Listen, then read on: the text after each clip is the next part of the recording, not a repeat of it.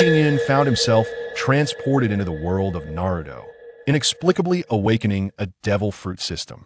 From that moment, the powers of the fruit from the pirate realm became effortlessly his. The Hidden Leaf Village gained a young and formidable Hokage, while the ninja world acquired a deity that all could only look up to.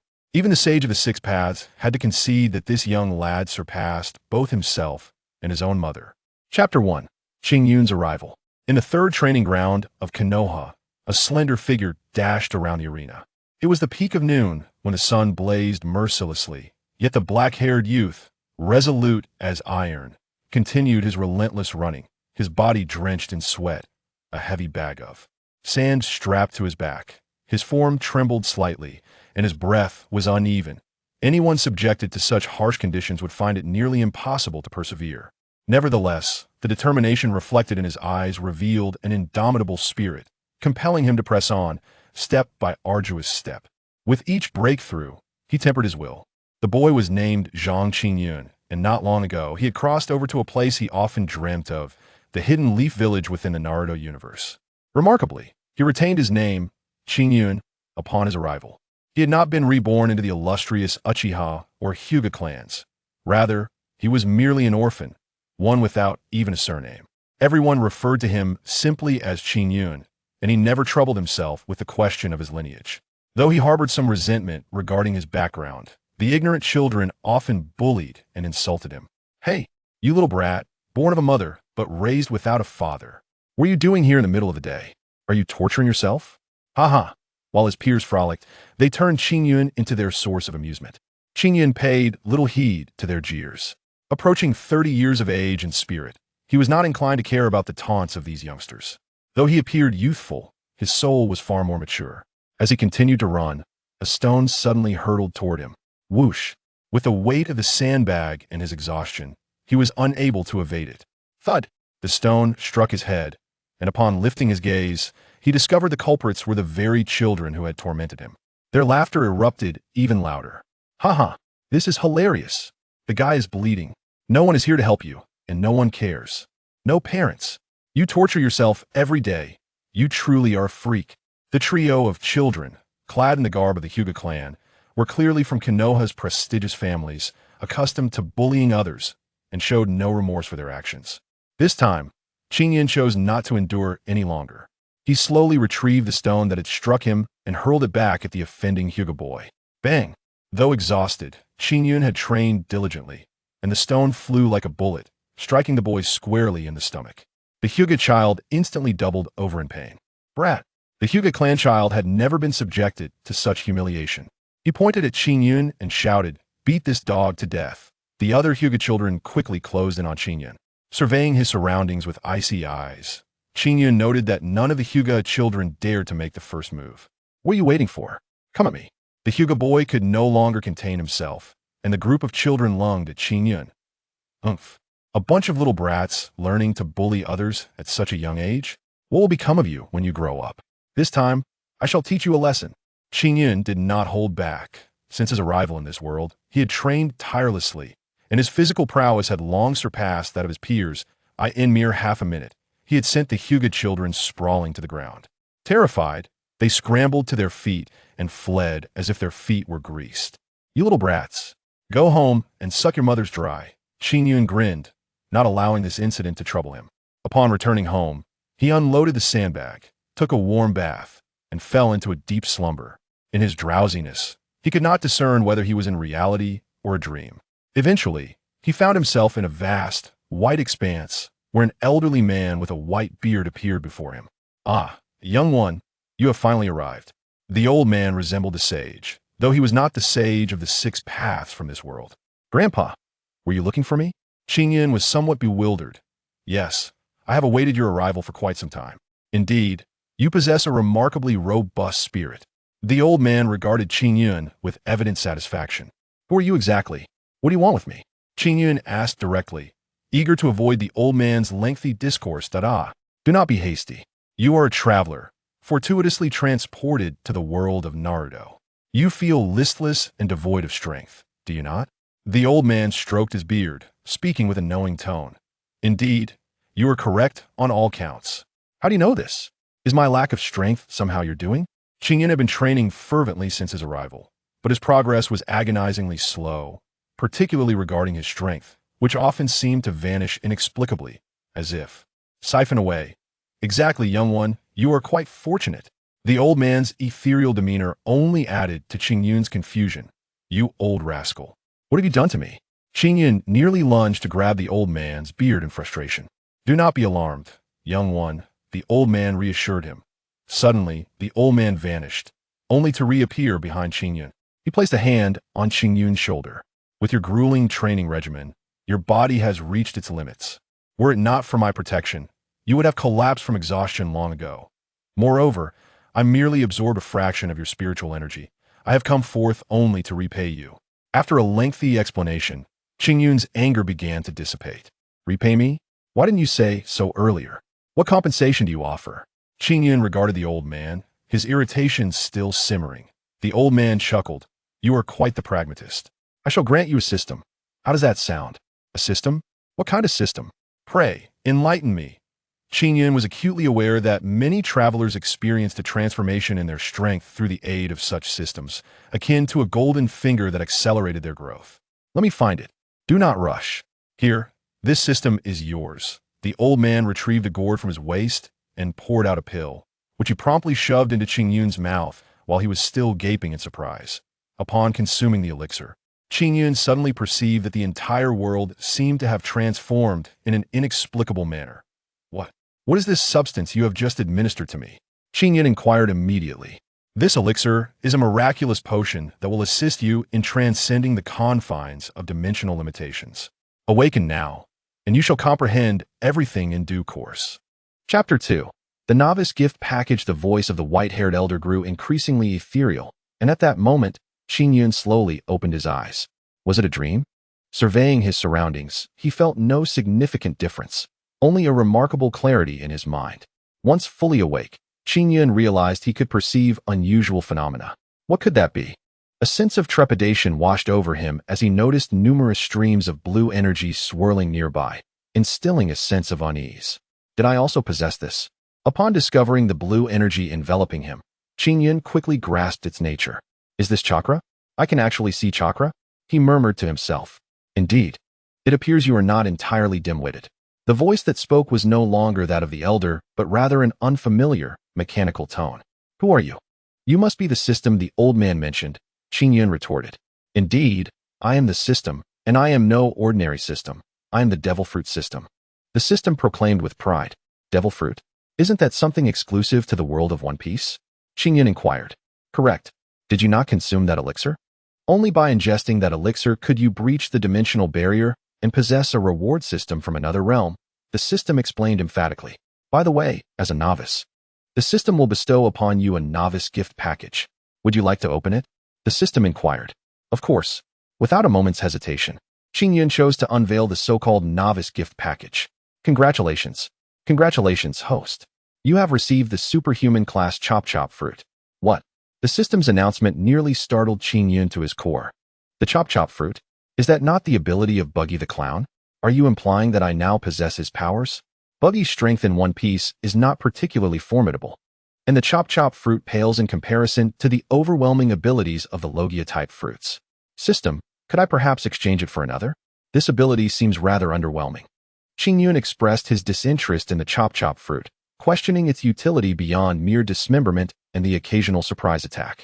The system immediately responded, Host, do not be ungrateful. This is the world of ninjas. Consider this. If your enemy is unaware of your ability and they strike with a blade, you suddenly utilize the Chop Chop ability? The system's words trailed off, but Qingyun understood. Upon reflection, he realized that while the Chop Chop ability may seem trivial in the world of pirates, it could indeed instill a moment of hesitation in an adversary, ultimately sealing their fate. Fine. Since you are the Devil Fruit system, how might I acquire new Devil Fruit rewards? Qingyun asked directly. The system replied, Certainly. The novice gift package is merely a token of goodwill. As the system, I shall offer even greater rewards.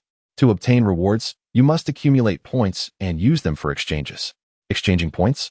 How does one obtain points? Qingyun immediately probed, aware that this was the crux of the system. Points can be acquired through at least 3 means. First, by defeating enemies or vanquishing opponents, you will earn points. The stronger and higher the level of the defeated enemy, the greater the points earned. Second, persuading enemies to surrender and become allies will also yield points. Third, we will periodically release tasks, and upon completion, you will receive a surprise Tendraw. In this Tendraw, there will be substantial points as rewards. Each 100 points can be exchanged for 1 reward. Understood. Qingyun comprehended the operational mechanics of the system. In essence, it revolved around combat and task completion. Just as he prepared to deactivate the system, an unexpected chime resonated. What is it, system? Qingyun inquired promptly. What a coincidence. I did not expect you to awaken this system and simultaneously trigger a task. What task? Qingyun's excitement surged. Completing a task would lead to a delightful Tendraw. Surely, the items provided by the system would be worthwhile. Task: concentrate chakra. Learn to control and utilize chakra to ascend to the top of a designated tree. Deadline: 1 week. Qingyun's initial enthusiasm waned into despondency. At merely 3 years of age, his body was not fully developed. Although he could gather chakra, he had previously lost it to the old white-haired man. 1 week. System, do you wish for me to fail? Qingyun felt a wave of despair. Nonsense. I have no desire for your demise. You are my host. Climbing a tree using chakra in 1 week is not impossible. With your intelligence and diligence, you will surely find a way to succeed. I shall await your triumphant return. Oh, and do not rely on the fruit's abilities. After the system's words, it vanished, leaving Qingyun alone in contemplation. Climbing a tree in 1 week? Concentrating chakra? Qingyun recalled how arduous it was for Naruto and Sasuke to ascend trees in the original story. Taking an indeterminate amount of time, it was certainly no simple task. Well, there's no point in overthinking it. To learn to control chakra, I must first concentrate it. I shall attempt to gather chakra. Qingyun initially believed concentrating chakra was a formidable challenge, as he had failed in previous attempts. However, this time he discovered that he could clearly visualize the chakra pathways within his body. This must be due to that elixir that breached dimensions, he thought. Subsequently, he successfully gathered chakra, his entire being radiating a blue glow. Not bad. Among my peers, my chakra levels should be unparalleled, he mused with a smile. Dispersing the chakra without further pursuit. This time, rather than focusing on mastering chakra control, Qingyun shouted, "Chop chop." Instantly, his body indeed dismembered into separate parts. Left hand, right hand. Left foot, right foot. Witnessing his newfound ability, Qingyun suddenly conceived a viable strategy. When Buggy the Clown dismembers, his body can fly, provided his feet remain grounded. This presents a slight loophole, but if he learned to climb trees, his feet could become even more agile. In a short span, Qingyun thoroughly explored the potential of the chop-chop fruit. Essentially, slashing attacks were ineffective against him. If an opponent were unaware of his ability, a single strike could spell their doom. Chapter 3. The Hyuga conflict. After studying the intricacies of his chop-chop fruit, Qingyun shifted his focus to controlling chakra. He could observe the chakra at will, which was another advantage. Arriving at the designated tree, he concentrated chakra in his feet and cautiously stepped onto the trunk, gradually tilting his body. Bang! Qingyun's initial attempt ended in failure. He had insufficient chakra, resulting in a lack of adhesion to the surface. On his second attempt, Qingyun again faltered, crashing to the ground due to uneven distribution of chakra in his feet, causing him to lose balance. Bit by bit, Qingyun endeavored repeatedly, falling from the trunk time and again. At the outset, Qingyun made little progress, spending an entire afternoon merely distributing chakra evenly. Nevertheless, Qingyun was a tenacious individual. After all, completing the task would lead to his own empowerment. He was determined to fulfill the mission at all costs. The formidable challenges before him would never compel him to yield. Thus, after 3 or 4 days of persistence, he had managed to traverse from the base of the trunk to its midpoint. He had to acclimate to this sensation, to each step beneath him, ensuring that every stride was deliberate, embedding it into his habits. Fully immersed in his tree-climbing endeavor, Qingyun persevered for another 2 or 3 days. On this day, the final day before the task's conclusion, a youth stood before the tree. Behind him gathered a crowd, among whom was a young member of the Hyuga clan whom Qingyun had previously confronted. Many present were indeed from the Hyuga clan. At this juncture, Qingyun understood everything. Was this a plot for revenge? He never anticipated such a cliché scenario would unfold before him. Squinting, he muttered to himself, "The Hyuga boy, His expression darkening, inquired, "Are you Qingyun? Is it you who struck my brother with a stone?" Qingyun had no intention of engaging with the boy, responding instead, "Oh? So you are the brother of that young Hyuga? I didn't expect him to be the one to complain first. He initiated the confrontation by striking me first. But I suppose he didn't mention that to you? Brother, he's lying. He attacked me first." The young Hyuga interjected, stepping forward. "Child, do not speak nonsense." Qingyun admonished. "A child? Aren't you one as well? You claim to have been struck? Yet, your head bears no injury, while my brother's abdomen was left bleeding from your attack." The Hyuga boy's demeanor shifted sharply, stating, "This is Konoha village. I had no desire to waste words with you. However, your insincerity compels me, as your elder, to teach you a lesson on behalf of my brother. Let our clan witness. I am not bullying the small, but merely correcting an affront to the Hyuga clan." No one in the vicinity intervened, all standing by to observe the spectacle. The Uchiha clan was responsible for Konoha's security, and typically, they had long-standing tensions with the Hyuga clan. However, for reasons unknown, the security team was conspicuously absent today. Qingyun scoffed, "I see. It appears you have conspired beforehand. Since the world is so unjust, I shall show you that not everyone can act with impunity." Huh. Enough with the chatter. The Hyuga boy, approximately 10 years old and a head taller than Qingyun, was aware that most had already anticipated the outcome. They were merely here for entertainment. Yet, Qingyun had no intention of holding back. The Hyuga boy, lacking the activation of his Byakugan, swiftly approached Qingyun using his footwork, while Qingyun met him head-on, refusing to evade. Qingyun unleashed a punch, while the Hyuga boy countered with a palm strike. Neither party was willing to yield, as if two opposing forces clashed head-on. Bang! Qingyun sensed the veins in his hand nearly rupture, the opponent's gentle force penetrating his body, causing him considerable pain.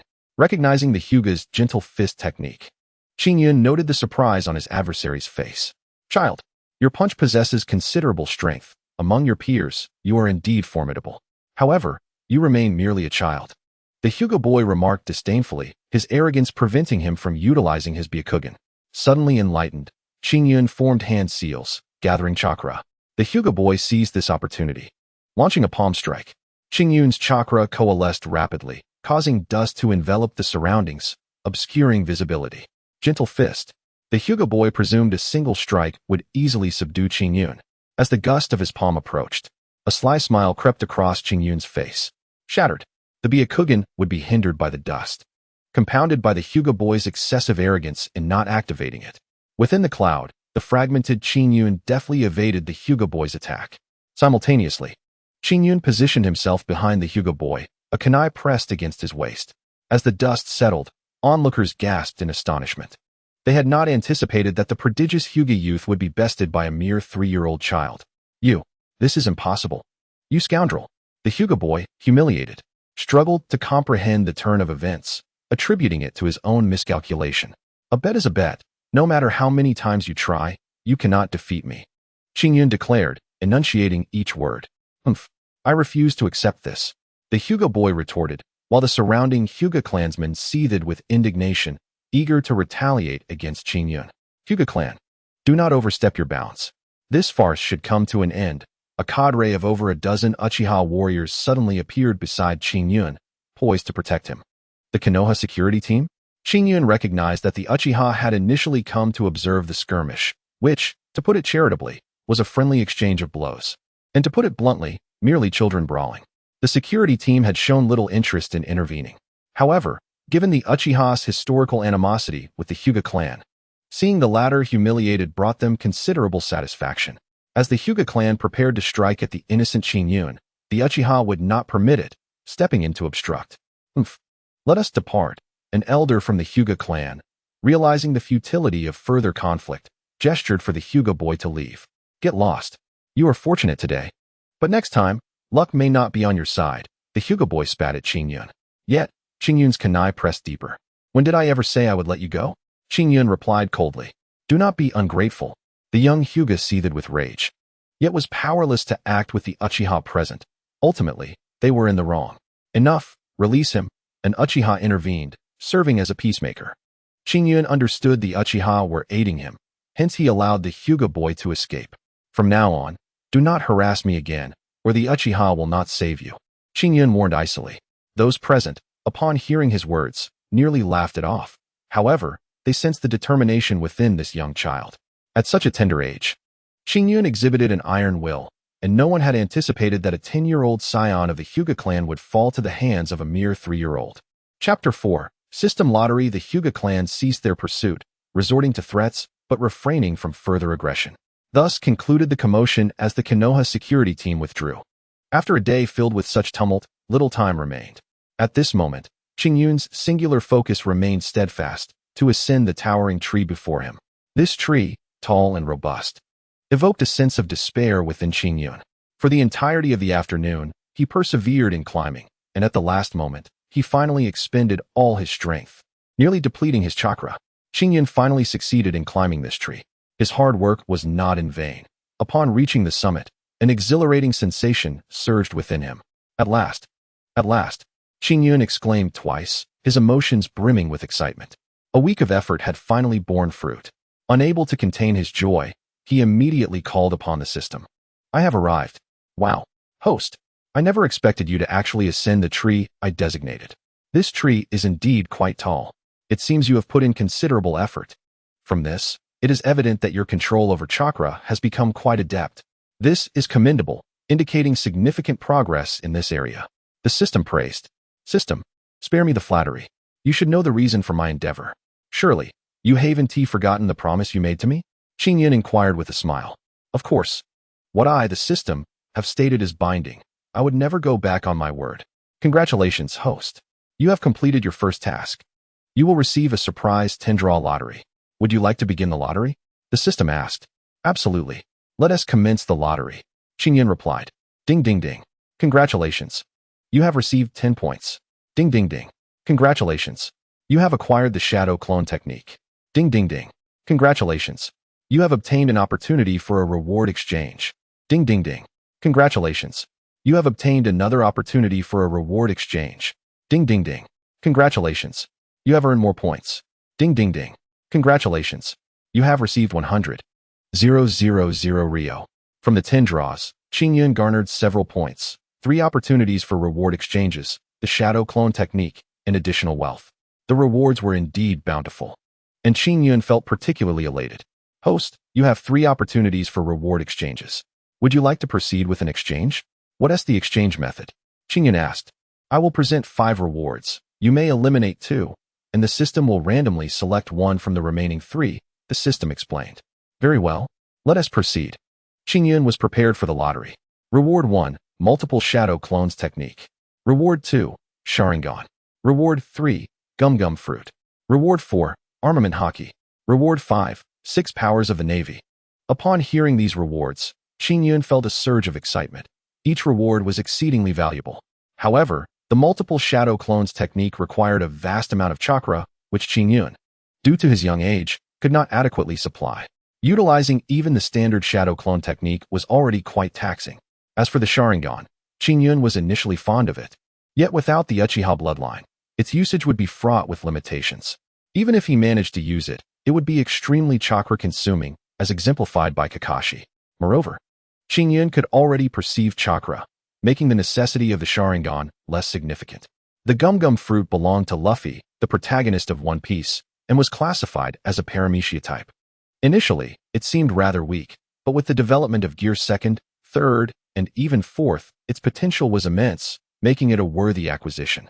Armament Hockey was essential in the later stages of One Piece, as it allowed one to confront Logia-type users. Additionally, when enhanced with Armament Hockey, both defense and attack power would increase significantly. Daipra from Boruto had a similar ability, but it could not be compared to the Armament Hockey of One Piece. The 6 powers were techniques utilized by Navy officers and CP9 in One Piece. Mastering these techniques would elevate one to superhuman levels. The Soru technique allowed for high-speed movement, while Jeppo enabled one to walk in the air, and Shave facilitated rapid movement, among other abilities. After a moment of contemplation, Qingyun made his decision. System. Remove the multiple shadow clones technique and Sharingan, Qingyun instructed. Understood. Please hold on for a moment. Congratulations, host. You have acquired Armament Hockey. Armament Hockey, huh? That is quite a valuable asset. Qingyun felt immensely satisfied. Being able to utilize Haki in the world of Naruto would undoubtedly provide a significant safeguard for his life. Alright, please accept your reward, the system stated. Immediately, Qingyun felt a new knowledge enter his mind, methods of employing Haki. However, he merely grasped the concept of its application and did not instantaneously master it. Perfecting the use of Haki would require relentless practice. System, why didn't you allow me to learn Haki instantaneously? Qingyun promptly questioned. He was aware that many other transmigrators gained their rewards in an instant. Yet he had to learn gradually, which left him somewhat displeased. That is only natural. I am indeed a system. But my purpose is to assist you in becoming a formidable individual. If I could make you invincible in an instant, I would not be a system. I would be a cheat, the system replied earnestly. Are you not? Qingyun pondered, but then conceded, I understand. You make a valid point. If rewards could make one invincible, it would indeed lose its meaning. Qingyun nodded, comprehending the system's rationale. Compared to others in this world, Qingyun considered himself quite fortunate. By the way, you still have 2 opportunities for draws. Would you like to try again? The system inquired. Reflecting on this, Qingyun concluded that rather than saving them, it would be more beneficial to draw again. After all, the stronger he became, the greater the potential rewards. Alright, let us draw once more, Qingyun declared. Certainly. Reward 1, Byakugan. Reward 2, Flame Fruit. Reward 3, Supreme Great Knife, Black Blade Knight. Reward 4, Rumble Fruit. Reward 5, Observation Haki. If the previous rewards had excited Qingyun, this round could only be described as lavish. System, why are the rewards this time so abundant? Qingyun exclaimed with enthusiasm. It's random. Sometimes luck is on your side, and other times it is not. In truth, there is no clear distinction between good and bad rewards. It primarily depends on how well one utilizes them. The system articulated wisely. Qingyun began to contemplate once more. The Byakugan was a bloodline limit of the Hyuga clan, capable of perceiving chakra pathways and subsequently enabling techniques such as Gentle Fist and 8 trigrams. However, for Qingyun, it would be of no use at present. Exposing his abilities could lead to danger. The Flame Fruit belonged to Ace in One Piece, classified as a Logia type and incredibly powerful. Should he acquire this fruit, it could potentially enhance his future fire techniques. The Supreme Great Knife, wielded by Mihawk, a warlord in One Piece, was formidable, yet it was ill-suited for Qingyun. Given that he was merely a 3-year-old child, wielding such a large blade would be impractical. The Rumble Fruit was renowned in One Piece, belonging to Enel, the god of Skypiea, capable of releasing millions of volts, an absolute nightmare for foes. It was undoubtedly one of the most coveted fruits in the One Piece universe. The Observation Haki, a formidable skill within the realm of One Piece, possesses the remarkable ability to foresee fleeting moments of the future when mastered to its zenith. This allows one to evade imminent attacks by merely employing this power, rendering it an invaluable asset. Without much contemplation, Qingyun swiftly dismissed the options of the Byakugan and the Supreme Great Knife, the Black Blade of Night. He addressed the system, suggesting it randomly select from the options of the Mera no Mi, Goro no Mi, or the Observation Haki. Very well, congratulations, host. You have acquired the Goro no Mi. The system's voice resonated, causing Qingyun to nearly leap with excitement. He had initially anticipated the selection of the Mera no Mi or the Observation Haki, but fortune smiled upon him as he obtained the Goro no Mi, one of the most potent fruits in the pirate world. By the way, system, I would like to inquire about a few matters, Qingyun proceeded to ask. Previously, I had obtained the Gura no Mi. Will these 2 powers conflict? Moreover, the ability users of devil fruits are notoriously afraid of seawater. Will this trait persist in the world of Naruto? Lastly, those of the Logia type possess elementalization capabilities. Does this not render me invincible? With these questions posed, he awaited the system's response. Your inquiries are indeed astute. Allow me to address each in turn. Firstly, the powers of the fruits do not conflict. As you inhabit the world of Naruto, free from the constraints of the pirate world's abilities. Furthermore, you have not consumed a devil fruit. Rather, I have granted you the capabilities of this fruit. Thus, your second question is resolved as well. You are not limited by seawater, as I have merely bestowed upon you the powers of the fruit. Regarding your third question about elementalization, unfortunately, in this realm, you cannot become the element itself. For instance, with the Goro no Mi, you can wield the power of lightning, but cannot transform into lightning itself. In other words, While you cannot utilize elementalization to become lightning, you can control it, enveloping yourself in a layer of lightning armor. In summary, while you are free from the constraints of seawater, you may not fully harness the fruit's potential. Feeling somewhat disheartened by this information, Qingyun was immediately reassured by the system's words. However, do not forget that as a system, I have endowed you with the powers of the devil fruit from the world of One Piece. Not everyone in that world can fully develop their strengths. For example, Enel did not completely awaken the Goro Goro no Mi. You are aware of the awakening of devil fruits. In other words, you can utilize the fruit's power to enhance your strength. These words resonated deeply with Qingyun. Indeed, one must not merely seek to gain. With so many abilities at his disposal, he should feel content. A truly powerful individual relies not only on serendipity, but predominantly on their own efforts. Without diligence, even the most extraordinary skills will yield little. With this understanding, Qingyun revitalized his determination, refusing to let the rewards cloud his judgment. At this moment, he resolved not to pursue further lotteries, for he already had ample to assimilate. In the ensuing period, he dedicated himself wholeheartedly to his training. Initially, Qingyun mastered the art of tree climbing, subsequently advancing to the training of water walking. Additionally, he began practicing hand seals, recognizing that the speed of these seals significantly impacts the success rate of ninjutsu confrontations. Thus, he resolved to practice diligently each day. Inspired by Uchiha Itachi's ability to perform 6 seals in a second, with patience and perseverance, he honed his foundational skills, subsequently channeling his focus towards mastering his newfound abilities, the Shadow Clone Technique, Fire Style, Great Fireball Technique, as well as the Busashoka Haki and the powers of the Goro Goro no Mi. The methods of practicing these abilities were firmly etched in his mind, courtesy of the system, and he needed only to repeatedly utilize them to enhance his proficiency. Thus, after nearly half a year of rigorous training, Qingyun made significant progress. However, during this period, the system seemed to have vanished. Yet, on this particular day, the system re-emerged. Greetings, host.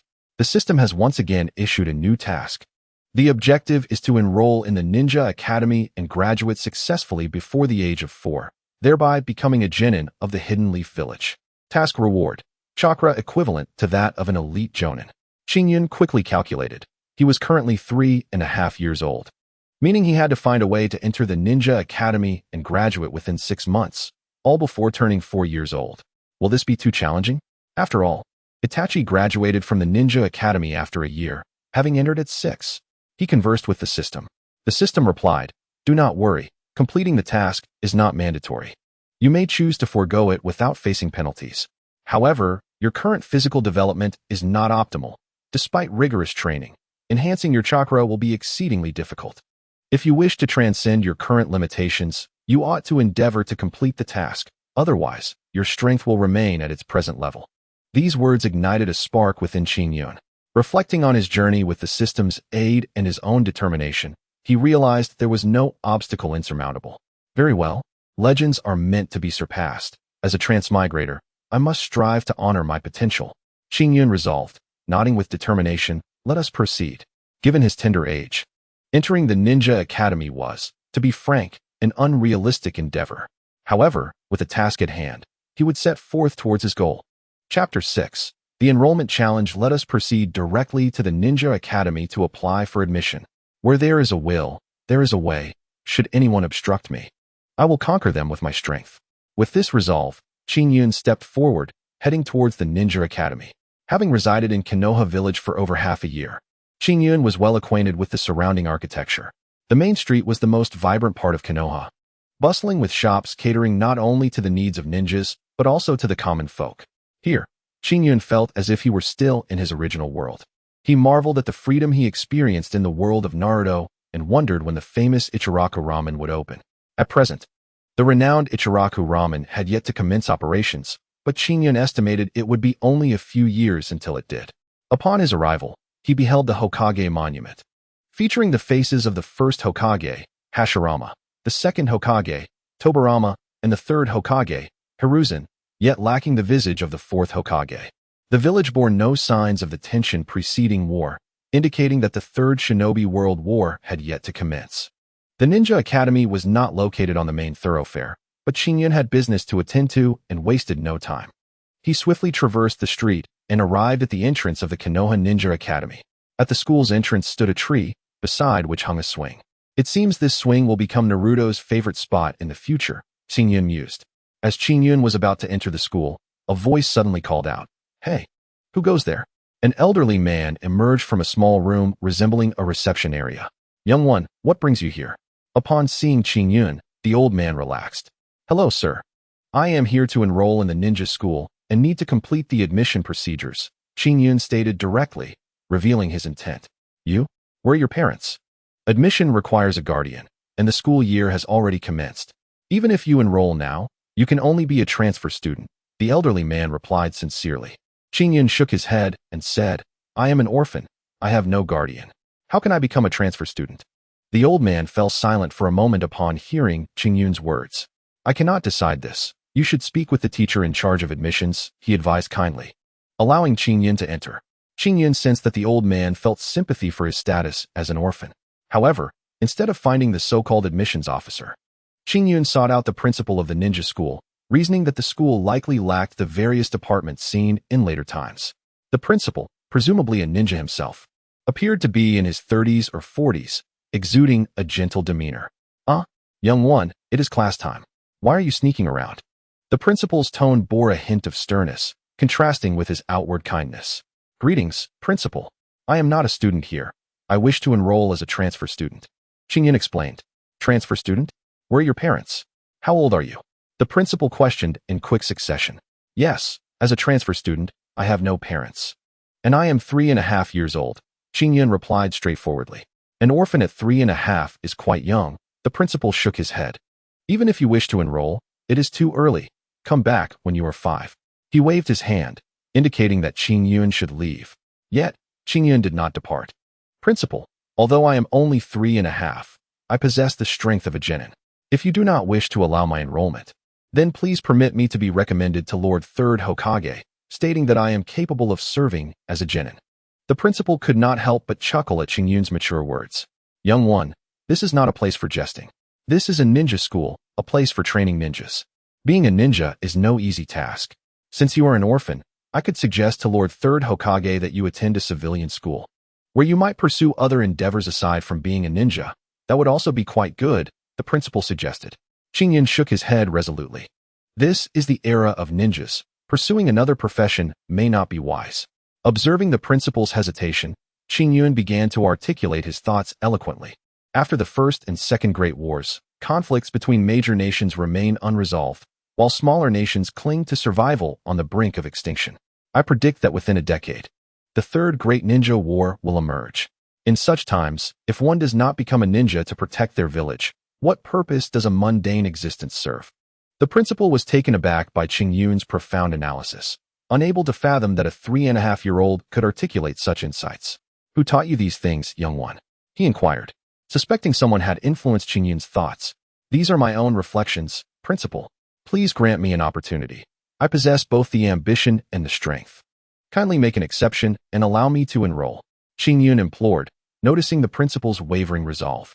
He then decided to demonstrate his abilities. Qingyun swiftly formed hand seals and declared, "Shadow Clone Jutsu."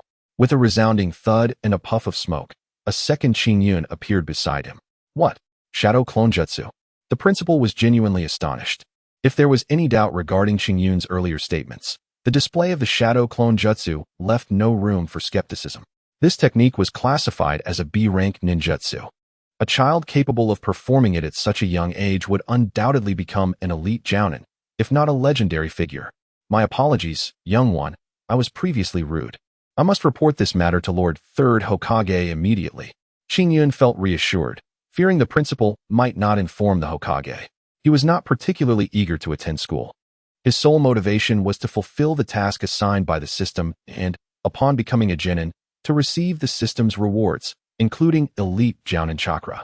The principal then assigned another teacher to relay the message, and soon the teacher returned to whisper something in the principal's ear. The principal nodded and smiled, saying, "Very well. Lord 3rd has approved your admission request, but there is one condition." "What condition?" Qingyun inquired. "We will arrange a test, and you must battle the strongest child in the ninja school.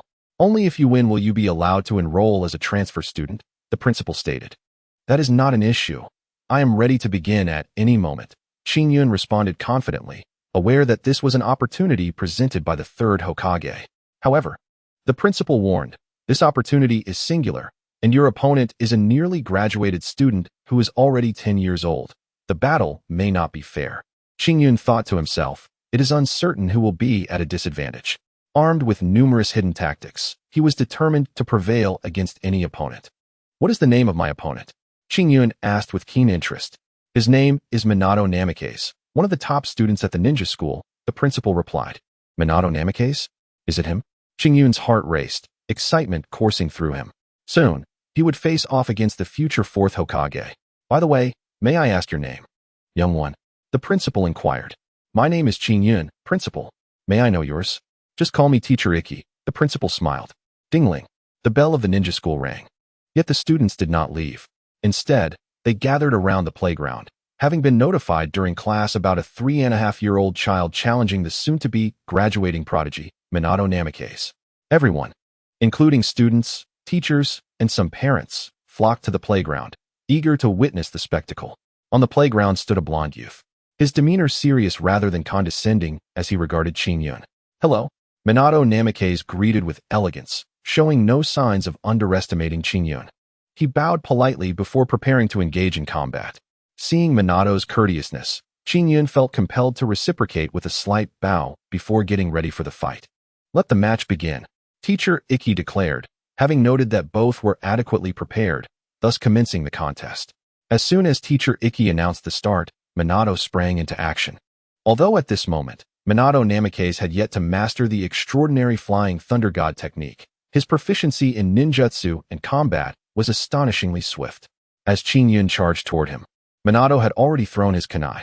With no other option, Qingyun seized his own kunai to deflect Minato's attack. Minato dictated the rhythm of the battle, using his kunai as a shield while delivering a powerful punch. However, both Minato and Qingyun exhibited remarkable speed. At this juncture, Qingyun completed his hand seals and declared, Ninjutsu, Shadow Clone Technique. Suddenly, 2 copies of Qingyun appeared around him, leaving the surrounding children and teachers in awe. Could it be? Was this a child's battle? To wield such advanced ninjutsu, this child seems truly gifted. No wonder the third Hokage permitted him to duel Minato. It's astonishing. He appears to be no older than 4. To execute the Shadow Clone Technique with such proficiency at this age is remarkable. What? Is he not going to run out of chakra? At this moment, Minato felt a twinge of anxiety. Although he was the strongest in the ninja academy, he had never encountered a student capable of using the Shadow Clone Technique. Haha, how interesting. Minato quickly dismissed his unease and felt exhilarated. He had finally found an intriguing opponent. Here he comes. Noticing Minato's momentary distraction, Qingyun shouted a warning and charged at him alongside his shadow clones. It won't be that easy. Watch out. Minato hurled several kunai toward Qingyun once more. But this time, it was not so straightforward. Minato then performed a hand seal and proclaimed, Shuriken Shadow Clone Technique. This technique was akin to the shadow clone of kunai, utilizing chakra to create physical copies of the kunai, capable of inflicting damage. The difficulty was considerable, and Qingyun had not anticipated Minato's mastery of it. Minato's talent was unquestionable. Even Qingyun had not foreseen that this pre-graduation student could wield such potent ninjutsu with such finesse. Countless shadow clone kunai shot toward Qingyun, and at that moment, nearly everyone watching had come to a conclusion regarding the outcome of this match. Truly formidable. Minato was indeed the strongest of the ninja academy, a talent rivaling that of Orochimaru. At such a tender age, he had already mastered such challenging ninjutsu. It seemed that this little boy named Qingyun was destined to lose. Alas, while it was regrettable, a loss is a loss. Even a Jonan or Chunin might struggle to survive under the onslaught of shadow clone shurikens. Hearing the spectators murmur such sentiments, Qingyun felt an urge to chuckle. Who am I? I am Qingyun, and I have yet to unleash my true abilities. However, Qingyun naturally could not reveal all his trump cards. That would be a foolish act. I have made my decision. Qingyun quickly resolved to deploy his power, Armament Haki. At this moment, Qingyun drew upon the strength from One Piece, utilizing Armament Haki. Although his mastery of Armament Haki was far from perfect, he could withstand the kunai attacks without issue. Moreover, Minato had not truly intended to inflict serious harm. Thus, amidst the astonishment of the crowd. Qingyun braved the onslaught of attacks. Bang! Bang! The sounds rang out as Qingyun's shadow clones dissipated first. After all, they were mere shadow clones. And his chakra reserves were limited, making their disappearance quite normal. Yet, in that moment, Qingyun's true self remained steadfast, or perhaps unyielding would be a more fitting description. What? How is this possible? Just when everyone believed the outcome of the match was sealed, the tide of battle took an unexpected turn. At that moment, Qingyun dashed toward the astonished Minato. Minato swung his fist, but it was too late. Seizing the opportunity while Minato was momentarily stunned, Qingyun unleashed a powerful punch imbued with armament haki. With a resounding crash, Minato's slender frame flew across the field like a cannonball. What a powerful and solid punch. I concede wholeheartedly. With the assistance of those around him, Minato gradually rose to his feet, gazing at Qingyun with great difficulty as he acknowledged his defeat. This outcome naturally astonished all present, especially the principal and teacher Ichiraku. Teacher Ichiraku, concerned for the well-being of both boys, immediately summoned the medical team. Quick! Take both of them to the Konoha hospital, Ichiraku urged. Qingyun interjected, Teacher Ichiraku, don't worry, what is the result? You haven't announced it yet. I declare that Qingyun is the victor of this match. Consequently, as previously agreed, you may now study at the Ninja Academy. Ichiraku's initial statement was directed at the audience, while the latter was aimed at Qingyun. At this moment, Qingyun's anxious heart finally found peace. He felt somewhat dissatisfied with his performance in the battle. His initial shadow clones were nearly useless, easily countered by Minato's shuriken shadow clone technique. Qingyun's victory was attributed to armament haki. Had he not possessed this special ability, he surely would have lost. Thus, he contemplated the events of the battle with earnest reflection. Chapter 8. 3 months of training armament haki is truly an invaluable asset. It not only enhances defensive capabilities, but also significantly boosts offensive strength. It appears I must devote myself to rigorous training henceforth. Qingyun sustained minor injuries, while Minato, having taken a heavy blow from Qingyun, was more seriously hurt. Nevertheless, Minato was magnanimous and bore no resentment toward Qingyun. Qingyun, I remember you. You are a worthy opponent. I hope we can become good teammates in the future. Minato extended his hand toward Qingyun. Seeing the future Hokage display such politeness and respect, Qingyun naturally accepted the fourth's goodwill without hesitation. You are quite impressive as well. That shuriken shadow clone technique's indiscriminate assault obliterated my shadow clones. Qingyun remarked with a touch of admiration. Your taijutsu is truly formidable. I had no idea your punches would be so powerful, and I was particularly astonished that you could withstand my shuriken. Are you truly unscathed? I'm fine. This might be attributed to my bloodline limit, which hardens my entire body, making me impervious to blades and arrows. Qingyun replied with a subtle smile, speaking truthfully. Qingyun and Minato shared a remarkable bond, despite being an orphan. Minato never looked down upon him and treated him with genuine sincerity. Minato even decided to extend his time in the Ninja Academy, wishing to form a team with Qingyun. By doing so, you will delay your own ninja graduation. Won't that be an issue?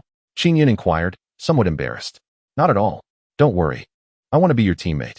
I had already applied for early graduation, but now that I've met you, I believe my time at school will be much more enjoyable. Minato replied amiably. All right, then you must support me a lot. Qingyun smiled faintly, finding no aversion in Minato's company. Minato was not only open-minded and friendly, but also possessed a remarkably pure heart.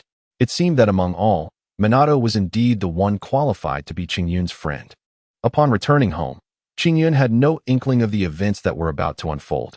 As he left the Konoha hospital, 2 figures appeared at Minato's bedside. Minato, how is it? What do you think of that child, Qingyun? Is his strength commendable? The third Hokage inquired with a smile. Indeed, despite his tender age, his abilities are remarkable, Minato replied earnestly. Absolutely.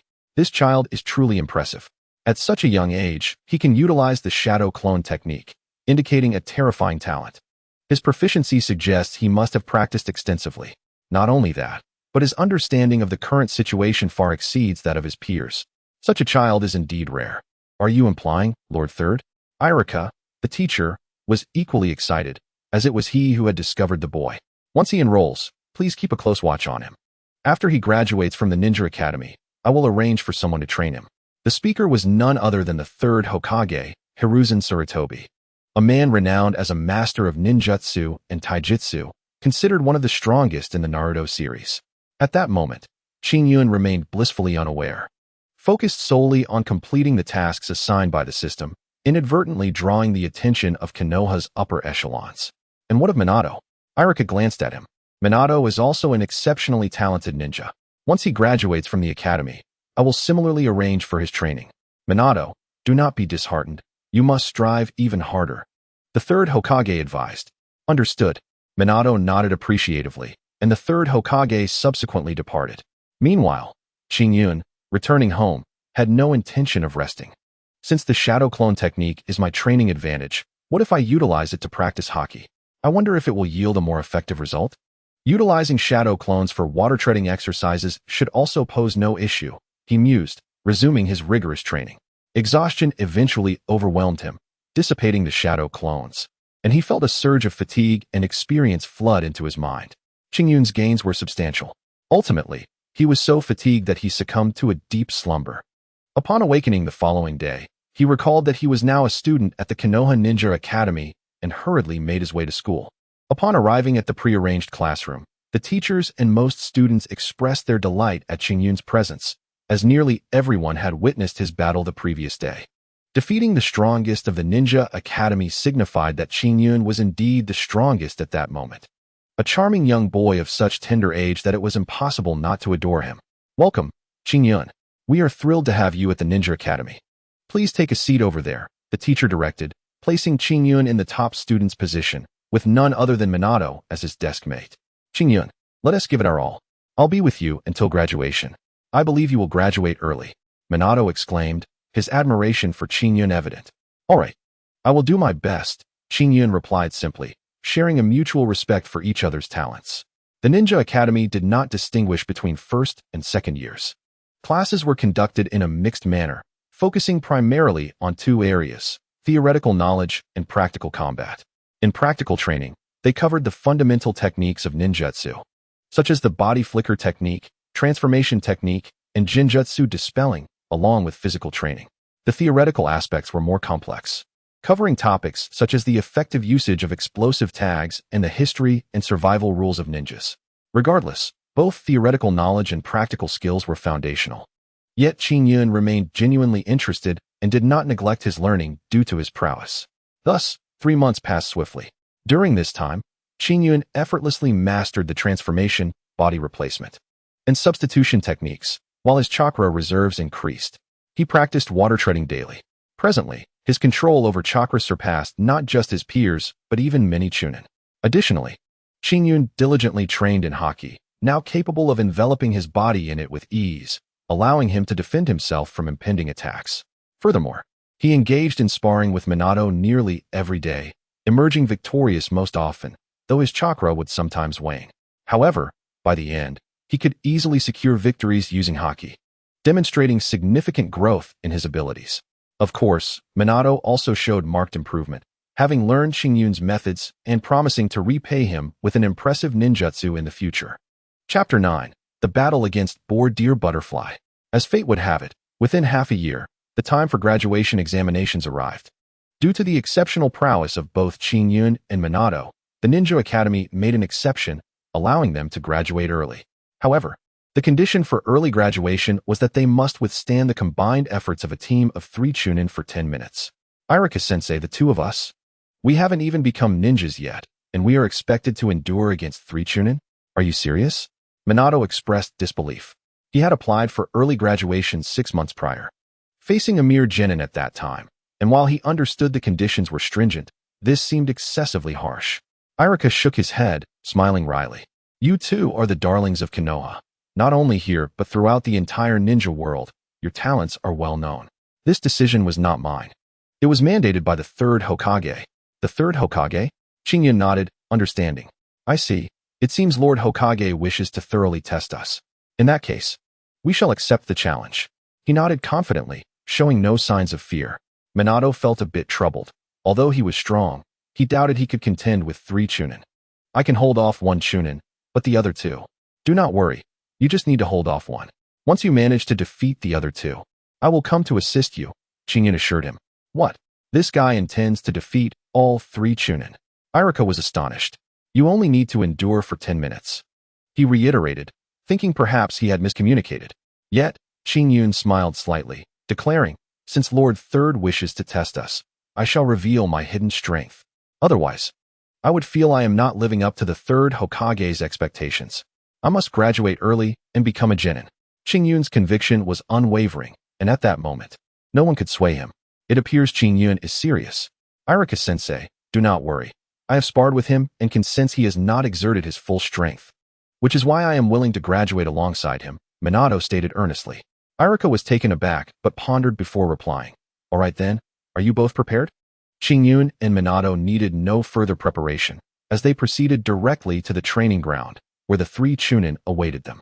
At this very moment, Qingyun was somewhat astonished to find that not only were there 3 Chunin surrounding him, but also 3 additional individuals. Such formidable chakra. Qingyun possessed the ability to perceive chakra, and at that moment, he could sense that the chakra of these 3 individuals was increasingly terrifying. Standing at the center was a figure adorned with the Hokage hat. Draped in the Hokage cloak, sporting a small beard, and holding a pipe in his mouth. It was the 3rd Hokage. Everyone bowed respectfully to the 3rd Hokage. Beside him stood 2 others. One had gray hair and wore the Konoha Jonan uniform, while the other was silver-haired with a noticeable bump on his nose. This is Lord Kakashi Hatake, and this is my disciple, the legendary Sannin, Jiraiya, the 3rd Hokage introduced gently. Now, you two, please introduce yourselves. The 3rd Hokage looked at Qingyun and Minato. I am Minato Namikaze. I am Qingyun. Both Minato and Qingyun courteously bowed to their esteemed teachers, fully aware that these 2 were titans of Konoha. Kakashi Hatake, known as Konoha's White Fang, possessed an unparalleled prowess in swordsmanship, while the other was the revered teacher of Minato, Nagato, and Naruto, both legendary figures in their own right. Very well, for you 2 to graduate early. It will not be an easy feat. You must collaborate to face these 3 Chunin. If you can endure for 10 minutes without conceding or falling, you shall pass. Beyond that, a grand reward awaits you, Jiraiya stated with a smile. At present, Jiraiya exhibited no trace of his usual lecherous demeanor but appeared as a youthful figure. Stay calm, children. There is no need to feel excessive pressure. Simply act as if we are not here and do your best. Kakashi kindly reassured the 2. Minato felt a twinge of anxiety, but Qingyun was entirely composed, his heart brimming with anticipation for battle. Excellent. I see your fighting spirit, Qingyun, and it pleases me. As it reminds me of my younger self, the 3rd Hokage declared. Now, let the match commence. He bellowed. Immediately, the 3 Chunin leapt into the arena. Their identities were evident. One was Yamanaka, another was Akimichi, and the last was Nara. Ino Shika Cho. Minato felt a pang of nervousness. These 3 Chunin were renowned for their impeccable teamwork. Qingyun, do you have a strategy? Minato inquired. Remember our earlier agreement? You hold one off while I take care of the other 2, then I'll assist you, Qingyun replied. Just keep Nara occupied, and be cautious of his shadow binding technique. Qingyun had no intention of being ensnared during the battle. If that occurred, Minato would certainly falter against the 2 Chunin. Ready? 3, 2, 1, begin. This time, Jiraiya served as the referee, directly announcing the start of the match. The trio of Ino, Shika, Cho immediately began their seamless coordination. Shadow binding technique. Nara swiftly utilized his technique, attempting to ensnare both opponents and conclude the match promptly. However, this was not so easily accomplished. As soon as Nara cast his technique, Minato had already thrown a kunai. Reluctantly, Nara had to evade it. Your opponent is me, sensei. Minato had anticipated Nara's landing point, stealthily tossing an explosive tag. Human bullet tank. As Nara engaged Minato, Akimichi charged directly at Qingyun. Hit. Surrender. No matter your talent, you cannot contend with the 3 of us. The speaker was Yamanaka, the only female among them. While speaking, she maneuvered behind Qingyun, hurling a kunai towards him. The current situation was precarious, with a human bullet tank approaching from the front and a kunai attack from behind. In that critical moment, Qingyun decisively leaped into the air, executing a graceful turn. He quickly formed hand seals, aiming at Yamanaka, and exclaimed, Fire release. Great fireball technique. Chapter 10. The mighty Qingyun. Though Qingyun's chakra was limited, utilizing a great fireball would not exhaust him. At that moment, everyone was taken aback by the young Qingyun's extraordinary combat prowess. Impressive. He displays such clarity and judgment at such a young age. His strength is one aspect, but his battle mentality is remarkably astute, Jiraiya praised. Nevertheless, Ino, Shika, Cho were no ordinary adversaries. The third Hokage remarked, "Let us observe how this unfolds." However, Yamanaka smiled slightly before charging at Qingyun. Human bullet tank. Yamanaka transformed into a kimchi. The enormous meatball completely negated the great fireball. This was a situation Qingyun had never encountered before. Indeed, a Chunin. Qingyun marveled. But do you think I possess only this level of skill? Boom. Although Qingyun was struck by the human bullet tank, he transformed into a puff of smoke. It turned out he had merely created a shadow clone. Both Yamanaka and Akimichi were astonished, having intended to trick their opponent but inadvertently falling into Qingyun's trap. "Are you searching for me?" Qingyun suddenly emerged from the ground, swiftly launching countless shuriken and forming hand seals, multiplying their numbers several times. A dense flurry of shuriken flew towards Yamanaka and Akimichi. Human bullet tank. Akimichi refused to give up and charged towards Qingyun once more. However, at that moment, Qingyun exclaimed, "You've been deceived, Chunin-sensei." Qingyun charged directly into the human bullet tank, while simultaneously launching a kunai at Yamanaka. I see. It was clear he aimed to attack Yamanaka. But that would not be so simple, Jiraiya observed as he watched the match unfold. He is willing to sustain injury to eliminate Yamanaka? What could his reasoning be? Kakashi pondered. As Akimichi barreled towards Qingyun, an unexpected twist occurred. Qingyun transformed into smoke once more. What? Akimichi finally grasped the situation. Meanwhile, Yamanaka desperately fought off the shuriken, but among them was a particularly unique shuriken that, upon nearing, transformed back into Qingyun. Remarkable, this young lad has cleverly utilized shadow clones, willingly expending his chakra to create a successful decoy, drawing everyone's attention. Furthermore, he employed a basic transformation technique to disguise himself as a kunai, advancing under the cover of the shuriken, and then reverted from the transformation. The third Hokage couldn't help but commend Qingyun, growing increasingly impressed with him. Meanwhile, Minato's performance against Nara was commendable, yet he paled in comparison to Qingyun. In the training ground, as Yamanaka found herself face-to-face with Qingyun, the outcome was inevitable: defeat. Body flicker technique. With no other options, Yamanaka resorted to her clan's secret technique, attempting to seize control over Qingyun's body. However, who is Qingyun? The reason he initially set his sights on Yamazhong was that he had long anticipated this move. Armed Haki. Qingyun directly concentrated armed Haki in his fist, showing no mercy as he struck Yamazhong's abdomen with tremendous force. Upon receiving the blow, Yamazhong's expression changed dramatically, and she collapsed to the ground, appearing to be in excruciating pain. Yamazhong. At this moment, teacher Qiu Dao, witnessing Qingyun's defeat of Yamazhong, immediately unleashed his ultimate move, the human cannonball. Teacher Qiu Dao, filled with ferocity, seemed unrelenting. Should we intervene? Jiraiya felt some concern, not for Qiu Dao, but for the potential harm to the talented ninjas of Konoha. No need. That guy is still concealing his strength. Kakashi Hatake carefully observed Qingyun and could clearly sense his composure. Qingyun's breath was steady, as if he were not exerting himself to the fullest. In fact, he was indeed as Kakashi surmised. At this moment, Qingyun felt no fear. Instead, he smiled broadly and charged toward Qiu Dao's human cannonball. How intriguing. Such a powerful attack. I'm eager to see how you intend to counter it. The third Hokage watched Qingyun with keen interest, knowing he was in for a surprise, though he had no inkling of how grand it would be. It was quite simple. To withstand the opponent's force with his own body, one must utilize the abilities from one piece. Armed Haki. Harden. Qingyun activated the armed Haki, transforming one of his arms into a solid black.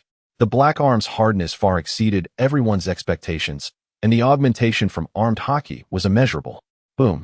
At that moment, the dust and debris raised by the human cannonball caused discomfort among the spectators, yet none dared to close their eyes, for this battle had transcended their wildest imaginations.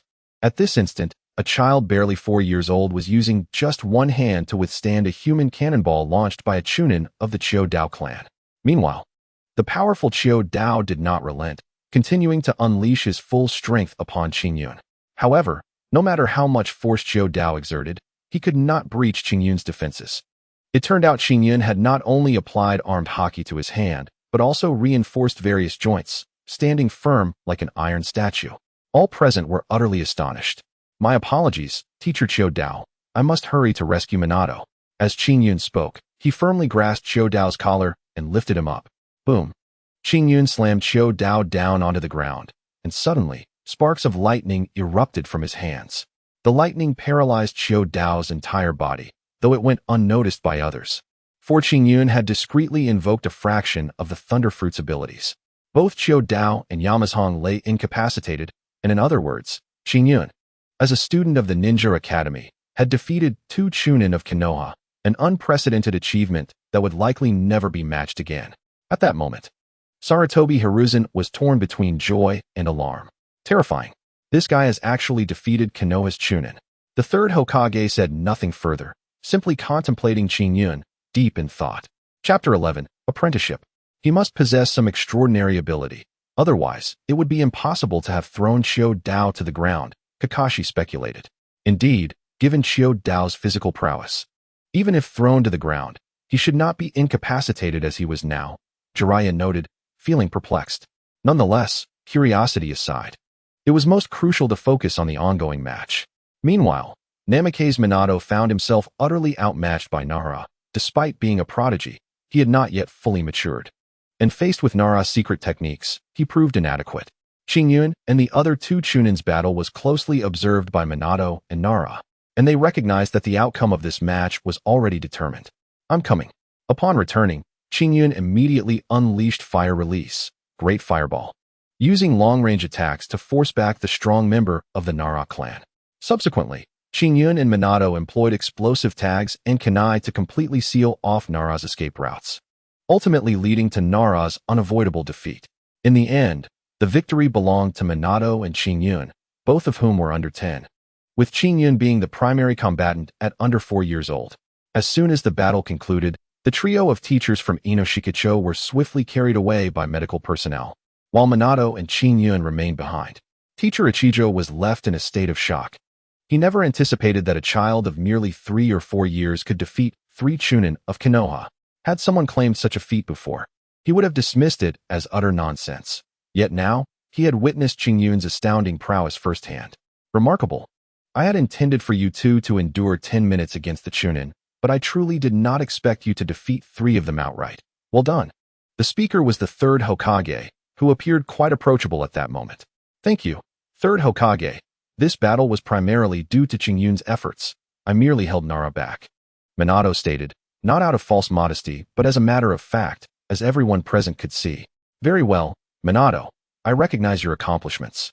You possess great talent, and I would like to introduce you to a mentor. With his guidance, I believe your abilities will soar. The 3rd Hokage then glanced at Jiraiya. Jiraiya nodded at Minato and approached him, saying, Minato, would you be willing to take me as your teacher? Absolutely. Teacher Jiraiya. Minato's acceptance was a natural progression. Qingyun, greetings. You have truly surprised me this time. I never expected you to be so formidable. This battle clearly demonstrates your mastery of the knowledge imparted at the Ninja Academy.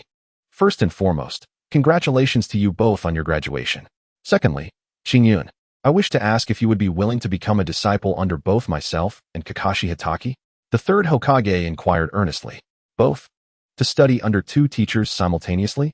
Qingyun was somewhat taken aback. He had anticipated only becoming Kakashi's student, not realizing that the 3rd Hokage wished to co-mentor him alongside Kakashi. This seems inappropriate, doesn't it, old man? Jiraiya remarked, glancing at the 3rd Hokage. If Qingyun becomes your disciple, wouldn't he then be my junior? And wouldn't Minato need to address him as uncle? The 3rd Hokage responded with mild irritation, stating, they can simply refer to each other as brothers. The hierarchy of titles matters little in this context. Qingyun is a rare talent in the ninja world, and his accomplishments are perhaps unparalleled. For this reason, I am committed to personally guiding him. Furthermore, as the saying goes, a sage has no fixed teacher. This child embodies the hopes of Konoha and may very well herald the future for the ninja world, potentially surpassing my 2 mentors. Sarutobi Hiruzen had never bestowed such high praise upon anyone, not even his beloved Orochimaru. Kakashi, what are your thoughts? The 3rd Hokage glanced at Kakashi Hatake, the man known as the White Fang of Konoha. Kakashi nodded and said, I have no objections. I will teach him well. The 3rd Hokage, with a benevolent gaze, turned to Qingyun, making it difficult for him to refuse. Should I agree or not? This is a tremendous opportunity for me. Becoming a disciple of both the third Hokage and the White Fang will surely pave my path as a ninja. After a moment of contemplation, Qingyun immediately exclaimed, "Of course, I am willing. Lord Third Hokage, Lord Kakashi, then you should not call us like that." The third Hokage feigned sternness. "Boy, do you not call us teacher?" Kakashi smiled slightly, appearing far less intimidating. "Teacher." From that moment on, Qingyun referred to the third Hokage as Teacher Sarutobi and Kakashi as Teacher White Fang. Both Qingyun and Minato received their Konoha forehead protectors, marking their complete graduation from the Ninja Academy. A few days later, they were required to return for a post-graduation class placement ceremony. Upon returning home, Qingyun summoned his system. The system promptly informed him, "Congratulations, host. You have successfully graduated from the Ninja Academy. You have completed the special mission I assigned. Congratulations on defeating 3 Chunin from Konoha. You are rewarded with points.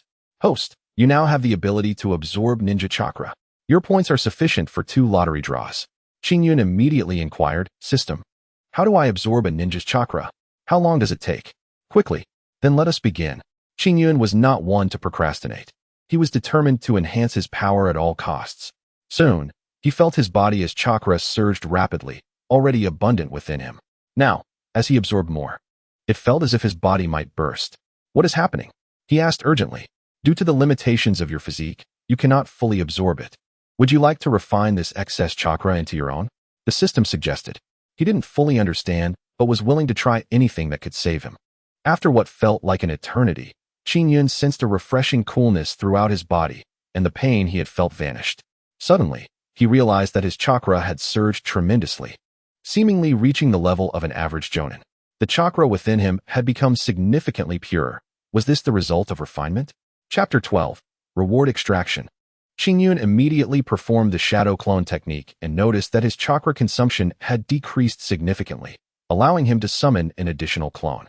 "I understand. It seems that this chakra absorption has greatly enhanced my strength." Haha.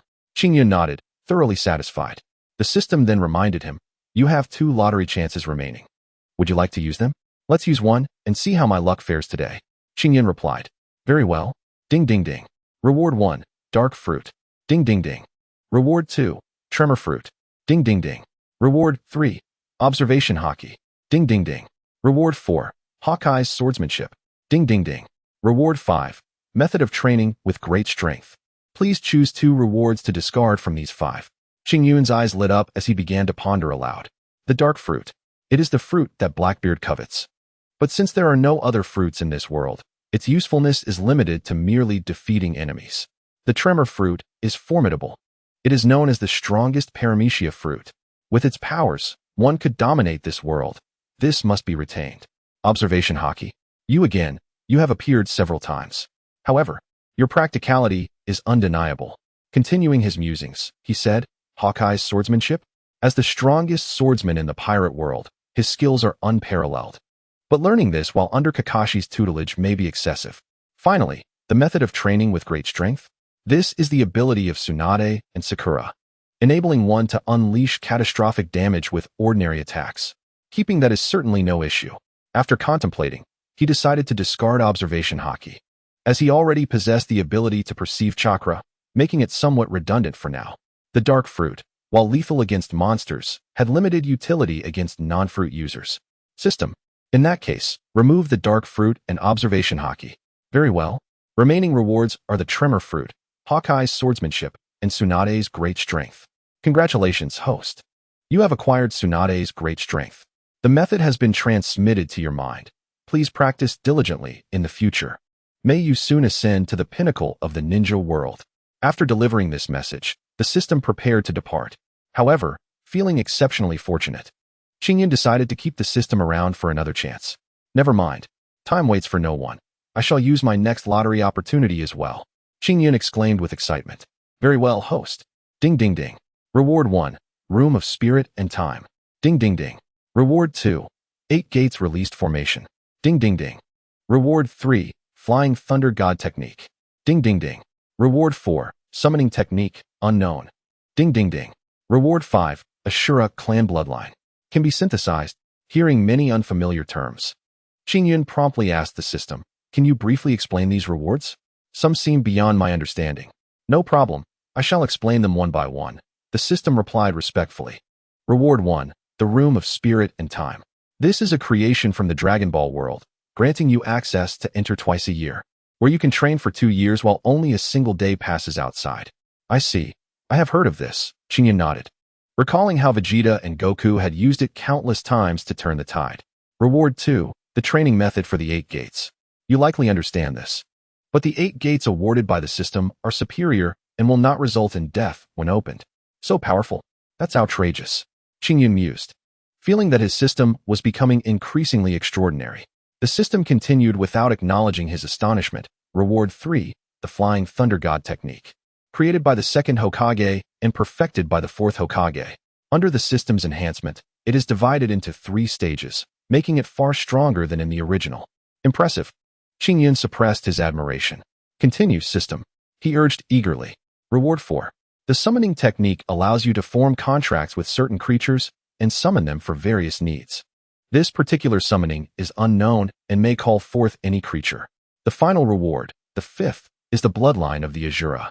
This bloodline is closer to that of the Sage of 6 Paths than that of the Senju clan, thus enhancing both your chakra and physical abilities significantly. The system spoke with utmost seriousness, and Qingyun felt an overwhelming excitement. This reward was indeed extraordinary. Reluctantly, he had to discard 2 options. The Spirit Time House must be retained, for it is extraordinarily precious, even in the Dragon Ball world. Although the 8 Gates of Boko is immensely powerful, it undeniably imposes a burden on the user, inflicting irreversible damage unless one reaches a level akin to that of the Sage of 6 Paths, a goal that remains distant for now. The Flying Thunder God Technique, being more refined and stronger than that of the 4th Hokage, must certainly be kept. As for the summoning technique, its utility remains uncertain. One might summon an adorable creature, yet it might prove ineffectual. The Asura bloodline is undoubtedly a treasure. Qingyun then declared, system, remove the 8 gates of Boko and the summoning technique. Very well. I shall proceed with the selection for the Spirit Time House, the Flying Thunder God Technique, and the Asura bloodline. In a brief moment, the system responded once more. Ding ding ding. Congratulations, host. You have acquired the Flying Thunder God Technique. Qingyun had hoped for the Spirit Time House or the Asura bloodline, for he believed he would inevitably learn the Flying Thunder God Technique from Minato, who still owed him a favor. Nevertheless, the system had assured him that his version of the Flying Thunder God would surpass the 2nd and 4th Hokages, filling him with anticipation. Well then, the complete version of the Flying Thunder God Technique has been transmitted to your mind. You may explore and study it at your leisure. Truly, the system's offering was far beyond anything that could merely be called the Flying Thunder God. Presently, there were no tasks assigned, so the system advised him to first focus on becoming a genin. The system subsequently vanished. Qingyun savored the Flying Thunder God Technique gifted to him by the system, unable to suppress his admiration. Chapter 13. Battle with Senju. The system's version of the Flying Thunder God was divided into 3 parts. The first part was akin to that of the 2nd and 4th Hokage, wherein the user leaves the Flying Thunder God seal beneath a stationary object and instantly teleports to its location.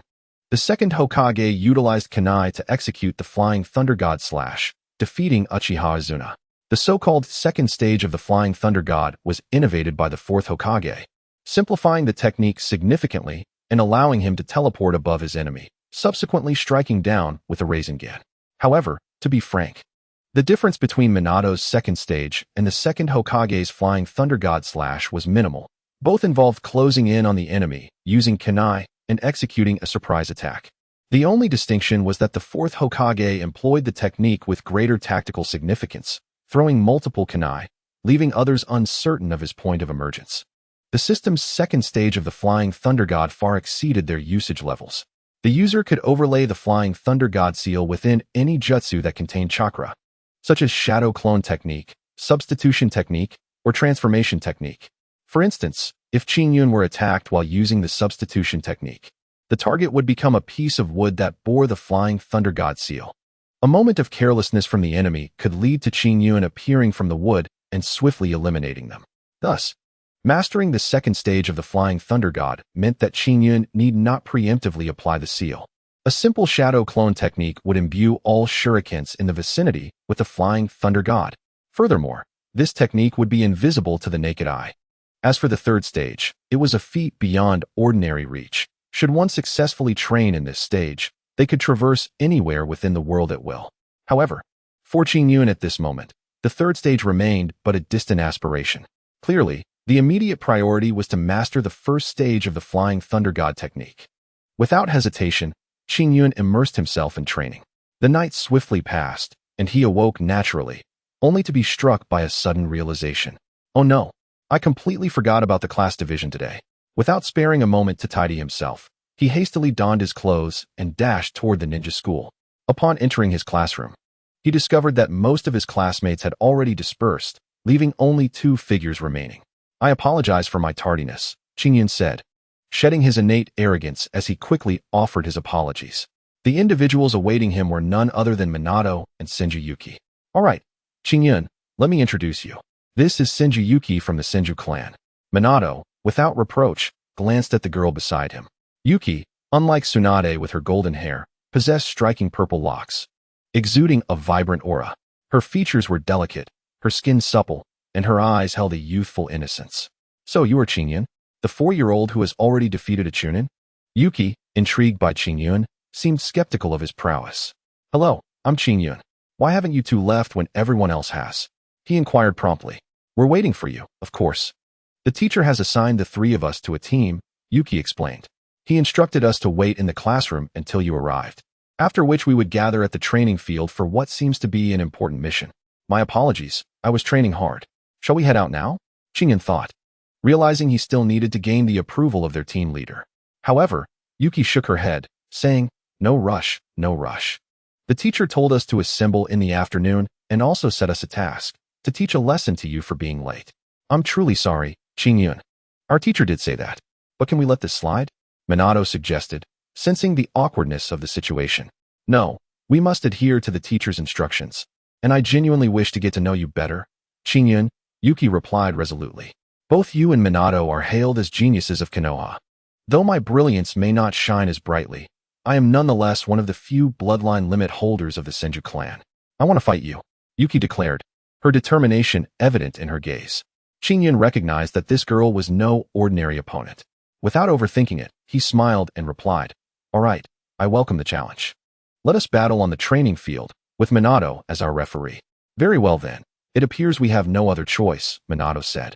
Feeling conflicted but understanding that they needed to establish their relative strengths as future team members, Qingyun and Yuki proceeded to the training ground, where Minato promptly announced, prepare to begin. Yet, despite the call to action, both participants remained still, silently gauging one another. In a moment of unspoken understanding, they charged toward each other simultaneously. Would release, Forest of the World, Yuki exclaimed, not merely posturing. She utilized would release ninjutsu, causing countless vines to emerge from the ground, displaying considerable power. Where did this girl come from? Qingyun pondered, momentarily bewildered. The only member of the Senju clan capable of wielding would release is Senju Hashirama. Even Senju Tobarama cannot utilize this ability. Yet, here stands a little girl who can summon would release. Qingtian found this exceedingly perplexing and immediately called upon the system. Can you explain? He inquired. The system promptly replied, greetings, host. The individual referred to as Senju Yuki has emerged due to your arrival in this world. In the cycle of cause and effect, she is a newly born character. This girl does not exist in the original narrative. Her appearance is a result of your presence. So you must regard her with significance. A member of the Senju clan capable of would release, regardless of her abilities and status, deserves your attention. With that brief admonition, the system vanished. Well, it seems my suspicions were correct. In that case, there is no need for excessive contemplation. I shall simply defeat her. Without hesitation, Qingtian unveiled his trump card in the face of Yuki's entangling vines. Thunderfruit. In that moment, Qingtian's entire being crackled with electricity. The source of this thunder was not derived from Chakra. Thus, even if he was ensnared by would release, its power would remain intact, radiating terror. Chapter 14. Seizing the Bell. With a resounding crackle, Qingtian's lightning instantly incinerated the vines and branches, showcasing the might of his thunder fruit. What is happening? Senju Yuki was taken aback. She had never anticipated that her move would be countered so directly by Qingtian. Standing nearby, Minato was equally astonished. He had expected Qingyun to retreat and unleash a fireball or engage Yuki directly, but he was unprepared for the appearance of thunder release. You stand no chance, Yuki. Even if you were to defeat me, a Chunin, I still harbor concealed strength. When my true power is unleashed, even an elite Jonan may not be my match. Qingyun declared confidently, yet Yuki remained skeptical. Once more, she clasped her hands and proclaimed, "Who believes your nonsense?" Would release. Advent of the World Tree. Qingyun's eyes widened in shock. Was this not the signature jutsu of the first Hokage? Was this little girl truly attempting to turn the tides? Could she overturn the entire Hidden Leaf village? However, he soon realized he had overthought the situation. Yuki had not executed the true advent of the World Tree, but rather a diminutive version of it. If that's all you have, Yuki, then you've already lost. Qingyun smirked, vanishing in an instant. In the next moment, he materialized behind Yuki, placing a hand on her shoulder. Electrocute. Immediately, Qingyun unleashed a surge of lightning that was not overly grandiose, but sufficient to paralyze Yuki completely. She stumbled and nearly collapsed, but Qingyun rushed forward to catch her. You are incredibly strong. I am no match for you. Yuki finally conceded.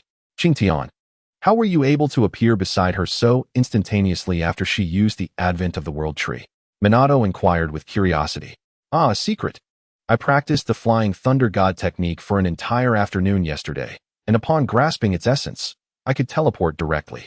In truth, Qingyun should not have mastered the Flying Thunder God so swiftly, yet his ability to perceive others' chakra made pinpointing their location remarkably easy. After inscribing the Flying Thunder God technique upon Yuki's garment, he effortlessly teleported and decisively overcame her. Had it not been for my learning of the Flying Thunder God yesterday, this victory would not have come so easily. This girl possesses an extraordinary potential. If she matures, she will undoubtedly become a formidable individual, Qingyun mused. After their battle, Yuki held Qingyun in high regard, and he, displaying no arrogance, diligently assisted her in fully recovering. At noon, Qingyun treated Minato and Yuki to a meal, and after a brief respite, they arrived at the training ground, where a ninja awaited them.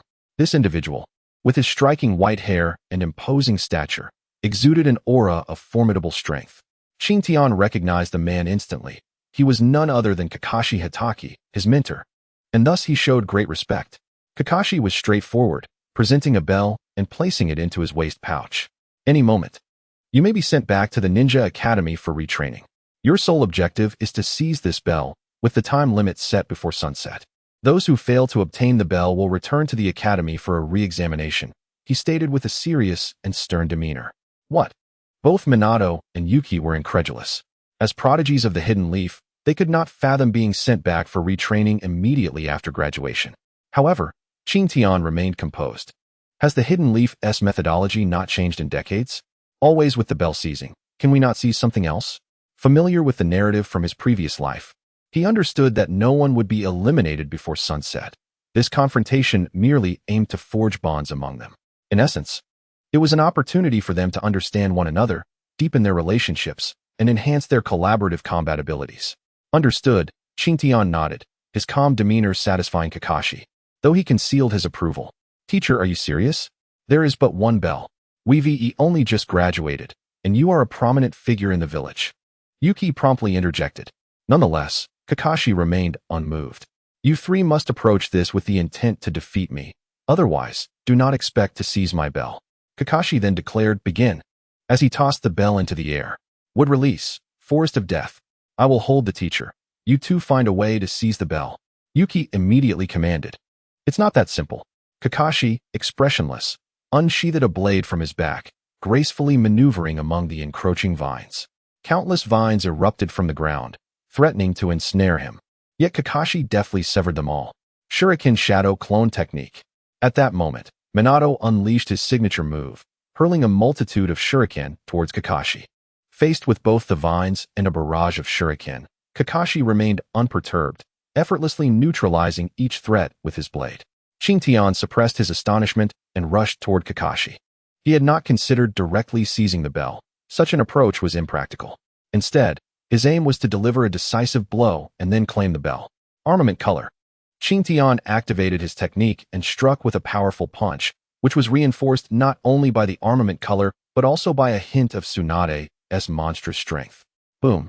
Qingyun's fist struck Kakashi forcefully. However, in a shocking turn of events, Kakashi effortlessly raised his blade with one hand, halting Qingyun's entire force.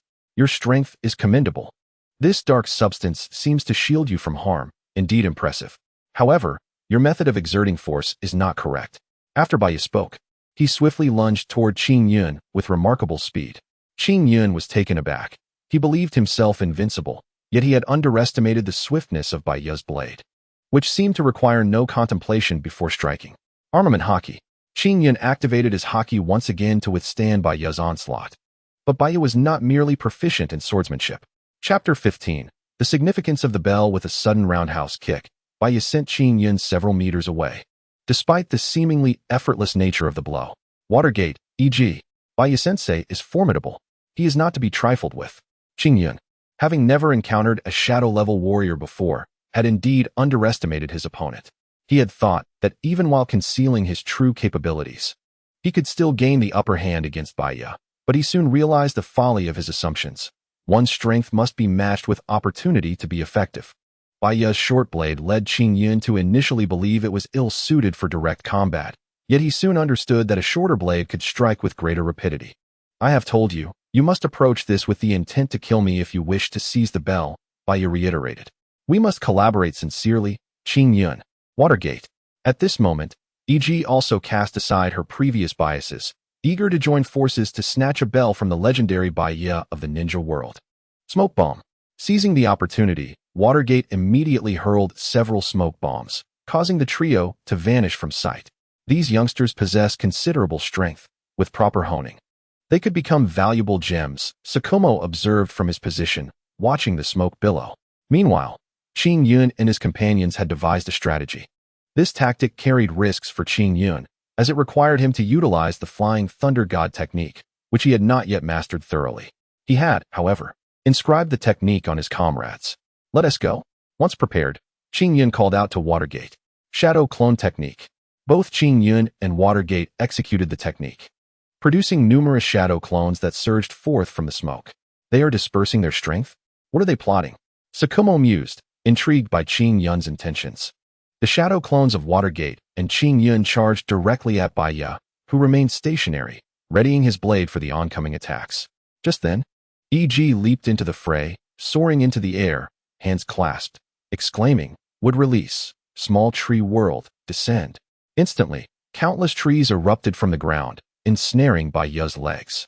Baya effortlessly severed the vines that bound him with the blade, only to find Qingyun and Watergate's true forms rushing toward him. Simultaneously, E.G. descended from above. A feigned assault, followed by strikes from different angles, Baya contemplated. As he prepared to kick Watergate and Qingyun away before dealing with E.G., he was startled to see Watergate grasp Qingyun's arm and hurl him forward. Using the force of the collision? Absurd. I merely need to apply a slight counterforce to neutralize it, Baya thought. Armament Haki. Qingyun's hands turned black with Haki as he charged at Baya. Baya intended to disregard the less threatening E.G. for now and focus on the stronger Qingyun. However, just as the three were about to collide, Qingyun vanished before Baya's eyes. What? Body flicker technique? Baya exclaimed, astonished, as he had not encountered a body flicker technique that required no hand seals. The bell. I've got it. Qingyun shouted, drawing Baya's attention. Utilizing the Flying Thunder God, he had repositioned himself above. Not so fast. Baya unleashed his terrifying sword skills, striking both Qingyun and E.G. away with the back of his blade. At that moment, Watergate smiled subtly, sensing an impending crisis. Boom. It turned out that the Qingyun and E.G. that Baya had struck were both shadow clones. As the clones dissipated, the surrounding smoke enveloped the area. Not good. Baya quickly glanced at his waist, realizing the bell had vanished from his pouch. Meanwhile, Qingyun appeared in the training ground, tossing the bell in his hand and proclaiming, Baya-sensei, we have seized the bell. Surely we can graduate now? Qingyun smiled, and Baya instantly comprehended their tactical logic. Everything had been a diversion to distract him and delay his actions, allowing the bell to be taken while he focused on the shadow clones. Baya, confident in his abilities, had not secured the bell with a string, thus, it was easily snatched with a mere touch. Qingyun, Employing the Flying Thunder God and his chakra perception, along with his teammates' cooperation, successfully acquired the bell. Truly impressive. You are indeed Qingyun. As for the other two, it seems you may need to return to the Ninja Academy for further instruction, by a feigned regret. However, Qingyun chuckled and replied, enough with the theatrics, Baya-sensei. The trial of seizing the bell was never meant to send us back. Sarutobi-sensei has employed the same method to test Tsunade, Jiraiya, and Orochimaru. The true purpose of this trial was to foster bonds among us, to understand one another and familiarize ourselves with each other's fighting styles. Rest assured, Baya-sensei, we will strive to grow stronger. Not only had Qingyun and his comrades seized the bell, but he had also discerned the nuances of the trial's rules, leaving Baya momentarily speechless. It seems you possess not only formidable strength, but also a keen understanding of these matters. Since you grasp the significance of this contest, I shall refrain from elaborating further. Baya's stern demeanor finally relaxed. Is that so? Watergate and E.G. shared satisfied smiles. Indeed, you have truly become genin, and I shall take the lead temporarily. Tsukumo declared. As your instructor, I have 3 requirements. First, you will do as I instruct. Second, you will refrain from actions I prohibit. Third, if you have any objections or alternative thoughts, you must inform me immediately. Silence implies agreement. And if there are no objections, you must adhere to the first 2 stipulations. Is that clear? Qingyun pondered briefly and realized that Baya was an open-minded superior. As ninjas, they were naturally obliged to obey their superiors. And Baya's first 2 requirements were the basic tenets of ninja conduct. The third condition indicated Baya's openness to differing opinions and encouraged dialogue. Such a commendable superior was indeed a rare find. Chapter 16. C-rank missions absolutely. Qingyun, Watergate, and E.G. nodded in unison. Now let us dine together. Afterward, return home, rest well, and we shall convene tomorrow. I will teach you how to undertake missions. Baya then treated everyone to a meal, serving as a simple bonding experience. Perhaps he wished to ease the tension among them. After finishing their meal, everyone obediently followed the teacher's command to return home, and naturally, Qingyun did the same. After a good night's rest, he promptly arrived at the assembly point early in the morning. Soon, everyone had gathered, and at that moment, Shuomo led them for the first time into the task release area. Accepting and releasing tasks was not limited to the Hokage's office. 4 D-class missions, which posed little risk. Tasks could be directly accepted at the release point. Initially, everyone was filled with enthusiasm, eager to make their mark in the ninja world. However, upon seeing the D-class missions, despair clouded their hearts. Tasks like finding lost cats, weeding for farmers, and repairing damaged furniture left them questioning the validity of their endeavors. E.g., witnessing such tasks for the first time was understandably incredulous. Hakuba nodded gently and remarked, certainly, do not underestimate D-class missions. Completing a task not only earns you respective rewards, but also records you in the ninja archives. This will greatly assist your future promotions to Chunin, Jonan, or even higher ranks. Furthermore, only by completing D-class missions can you unlock C-class tasks, and similarly, only by accomplishing C-class tasks can you progress to B-class and A-class. Hakuba's reasoning was indeed sound. Hearing such words from him, they felt it inappropriate to refuse. Just then, Qingyun suddenly heard a voice. Host, greetings. You have triggered a mission. The new mission is to complete 500 D-class tasks and 100 C-class tasks within 1 year. The reward for this mission is a purification of your chakra. Qingyun was taken aback. System? Purifying my chakra? Completing 500 D-class tasks and 100 C-class tasks? Are you jesting? The low-level tasks in Konoha Ninja Village would never reach such numbers. Host, I assure you, I have no intention of jesting. You are currently under 4 years old and require substantial experience accumulation, and completing tasks will greatly benefit your development. Rest assured, as long as you diligently complete the tasks, I believe the reward will not disappoint you. The system declared confidently. Left without a retort, Qingyun acknowledged that as a newly minted genin, he was indeed required to fulfill tasks. The fewer tasks he completed, the lesser the rewards. Conversely, the more he accomplished, the more substantial his rewards would be. As Hakuba had said, completed missions would be recorded in the ninja archives. Qingyun did not dwell on it further, averaging out over a year. He and his peers merely needed to complete 2 tasks each. Tasks like finding lost cats or aiding farmers with their fields might require some time for others. But for Qingyun, they were relatively easy. Completing 2 D-class missions in a day was rather effortless, allowing him to dedicate his remaining time to reinforcing the ninjutsu he had previously learned or to immerse himself in his training. In summary, Qingyun's days were filled with purpose, and as the volume of tasks gradually increased, his team's tally of D-class missions was nearing completion. At last, one day, Qingyun, Minato, and EG accepted a slightly more challenging mission, acting as bodyguards. A merchant convoy was departing from Konoha towards the land of hot water, and it was their duty to protect this convoy from bandits and marauders. This was their first C-class mission, and Hakuba placed great emphasis on it. Waiting for Qingyun at the gate of Konoha early in the morning. Not long after, Qingyun and his teammates arrived at the gate. Congratulations on completing numerous D-class missions. I have specifically requested permission from the 3rd Hokage to allow you to attempt C-class missions under my guidance. If you perform excellently in this task, you will be permitted to accept C-class missions continuously in the future. I have great confidence in your abilities, but remember, protecting the merchant convoy is about safeguarding allies, not defeating enemies. Keep this in mind, Hakuba instructed. Are there any questions? He asked. None. Qingyun and the others shook their heads. After such a long period of collaboration, they were well acquainted with Hakuba's principles. Very well. Let us begin. A grand merchant convoy set forth from Konoha Ninja Village, making its way towards the land of hot water. At the outset, everything appeared calm, and the convoy smoothly exited the borders of the Fire Nation. Remain vigilant. We are no longer within the Fire Nation's territory, Hakuba cautioned. As dusk approached, the members of the convoy grew weary, their energy nearly depleted. Although they carried some provisions and water, taking a break was still essential. All right, let us rest here, the convoy leader suggested. However, Qingyun and Minato were somewhat anxious, as their current location was quite perilous, an ideal spot for an ambush. Hakuba immediately remarked, Sir, if we must rest, let us move forward a bit. This is not a suitable place to pause. You're being overly cautious, the convoy leader chuckled. There's no need for such concern. A whole day has passed, and I doubt anyone would dare to rob us now. Besides, you are the famed Hakuba of Konoha. The convoy leader seemed quite proud. I'm afraid, for this mission, our role is to escort you, and it is my students who will protect you. I will not intervene, Hakuba replied defiantly, disregarding the leader's comments. Since you deem it safe, let us rest here. If any problems arise, it won't concern us. After all, it was your choice. Hakuba shook his head, unwilling to continue the debate. Qingyun nodded. In the ninja world, one must always exercise caution. As the saying goes, a cautious sailor sails for 1,000 years. No matter how powerful one is, they cannot guard against surprise attacks. Rest easy. The convoy leader dismissed the concern.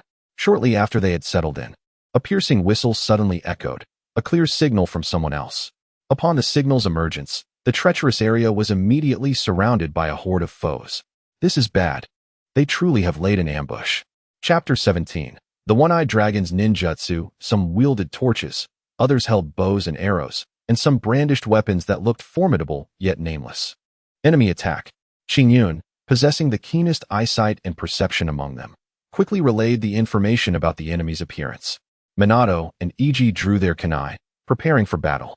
Qingyun was also on high alert, ready to spring into action. There are enemies. Bandits indeed. The convoy leader regretted his decision, but glancing at Hakuba, he felt a sense of security. Your goods seem quite valuable. I think I'll take them. A person stepped forward, wearing an eye patch, a one-eyed dragon. It was evident that he was the leader of the bandits. Hey boss, there's a ninja escorting them. Looks like a Konoha ninja. One of the lackeys spotted this and exclaimed. The one-eyed dragon observed for a moment before bursting into laughter. Ninja? Behold, are these not merely 3 little children? With our numbers so great, how could we possibly fear them? The one-eyed dragon, having spotted the seemingly lackadaisical White Fang, remarked. Look at that old fellow with a head full of white hair. He seems somewhat respectable. I interjected, could you cease this charade? Disguising your own children as Leaf Village ninjas will not instill fear in us. Do you believe this will deter me from seizing your goods? Hand them over, and I shall spare your lives. The one-eyed dragon threatened fiercely, wielding a weapon that was certainly not to be trifled with. Surrounding him were a multitude of bandit companions. Among the caravan, nearly 99% were filled with trepidation, for they had never witnessed the prowess of the trio from Qingyun. And the white-haired youth had previously declared he would refrain from fighting. What now? EG whispered. Trust in Qingyun. He is our captain, Watergate replied. Teacher White Fang advised us to heed his command for the time being. Qingyun smiled faintly and took a few deliberate steps forward. Bandits, you wish to rob us? Do you know my name? I am Qingyun. He believed he had a certain renown within the ninja world and hoped the bandits would recognize his stature. I shall count to 3. If you depart swiftly, I shall refrain from engaging. Qingyun spoke with an air of friendliness, yet being but a child. His voice retained a certain childish timbre, and rather than instilling fear, his words incited laughter among the brigands. Ha! How amusing, little one. Are you truly unafraid of death? One of the one-eyed dragon's subordinates stepped forward, easily lifting Qingyun off the ground. 3. Qingyun's smile remained undiminished as he uttered a number. You insolent brat. Do you seek death? The one-eyed dragon's henchman lifted Qingyun higher. 2. The intent of the one-eyed dragon's underling was unmistakable, to slam Qingyun down onto the ground.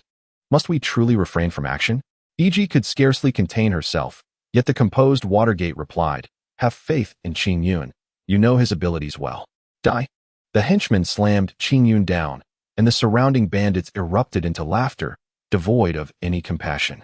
The members of the caravan shielded their eyes, unwilling to witness the impending tragedy. The count is complete. I afforded you a chance, yet you squandered it. Now, you shall remain here. Qingyun's voice emanated from beneath the grip of the one-eyed dragon's underling. Though he lay on the ground, Qingyun had already fortified his feet with hardened haki. How could such lowly bandits inflict harm upon him? Haki. Great strength. Not only did Qingyun utilize haki, but he also employed Tsunade's monstrous strength. His punch did not merely send an adversary flying. It pierced through the body of one bandit. Blood gushing forth. All present were astounded. The caravan members could not fathom that this small child had slain a bandit with a single blow. Attack. The one-eyed dragon, taken aback, could not allow his subordinates to perish at the hands of a mere child. Kill. Iji shouted, preparing to charge forth alongside Watergate. Yet Qingyun interjected, Iji, Watergate, do not forget our mission. You two are responsible for protecting the caravan and its goods. Leave the rest to me. Understood. Watergate and Iji said, trusting in Qingyun's leadership and capabilities. With that, Qingyun commenced his rampage. These bandits were not mere petty criminals. They were seasoned offenders, with blood on their hands. Qingyun's singular purpose was clear, to eliminate them. There was no morality to uphold with such individuals. Even if they surrendered all their goods to survive, they would still be slain, for they harbored no mercy for the weak. Fire release, great fireball technique.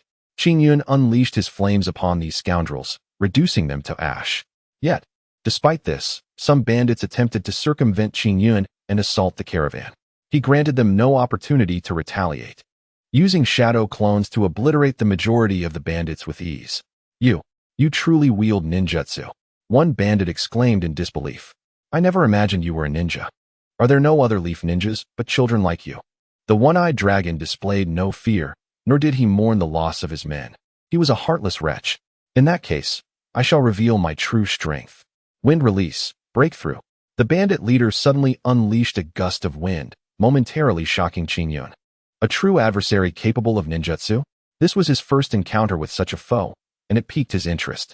Qingyun stood resolute against the wind, his feet fortified with immense strength, unaffected by the powerful gale. Impossible. The wind jutsu has no effect on you. Then prepare for my ultimate technique. Wind release, pressure damage. The one-eyed dragon formed hand seals, executing an even stronger wind technique, now classified as B-rank ninjutsu. A visibly massive pressure sphere surged towards Qingyun.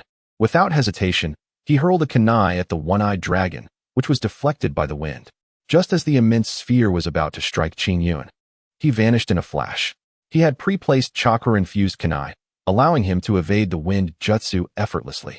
Continuing without delay, Qingyun launched the kunai towards the one-eyed dragon, aiming for a precise strike to the head. Fool! The one-eyed dragon ducked, narrowly avoiding the kunai. In that critical moment, Qingyun activated the Flying Thunder God technique. Appearing above the one-eyed dragon, he spun, gathering lightning energy within his hand, while simultaneously channeling Tsunade's strength and haki. Haki strength lightning Thunder God punch.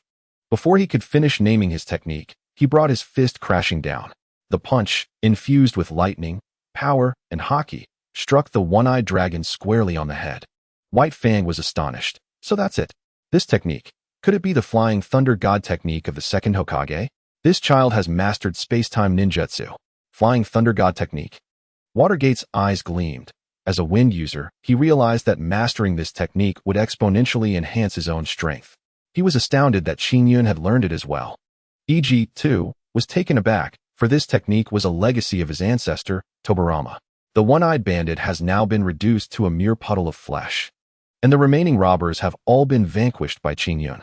What a decisive and efficient battle it was. Baya couldn't help but comment. In this confrontation, the merchant caravan suffered no casualties, with Swayman E.G. responsible for protecting the caravan, while Qingyun executed the bandits directly. Gazing at the corpses strewn across the ground. Once lively and fierce, they had swiftly transformed into lifeless bodies, leaving everyone in the caravan awestruck by Qingyun's prowess. Baya observed Qingyun, pondering his thoughts. Qingyun, your performance was commendable, but remember, there are always those stronger than you. Should you encounter someone of greater strength, it could lead to dire consequences, Baya cautioned. Though he chose not to elaborate further, for Qingyun had indeed performed flawlessly. Swayman and E.G., lacking Qingyun's ability to eliminate enemies in an instant, must remain focused on your primary task, to protect the caravan and escort the goods. In terms of results, you both did exceptionally well. Even the stern Baya was quite satisfied with their performance. This group of children not only possessed remarkable talent, but also exhibited clear thinking. Their future potential would undoubtedly rival that of the most formidable warriors. Baya felt a quiet joy within. My apologies, esteemed ninjas, it is my fault, the caravan leader said. Unable to contain his regret for the situation, Baya waved his hand dismissively, saying, no matter, since you have entrusted us, we shall fulfill our duties.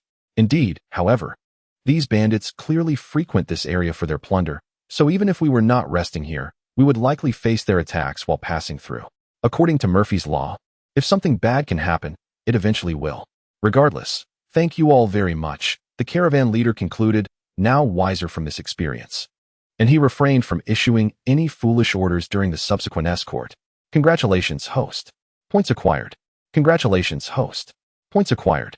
In truth, Qingyun was not driven by an aversion to evil. His motivation for eliminating so many bandits stemmed from the fact that doing so would earn him points. Though these points had yet to afford him a chance to draw from a lottery, they had increased significantly. The journey ahead was free of robbers and mountain bandits. And soon, Qingyun and his companions had completed a C-rank mission. However, as night fell, they decided to rest well in the Land of Hot Water before departing.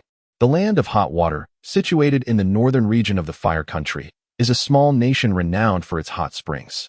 In Japanese, the word use signifies hot spring, making this land a popular tourist destination, where visitors come to soak in the springs and relieve the fatigue of the day. Having accomplished their task commendably, Baya agreed to accompany Qingyun and Swayman to enjoy the hot springs. Of course, the springs were segregated by gender. There were male and female baths. Qingyun found great comfort in the male hot spring, bathing alongside Swayman and Baya. The surrounding mist and the soothing warmth of the springs made Qingyun almost believe he had stepped into a paradise. However, due to the separation of genders, Qingyun and the others were temporarily unable to see E.G. Soon, an unexpected incident occurred as a piercing female voice broke the tranquility. What is happening? Qingyun looked at Swayman, who returned the gaze, while Baya commanded, quick, get dressed. Let us see what is going on. At that moment, no one harbored any ill intentions. Donning their clothing, they rushed to the entrance of the hot spring, where a crowd had gathered. What happened? Baya inquired. That girl with purple hair has been kidnapped. The crowd murmured. Purple hair? It was evident that E.G. had been abducted, likely due to the bloodline of the Senju clan. Could it be Uchiha Madara seeking to exploit the Senju bloodline, or was there someone else with ulterior motives? Qingyun was puzzled. Which direction did they go? Swayman asked anxiously. That way. A witness pointed, and Baya led Qingyun and Swayman towards the indicated direction. Summoning technique. Baya bit his finger and summoned a pack of dogs, which sniffed the air and immediately detected E.G.'s scent. This way, Baya followed the pack of ninja dogs, with Qingyun and Swayman close behind. After what felt like an eternity, Baya finally located E.G., who lay on a rock beneath a waterfall. Baya rushed over to rescue her, while Qingyun draped a garment over her. Baya of Konoha? I never imagined you would lead your subordinates to undertake a mission here. If I'm not mistaken, These three are all prodigies from Konoha? If we were to eliminate these three talents and capture you, the strength of Konoha would surely diminish. Chapter 19. Confrontation with the Kekkei cult, or perhaps, would you be willing to submit to us? Baya inquired, not of Qingyun, but of the dogs he had summoned. It seemed something had masked their scent, rendering them undetectable. Suimin and Qingyun were astonished, as it defied their understanding that dogs could communicate. Over there, Qingyun pointed to the waterfall. Unexpectedly, you have a sensory ninja among you? How delightful. And such a young one. The strange voice echoed, followed by the emergence of several tall figures from behind the waterfall. These individuals, both male and female, were scantily clad, with only essential areas concealed, and their mental states appeared somewhat unstable. We are not here to play tricks. We are merely a humble cult. One man, somewhat lecherous in appearance, licked the blood from his lips, and Qingyun clearly noticed that Iji's wrist seemed to have had some of her blood drawn. This man belongs to Haiden's cult. This is bad. We must defeat him swiftly. Qingyun felt a sense of urgency, fully aware of their intentions. Kekkei cult? Baya furrowed his brow, having never heard of such a group. However, this did not prevent him from viewing the peculiar individuals before him as adversaries. Worshipping an evil god. It seems you are indeed a cult. Baya's stance was unmistakable. He sought to distance himself from the members of this malevolent cult. The leader of the cult chuckled, the evil god has bestowed upon us the power of immortality. If you join us, he can grant you that as well. Thus, you need not sacrifice your feeble lives. The leader of the Xiexin Zhao laughed malevolently. Teacher Baya, do not let these fiends seize the blood. Otherwise, it will be the end. Qingyun hastily reminded. His words instantly captured the attention of the cultists. Kid, it seems you are quite aware of the power of the dark god. Then we shall capture you first. With a wave of his hand, the cult leader commanded his followers to encircle Qingyun and Suimin. Baya too found himself surrounded by the numerous cultists who evidently aimed either to absorb them or to eliminate them. I will not allow Qingyun to go with you, Baya stated calmly. His demeanor serene. Given his strength, not even a mere cult leader, nor a shadow from a village, could easily overcome him. Be cautious, Qingyun. These individuals are peculiar. Suimin warned, gripping his kunai tightly. Kill. The cultists surged forward like a frenzied mob, overwhelming them. Due to their proximity, Qingyun refrained from using his shuriken shadow clone or fire release techniques, instead revealing his armed color. Suimin, having learned some applications of the armed color from Qingyun, joined forces with him to fend off the attackers. At that moment, Iji remained in a state of unconsciousness. Thud, thud, thud. Both Suimin and Qingyun pushed back their adversaries time and again, yet those foes continued to swarm them, seemingly impervious to pain. Gradually, fatigue began to set in for both Suimin and Qingyun. This cannot continue. Teacher Baya must have also noticed their oddity. We will exhaust ourselves. Suimin exclaimed. These guys feel nothing, as if they are zombies. I believe we cannot deal with them using ordinary methods, Qingyun responded. What alternative do we have? Suimin questioned. Kicking away an approaching cultist. Use lightning release. Qingyun declared, no longer wishing to conceal his powerful thunder fruit ability, intending to unleash it at this critical juncture. Suimin had intended to ask Qingyun when he had learned lightning release, but he swallowed his words the next moment. At that moment, Qingyun was enveloped in crackling lightning. Surrounded by layers of electric energy, his entire being seemingly embodying the essence of thunder. Is this level of lightning release, Qingyun? Are you the Reikage? Suimin exclaimed in shock and disbelief. At this point, Suimin, I will not deceive you. I have been cultivating lightning release all along, discovering that I possess a natural talent for it. Qingyun explained, unable to offer any other justification. Lightning. Qingyun slightly raised his hand, and in an instant, one of the cultists was reduced to ashes. What? How is this possible? Dark God, we are immortal. The cultists could not fathom such a formidable opponent. You scoundrels. Do you wish to bring shame upon the Dark God? Trust in him. Do not retreat. Charge forth. Eliminate this person before us. The words came from the leader of the Xiexin Zhao. Following his command, the cultists, undeterred, rushed once more towards Qingyun. No matter how many times they came, it was all the same. A slight smirk graced Qingyun's lips, for with each cultist he dispatched, he earned a substantial amount of points. Soon, he would have the opportunity to draw again. I shall annihilate you. Qingyun roared internally. Be careful, Qingyun, Suimin shouted. And Qingyun quickly realized that several cultists had seized the moment of his brief elation to charge at him from behind. Thunderstrike. Qingyun, well-versed in the technique, unleashed a move from Enel, the wielder of the Thunder Fruit. While the attack itself was not overwhelmingly powerful, the supersonic shockwave created by the lightning splitting the air sent the two ambushing cultists flying, leaving them bloodied on the ground. Shuimen, you only need to look after Ichi. I will handle the rest, Qingyun stated. Who else dares? Come at me. Let us not waste any more time. Our battle must reach a conclusion. At that moment, Qingyun transformed into a deity of thunder, radiating electric energy. These bolts did not require chakra, allowing him to wield them without restraint. Chapter 20. Another draw lightning. Qingyun once again harnessed the power of the Thunder Fruit, directly eliminating another cultist and thus accumulating more points. The cultists exchanged wary glances, hesitant to advance. But under the provocation of their leader, they ultimately charged towards Qingyun once more. Seeing these fearless cultists rushing at him, Qingyun felt no apprehension. Ah, you have finally arrived. I have been waiting for you, he proclaimed. Thunder Fruit. Qingyun mentally invoked the name of his ability, and a brilliant blue light enveloped him, sending tingling sensations throughout the air. 30 million volts, Thunder Beast. Unlike Enel, who struck the drum behind him, Qingyun simply willed forth a grand technique. As the Thunder Beast materialized, the surrounding cultists fell into a state of panic, for they understood that being reduced to ashes by lightning meant they could not be revived. Yet, fortuitously, Qingyun was indeed the terrifying fiend before them.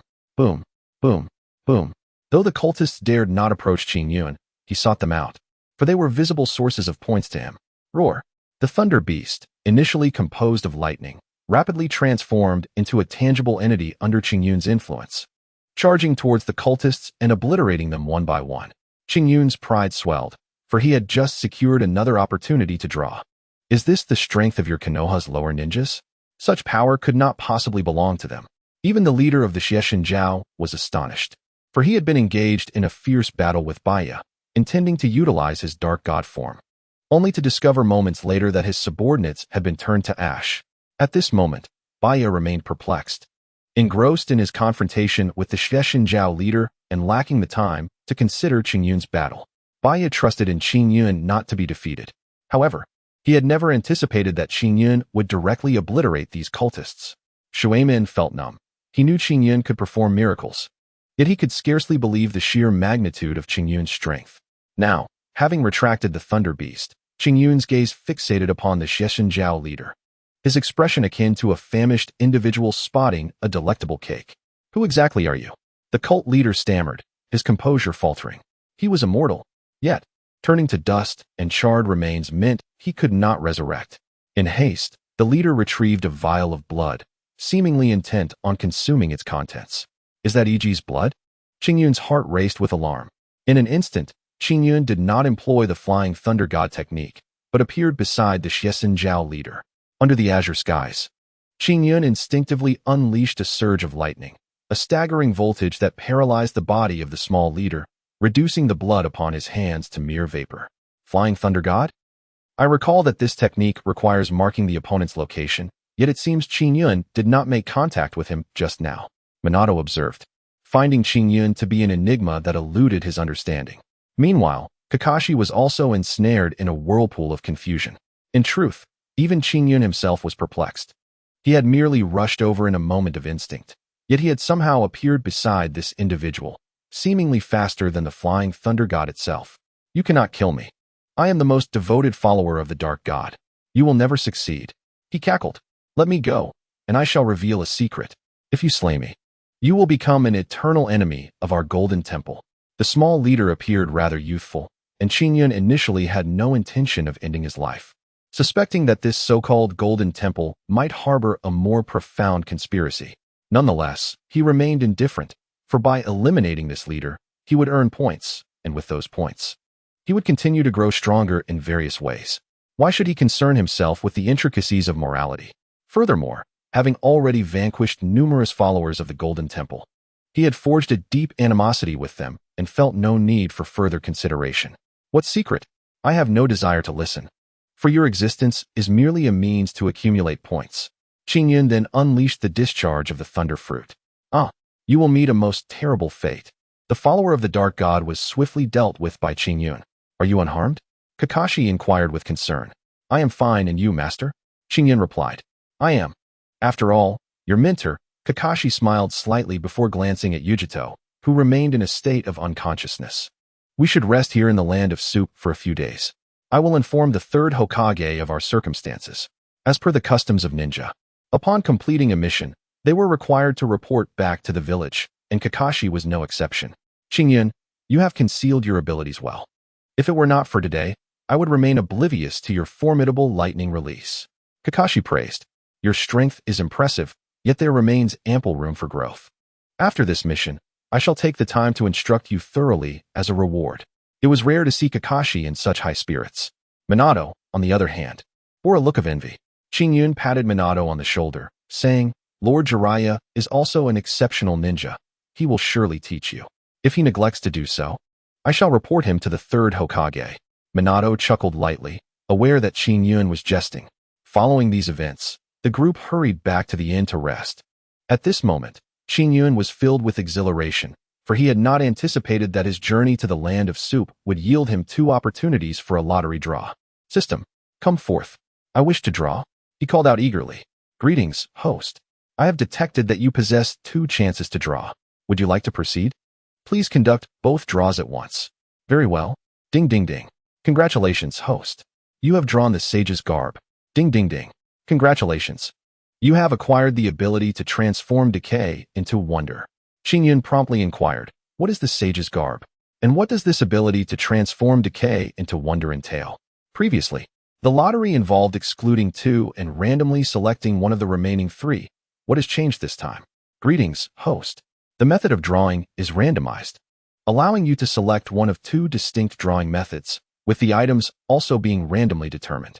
Ah, I see. Please explain the items I have drawn. Qingyun requested eagerly. The sage's garb, as its name suggests, is the attire of a sage, also known as the damage reduction garb. It possesses the power to mitigate both physical and magical damage, while also allowing the wearer to transform into any other form. A transformation garment? And it can reduce damage? How does that work? Qingyun probed, seeking clarity on the garment's capabilities. That is the garment's remarkable feature. It can reduce any damage by 30. Those who can harm you are already few, and even if someone does manage to injure you, this garment will provide absolute damage reduction, ensuring that regardless of the strength or weakness of the attack, it will only inflict 70 of its original harm. Indeed, that sounds extraordinary. Not only does it mitigate physical attacks, but it also shields against all ninjutsu and jinjutsu damage, and it can transform into any clothing style. You will no longer need to purchase clothes. The system provided a thorough explanation. Qingyun nodded. His luck had proven quite favorable. Such an item was likely non-existent in this world. And what is this ability to transform decay into wonder? Qingyun inquired.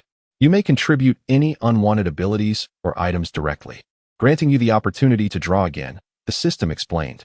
This ability to transform decay into wonder struck Qingyun as rather mundane. Perceiving his disdain, the system quickly clarified. Host. Do not forget, this is the ability to transform decay into wonder, meaning that what you contribute will never be inferior to what you previously possessed. It may even be far superior. Oh, suddenly, Qingyun grasped the implications. I apologize for my hasty judgment, haha. Allow me a moment to ponder. He closed his eyes in contemplation. The formidable armed color of thunder, the potential utility of the flying thunder god, all seemed valuable. Yet the least useful appeared to be the shattered fruit, as he had never employed it. After considerable deliberation, Qingyun reached a conclusion. I shall contribute the shattered fruit. He declared. Understood. Confirming the contribution of the shattered fruit. Ding ding ding. Congratulations, host. You have received a reward that doubles your perception ability. Doubling my perception ability. Qingyun already possessed the capability to see through others' chakra, and his sensory skills far surpassed those of ordinary ninjas. Now, with his perception doubled, he could sense and see the chakra of individuals from much greater distances. This was undoubtedly a highly useful ability for Qingyun. Such sensory skills would rapidly grow with age and chakra enhancement. During the Fourth Great Ninja War, the second Hokage could sense Uchiha Madara's chakra from the battlefield. Qingyun hoped that one day, he would be able to perceive the entirety of the ninja world. Host, have you been curious about how you suddenly found yourself beside your opponent?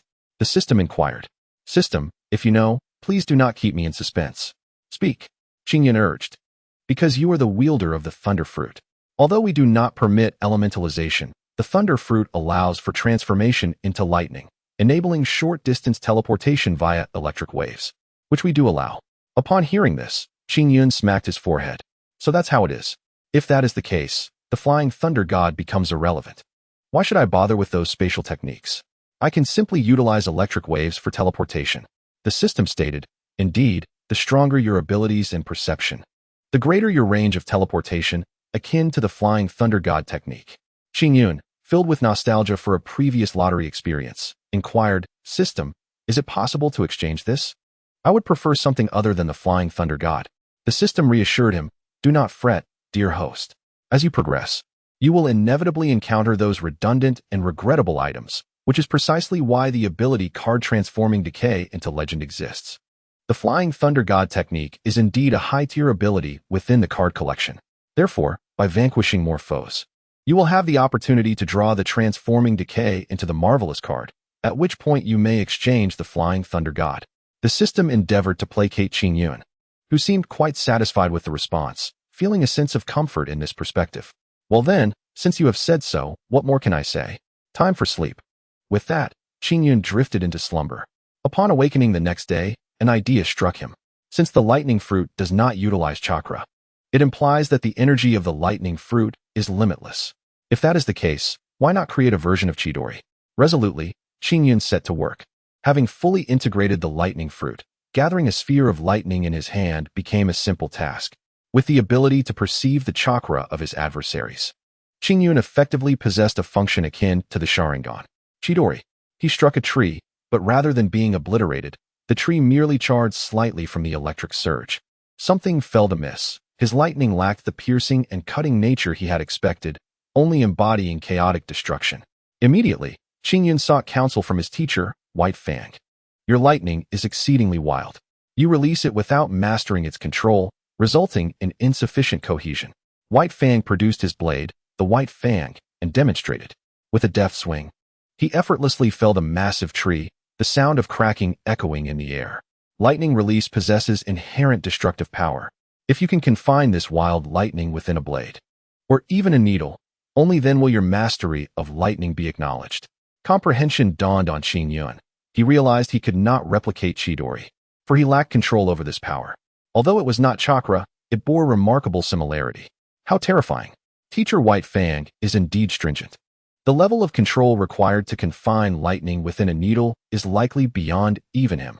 Though Qingyun protested vocally, his body complied obediently, utilizing the shadow clone technique's advantages. He trained fervently each day. While White Fang worried that such relentless training might be counterproductive, only Qingyun understood that he could endure without fatigue, bolstered by the protective nature of the system. Chapter 22. The appearance of Danzo after several days of rigorous training. As Qingyun continued, Minato rushed in, exclaiming that Iji had awakened. Qingyun hurried over. How are you feeling? His concern was palpable, for Iji, the purple-haired woman before him, was a character absent from the original narrative. As a traveler from another world, it was only natural for him to care for her.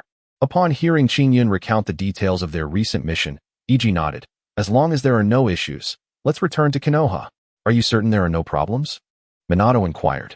Rest assured, I will take good care of her, Qingyun replied. White Fang nodded in agreement, and the group set off towards Konoha. During the journey, Iji spoke less, seemingly burdened by guilt. Fortunately, the return trip was uneventful, and the four swiftly arrived back in Konoha. Let us submit our mission report, and then I'll treat everyone to a meal. No one is allowed to decline. Though White Fang was typically stern, he was in high spirits, having witnessed the progress of his students. Originally, the group should have approached the mission report with cheerful dispositions, eager to enjoy a meal together. However, unexpected events unfolded upon entering the Hokage's office. A masked man chastised, White Fang, why were you gone for so long? Are you unaware of the mission's importance? White Fang explained, one of my students collapsed, and we extended our stay for her health. The speaker was none other than the third Hokage, and the reprimanding figure was Danzo, the leader of Konoha's route. The man, with bandaged eyes and leaning on a cane, radiated a chilling aura. Despite the third Hokage's intervention, Danzo showed no signs of relenting. Forgive my ignorance, but you have not completed a mission. To put it plainly, you are an old fool. Why do you blame others? Qingyun, unfazed, boldly retorted. Danzo was visibly taken aback, as was the third Hokage. It had been years since anyone had dared to confront Danzo so directly. You little brat. Do you not know who I am? I am Danzo, advisor and elder of Konoha, and you dare speak to me in such a manner. Danzo's displeasure was evident. White Fang intervened. Lord Danzo, he is merely a child. There is no need to stoop to his level. The third Hokage added, perhaps we should let this matter go, as the delay was due to a studentess injury and she merely required a few extra days of recuperation. Moreover, do not forget the significance of this girl and the team she represents. He reminded Danzo that Iji was a wielder of wood release, a rarity in the ninja world. As for Minato and Qingyun, Minato was a genius destined to become the fourth Hokage, while Qingyun, at only 4 years of age, already possessed formidable abilities. Destined to become a leader in the ninja realm. Danzo approached Qingyun, saying, Kid, I recognize your potential, yet you have not fully matured. You require a better environment, which I can provide if you become my apprentice. Qingyun nearly laughed at the absurdity of the suggestion. Become Danzo's disciple? Is that a sign of insanity? I have already taken the third Hokage and White Fang as my mentors. Seeking Danzo's tutelage would be sheer madness. Qingyun silently scoffed. Believing Qingyun was contemplating the offer, Danzo pressed, rest assured, I will nurture your talents. I decline. You are far inferior to Lord Sarutobi and teacher White Fang. Qingyun directly rebuffed Danzo again, eliciting a sour expression from him. Hey Danzo, do not let this little genius steal my student. The third Hokage chuckled, turning to the others. What do you all think? This time, the support was clearly for Sarutobi. Allow them a modicum of freedom in their choices. Not everyone is suited to thrive under the tutelage of Danzo.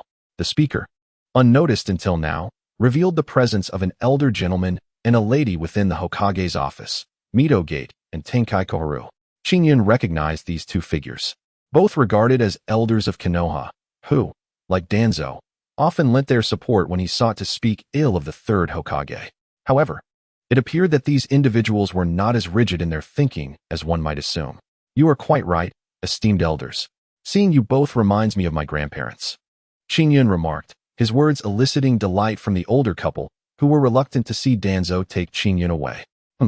Let the third Hokage educate him? The outcome remains to be seen. With a dismissive shake of his hand, Danzo stormed out of the Hokage's office. The third Hokage offered a warm smile to Qingyun and White Fang. Do not hold Danzo's behavior against him. It is simply his nature. Qingyun, unfazed, proceeded to deliver a detailed report on their mission. After a moment of contemplation, the third Hokage remarked, You have performed admirably on your mission. Given this, let us amend the rules slightly. From now on, you shall not only be permitted to undertake D-rank missions as Jonan, but may also pursue C-rank missions as Chunin. And if you so desire, I can assign you B-rank missions as well. The third Hokage's words filled Qingyun with excitement. Completing missions not only yields rewards, but also points for defeating opponents. With these rewards, Qingyun could become stronger. The more advanced the mission, the quicker his growth. Thank you, Lord Third Hokage, Qingyun expressed gratefully. The third Hokage nodded and added, by the way, it seems White Fang has not imparted much knowledge to you since taking you under his wing. Tomorrow, come find me. I wish to give you some guidance. He then instructed White Fang to refrain from missions for the week and to take the time to mentor Qingyun. I will also inform Jiraiya to provide instruction to Minato. As for Yuki, let her learn from White Fang as well. Qingyun's heart raced with excitement at the prospect of receiving guidance from the third Hokage, knowing it would greatly enhance his abilities. However, he understood that his strength primarily stemmed from the devil fruit system. Without utilizing those powers, relying solely on ninjutsu, he would undoubtedly fall short against the third Hokage. Chapter 23. Chakra testing having been assigned to a team by the third Hokage, Qingyun felt no need for further discussion. Following the gathering, he engaged in his routine training until nightfall. Upon awakening, he promptly sought out the third Hokage, who stripped off his Hokage attire and joined Qingyun on the rooftop. The view from the rooftop was splendid, offering a panoramic glimpse of the entire village of Konoha and its stunning landscape. Qingyun, since I took you as my apprentice, I have yet to instruct you. I hope you do not hold this against me. The third Hokage began, unexpectedly producing a pipe to smoke. To be honest, I have been accumulating mission experience during this time. I have heard that to achieve promotion, one's mission volume, strength, and the evaluations of others are all crucial. Qingyun replied, "Oh, it seems you are quite knowledgeable. Your missions have been completed swiftly and with commendable quality. Thus, I urge you to elevate the difficulty of the tasks you undertake to accumulate more advanced mission experience. By the way, Qingyun, may I ask you a few questions?" The third Hokage inquired, prompting Qingyun's curiosity. "Of course, sensei, please ask. What is your dream?" The third Hokage suddenly posed. Qingyun had not anticipated such a profound question. After careful contemplation, he realized that his aspiration was to become the paramount figure in the ninja world, surpassing the so-called Sage of Six Paths, vanquishing Kaguya, and safeguarding the entire shinobi realm. Though Naruto and Sasuke were traditionally seen as the protagonists, Qingyun intended to seize the spotlight for himself. "My dream is to achieve peace in the ninja world. I wish to transform this world," he declared. The third Hokage was momentarily taken aback. "Your dream is indeed lofty." Qingyun's ambition surpassed even that of becoming Hokage, as the third Hokage already occupied that position, yet altering the entire ninja world was no simple task. "Though it may not be easy, I believe you possess the potential to achieve it," the third Hokage smiled gently. "I previously heard Principal Ichiraka mention that you predicted a war would erupt within the next decade. What leads you to such a conclusion?" Seeing the third Hokage's intent to test his insight, Qingyun responded, "Sensei, the first and second great ninja wars were instigated by the interests of nations. Currently, both the Wagakure and Kumogakure advocate military expansion, while Sunagakure suffers from poverty and lacks usable land. Konoha remains relatively neutral, yet cannot evade the threat of invasion by other nations. Small countries struggle between larger powers, inevitably leading to conflict. War has become unavoidable, merely a matter of time before a trigger ignites it. However, I do not foresee any immediate hostilities, at least not for another 5 years." The third Hokage was astounded, given that Qingyun was only 4 years old. His profound understanding of the ninja world's dynamics indicated that he was no ordinary child. "If you were Hokage, what actions would you take?" the third Hokage inquired. "I would not dare to presume," Qingyun replied, understanding that drawing attention to himself could be perilous, as he was uncertain of the third Hokage's true intentions. Nevertheless, he soon realized that he was overthinking, for despite his talents, he remained but a child. "Speak freely, it is of no concern. I wish to know your approach," the third Hokage stated earnestly, alleviating Qingyun's apprehension and confirming that he was not merely testing him. "Very well, I shall share my humble opinion. If I were Hokage, I would first strive to secure the support of our feudal lord. With the backing of the Fire Country, Konoha could fully commit to the impending battles to protect the village." Qingyun's words were astute. He only mentioned defending the village, carefully avoiding any implications of invading other nations, as he was uncertain of the third Hokage's inclinations. "Of course, what else?" the third Hokage prompted. "With the feudal lord's support secured, we must swiftly implement economic and military reforms in Konoha to foster rapid development. Although Konoha is recognized as the strongest among the 5 great shinobi villages, our number and quality of ninjas are still inferior to those of Kumogakure and Sunagakure," Qingyun continued. "Anticipating the imminent war, we must prepare adequately, investing significantly in cultivating our ninjas. The village could even establish dueling arenas to enhance their skills. The prominent clans must contribute their strength, for without Konoha, they too would face displacement." Qingyun's remarks struck a chord. The third Hokage smiled, seemingly pleased. "Qingyun, I had underestimated you. I initially thought you were merely a combat prodigy, but I did not anticipate your insights into political and military matters. I find it reassuring. Your ideas for nurturing new talent align perfectly with Konoha's will of fire. Now, Qingyun, I wish to ask you, do you believe you can become Hokage in the future?" the third Hokage queried. Qingyun pondered for a moment before asking, "Do you wish for me to speak the truth or a falsehood?" "Certainly the truth," replied the third Hokage, finding the child's earnestness quite refreshing. After all, a capable Hokage not only possesses strength, but also has the ability to ensure the well-being of all, to prevent oppression, and to reshape the very fabric of the ninja world. I believe that it is not the title of Hokage that grants one the right to change the world, but rather the capacity to effect such change that qualifies one for the role. Upon hearing this, the third Hokage contemplated briefly before nodding once more. "If that is the case, I hope you will approach your training with greater seriousness and diligence. I am confident that you will emerge as a formidable contender for the position of Hokage in the future. Your time is still abundant, However, as you mentioned, should war arise, I hope you will seize the opportunity to make a name for yourself. The third Hokage's praise was substantial, and his expectations for Qingyun were high. Even his beloved disciples, Orochimaru and Jiraiya's pupil, Minato, had not received such accolades. Let us not linger on pleasantries. Qingyun, as Hokage, I am exceedingly busy and can only spare time to impart a few teachings. For the remainder of your time, I suggest you seek out White Fang. His prowess is among the finest in the ninja world, the third Hokage stated candidly.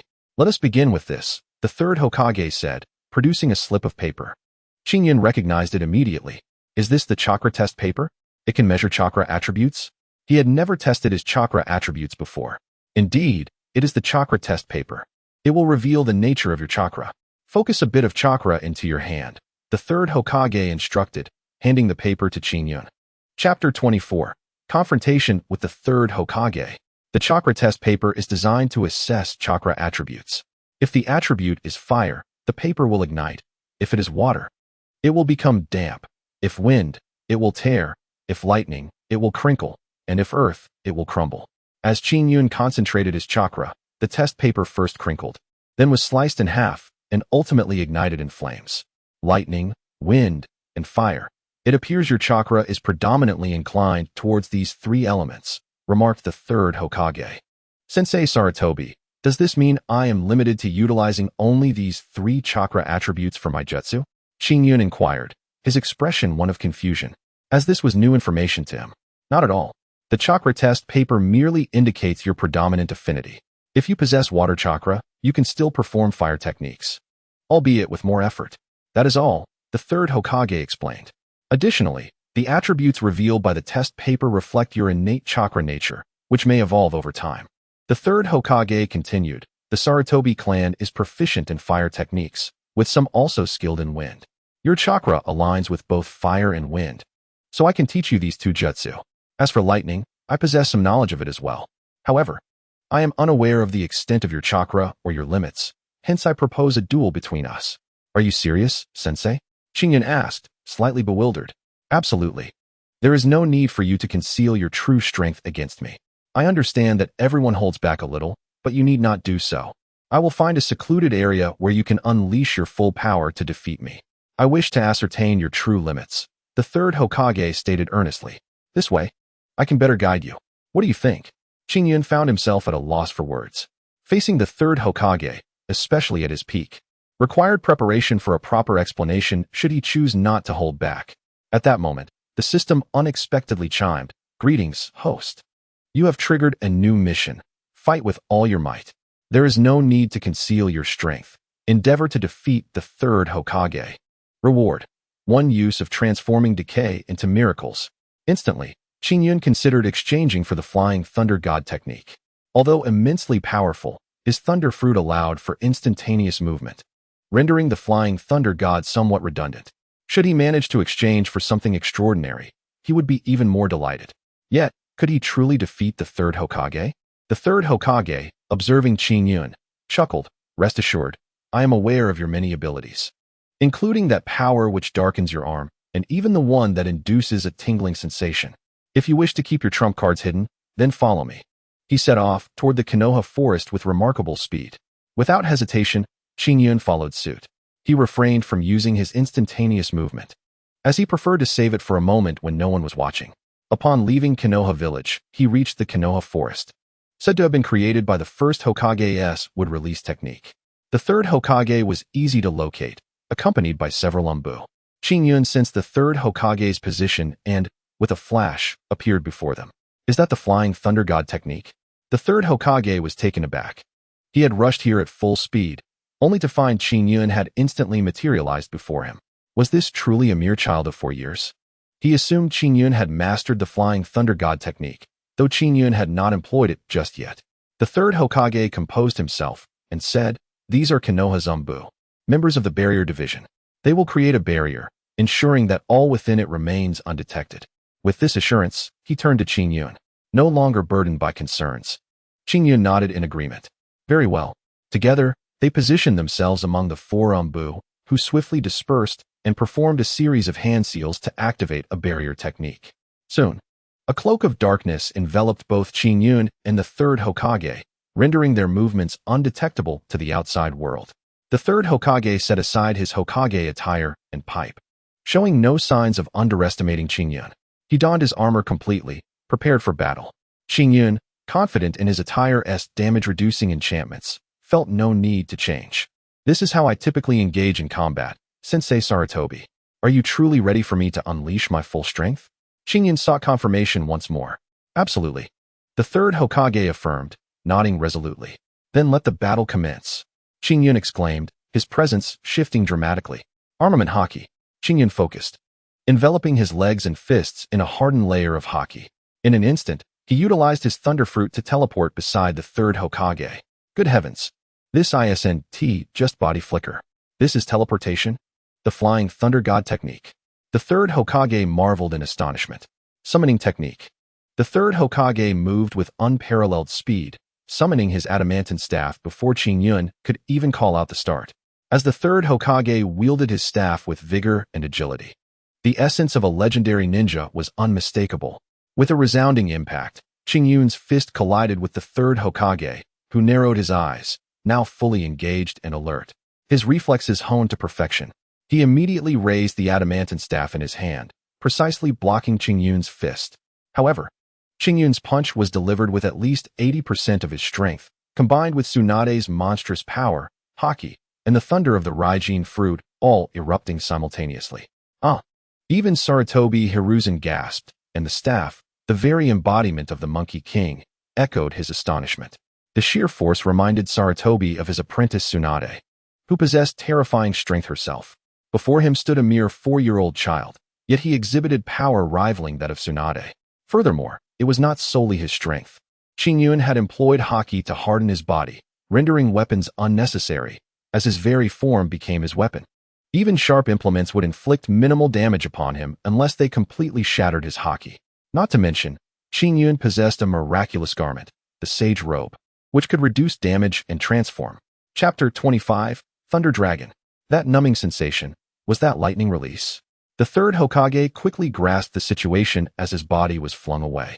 Instantly responding, the adamantine staff suddenly elongated and struck towards Qingyun, who calmly raised his hand to block it, while the third, akin to a monkey, leaped onto the staff. Earth release, earth flow river. The third Hokage, from his elevated position, spat forth a torrent of mud. Although it appeared somewhat unpleasant, this technique was sufficient to temporarily halt Qingyun's advance.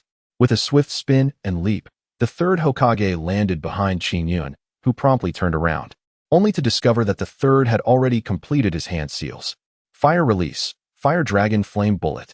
Qingyun was taken aback that the third Hokage was fully serious, and he decided not to hold back any longer. 30 million volts, Thunder Beast. Qingyun's most formidable trump card lay in the Raijin fruit. This level of voltage transcended human comprehension, manifesting as a lightning beast akin to the legendary Kirin. If one were to classify this technique in terms of ninja ranks, it would undoubtedly be at least an S rank. The third Hokage was once again astonished, realizing that the power of the Fire Dragon Flame Bullet could not possibly contend with the Thunder Beast.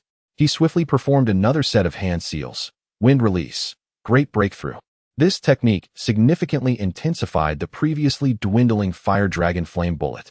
The third Hokage was an expert in combined ninjutsu, utilizing wind release to augment the power of fire release while simultaneously countering Qingyun's lightning release. The collision of Qingyun's Thunder Beast and the third Hokage's Wind Fire Dragon resulted in an explosion. Earth release, Earth Flow Wall. The third Hokage employed ninjutsu to shield himself, yet he refrained from using it against Qingyun, knowing well that the boy would not be easily defeated. Indeed, Qingyun suffered minimal repercussions, primarily due to his damage-reducing garment and the protection of haki. Within the fray, the sounds of battle echoed vibrantly, while the four Umbu outside engaged in casual conversation. Why was it so noisy inside? Could it be that the third Hokage was engaged in fierce combat with this young child? One Umbu speculated. Are you joking? That is the third Hokage, and the other is merely a 4-year-old apprentice. If he could contend with the Hokage at such a level, he would be too monstrous. Another agreed. The four Umbu had no inkling that the battle within was far more intense than mere sounds. Having unleashed several techniques, The third Hokage remained unflustered and composed. Teacher Sarutobi, you are truly strong. Most ordinary ninjas would be fatigued by now. Qingyun acknowledged the third Hokage's prowess sincerely. The third Hokage, with a wry smile, replied, "You little rascal, taking advantage yet pretending to be modest. Even elite Jonan would struggle to withstand these techniques. You truly are a genius. Your lightning release can even take beast form, something even the Reikage would struggle to achieve. It seems I must take this seriously." The third Hokage's eyes sharpened. Hearing this, Qingyun smirked. After all, the Hokage had blocked 30 million volts from his Thunderbird and claimed to be holding back. Of course, Qingyun still possessed some strength in reserve. Be careful now. The third Hokage hurled a shuriken toward Qingyun, who effortlessly dodged it. Unbeknownst to him, the shuriken was entangled with fine steel wire. With a swift tug, the third Hokage redirected the shuriken back toward Qingyun. Simultaneously, the third Hokage formed seals and loudly proclaimed, "Shuriken Shadow Clone Technique." Under the influence of shadow clones, the shuriken multiplied and surged toward Qingyun with great speed. Given that Qingyun was merely a 4-year-old genin, he lacked the combat experience of the third Hokage. As Qingyun attempted to teleport, it was too late. He decisively utilized Haki to shield himself and darted aside. Crash! Qingyun used his body to deflect the shadow clone shurikens, only to find the third Hokage waiting for him. Combined ninjutsu, Earth Dragon Flame Flow. Sarutobi, having scarcely paused his ninjutsu output, swiftly transitioned from the shuriken shadow clone to employing shadow clones in tandem with earth release and fire release. With the relentless barrage of attacks, Qingyun found no opportunity to teleport and was forced to defend. 30 million volts, Thunderbird. Once again, Qingyun unleashed the power of the Raijin fruit. The Thunder Beast was more formidable, while the Thunderbird excelled in speed. In an instant, the Thunderbird charged toward the third Hokage's Earth Dragon Flame Flow. Their ultimate techniques collided once more, with Qingyun relentlessly pressing forward, while the third Hokage continued to expend chakra, eager to test Qingyun's limits. Surrounding them, lightning crackled, and fiery mud splattered upon the ground as their battle raged fiercely. With a powerful shout, Qingyun exerted himself one last time, releasing another Thunderbird, finally overcoming the third Hokage's Earth Dragon Flame Flow. Not yet finished. The third Hokage, along with his shadow clones, utilized body flicker technique to reposition, swiftly forming seals again, lightning water dragon bullet. The shadow clones employed lightning release, while the third Hokage's main body utilized water release, thus executing another instance of combined ninjutsu. Although lacking the chakra nature transformations of bloodline limits, the third Hokage's combined ninjutsu had significantly surpassed level 112, showcasing the synergy between elemental attributes once more. 60 million volts. Thunder Dragon. Qingyun was nearing his limits. He realized that utilizing the energy from the devil fruit drained his stamina. Naturally, stamina hinged on one's physique. And as a 4-year-old child, Qingyun, no matter how prodigious, would eventually exhaust his strength. The Thunder Dragon's voltage surpassed that of the previous Thunder Beast and Thunderbird. The speed and power of the Thunder Dragon, a fusion of the two, appeared even more formidable. Time and again, Qingyun shattered the third Hokage's perceptions. Initially, the third Hokage merely sought to gauge Qingyun's limits. However, he now felt he was approaching his own. Was this truly a child? It was hard to believe. To manifest lightning release in the form of a dragon, and at such an impressive level, even I cannot achieve that. How does Qingyun's lightning release compare to that of the Reikage? It seems this child has forced me to exert my full strength. The third Hokage no longer concealed his prowess, ready to confront the Thunder Dragon unleashed by Qingyun. The third Hokage felt that the lightning dragon had paralyzed his body, yet he forcefully compelled himself to move. 5 elements, great bullet technique. Sarutobi Hiruzen shouted. What? Qingyun was astonished. He had not anticipated that the third would employ such a formidable technique against him. Chapter 26. The Descent of the Thunder God. This move was one that the third Hokage had utilized during the Fourth Great Ninja War. Its power was horrendous. The explosive force generated by the collision of various elemental techniques was virtually insurmountable. Even the lightning dragon was rendered immobile by this 5-element great bullet technique. Qingyun's stamina was nearing its limit, and he could not resist the urge to spit out a mouthful of blood. His fierce determination drove him to seek victory, to surpass the third Hokage in this moment. Thunder God Fruit. It all depends on you. 200 million volts of the Thunder God. Qingyun revealed his ultimate card, a technique whose voltage exceeded that of the Lightning Dragon by more than threefold. However, this move surpassed Qingyun's current abilities, causing him to cough up blood as he executed it. The third Hokage stood stunned. He had never witnessed a 4-year-old child fighting with such desperation. Seeing a colossal lightning figure behind Qingyun, identical to him, the third understood that this child had unleashed his true lethal move. Is this your trump card? An attack of this magnitude could slay even a Kage-level ninja, yet your body seems incapable of withstanding it, the third muttered to himself. The surrounding thunder cracked loudly, rendering Qingyun unable to comprehend the third's words. Qingyun's will was nearly extinguished. His singular focus was to defeat the third Hokage before him. The clash of the 200 million volts of the Thunder God and the 5 elements' great bullet technique culminated in a terrifying spectacle. The 4 umbu positioned around the barrier were instantly swept away by the force of the explosion. The ground was blasted into a massive crater, with the edges of the Konoha forest charred black from the lightning's touch. At this moment, the third Hokage was panting heavily, blood trickling from his lips, surrounded by the Rui Jingu Bang, transformed by the Monkey King. The indestructible Monkey King shielded the third Hokage with his own body. Overcome by exhaustion, Qingyun collapsed to the ground, losing consciousness. How is this possible? Did the third just kill this child? One umbu exclaimed. Third Hokage, you are injured, and it seems serious. What happened? Did you accidentally harm yourself? Could it be him who caused your injury? The third gave a slight nod. Do not concern yourselves with such matters. Take him to the hospital immediately and ensure he receives the utmost care. The umbu, understanding the gravity of the situation, remained silent behind their masks. Qingyun felt unbearable pain throughout his body. Even opening his eyes was an arduous task. Upon doing so, the system's voice echoed in his mind. Host, you are awake? Please do not act so recklessly next time. What happened to me? Qingyun asked, still dazed. You are merely 4 years old. Yet you unleashed the 200 million volt Thunder God. Do you think you are ill? Even he could not use such power carelessly. Is it necessary to exert yourself so fiercely against a Hokage? The system replied. Weren't you the one who said I should try my best to defeat him? Qingyun countered. Indeed, but if I truly allowed you to defeat him, I would not have said try your best. This time, you were fortunate. Your clothing mitigated some of the damage. Otherwise, you might not be able to fight again in the future, the system explained. Is it really that severe? Qingyun inquired. Of course, the system rewards you with various abilities, but they are only basic enhancements. The extent of their effectiveness depends on you. Do not forget your age, you are only 4. While you accomplished your task, you are effectively jeopardizing your future. Do not act this way again, the system admonished him. Qingyun, being someone who learns from his mistakes, took these words to heart. So, how did my task fare? He inquired, still preoccupied with his mission. Your task was completed exceptionally well, the system replied. You nearly defeated the third Hokage. As a result, your ability to transform decay into wonder has been upgraded. Do you wish to exchange it for the Flying Thunder God technique? Yes, Qingyun affirmed. Then I shall exchange it for another reward and enhance it further.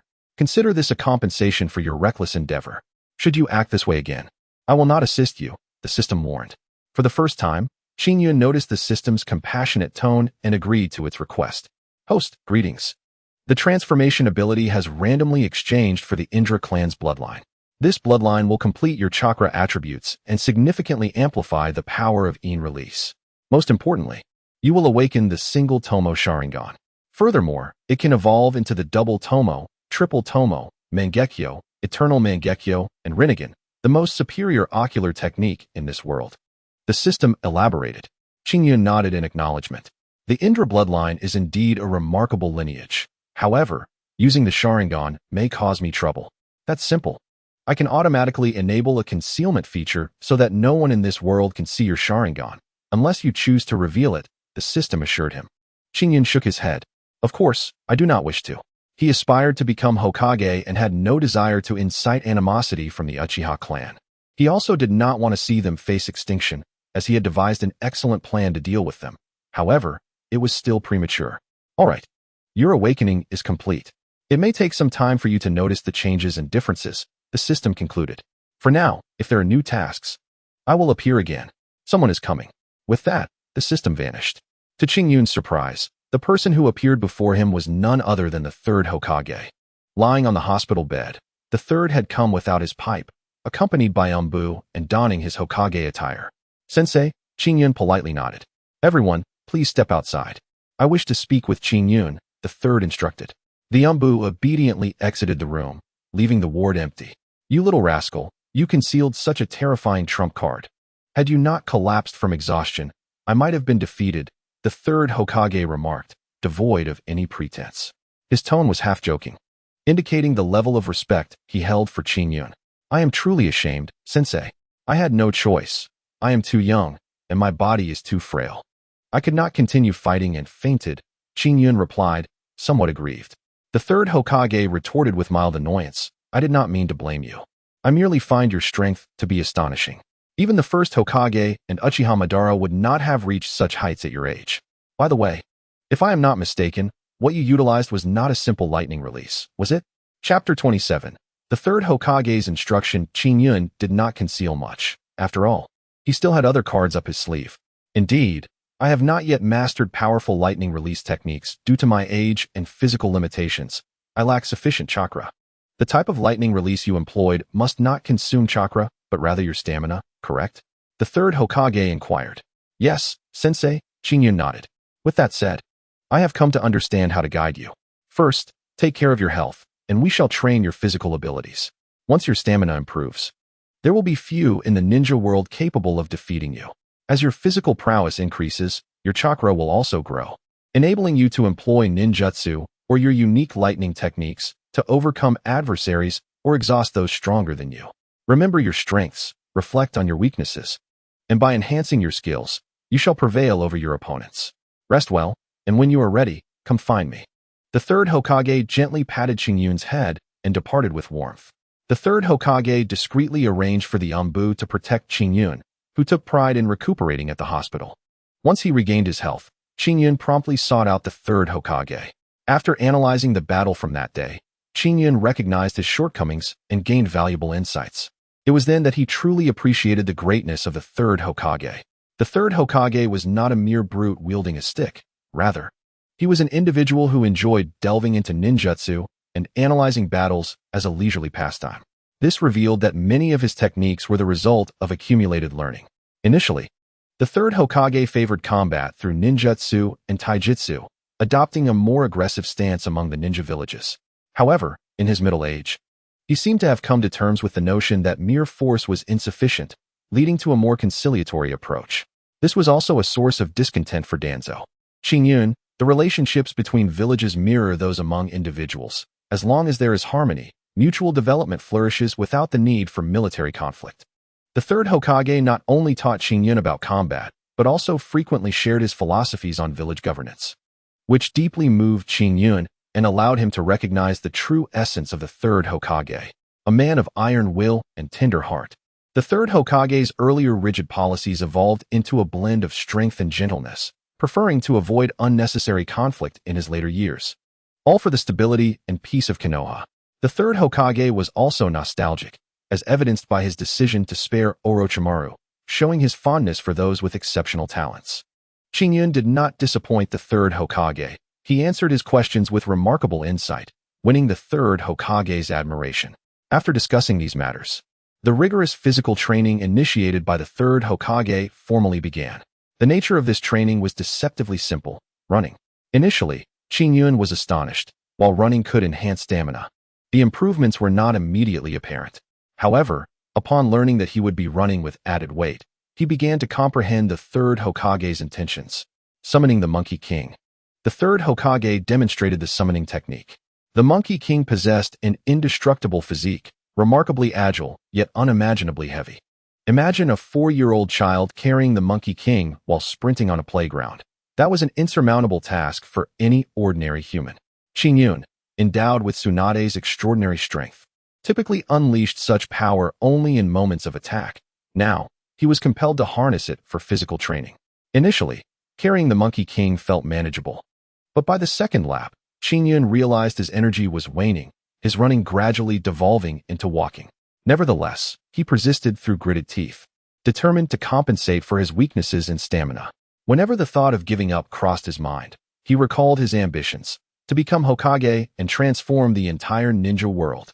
Despite every challenge he endured, the third Hokage, observing Qingyun's unwavering determination, felt a surge of emotions. Such a talent, relentlessly striving for self-improvement, surely. There was no one in the entire ninja world who exerted themselves as diligently as he did. The third Hokage's fondness for Qingyun grew with each passing day. Of course, if Qingyun only engaged in physical training, he would have ample free time. In reality, he also had to execute missions. For a ninja, undertaking missions was an integral part of their duties, completing C-rank and D-rank tasks continuously. Thus, Qingyun's training continued for half a year until one day. Sarutobi Hiruzen said to him, "You have completed numerous C-rank and D-rank tasks. From now on, dedicate 2 hours each day to sparring with me." As an absolute powerhouse, Sarutobi Hiruzen possessed a wealth of battle experience, his mastery of ninjutsu and taijutsu rendering him invincible. He was willing to serve as Qingyun's sharpening stone, an opportunity Qingyun eagerly embraced. Each encounter with the third Hokage enriched Qingyun's combat experience, and after every defeat, he would reflect on the reasons behind his failures. Of course, Qingyun was not incapable of defeating the third Hokage. He simply refrained from utilizing his fruit abilities for the sake of future growth. As time passed, one day, Sarutobi Hiruzen suddenly remarked to Qingyun, "In our previous sparring sessions, your progress has become increasingly evident. I will now teach you ninjutsu." Qingyun had eagerly awaited these words. For as a ninja scholar, the pinnacle lay in ninjutsu. Sarutobi Hiruzen's decision to teach Qingyun ninjutsu signified that he had fully embraced him as an important disciple. The previous battles had merely served to balance Qingyun's skills, but now he was about to learn new techniques. The secret arts of the Sarutobi clan, the Great Flame Technique. "I will demonstrate, and you shall replicate," Sarutobi Hiruzen said earnestly. After performing the hand seals once, Qingyun committed the sequence to memory, his enhanced perception allowing him to perceive others' chakra, complemented by his Sharingan's single tomo. In an instant, Qingyun grasped the essence of the Great Flame Technique. When he attempted to use it for the first time, he unleashed intensely scorching flames capable of incinerating opponents to ashes, showcasing its might. The fire techniques of the Sarutobi clan seemed to rival those of the Uchiha clan, leaving Qingyun astounded. The most surprised, however, was Sarutobi Hiruzen, who had not anticipated Qingyun mastering the intricacies of the Sarutobi clan's fire techniques so swiftly. "Qingyun, I previously underestimated your remarkable talents," he chuckled. Chapter 28. The Rescue Mission. Sarutobi Hiruzen added, "You must become accustomed to your own combat style, continuously striving for improvement. Whether ninjutsu, taijutsu, or jinjutsu, they all serve the purpose of achieving your objectives. Powerful ninjutsu or weaker techniques, what matters is the ability to defeat your opponent. Moreover, there are no weak ninjutsu, only weak ninjas. A C-rank technique in the hands of a master can unleash power surpassing that of an S-rank. I hope you will make the most of every ninjutsu you learn." Sarutobi Hiruzen's repeated guidance filled Qingyun with warmth. The image of the frail, incapable old man from the original narrative hardly aligned with the current reality. After this period of learning, you have shown significant improvement. Now, I have a task for you, Sarutobi Hiruzen stated decisively as he handed Qingyun a scroll. Qingyun felt a sense of curiosity. Previously, tasks were assigned in teams, yet this time he found himself alone. After reviewing the contents of the scroll, Qingyun spoke with a sense of urgency. "What? Teacher, why didn't you inform me of such a significant matter sooner?" The scroll contained a distress signal, unmistakably from his own team, indicating that they were in peril. "I only received this information recently. Our village's Uzumaki Kushina has been captured, and Minato has gone to rescue her. However, it has been quite some time without any response," the third Hokage said, somewhat awkwardly. "Really? Danzo is such a nuisance." Qingyun couldn't help but think, feeling frustrated by the man's incessant meddling. "Minato is the hope of Konoha. I have faith in him. It is not suitable for the Umbu to handle this situation, so I hope both of you can complete this mission together," Sarutobi Hiruzen instructed. "Who else but me?" Qingyun inquired. "Of course, it's me." He turned to find Senju Yuki, with her striking purple hair, waiting there. "Your chakra seems almost undetectable," Qingyun remarked, surprised. For he prided himself on being perceptive to such energies. While his focus was on the third Hokage, he should still have sensed her presence. "I have trained relentlessly these past few months, and my strength has significantly improved," Yuki replied, not lying, as Qingyun could clearly see her chakra was more vibrant than before. Your mission to rescue Minato and Kushina is tentatively classified as B rank. However, you may encounter formidable ninjas, so exercise caution. Sarutobi Hiruzen warned. Teacher, who exactly captured Kushina? Did Minato head off in that direction? Qingyun immediately pressed for answers. Come with me, Yuki beckoned, leading Qingyun towards the outskirts of the village. Upon arriving, she pointed to a tree in the center and said, Minato and I were fighting there.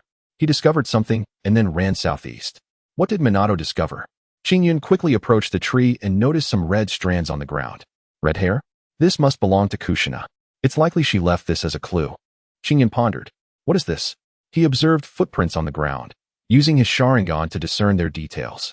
There are only 2 sets of footprints, indicating that only one person kidnapped Kushina, while the other was Minato. He deduced. One person dared to infiltrate Konoha to abduct Kushina, and succeeded? This individual must possess considerable strength and confidence, suggesting they are indeed a seasoned ninja. Qingyun analyzed meticulously. So he ran southeast? Qingyun inquired, shaking his head. Yuki, did you see Minato head southeast? Yes, in the heat of the moment. He dashed in that direction, Yuki confirmed. He likely left some clues behind, Qingyun believed. Certain that despite Minato's urgency, he maintained his composure. Otherwise, he wouldn't have become Hokage in the original storyline. As they pursued the southeast direction, Qingyun soon discovered a signal from Minato on a tree. These signals were directional codes used by Konoha ninjas, and both he and Yuki trusted them implicitly as they followed the trail. However, it wasn't long before they found themselves ensnared in a trap. A group of ninjas surrounded them, either rogue or defectors. Senju Yuki of Konoha and the third's young disciple, Qingyun. I never expected you to walk right into our hands. A rogue ninja boasted. Capturing you within Konoha is no easy feat, so we deliberately used Konoha as signals to lure you outside the village. Now, escape is impossible. He continued. With a wave of his hand, the rogue commanded his subordinates to charge at Qingyun and Yuki. Leave one alive. Kill the rest. Qingyun maintained a courteous demeanor towards friends, but showed no mercy to those who dared to harm him. Fire style, great fireball technique. Qingyun unleashed a powerful fire jutsu, sending flames towards the enemies. This time, the adversaries were clearly more formidable. They countered with earth style, earth wall. They could not use water style. Only someone like the second Hokage could wield it freely on land. The great fireball technique quickly heated the earth wall to a boiling point. 2 children daring to fight us? How absurd. The rogue ninjas sneered. I bet they're already exhausted and begging for mercy on the ground. They laughed, underestimating their opponents. But the next moment left them utterly dumbfounded. Boom. Qingyun struck the earth wall with a powerful punch, his rigorous training enhancing his physical prowess. Possessing immense strength, and after months of training, his power had intensified. Without using any enhancements, he shattered the earth wall with a single blow. Impossible. The earth wall was destroyed with one punch. Chapter 29, Ambush Wood Style, Forest of Death. Qingyun initiated an attack, and Yuki joined in, utilizing her strong wood style technique to ensnare at least 3 rogue ninjas with vines. The remaining enemies posed no challenge. Qingyun had no need for restraint. 30 million volts Thunderbird. He wished to end this swiftly. These rogues barely reached the level of a Chunin and were not worth expending full energy against.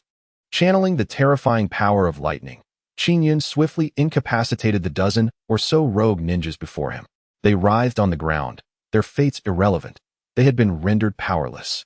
Qingyun then dispatched another enemy with a surge of electricity and, alongside Yuki, interrogated 2 captives. Where is the red-haired girl? How did you know we would pass through here? Qingyun demanded. If their answers differed, at least one must be lying. If they aligned, it was likely true. However, simultaneous lies were improbable. There's a defector from Konoha among us who deciphered the signal, so we lay in wait. A rogue ninja quaked in fear at Qingyun's overwhelming strength. I ask you again, where are the red-haired girl and the blonde boy? Qingyun's tone turned menacing. Ultimately, the 2 rogue ninjas revealed the truth, a bounty office. Inside the bounty office, there's a high-priced reward for capturing Uzumaki Kushina alive. Qingyun furrowed his brows, turning to Yuki. A bounty office? What kind of place is that? E.g., though youthful and seemingly mature, appeared somewhat perplexed by these matters. Is it referred to as the exchange of gold? Essentially, it involves someone posting a bounty. While another accepts the task, ultimately leading to the severing of the target's head in exchange for monetary gain. It operates akin to a contract killing, shrouded in secrecy, lurking within the underbelly of society. However, the precise location of the exchange remains an enigma. Given this, how are we to proceed? Following the markers left by Minato, will there be ambushes awaiting us? E.G. furrowed her brow and inquired. This, I am uncertain, but we must forge ahead, as this is our only lead. It seems those individuals fell victim to some form of ninjutsu, as they were on the verge of revealing the location of the exchange before meeting their demise.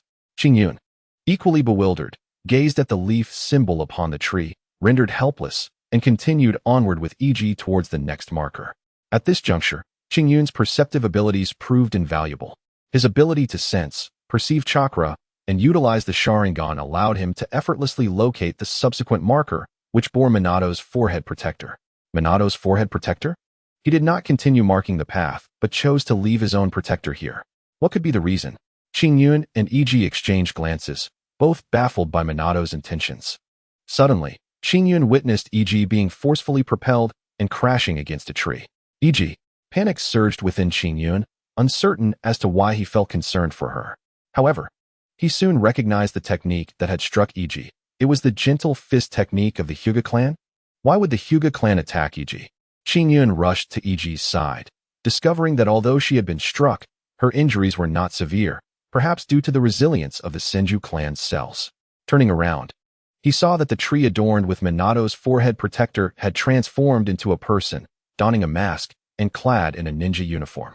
Clearly, this individual was a member of the Hyuga clan from Konoha. An umbu? Is there an umbu lying in wait for us here? What is the reason behind this? Qingyun stood beside E.G., demanding answers. Because you have provoked someone you should not have? Would that be an appropriate response?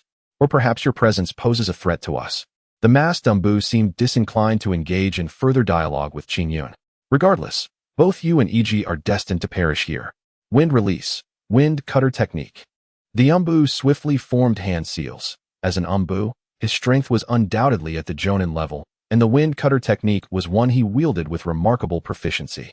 The wind cutter technique cannot be withstood, especially with E.G. behind him, prompting Qingyun to hastily perform hand seals.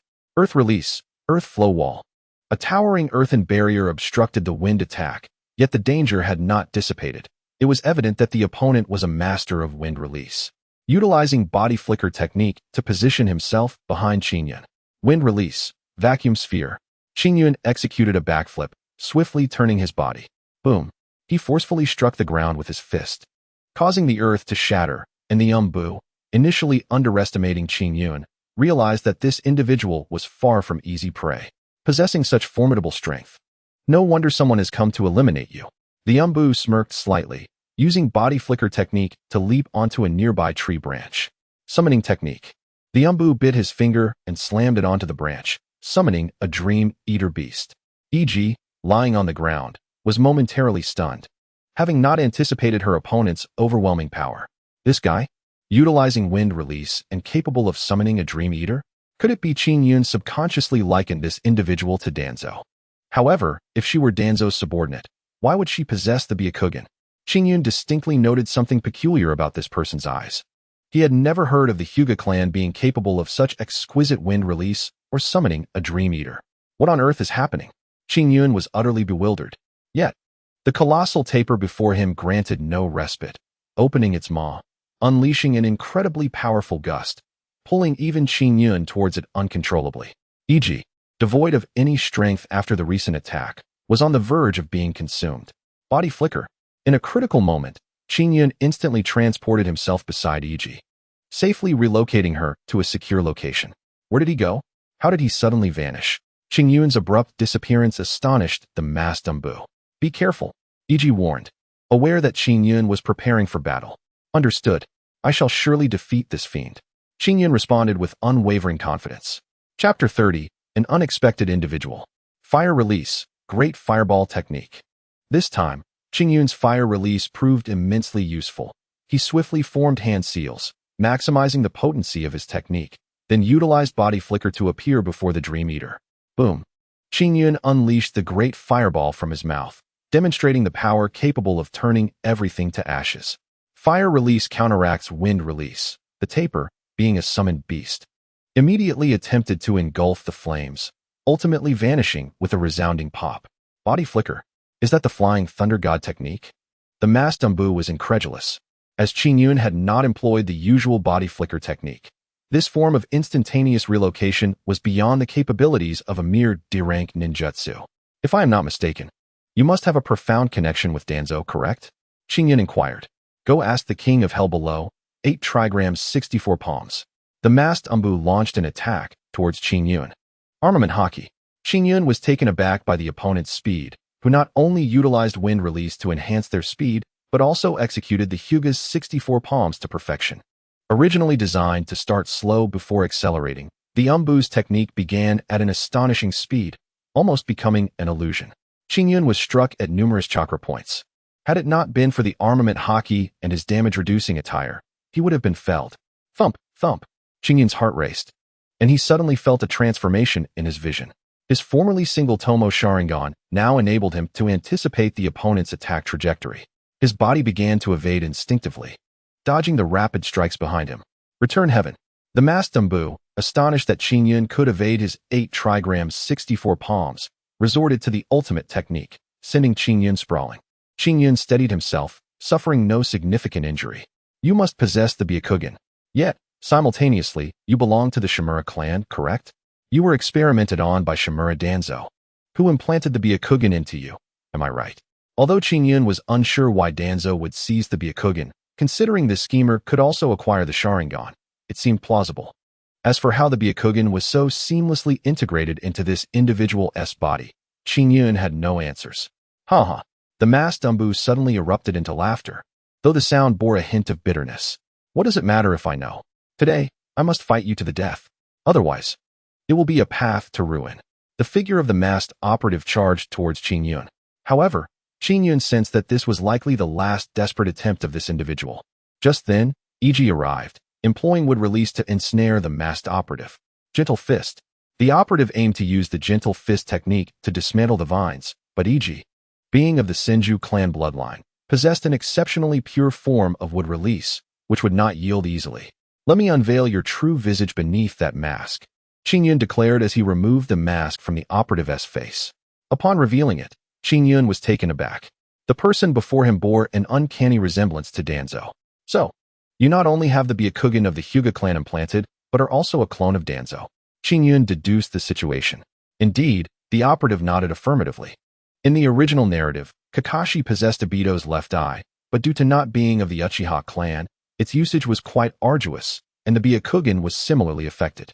Thus, Qingyun surmised that Danzo must have acquired cells from the Hyuga clan. If it were merely Danzo, such a feat would not be easily accomplished. But with the assistance of Orochimaru, the scenario changes entirely. Qingyun speculated that Orochimaru had indeed aided Danzo, but the specifics of their transaction remained unclear. You are no match for me, kid. Although you possess the wind release of the Shimura clan and the Byakugan of the Hyuga clan, with your current level, you stand no chance against me. Qingyun, however, was unfazed, for he had long surpassed the operative in strength. It appears your power is indeed formidable. Continuing this way is futile. The masked operative donned his mask once more. Farewell, I hope that when we meet again, I will have surpassed you. The boy, Wave Wind Minato, then sprinted away and inexplicably vanished, as would release could not ensnare him. Qingyun glanced at Iji, who returned his gaze. Can we trust his words? Iji inquired. Well, we have no other leads, Qingyun replied. Are you all right? Do not underestimate the physique of the Senju clan. Iji nodded, surprised to find that her injuries had nearly healed. Let us proceed. We must pursue Minato and Kushina Uzumaki, Iji stated. They continued onward in the direction indicated by the masked operative. Though unaware of their exact location, Qingyun and Iji had undoubtedly left Konoha behind. Upon exiting the forest, they spotted a figure, accompanied by a man and a woman. The man had golden hair and a refined appearance, though he seemed somewhat disheveled. The woman had fiery red hair and appeared to have lost consciousness. Qingyun and Iji recognized that this individual had seemingly exposed himself to await them, indicating his formidable strength. Any attempt at ambush would likely end in disaster. Thus, they chose not to conceal themselves further and stepped forward. Ah, the two prodigies of Konoha. I have awaited your arrival for quite some time. The speaker's voice was deep and chilling. Upon seeing him, Qingyun instantly comprehended. You are Kakuzu, are you not? Qingyun stated directly. The man's expression stiffened slightly. I did not expect even the young ones of Konoha to have heard my name. Is my reputation truly that vast? Indeed, the individual before them was Kakuzu, possessing a pair of greenish-blue eyes that instilled fear in those who met his gaze. Kakuzu was exceptionally powerful, capable of retreating even from the god of ninja, Hashirama Senju, which indicated his prowess. Do you know this man, Qingyun? E.g., unacquainted with Kakuzu, prepared for battle while asking. Yes, his strength has reached the level of a Hokage. Even elite Jonan would find him a formidable opponent. Kakuzu also possesses a technique akin to immortality and is likely from the same era as the first Hokage, Qingyun explained. So he is an old man? E.g. queried. My goodness, why is your focus so peculiar? Qingyun thought E.g. somewhat oblivious. They were facing an immortal monster from the Akatsuki, Kakuzu. Chapter 31. Confrontation with Kakuzu. You little brat. I have stated that I am immortal. I am no old man. Kakuzu retorted coldly.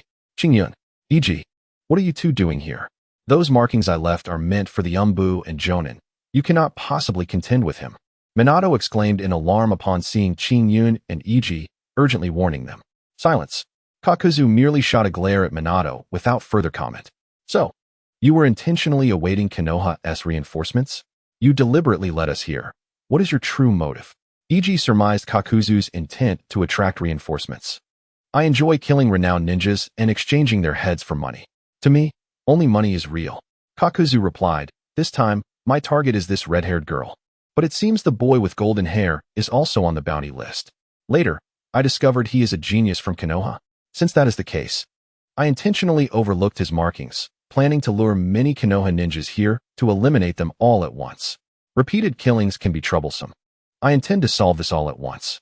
As for those with bounties, I will simply take them along, and naturally, someone will compensate me. Kakuzu stated plainly. In other words, whoever approaches, I shall kill. Run. You are no match for him. A squad of Chunin has already perished at his hands. Minato urged frantically, immobilized and unable to act, resorting only to advising Qingyun and E.g. to flee. Qingyun shook his head. Minato, do not forget that we defeated Chunin together right after graduating from the Ninja Academy. I will not flee. Rescuing you is our mission. E.g., I will engage this Kaku. And you must rescue Minato and Kushina. Qingyun had already outlined the strategy to E.g. Kakuzu, witnessing this, applauded. Well done. Such a promising youth. Since you possess the courage to confront me, I shall be merciful and grant you a swift end. Lightning release, lightning strike. Wind release, pressure damage. Kakuzu, composed and seasoned, recognized Qingyun's distinct demeanor. This young Konoha boy knows my name and remains unflustered in the face of danger. He must be eliminated swiftly. The wind release unleashed a massive storm, while the lightning release struck from the ground below, leaving Qingyun with no room to evade. Earth release, earth wall. Qingyun quickly formed hand signs, erecting an earth wall to barely block Kakuzu's ninjutsu. Earth release, earth spear. Kakuzu shattered the earth wall with a single punch and charged at Qingyun with astonishing speed. Fire release, great fireball technique. A powerful fireball surged towards Kakuzu from the Sarutobi clan. In no time, Kakuzu was engulfed by the flames. Did we win? E.g. asked. This is Qingyun. His ninjutsu flows so seamlessly. Could it be that he does not suffer from chakra depletion? Minato speculated. Qingyun remained exceedingly vigilant, surveying his surroundings. He had merely extinguished a clone, and a formidable ninja like Kakuzu could never be vanquished so easily by his fire techniques. As anticipated, Kakuzu's voice resonated once more. Haha, not bad. For a mere child, you have performed admirably. Yet, death still awaits you. The ninjutsu Kakuzu unleashed was all executed by his true self. Despite releasing 3 consecutive techniques, he found himself unable to subdue Qingyun, who was clearly on a different echelon compared to ordinary geniuses. Such a prodigy deserved to perish. And devoid of any mercy, Kakuzu resorted to his secret technique, the Curse of Earth. The sutures across Kakuzu's body ruptured, and dark threads rapidly emerged, presenting a grotesque sight. Kid, consider yourself fortunate to perish at such a tender age. It is not in vain that you traverse the ninja world. With that, Kakuzu extended his hand, the black threads elongating his arm at an astonishing speed, aiming for Qingyun's neck. However, Qingyun had activated his Sharingan, his perception heightened, and he easily discerned the trajectory of Kakuzu's assault. Armored strength. Qingyun fortified his defense, employing Tsunade's monstrous strength. Not only did he evade Kakuzu's grasp, but he also seized Kakuzu's arm instead. What? How is this possible? You managed to keep pace with my attack. Kakuzu was incredulous. Get off me. Qingyun hurled Kakuzu's arm, sending him crashing to the ground with a resounding thud. What terrifying power! Such a diminutive frame harbors such formidable strength. The control over Chakra is remarkable. Kakuzu, though not severely injured, quickly regained his footing. Kid, is your teacher Tsunade one of the legendary three? Only she possesses such formidable prowess in the entire ninja realm, Kakuzu remarked. And what are those dark threads?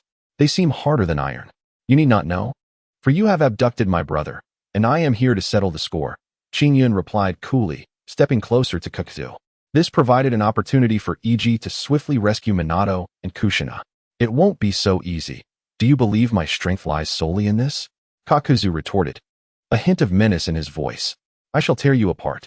He lunged at Qingyun once more, yet Qingyun effortlessly deflected his attack. Huh, young one. You have grown complacent. Kakuzu chuckled, and Qingyun sensed something amiss. It turned out he had merely blocked a feigned strike, as Kakuzu had detached his wrist and arm. The true target is your heart. Kakuzu accelerated towards Qingyun, the dark threads surging forward. Qingyun, taken aback, quickly shifted his demeanor from shock to a sly grin. My apologies. Kakuzu-senpai, I was deceiving you. Ignoring the dark threads, he declared, electrocution. Suddenly, a surge of high-voltage lightning erupted from Qingyun's body, incapacitating the dark threads before they could make contact. Kakuzu found himself momentarily immobilized. How could lightning manifest so close without hand seals?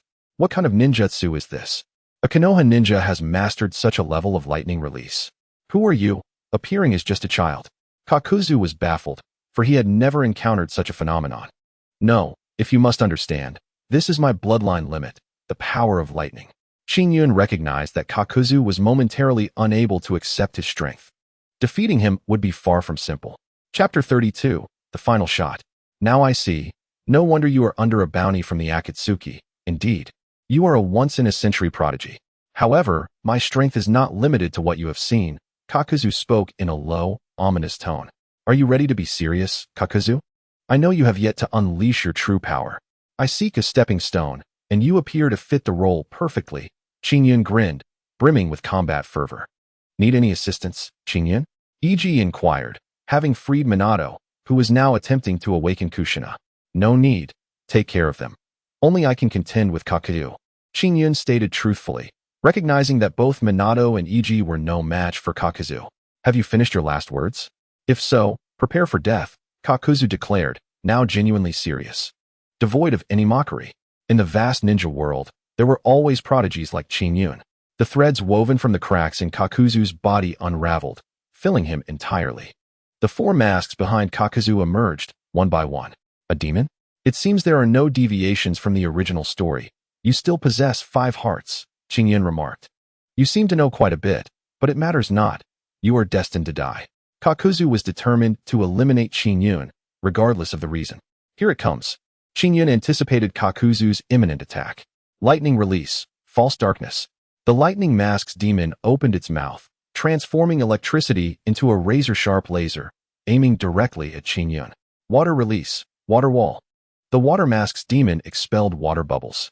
However, with the water mask temporarily detached, the simultaneous attacks from both sides made it challenging for Qingyun to defend himself. Earth release, earth flow wall. 30 million volts lightning bird. Qingyun formed hand seals, erecting the earth flow wall to momentarily block the lightning assault, then instantly teleported to the top of the wall, summoning a lightning bird to strike at the water demon. The lightning took the form of a bird. Kakuzu recognized the exceptional talent in lightning release. He abandoned the water demon, shouting, Tentacle Fist. Qingyun's lightning bird struck the water demon, obliterating one of Kakuzu's hearts. Yet, Kakuzu gritted his teeth, enduring the pain as he prepared to pierce Qingyun's heart once more. Qingyun aimed to counter Kakuzu's assault with another discharge of electricity, but was taken aback when Kakuzu's demons unexpectedly employed a composite ninjutsu. I see. You plan to ensnare me with the tentacles, and then utilize the demons on your back to attack? Qingyun comprehended the opponent's strategy. Kid, this is no simple ninjutsu. Kakuzu smirked slightly. Composite Ninjutsu, Flame Wind Chaos. This technique combined the fire release from the Earth Grudge Fear mask with the wind release from another mask, unleashing an expansive inferno. This level of composite ninjutsu rivaled that of the third Hokage, and Qingyun gritted his teeth. I didn't wish to use this technique. But since you have forced my hand, prepare yourself. Still defiant even when death looms. Can you conjure a dragon as well? Kakuzu taunted. However, a moment later, he was taken aback as Qingyun indeed summoned a dragon. Indeed, Qingyun harnessed the power of the thunder fruit, conjuring a lightning dragon that swirled around him, its radiant electricity forming a protective barrier. Kakuzu felt the ferocity of the lightning. Even for someone of his caliber, approaching recklessly would result in instant annihilation. The assault from Kakuzu struck the Raijin, causing it to roar in agony, igniting an intense fury within it. Yet, Qingyun remained unaffected by the electricity coursing through the Raijin's form. 60 million volts. While this level of lightning may not reach the intensity of a natural thunderbolt, it is still exceedingly lethal, as the safety voltage for humans is merely 36 volts. Even if you employ composite ninjutsu, you shall never match my prowess. Qingyun declared with unwavering confidence. Is this truly Qingyun's trump card?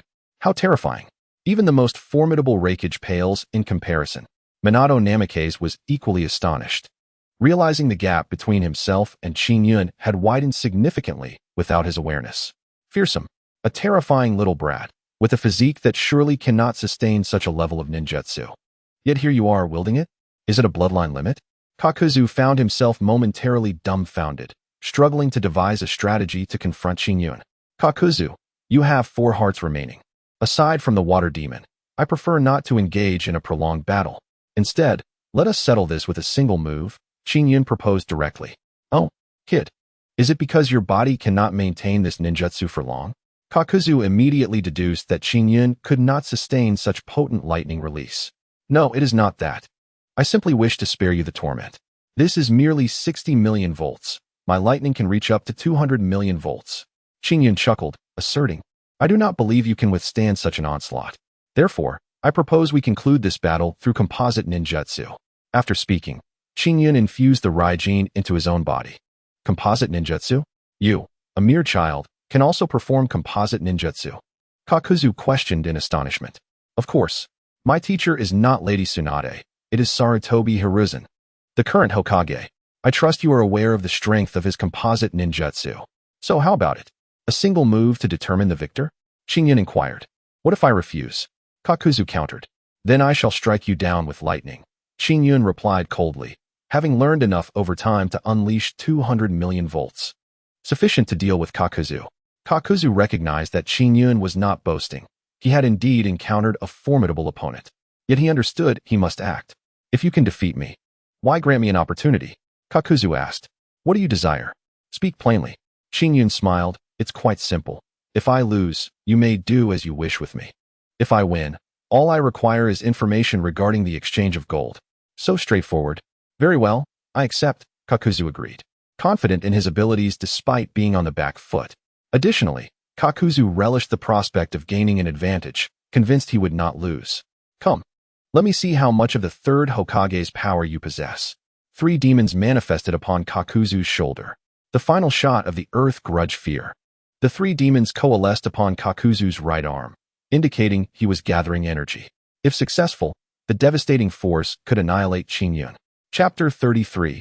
The Great Fire Extinguishing. Qingyun felt exhilarated. Kakuzu was a powerful ninja and the perfect test for his newly developed techniques. Shadow Clone Technique. Qingyun created 2 shadow clones. Wind Release, Great Breakthrough. Fire Release, Fire Dragon Flame Bullet. Lightning Release, Raijin Bullet. Composite Ninjutsu, Thunderfire Soaring Dragon Explosion. Qingyun began to gather energy, waiting for Kakuzu to unleash his full power. As Kakuzu released his might, Qingyun unleashed his new technique. Though unable to perform the 5-elemental bullet technique, which blends 5 elemental natures, he was well versed in wind, lightning, and fire. Utilizing the Raijin Bullet and Fire Dragon Flame Bullet taught by the third Hokage, combined with the Great Breakthrough, he merged the 2 dragons into one, propelled by wind to collide with his opponent. For the first time in combat, Qingyun utilized such a formidable composite ninjutsu. feeling a rush of excitement as he faced Kakuzu's strongest shot without fear. Both techniques, wind and fire, were incredibly powerful, colliding at tremendous speed, resulting in a massive upheaval of the ground. A furious tempest erupted as the colossal clash of chakra radiated outward from the point of impact. Both Qingyun and Kakuzu suffered significant repercussions. Kakuzu's heartbeats grew weaker, while Qingyun, in stark contrast, found his originally single tomo Sharingan evolving into a double tomo through the trial of battle.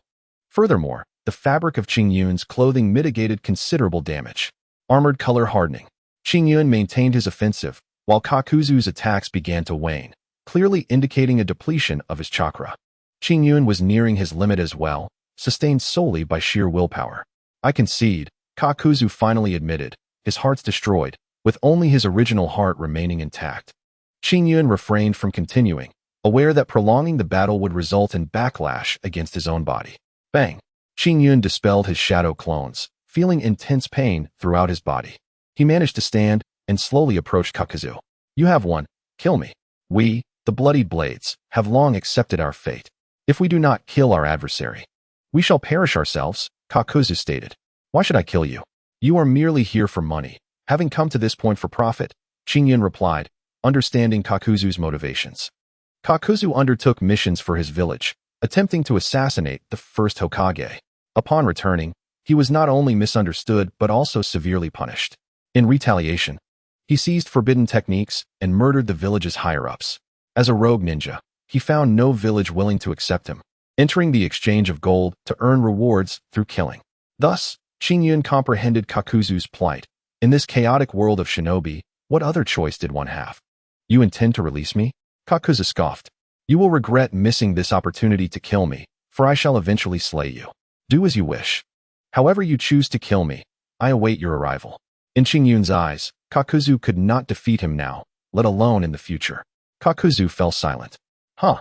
Your tone is quite reminiscent of someone, Kakuzu remarked. Who? The first Hokage. When he defeated me, he spoke in a similar manner, Kakuzu replied nonchalantly. The first Hokage? That seems unlikely. Qingyun expressed skepticism. I truly wonder why he spared you, Qingyun inquired. None of your concern. Since you choose not to kill me, I shall honor my promise and reveal the location of the exchange of gold, Kakuzu affirmed, a man of his word, especially in his current weakened state. Once Qingyun acquired the information he sought, he stated, Kakuzu, I hope you grow stronger in the future. If you still cannot kill me, would you consider collaborating? I possess several million ryo and hundreds of thousands of gold for you to earn.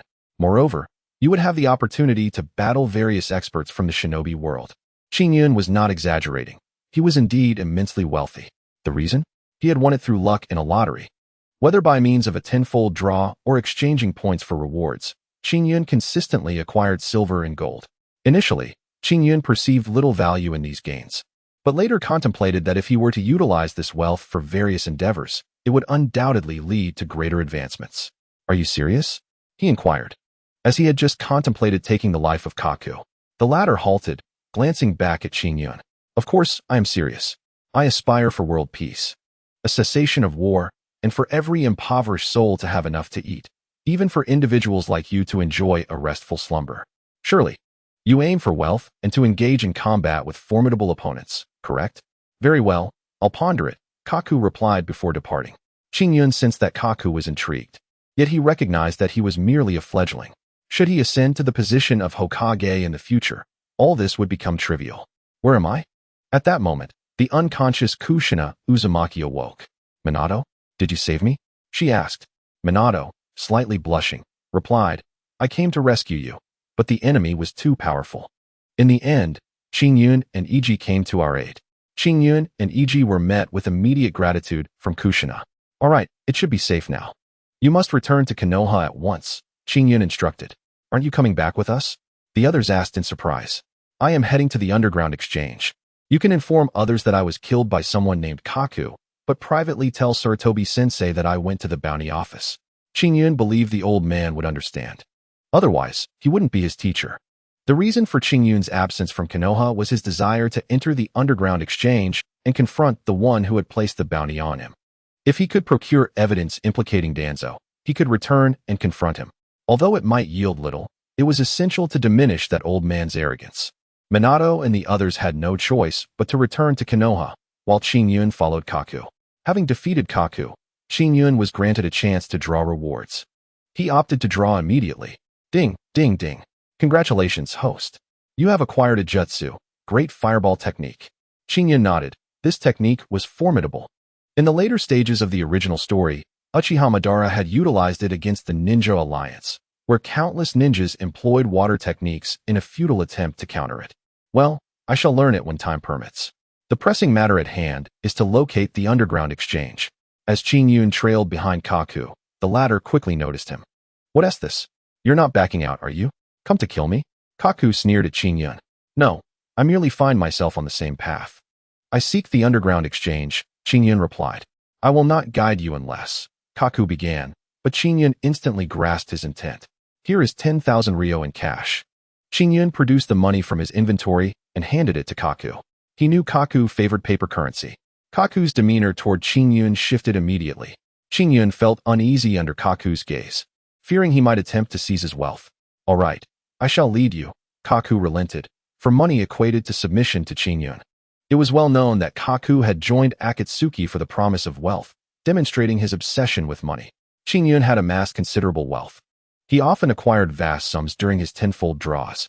Initially, he deemed this wealth insignificant, but now he understood the adage that money can move mountains.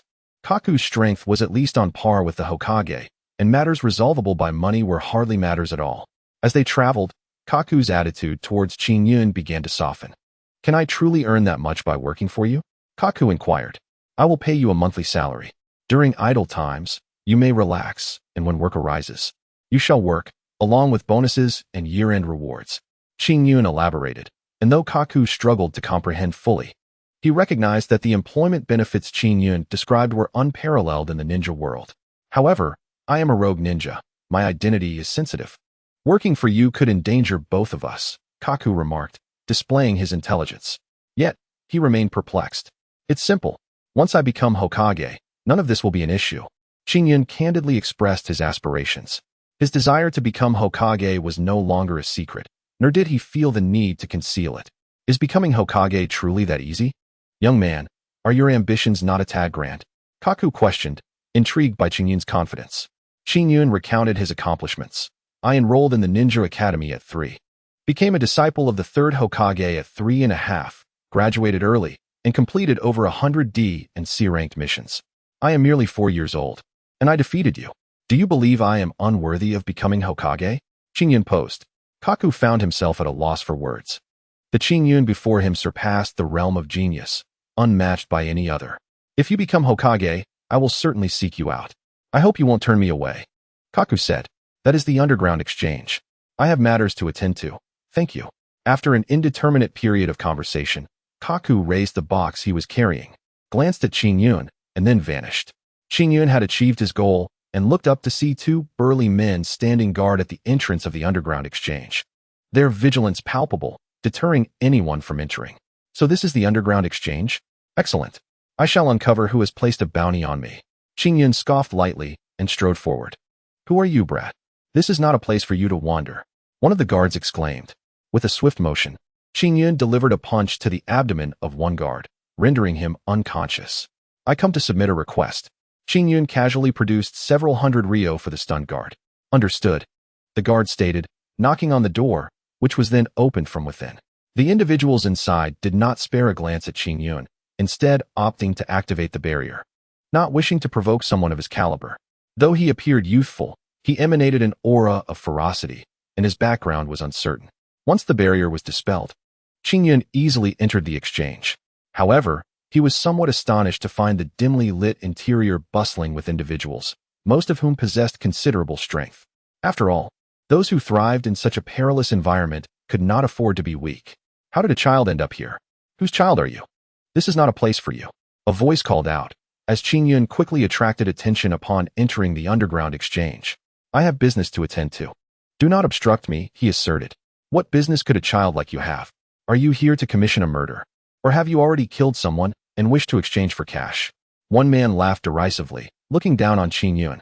Without further ado, Qingyun released his chakra. Although Qingyun is merely 4 years old, the chakra radiating from him creates a profound impact on those surrounding him. What strength! This little rascal is certainly no ordinary child. The nearby ninjas widen their eyes, no longer daring to underestimate Qingyun. Are you still going to obstruct me? Qingyun furrowed his brow, perceiving the other party's refusal to back down, and threatened, if that is the case, then I shall eliminate you. Without holding back, Qingyun charged at the person blocking his path with remarkable speed. Simultaneously, the kunai in his hand pressed firmly against the opponent's chest, poised to pierce through his heart at any moment. Being only 4 years old, Qingyun's height rendered it somewhat difficult to reach the opponent's heart.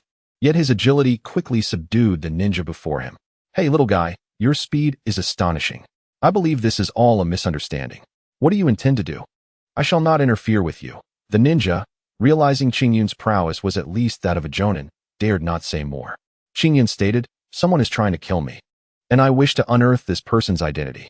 Surely you must have some method? The identity of the client is a closely guarded secret. I am certain there is a way, right? Qingyun then handed the ninja several thousand ryo. With Qingyun's formidable strength and wealth, the ninja no longer insisted on his stance. You may seek Mr. Yamamoto. All commissions at the exchange are handled by him.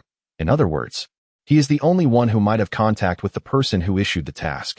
Having received the money, the ninja spoke truthfully. How do I find Yamamoto? Qingyun inquired.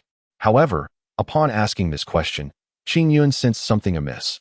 Nearly all the ninjas around him were glaring at him. You wish to find Mr. Yamamoto? Then you must perish here. Know that without Mr. Yamamoto, we would not have survived this long. Qingyun's desire to locate Yamamoto seemed to have crossed everyone's line. The attitude of the crowd made a complete 180-degree turn. Chapter 35. Confrontation with Yamamoto. You wish to know who commissioned the attempt on your life? The prodigy of Konoha, Qingyun. Mr. Yamamoto immediately recognized Qingyun's identity, sending a chill of danger through Qingyun. Oh, you recognized me? Qingyun replied. Was it difficult? A talent of your age is rare throughout the ninja world. I suspect only Konoha's Qingyun fits the bill. Wouldn't you agree? Here, information is also a commodity. Generally, we do not disclose the identities of clients, but you know everyone has to eat. It's simple. Give me enough compensation, or even if you kill me, I will not divulge anything. Yamamoto was straightforward in demanding payment, yet Qingyun possessed an abundance of wealth.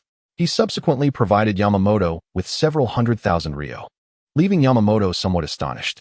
You casually offer several 100,000 ryo. It appears you are quite affluent. I keep my promises. Now that you have paid sufficiently, I will be forthright. The individual responsible for commissioning your assassination is Danzo of Konoha. Naturally, Danzo has also enlisted an elite shinobi to ensure your demise. Logically, you should have perished long ago, yet here you stand. Although Yamamoto's words were somewhat unpalatable, Qingyun acquired the intelligence he sought. Danzo, huh? I had already surmised it was him. My arrival here was merely to confirm. Qingyun continued. Are you truly willing to accept a commission to eliminate me? I hope you remember this lesson and do not act so foolishly in the future. Qingyun then prepared to weave hand seals to unleash a jutsu to teach the exchange a lesson. Wait. Yamamoto halted Qingyun's intended assault and remarked. There are many rogue ninjas and wandering shinobi in the world. To survive, what else can they do besides kill and rob? There are countless alternatives to murder, especially against me. Qingyun paid no heed to Yamamoto. They are not accepted by their own countries and villages, so they come to the exchange to undertake disreputable tasks, earning their livelihood through such means. Those who arrive here for commissions are those who disdain murder and theft. Thus, they still qualify as ninjas. To survive, they do what they must. There is nothing wrong with that. Since you are Konoha's Qingyun, I presume you understand this point as well? Yamamoto's words held considerable merit. Nevertheless, Qingyun merely sought to gauge Yamamoto's character. If he genuinely wished for those below him to thrive, Qingyun would spare him, but if he attempted to use them as shields, Qingyun would not show mercy. You are a rare talent. Since you have advised against my attack, I shall refrain. But I have one demand. The underground exchange must submit to me. Qingyun declared. You wish for us to submit? You are quite an amusing child. Yamamoto found it hard to believe such words emanated from a mere child. It is rather simple. To become our leader, 2 things are required. Wealth and a true powerhouse capable of defeating us. I can see you lack for nothing in terms of wealth. But if you possess only Jonan-level strength, you will never compel our submission. Therefore, you must defeat me. I am the strongest here. If you vanquish me, I shall make the decision for them, and we will submit to you. Yamamoto was rather forthright in proposing a battle. Qingyun smiled slightly. His strength was certainly beyond that of a Jonan. Even without utilizing the powers of the Thunder Fruit, Qingyun's abilities could easily reach the elite Jonan level. Having learned much from the third Hokage, as Yamamoto extended the challenge, a crowd quickly gathered around them. Qingyun did not expect that shortly after his arrival at the underground exchange, he would be facing its strongest member. This individual was, in fact, an elite shinobi. The original text merely scratched the surface of the ninja world. There remained countless untapped depths within this realm. The man named Yamamoto, evidently the head of the underground exchange, had shed his previous lethargy. Konoha's prodigy, Qingyun, I wish to confirm something. Have you encountered a ninja named Kakazu? Yamamoto unexpectedly asked before the battle commenced. Qingyun nodded, replying, Of course, his target was me, wasn't it? My presence here signifies that I have defeated him. However, no one around believed Qingyun's words. The rogue ninjas and wanderers nearby scoffed, acknowledging Qingyun's talent but limiting their recognition of his strength to that of a Jonan.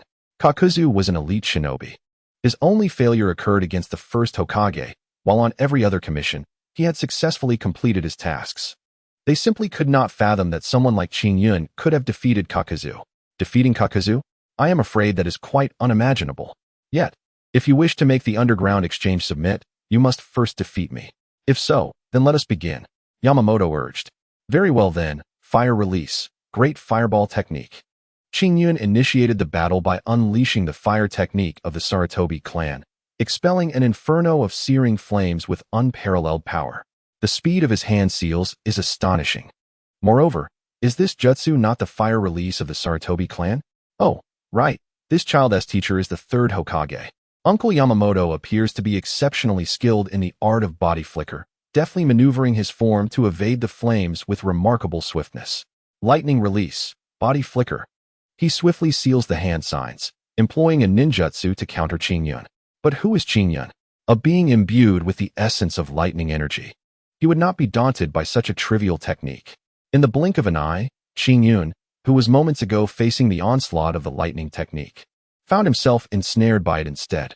A lightning bird, crackling with raw energy, took shape, rendering all present utterly speechless at the sheer ferocity of the lightning. Could such a formidable display of power truly emanate from a mere child? Is this the lightning shadow? Am I dreaming? Qingyun repeatedly struck the faces of his skeptics with his undeniable prowess. At this very moment, Yamamoto sensed impending doom and declared, in that case, I shall unleash my strongest technique. Lightning release, lightning spear. Yamamoto channeled his lightning chakra into a spear of electricity and hurled it towards Qingyun's lightning bird. The lightning bird, radiating 30 million volts, possessed the capacity to inflict catastrophic damage upon the human body. Upon collision, the lightning bird and the lightning spear erupted into a dazzling display of sparks, obliterating anything unfortunate enough to be caught in the vicinity. Yet, in an instant, Qingyun's lightning bird seized the upper hand. To employ lightning release before me is not a wise choice, Qingyun remarked with a subtle smile, as Yamamoto lay defeated upon the ground. Chapter 36, Questioning Danzo Impossible. Yamamoto is a shadow-level powerhouse. This individual has managed to defeat Yamamoto. This implies that his strength has reached the shadow level. What a terrifying child. The sheer might of that lightning is astonishing. The clash between Qingyun and Yamamoto left many in shock. Indeed, Qingyun's thunder fruit is extraordinarily potent. Even against a shadow-level opponent, he could effortlessly bring them down. Gasping for breath, Yamamoto had initially intended to put up a fight. Even as a shadow-level ninja, he believed he could hold his ground for a time. But he never anticipated encountering this prodigy from the Leaf Village, realizing he was utterly outmatched. Truly formidable. No wonder Danzo seeks to eliminate you. You can no longer merely be described as a genius. Your talent surpasses even that of the first Hokage and Uchiha Madara, Yamamoto assessed. Then, Yamamoto, do you yield? And what of the others? Qingyun, however, was not intent on inflicting lethal harm. His goal was to recruit the Exchange Bureau, which would potentially become a source of strength in the future. Qingyun aspired not to be an ordinary individual, but to transform the entire ninja world. As it would soon confront new challenges, the Third Great Ninja War, the Akatsuki, Uchiha Madara, and the various crises that lay ahead. Therefore, He understood the necessity of rapidly enhancing his own power and further developing his forces. We yield, we yield. Even the formidable Yamamoto of the Exchange Bureau acknowledged defeat, making it clear that those beneath him had no choice but to follow suit. Qingyun's acquisition of the Exchange Bureau would undoubtedly facilitate future endeavors. I am the disciple of the third Hokage, and my strength is evident to you all. I shall become Hokage in due time, and at that point, your lives will become much more bearable. I will embrace you all. Qingyun was acutely aware that accepting these rogue ninjas would mean positioning himself against other ninja villages. These rogue ninjas were akin to hot potatoes. Mishandling them could bring about more trouble than aid. However, fear would solve nothing. And Qingyun believed in his ability to resolve these issues, for the paramount goal was to enhance his strength and expand his influence. You are so young, with boundless potential, a disciple of the third Hokage, and so visionary. I believe you will undoubtedly become the Hokage of the Leaf, and I hope you will remain true to your word. Yamamoto, as the head of the Exchange Bureau, naturally wished for the welfare of his subordinates. Of course, he also hoped everyone could prosper. Here, take this as a token of appreciation. Qingyun casually produced several million ryo to distribute among them. To Qingyun, this sum was insignificant, yet for these individuals, it represented a substantial fortune. This is the advantage of aligning with me. In the future, if you continue to support me, I will ensure your lives improve. However, should anyone dare to betray me, I believe I need not elaborate on the consequences. As Qingyun radiated with electricity, everyone instinctively took a step back, fully aware of his capabilities, simultaneously feeling a mix of admiration and trepidation towards him. Satisfied that he had made his point, Qingyun quelled the lightning and departed from the Exchange Bureau. I must return to the Leaf at once. Danzo, you'd better brace yourself for the consequences of your actions. Is it merely jealousy that drives you to seek my demise? You shall learn what it means to provoke me. Qingyun was well aware of Danzo's character. Although he had initially intended to ignore him, he was taken aback by the latter's audacity to act against him. Anyone bold enough to confront Qingyun would inevitably face repercussions, regardless of their status as an advisor or leader of the route. After leaving the underground Exchange Bureau, Qingyun retraced his steps back to the Leaf, following the secret signal he had established. Upon his return, he made his way directly to the Hokage's office. Pushing open the door, he found the third Hokage seated with a grave demeanor. Master, I have returned. Qingyun, I heard from Minato and the others that you had matters to investigate. What is the outcome? The third Hokage inquired directly. There is an individual who issued a commission at the Underground Exchange Bureau. Qingyun recounted the events in detail to the third Hokage. The third Hokage looked at Qingyun, astonished, and asked, Do you know who the client was that sought your capture? Before Qingyun could utter Danzo's name, 3 individuals suddenly entered the room. Danzo, Shizune, and Mito came in. Yamato, this kid is like White Fang. He completed his mission, yet did not return directly to the Leaf. He must harbor ulterior motives, Danzo accused, preemptively casting blame without allowing Qingyun a chance to speak. Danzo, you are well aware of your own actions. Do not attempt to obfuscate the truth, Qingyun retorted, glaring at Danzo. Kushina was kidnapped, and Minato went to rescue her. Is it not true that he left the village without authorization? According to your logic, does this not make Minato a rogue ninja as well? Qingyun defended his actions in undertaking the mission to rescue them, having discerned the circumstances, and he had indeed succeeded. As for the individual behind the commission, Qingyun had already deduced who it was. The third Hokage, naturally siding with his disciple, urged, Speak up, my child, tell me who the true culprit is.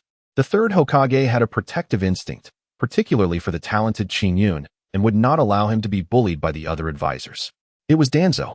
Qingyun's words hung in the air, causing an immediate tension in the room. Danzo.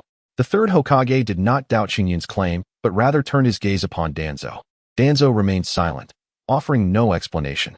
Those familiar with him understood that this matter likely had something to do with him. Why did you do this? The third Hokage asked directly. Do you recall Uchiha Madara? This kid's talent and strength even surpassed that of Madara, though he is not of the Uchiha clan. I simply cannot bear the thought of him becoming a threat to the Leaf in the future. Danzo attempted to justify his actions. My talents and abilities. How do they relate to Uchiha Madara? You are fabricating accusations. Qingyun shook his head and said, Danzo, just say it directly. Do you want me to join Root? To his surprise, Danzo nodded and replied, Indeed. Only by joining Root can you truly become a part of Konoha. It is through my training that you will learn to be loyal to Konoha. Qingyun could no longer tolerate Danzo's twisted reasoning and immediately retorted. Hiring assassins is enough to get you expelled from Konoha. My talents and abilities are my own and have nothing to do with you. You little brat. How dare you defy me? Danzo seemed somewhat enraged. Chapter 37. The teachings of White Fang very well. Third Hokage. Danzo's concerns are not entirely unfounded. As for his hiring of assassins, that is merely hearsay. Perhaps we should let this matter rest. Indeed, Danzo means well, hoping to avoid another Uchiha Madara. The speakers were Tsunade and Mito Menjitsu, who were naturally pleading for Danzo. The third Hokage pondered for a moment before saying, Danzo, you may return. I believe Qingyun will not take this matter to heart. Sarutobi, mind yourself, and you, young one, remember this. Danzo sneered, shot Qingyun a glare, and then turned to leave. That's just how he is. Do not hold it against him, Mito and Tsunade added before departing. Qingyun looked at the third Hokage in confusion, who then said, Qingyun, I believe in you. Danzo wants to eliminate you merely to reduce competition. You are exceptionally talented, and he wishes to remove you before you fully mature. You and Minato are the prime candidates for Hokage. I hope you realize this. After the Shinobi World War, Orochimaru has been stationed at the front lines, defending Konoha. However, his cold demeanor and enigmatic motives leave many puzzled about his true intentions. Thus, you and Minato may very well compete for the position of Hokage. Should both of you meet with misfortune, Danzo and Orochimaru would be the most likely candidates for Hokage. Danzo advocates for aggressive actions against other ninja villages. Yet Konoha requires stability. Orochimaru does not excel at village governance either. Therefore, you and Minato are the best candidates for the fourth Hokage, and I lean more towards you. Although you are young, you are mature and composed, with remarkable strength and potential.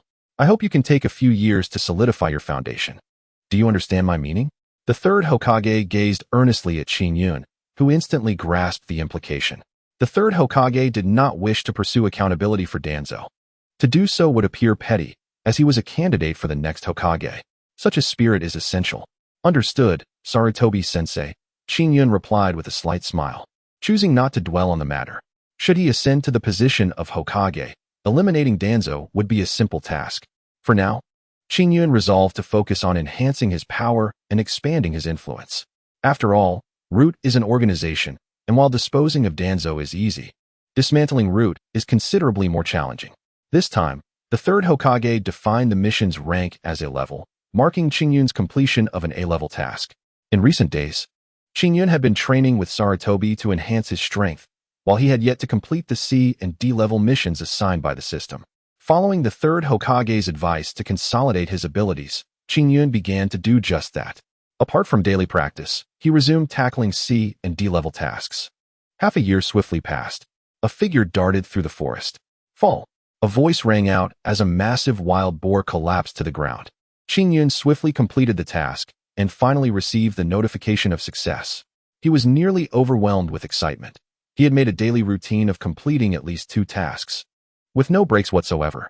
At last, he had achieved his goal, completing 500 D-level tasks and 100 C-level tasks within a year.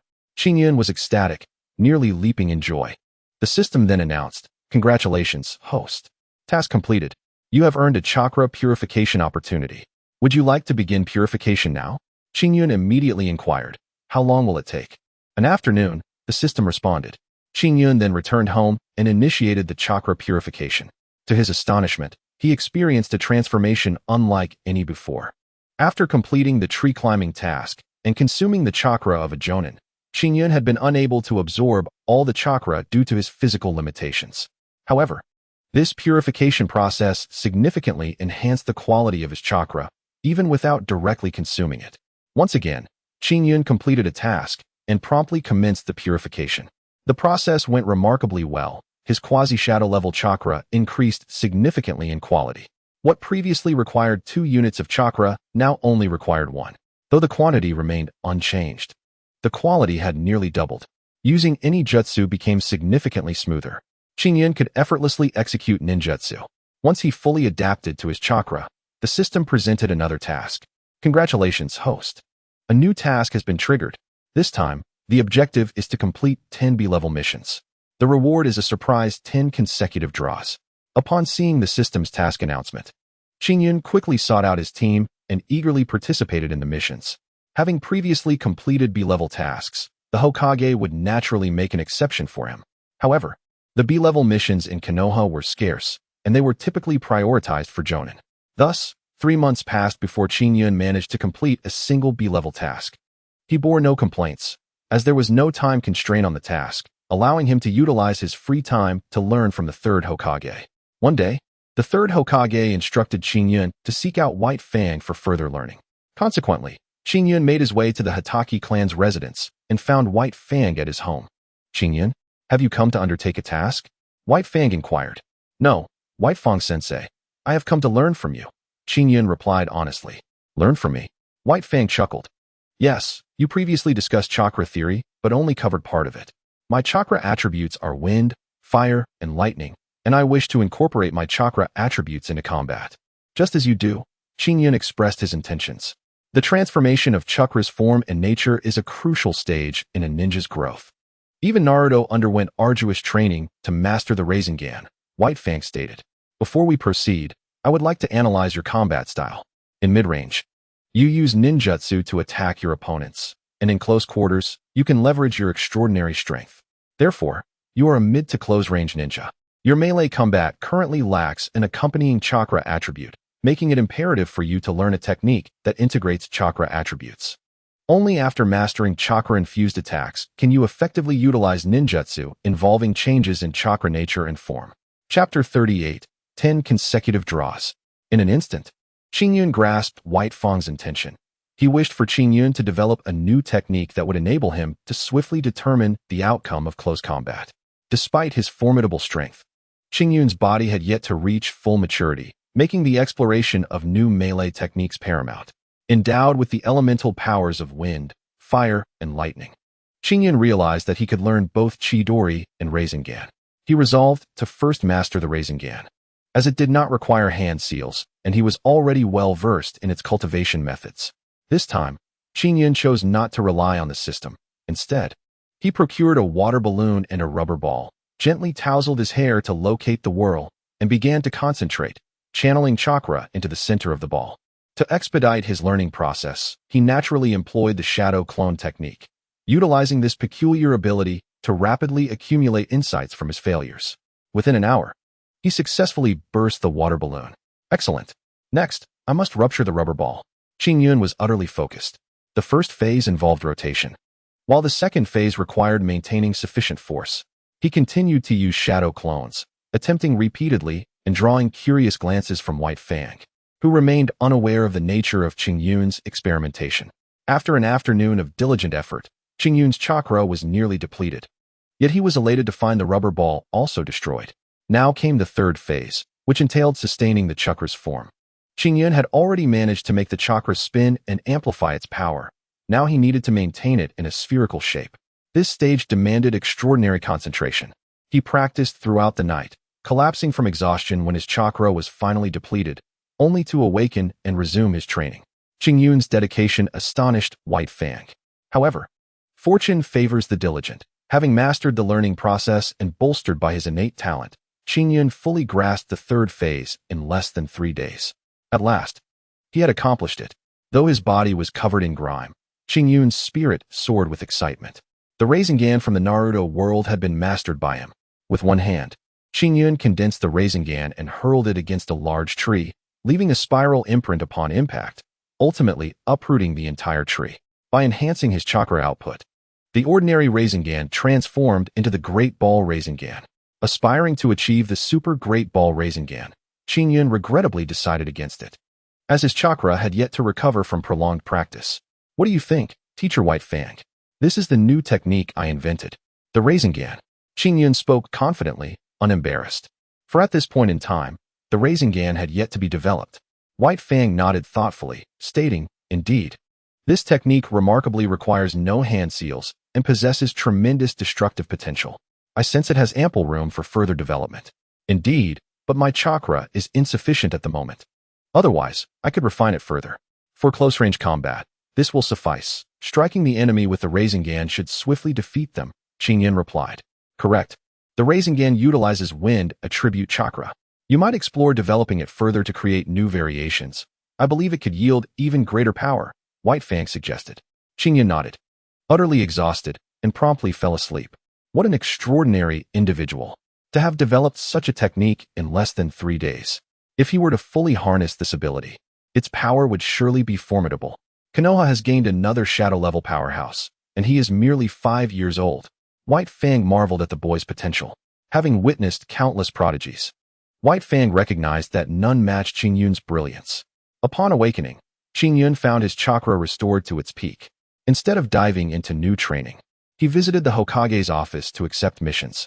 He diligently sought B-rank tasks, much to the third Hokage's delight, as every mentor hopes for their disciples' advancement.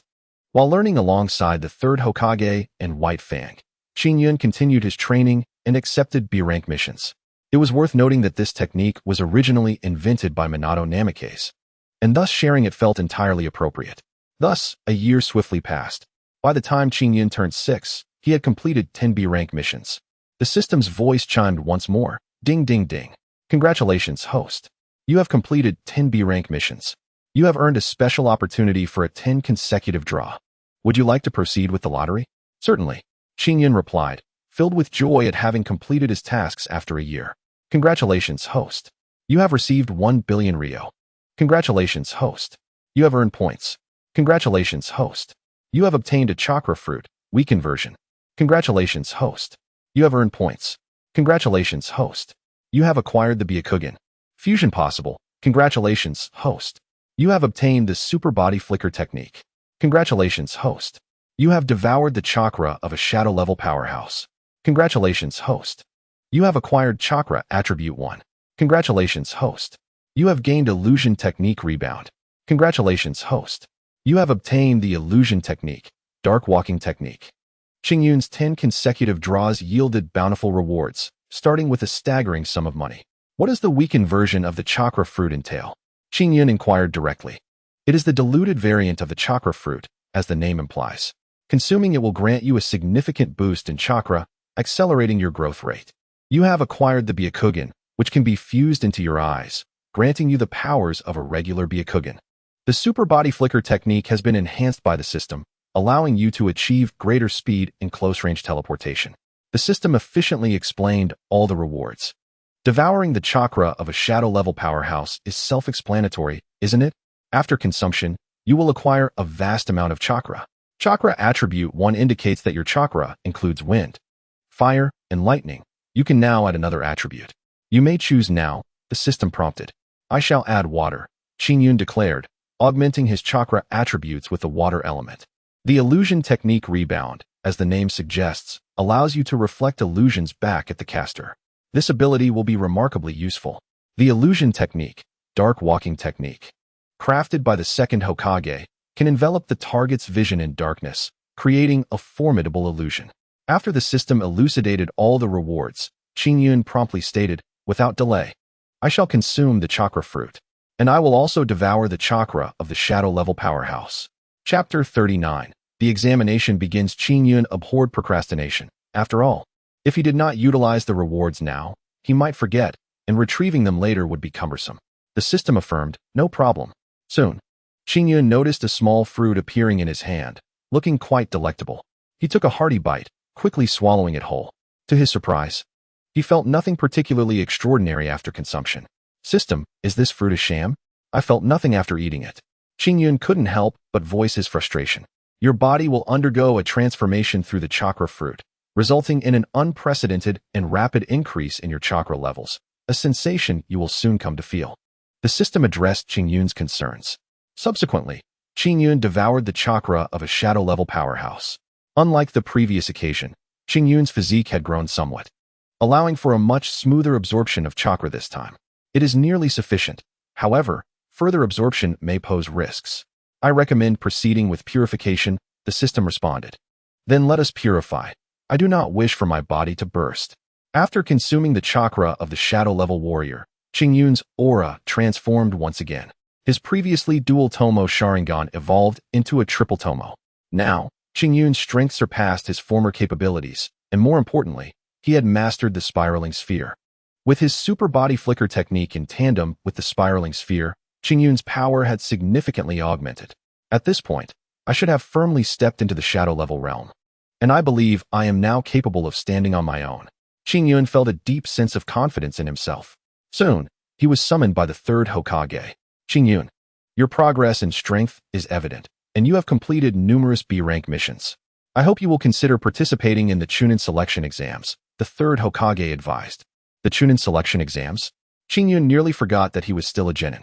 Indeed, with your current abilities, participating in the Chunin selection exams should pose no problem. The third Hokage remarked, I have yet to inform others, but I wish to convey that the Chunin selection exams are not merely as they appear. The daimyo and high-ranking officials will be present to observe. If Konoha performs excellently, we shall receive more commissions. Do you understand? The third Hokage inquired. Certainly. Qingyun was determined to present himself impressively, thereby garnering more attention for Konoha. I am glad you understand. You will undoubtedly encounter many formidable opponents during this Chunin selection. Even you must exercise caution. Sarutobi Hiruzen cautioned Qingyun, and soon, he was gathered by White Fang. Are we participating in the Chunin selection? Minato Namikaze expressed surprise. Yes, I have registered all of you. Your strength has surpassed that of a genin, and as long as you pass the exam, you will become Chunin of Konoha. I have great confidence in you all. Additionally, many other ninja from various villages will participate. You must be cautious, for strength does not guarantee success. Even a Jonan can falter unexpectedly. Do you understand? White Fang emphasized the significance of this Chunin selection. Qingyun nodded. He understood the age-old adage that caution is the mother of safety. At that moment, the system issued a new task. Greetings, host. You have triggered a new mission. The new task is to become a Chunin. Reward, Mangeko Sharingan. Qingyun was greatly tempted by this reward. Although he possessed a triple Tomo Sharingan and was of Indra's lineage, awakening the Mangeko still seemed a distant dream. Yet, the system presented him with exactly what he lacked. Rest assured, system, I shall endeavor earnestly in this selection exam. Qingyun brimmed with confidence, believing no genin could rival him. Time swiftly passed, and the moment for the Chunin selection exams finally arrived. Qingyun and his teammates appeared radiant, thoroughly prepared, as they arrived at the examination venue under the guidance of White Fang. I believe in you all. Do your best and achieve excellent results, White Fang encouraged. Fear not, Teacher White Fang, we will certainly strive. Iji and Minato nodded vigorously, exuding confidence. Let us proceed into the examination hall. We are yet unaware of the tasks that await us, Qingyun stated, leading his companions into the venue. Inside the classroom, they encountered individuals with fierce appearances. Many foreign ninjas attended, yet Konoha ninjas were still the majority. Qingyun observed that none appeared particularly noteworthy. Aside from their intimidating visages, their strength was rather unimpressive. However, there were a few intriguing individuals. For instance, one squad's chakra significantly surpassed that of ordinary genin. Although they had deliberately concealed their chakra, they could not escape Qingyun's keen eyes. Before long, a Jonan clad in Konoha's ninja uniform entered the examination room. The first exam is a written test, and it begins now. With scarcely any preamble, the Konoha Jonan announced the commencement of the exam. The content of the exam was rather mundane. Lacking the intrigue of the original narrative, it primarily consisted of conventional questions. Nonetheless, these questions were practical, and their open-ended nature allowed Qingyun to complete the 10 questions with ease. The first round of the exam required little elaboration. Those lacking fundamental theoretical knowledge were swiftly eliminated. To Qingyun's surprise, several Konoha ninjas were among those dismissed. It appeared that this cohort of Konoha genin was not particularly outstanding. The proctor showed no favoritism, directly eliminating a significant portion of Konoha ninjas. Yet Qingyun's group successfully advanced to the second round. The proctor surveyed the remaining candidates, stating, now, approximately 50 of you remain. You will proceed to the second round. As the proctor's words concluded, another Jonan entered, guiding the candidates to the training grounds of Konoha, known as the Forest of Death. This round of the exam was equally uninspired, revolving around the retrieval of scrolls, though it deviated slightly from the original narrative. Instead of the Heaven and Earth scrolls, each team was assigned a single scroll. In the original, each group possessed one scroll, either Heaven or Earth, and they had to gather both to reach the tower at the forest center to complete the second round. Now, however, two teams shared one scroll, meaning one group would be unfortunate enough to not receive a scroll. With around 18 teams and only 8 scrolls available, Those without scrolls would inevitably need to seize those held by others, leading to inevitable conflict. It seemed this examination, while retaining elements of the original, still required further refinement. Qingyun mused silently. As for which team would obtain the scroll, it was purely a matter of luck. Unfortunately, Minato Namikaze drew the short straw, meaning Qingyun's group would need to eliminate another team to advance. All right, I declare. The match begins. The chief examiner released the candidates into the forest of death, spacing them at least 5 minutes apart. Qingyun's group entered somewhat later, but he felt unconcerned, as the exam duration spanned 3 days. Upon entering, Iji immediately inquired, "We do not have a scroll. What should we do? I suspect many have already locked onto us, given our perceived weakness," Qingyun replied. "Those possessing scrolls are unlikely to attack us. It is those without scrolls who pose a greater threat," Minato added. "Indeed, however, I welcome all challengers. If we are attacked, we shall retaliate. Those with scrolls will likely rush toward the central tower, which shall be our target as well. If we are assaulted, we will defeat them. If not, we will continue our journey." Qingyun promptly shared his strategic outline. As for which group obtained the scroll, it is purely a matter of luck. Unfortunately, during the draw, Minato did not get one, which means that the Qingyun group must eliminate another group of candidates in order to advance to the next round. All right, I declare the competition begins. The examiner placed each candidate into the death forest, allowing at least a 5-minute interval between groups. The Qingyun group entered later, but they were not overly concerned, as the examination spanned 3 days. Upon entering, Iji immediately inquired, "We do not possess a scroll. What shall we do now? I suspect many have already targeted us. After all, we appear quite weak," Qingyun responded. "Those who possess scrolls are unlikely to attack us.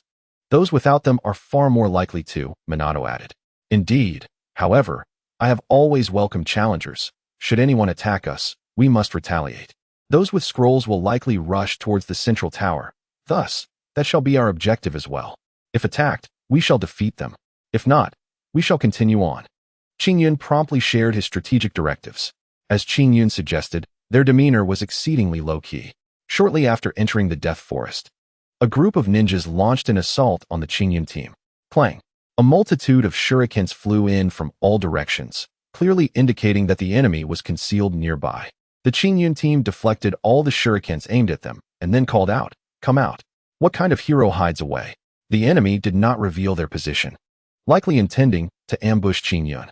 Yet, Qingyun instantly discerned their locations, for his Byakugan granted him the power of insight and observation. Minato, e.g., they are positioned at 3 o'clock and 5 o'clock. Qingyun quickly pinpointed their locations, as the system obscured his Byakugan from others. The hidden ninjas were taken aback, unable to fathom how this young boy could locate them. With no other choice, they revealed themselves. To think there are sensory-type ninjas among the Leaf Village's ranks. This is truly unexpected. One of the speakers, adorned with a mouth filter and a headband with several threads, remarked, clearly identifying them as rain ninjas. "Since you've discovered us, hand over your scrolls, and I may spare your lives," said the rain ninja. "Oh, regardless of whether I possess a scroll or not. Do you truly believe I would willingly hand it over?" Qingyun retorted, sensing the folly in the enemy's words. "In that case, let us proceed." The rain ninja immediately utilized the shadow clone technique, followed by an illusionary jutsu. Combining their physical attacks with the illusion, they momentarily troubled Qingyun and his team. "These foes are no ordinary adversaries. We must dispel the illusion quickly," Minato and Iji remarked as they deflected several shurikens. Qingyun, unfazed, addressed the rain ninjas, an admirable strategy. Ensnaring the enemy in an illusion and then launching a physical assault. It may exhaust typical ninjas, but this ploy is ineffective against me. Illusion rebound. With ease, Qingyun dispelled their illusion. "How is this possible? Our illusion has failed." The rain ninjas were astonished. This strategy had been effective in the past, yet it was thwarted by a mere child. Illusion, dark pursuit technique. Not only did Qingyun counter their illusion, but he also ensnared them in one, blinding them with darkness. "We can't see. We've fallen into an illusion." This seemed reminiscent of the second Hokage's techniques. Minato, with a deep interest in jutsu, recognized it immediately. "Minato, defeat them." Qingyun expressed his disinterest in engaging physically with the rain ninjas. Minato, having rapidly improved his skills, had been learning the Flying Thunder God technique. Utilizing his speed against a group caught in an illusion, he swiftly dispatched the 3 rain ninjas with ease. The 3 rain ninjas were effortlessly defeated by the Qingyun team. Yet, as they had suspected, none bore a scroll. What a pity, E.G. remarked with some regret. No worries, this is just the beginning. After all, we still have 3 days until the exam concludes. Qingyun smiled lightly, reassured that they would not be eliminated. After vanquishing the rain ninjas, the trio remained vigilant as they continued toward the tower's center. After approximately 3 hours of travel, their stamina began to wane. Qingyun suggested, "Let us take a brief respite. We must remain alert here, and constant focus can be burdensome." Would release, 4 pillars house technique. E.g., belonging to the Senju clan, executed this jutsu. Upon forming the seals, a modest wooden mansion materialized before Qingyun. Quite impressive. I did not anticipate you possessed such a skill. Both Qingyun and Minato praised E.G. Haha, would release ninjutsu. E.G. chuckled in response. I will set some traps and illusions, then I will use the shadow clone technique to keep watch over us. Qingyun opted not to take turns with his teammates, as that would diminish the purpose of resting. Utilizing the shadow clone technique, Qingyun and his clones rested comfortably within the wooden mansion created by E.G. Suddenly, Qingyun's expression shifted as he sensed something amiss. There was a communication link between him and his clones. What is happening, Qingyun? Both Minato and E.G. inquired. Intruders. We must investigate, Qingyun declared, and immediately, the trio exited. The air was filled with the sounds of explosions. Numerous traps had been triggered, indicating that enemies had indeed breached their defenses. Prepare yourselves. We are likely to encounter combat. I did not expect someone to keep such a close watch on us, Qingyun frowned. The Death Forest connects to the Leaf Village Forest, and while it is quite expansive, the audacity of enemies to charge in, fully aware of the dangers, surprised Qingyun. Boom. The traps set by Qingyun were finally fully activated, and amidst the smoke, 3 figures emerged. Who are you? Qingyun asked directly. We are the ones who will take your scrolls, one of the speakers, bearing the insignia of the Grass Village, replied. This time, the selection of Chunin from the Leaf Village included not only contestants from Konoha, but also ninjas from the Rain, Grass, and Waterfall villages. These were ostensibly allies of Konoha. These smaller nations had allied with Konoha following the conclusion of the Second Shinobi World War when Hanzo, the leader of the Rain Village, bestowed the title of Legendary 3 Ninjas upon Konoha's trio, ultimately forming an alliance. The 3 ninjas before them belonged to the Grass Village and were indeed foreign ninjas. To think they are ninjas from Konoha. How surprising. I did not expect you to reside in such a luxurious abode. Furthermore, what is the deal with you, little brat? You appear to be hardly 5 years old. What can a child like you possibly do? One of the Grass Village ninjas taunted. Stop wasting time on him. Let us eliminate them directly, another Grass ninja urged. E.G. countered, if you possess a scroll, why would you choose to attack us? Logically, you should be avoiding confrontation to conserve your stamina. The other Grass ninja chuckled, haha. According to common reasoning, the 3 of us are indeed formidable monsters. Our purpose for participating in this Chunin selection exam is not to become Chunin. We merely seek to engage with stronger ninjas. I wonder if you 3 are the opponents we have been searching for? The 3 ninjas from the Grass Village focused their chakra on Qingyun and his companions.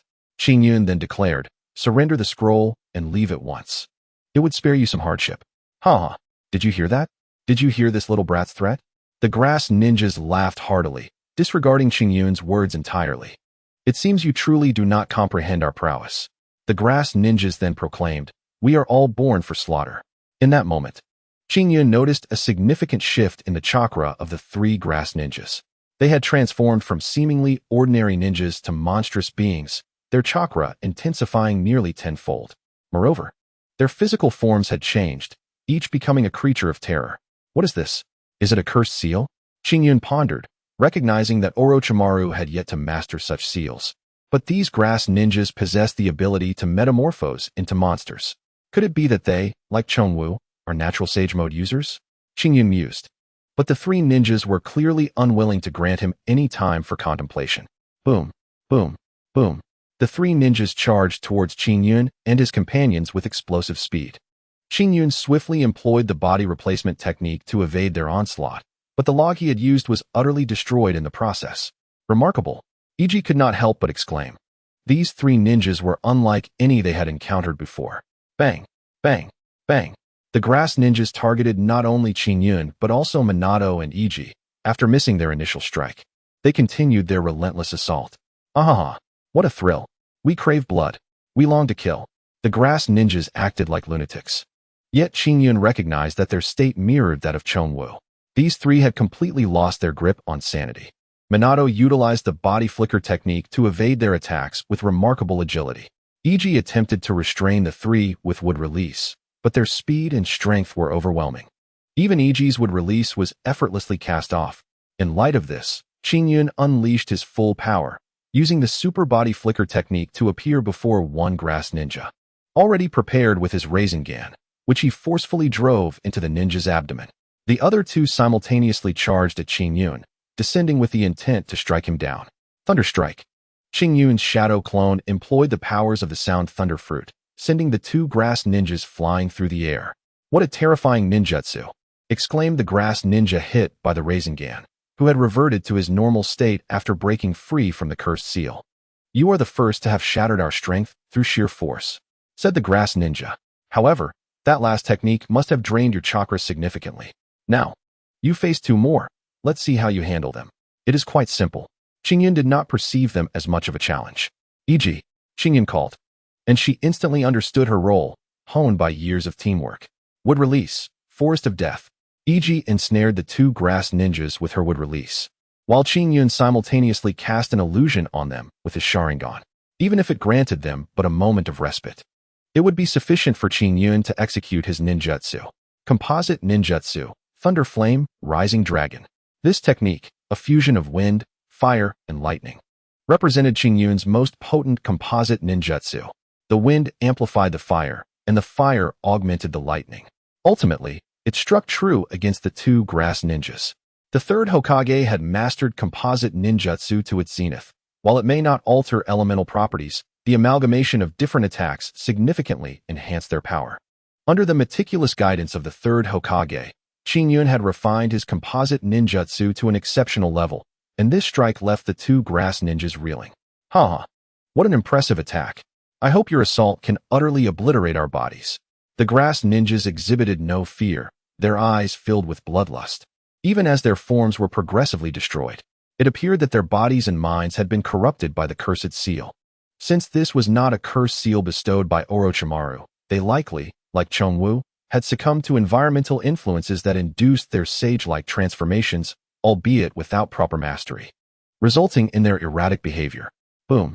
Qingyun showed no mercy, for even if these three ninjas were to survive, their existence would be one of great suffering. He promptly granted them release from their torment. Qingyun successfully acquired the scroll. Excellent. We now possess the passage scroll. If we avoid further conflicts and head directly to the central tower, we should be fine, Iji remarked. Chapter 42, Illusion Rebound. That said, if someone were to attack us, we must teach them a lesson, for after all, this is still an examination, Qingyun asserted. Minato carefully examined the grass ninjas and confirmed their demise with a nod. The commotion we caused was too great. Many will surely come our way. We cannot linger here, while we are not afraid of them.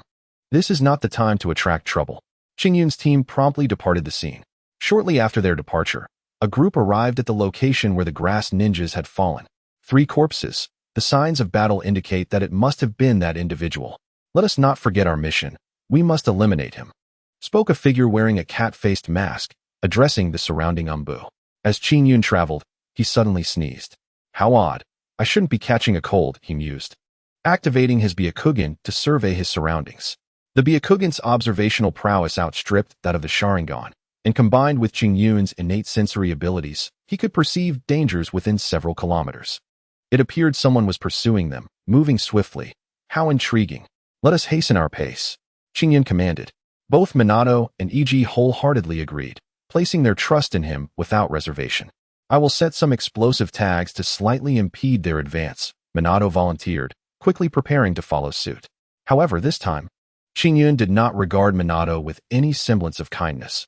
Unleashing his brute strength, he struck Minato, sending him flying. Qingyun, why? Iji questioned, disbelief etched on her face, unable to fathom why Qingyun would turn against his ally. This is not Minato, Qingyun clarified. With his heightened perception, Qingyun discerned subtle differences in the Minato before him compared to the one he knew. Such distinctions may not be apparent to someone unfamiliar with Minato, but to Qingyun, they were glaringly obvious. How did you discover me? The enemy asked directly, abandoning any attempts at concealment. Qingyun replied, the real Minato would never be so weak. This was the truth, for Qingyun had once trained Minato in Haki, and had he been attacking the genuine Minato, he would have evaded with Haki or the body flicker technique.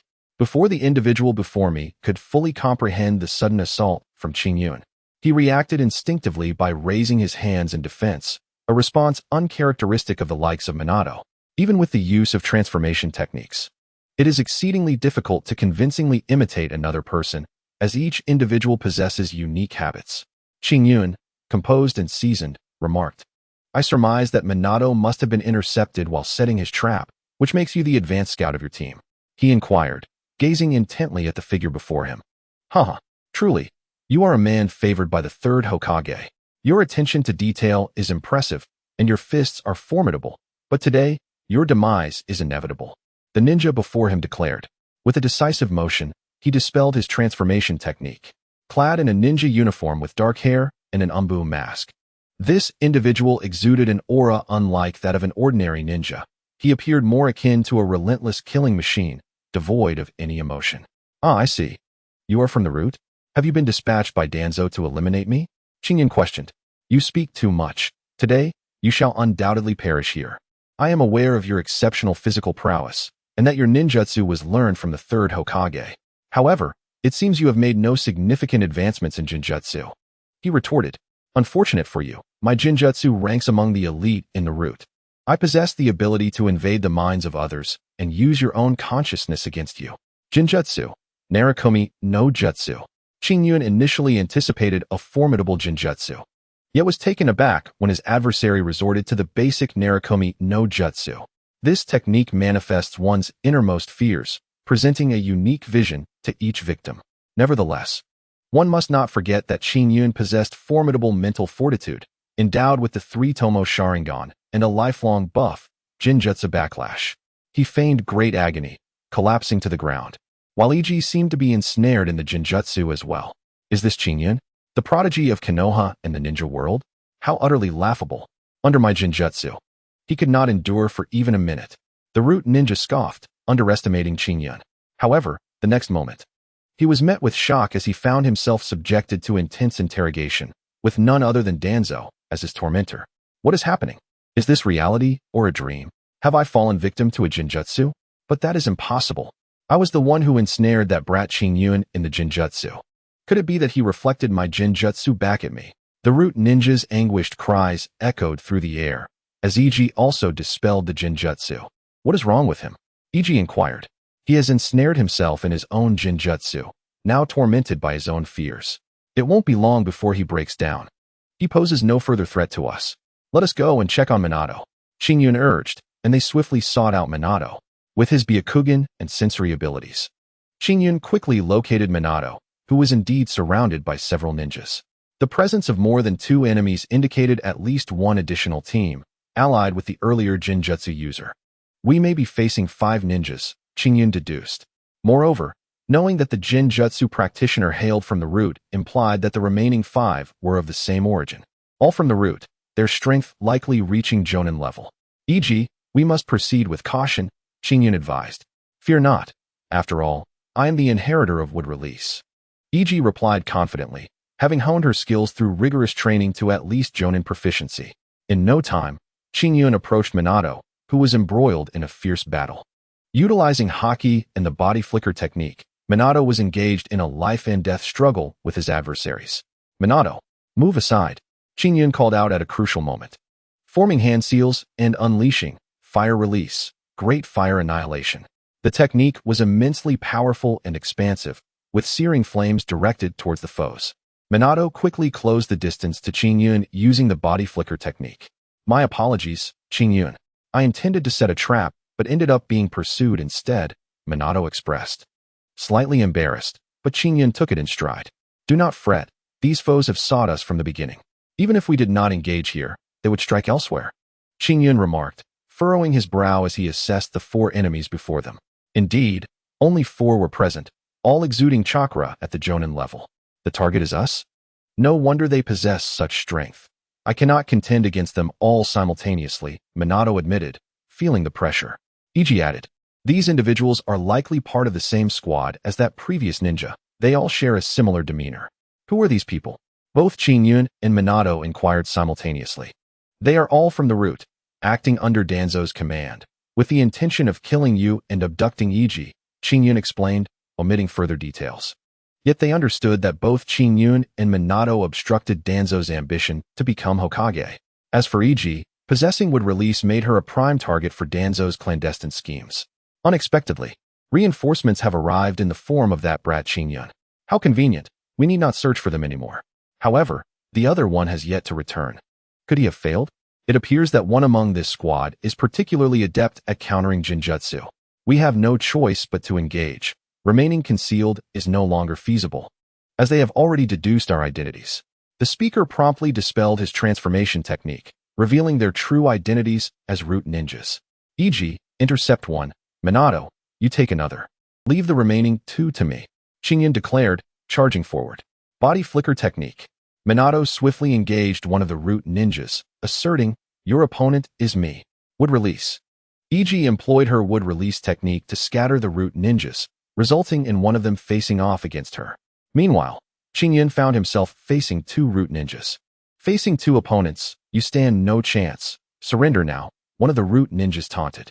Indeed, no matter how strong you are, you cannot withstand our crossfire, the other echoed. Crossfire? You understand that term? Qingyun mused with a slight smile. Fire release, dragon fire technique. Wind release, wind cutter technique. The opposing root ninjas launched their attacks without hesitation, aiming directly at Qingyun. Although their techniques did not form a combined ninjutsu, their trajectories intersected, making evasion difficult. Earth release, earth flow wall. Qingyun erected a wall of earth to block the fire attack, yet the wind cutter technique sliced through it cleanly. Wind cutter technique. Fire release, phoenix fire technique. Qingyun, unperturbed by the onslaught of two root ninjas, adeptly maneuvered his body to evade their jutsu. This fellow can evade our ninjutsu with such ease. We must immobilize his legs. Earth release, earth flow river. Two root ninjas persistently directed their ninjutsu towards Qingyun, yet he deftly evaded their attempts. This time, however, Qingyun found his feet ensnared by the earth flow river technique, forcing him to leap into the air. In midair, he had no means to dodge. One of the root ninjas seized the opportunity and immediately hand-sealed. Wind release, gale cutting technique. This time, you shall not escape. A person suspended in the air cannot evade a swiftly approaching attack, but that only applies to the average individual. Qingyun was far from ordinary. As a wielder of the rumble fruit, he possessed the ability for instantaneous short-range teleportation. Regrettably, Danzo remained oblivious to my true strength. Even if you exhaust all your chakra, you will never be my match. As Qingyun spoke, he had already appeared behind one of the root ninjas. The other root ninja also found a Qingyun at his back. It was merely an illusion created by Qingyun's shadow clone. Impossible. In such a situation, even the body flicker technique would be ineffective. Both root ninjas were taken aback. The root ninjas swiftly turned to engage in close combat with the Qingyun before them. You have no chance left. Electrocute. Qingyun's body crackled with electricity, instantly turning both root ninjas to charred remains. I possessed the ability to teleport during that instant. I utilized my shadow clone, which also wielded the powers of my rumble fruit. To deal with you, merely employing the weakest form of discharge suffices. Danzo, do you wish to kill me? You are not worthy. Qingyun then set his sights on the remaining two ninjas. Giant Rasengan. In a matter of moments, he and his shadow clone dispatched the last two root ninjas with ease. Congratulations, host. Your points have successfully accumulated. You have gained a chance to draw a lottery. Congratulations. Host, you have acquired observation haki. For the moment, Qingyun disregarded the system and turned to Minato and Iji, stating, we are temporarily safe. Logically, there should still be one ninja lurking nearby, waiting for us, no? Minato and Iji inquired. My sensory ability indicates no enemies within a 2-kilometer radius. If this individual intended to strike, they would have done so by now. Their absence suggests they are not here. This person is likely utilizing some method to observe us. Qingyun replied, shaking his head. But that is of little consequence. Let us proceed towards the central tower. During the subsequent journey, Qingyun's team encountered no troubles. Utilizing his Byakugan for reconnaissance, Qingyun expended almost no chakra. The trio traveled at great speed with the body flicker technique, swiftly avoiding any peculiar beasts or traps they encountered. Qingyun, what exactly does Danzo intend? Minato asked as they rushed onward. It is his obsession with power. Though he claims to care for Konoha, he has long since regarded it as his own. He has transgressed many forbidden taboos, thus his demise is imminent, Qingyun responded. As the three continued their dialogue, Qingyun focused his attention on his observation haki system. If observation haki can foresee the future, does that not render me immortal? Qingyun queried. The system promptly replied, Host. Here you go again. I have already stated that the reward I granted is merely a method of practice. How much you comprehend ultimately depends on you. Qingyun nodded, acknowledging. Indeed, mastering observation haki to its utmost can allow one to glimpse fleeting moments of the future. Even if I do not reach such heights as Katakuri, I should still be able to predict my adversary's attacks, making it an unparalleled weapon for sensory-type ninjas. Chapter 44. The Hyuga Youth. The system promptly responded, Oh, by the way, host, I wish to remind you of your possession of the Rumble fruit. Qingyun soon realized that as the wielder of the Rumble fruit, utilizing observation haki would yield even greater results. Among the pirates, Enel could instantaneously monitor every utterance against his godly persona on Skypiea, highlighting the significant influence of the Rumble fruit on observation haki.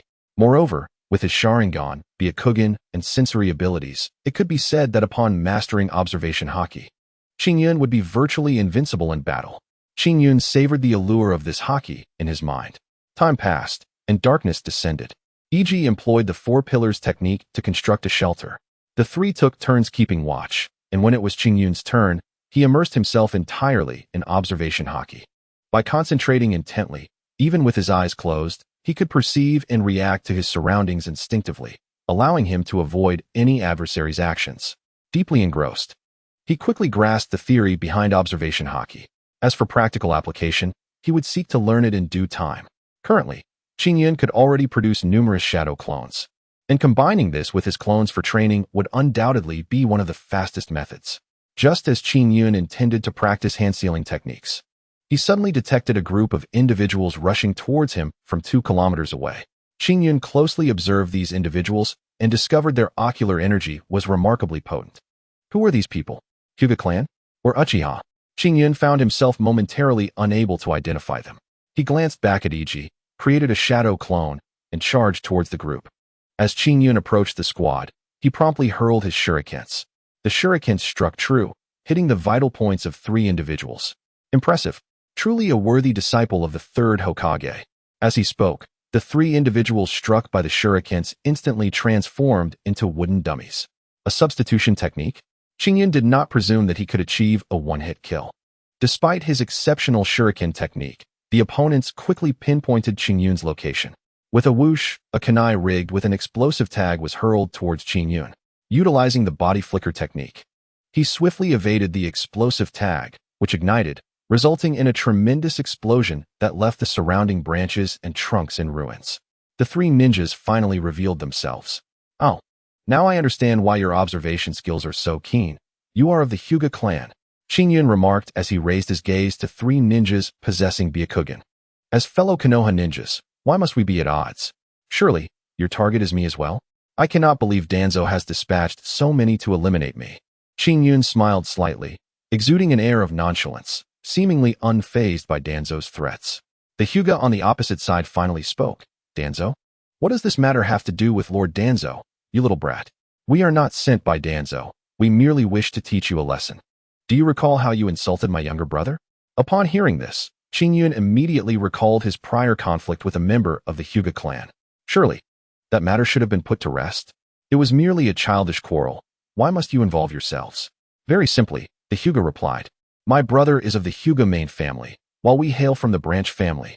As an outsider, you may not grasp the full significance of these words. Yet the division of the family is intended to safeguard the main clan. That child has been rendered despondent by your actions. Thus, I must assist him in seeking vengeance. A ninja from the Hyuga clan declared. What? Am I not afforded any respect simply because I am a disciple of the 3rd Hokage? Qingyun fixed his gaze upon the Hyuga, inquiring. He had no desire to sever ties with the Hyuga clan, as they were a prominent family in Konoha, the only clan capable of rivaling the Uchiha in a legitimate contest. If Qingyun aspired to become Hokage in the future, securing the support of the Hyuga clan was imperative. Since you seek to avenge your brother, I shall grant you this opportunity.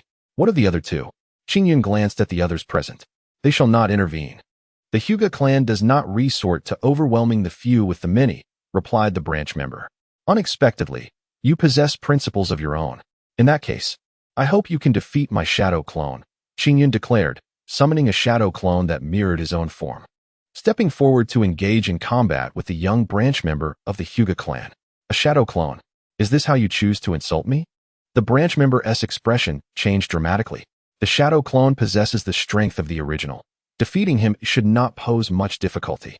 Qingyun asked for his name. Very well. Underestimate me at your own peril. I am Hyuga Saika. Let us begin.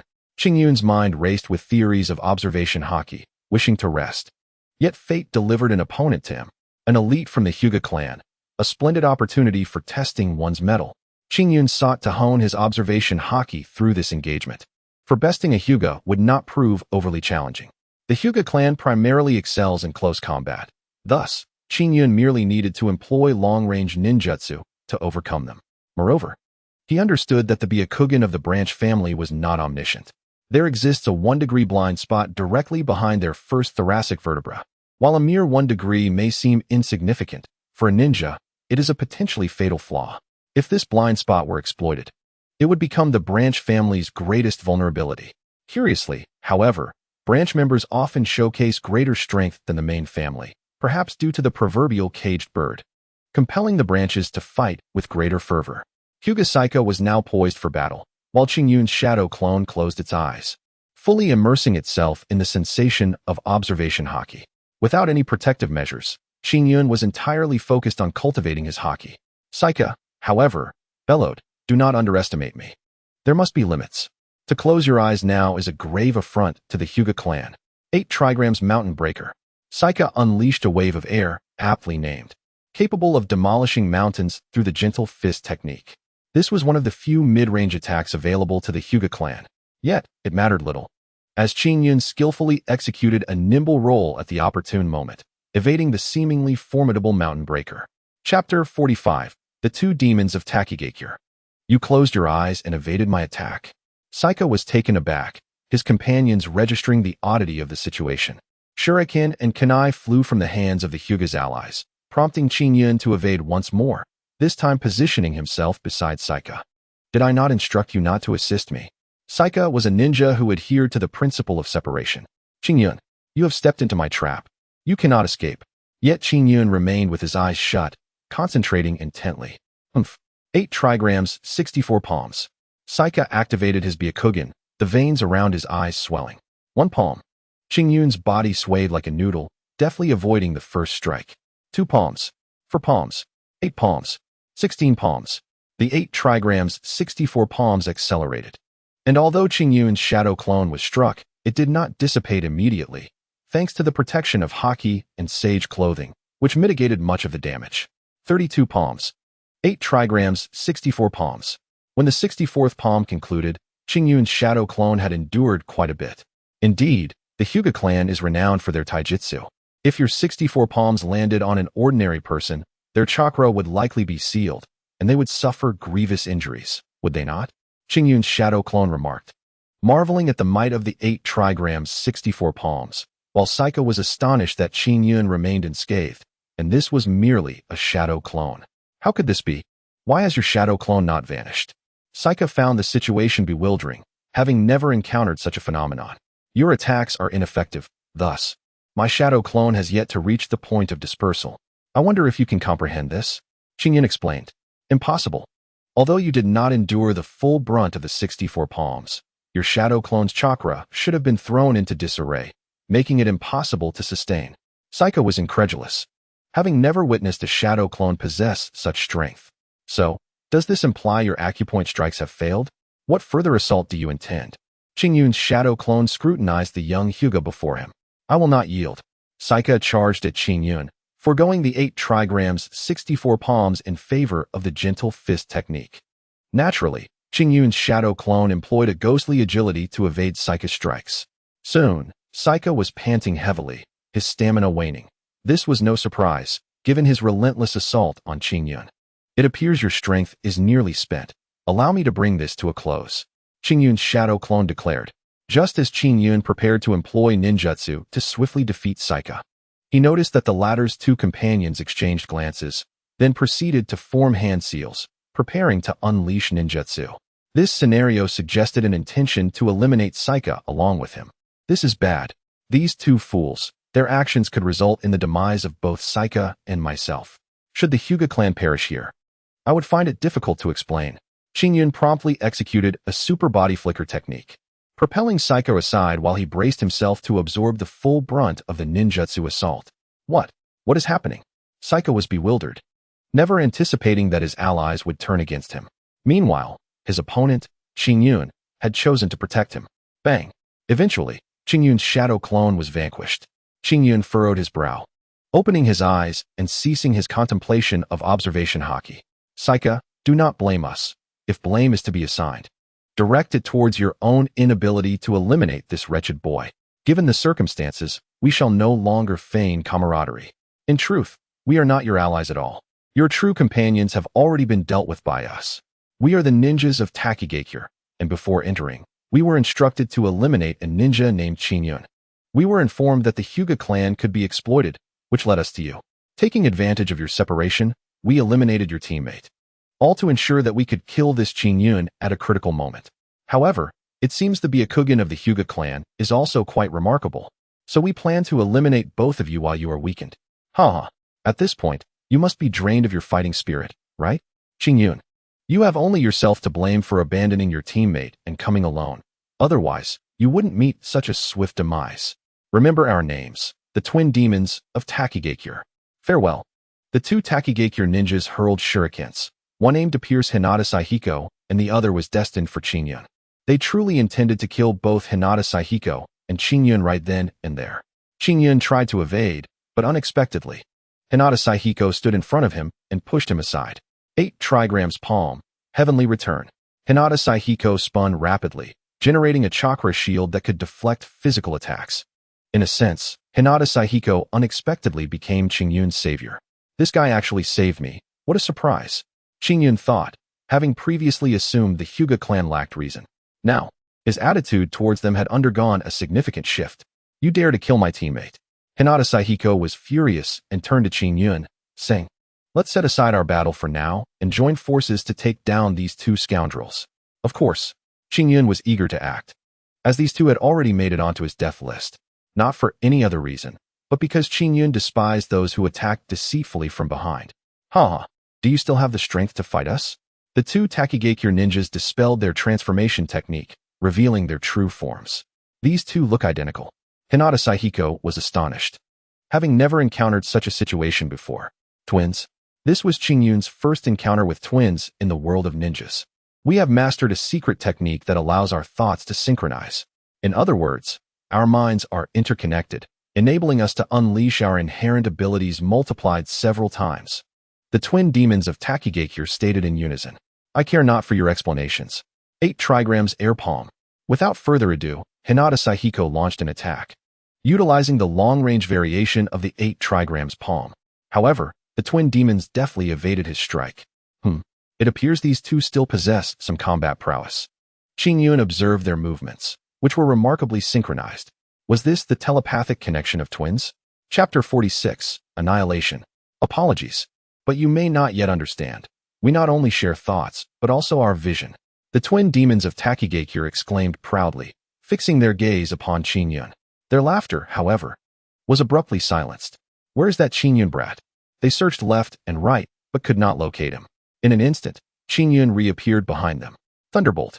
Without hesitation, Qingyun unleashed the power of lightning, sending a jolt of high-voltage electricity coursing through the bodies of the demons. Such swift body flicker technique. The demons reacted quickly, flipping backwards several times to narrowly avoid Qingyun's lightning strike. Sizzle. Suddenly, the demons heard the sound of explosive tags igniting. Looking down, they discovered a circle of explosive tags surrounding their feet. Quick dodge. The demons were startled, realizing that Qingyun had anticipated their escape route and concealed the explosive tags with a substitution technique. Boom. The explosive tags detonated in an instant. Despite their quick reflexes, the demons couldn't completely evade the blast, as Qingyun had calculated their moves in advance. Their bodies fell to the ground, smoldering, clearly injured. Even if they could fight, their strength would undoubtedly be diminished. Damn it. I didn't expect him to take control of the battle from the onset. Was this all part of his plan? The twin demons realized they had underestimated Qingyun. Beside them, Hinata Saihiko was equally astonished. Is this kid truly only a few years old? His battle strategy is on par with a Jonan. Hinata Saihiko regained his composure and declared, "We cannot let these two escape. They must pay the price." Indeed. But making them pay may not be as easy as we think, Qingyun remarked, only to notice that one of the twin demons had vanished, only to reappear on the other demon's body. What? Hinata Saihiko felt as if he were facing monsters, as their actions defied all logic. Our true power is the ability to merge as one. In this combined form, our strength increases tenfold. You are the second to force us to use this technique. And the previous one? Hinata Saihiko asked directly. To hell with you. You'll reunite there. After merging, the demons underwent a transformation. Calling them merely demons was insufficient. They were now more akin to the demon king of Takigakure. In the ninja world, many secret techniques and special abilities exist, including bloodline limits. What they possess is not particularly unique. Qingyun thought, if we're talking about uniqueness, do you possess a devil fruit system? What a joke. Die. The demon king surged toward Hinata Saihiko with incredible speed, viewing Qingyun as a lesser threat. Return. Hinata Saihiko was not to be underestimated. He immediately spun into action, his chakra shield protecting him from physical harm. Nevertheless, Qingyun could clearly see that Hinata Saihiko was running low on stamina, and soon, his technique ceased. Die. The demon king unleashed a devastating attack, gathering chakra in its mouth and releasing it in a powerful blast. Qingyun recognized that if Hinata Saihiko were struck by this attack, it would surely lead to his demise. To save or not to save, Qingyun quickly made his decision. Earth release, earth flow wall. Qingyun employed an earth-based defensive technique. While it did not entirely block the demon king's attack, it provided enough of a distraction for Qingyun to teleport next to Hinata Saihiko and rescue her. However, the whirlwind generated by the demon king's attack still blew Hinata Saihiko's hair loose. In shock, Qingyun exclaimed, "You're a girl? Watch out. The attack is coming." Hinata Saihiko did not deny it, suddenly noticing that the demon king's blast was hurtling toward Qingyun. Without hesitation, Qingyun continued to hold Hinata Saihiko and teleported to safety. At that moment, Minato and Yuki arrived on the scene. Are we under attack? Do you need assistance? What is happening? Minato and Yuki exchanged glances, inquiring about the situation. Qingyun shook his head and remarked, "This young girl from the Hyuga clan is an ally, while the person opposite is an assassin sent to kill me. I never expected that someone so skilled, clearly a Jonan, could conceal their true intentions so deeply. How shameless." Minato gazed at Qingyun, thinking to himself, "Who could hide better than you? Leave it to me. Just ensure her safety." Qingyun stood before everyone, exuding a commanding presence that radiated an inexplicable aura of leadership. The blonde ninja, a supposed target number 2, exclaimed, "You all shall perish alongside me. Face my ultimate attack, the Demon King Cannon Max." The ninja from Takigakure channeled all his chakra into a fierce assault directed at Qingyun. As the massive shockwave threatened to annihilate him, Qingyun shouted, "Thunder Flame, Soaring Dragon Explosion." Having preemptively employed Shadow Clone Jutsu, he was well prepared. The clones and he simultaneously unleashed a terrifying combination of lightning, fire, and wind techniques, resulting in a cataclysmic clash with the Demon King Cannon. In an instant, the entire Konoha forest was engulfed by a tempest, and a colossal crater formed at the center of their confrontation. Qingyun wiped the sweat from his forehead.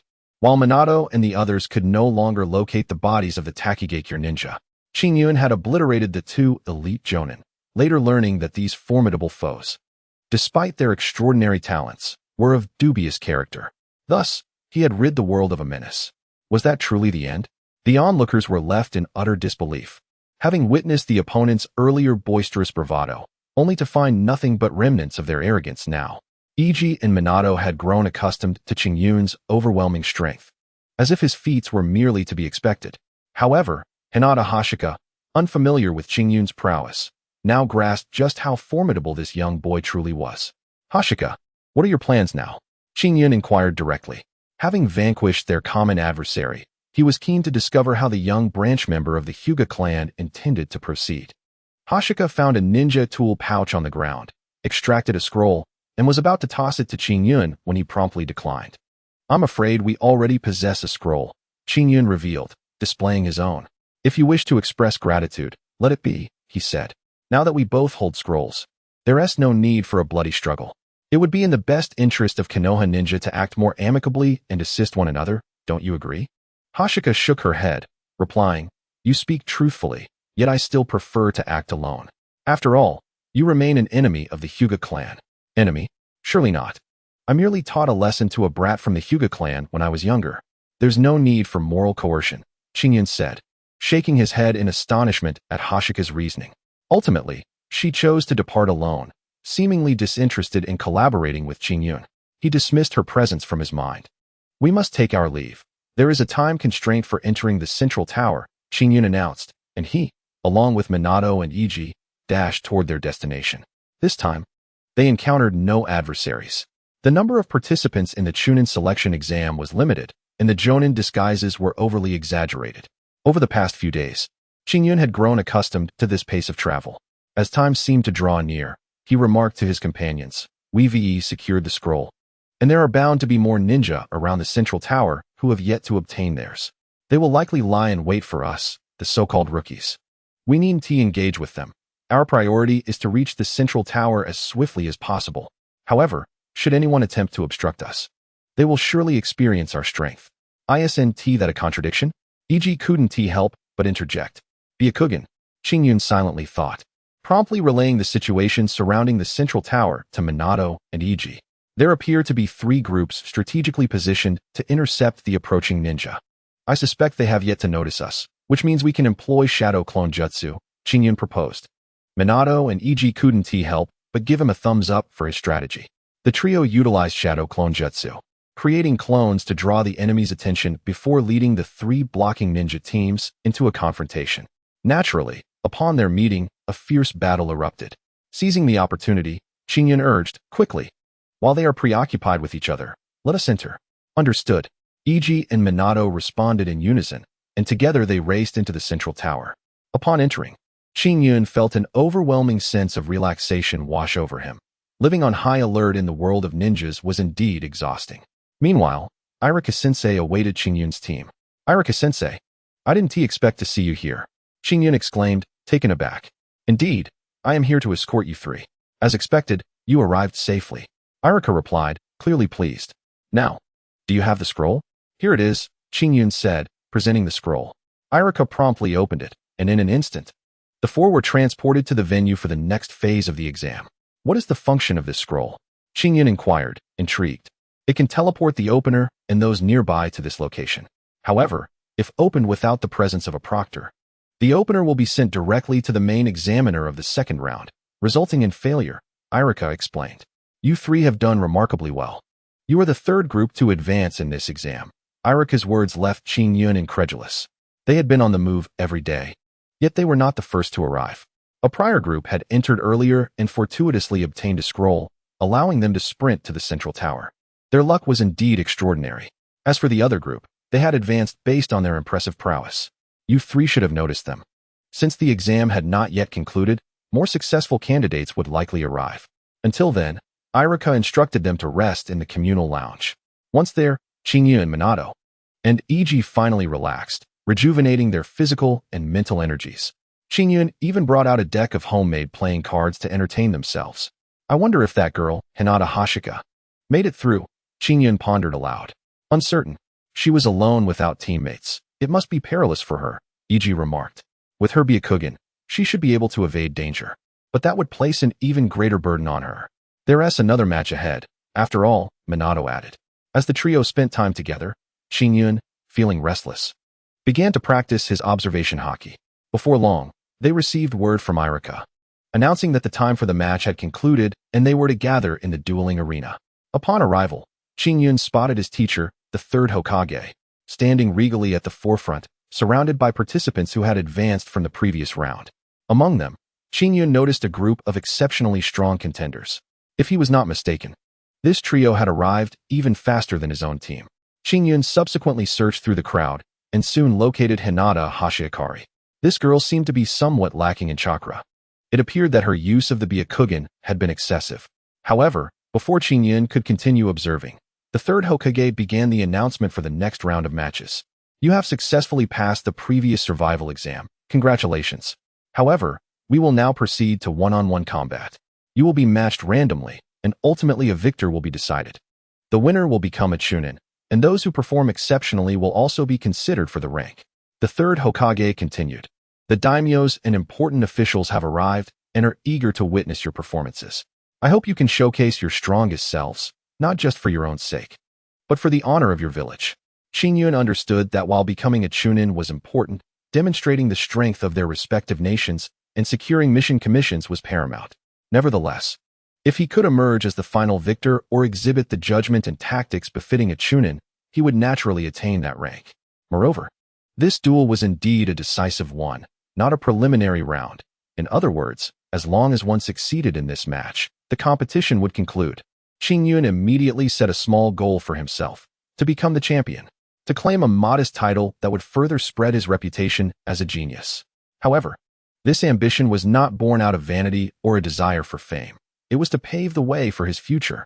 Of course, it was also to earn the rewards from the system. After all, only by becoming stronger could he gain the ability to pursue his desires. Chapter 48, Yuki vs. Inuzuka. Qingyun naturally did not forget the purpose of his presence here. He aimed to become a Chunin, partly to elevate his ninja rank for the future, and partly for the system reward, the Mangeko Sharingan. Just think, if he successfully became a Chunin, he would possess this Uchiha clan's extraordinary ability. Moreover, during a previous lottery, he had even drawn Indra's bloodline. Now, everything was in place, just awaiting the final push. Although the Mangeko Sharingan was a double-edged sword, his eyes could continue to evolve. In the arena, a large screen began displaying the names of those who had passed the exam. The daimyos and dignitaries from various nations were seated in the stands, ready to witness the battles between ninjas. The atmosphere in the arena was gradually heating up. Okay, the screen is rolling. Stop. The third Hokage called out. And then two names illuminated brightly, indicating the next competitors. Hinata Hashiakari versus Uchiha Shunfeng. A battle between the Hinata and Uchiha clans? How intriguing. Qingyun noted that Uchiha Shunfeng was indeed a member of the top-ranked team.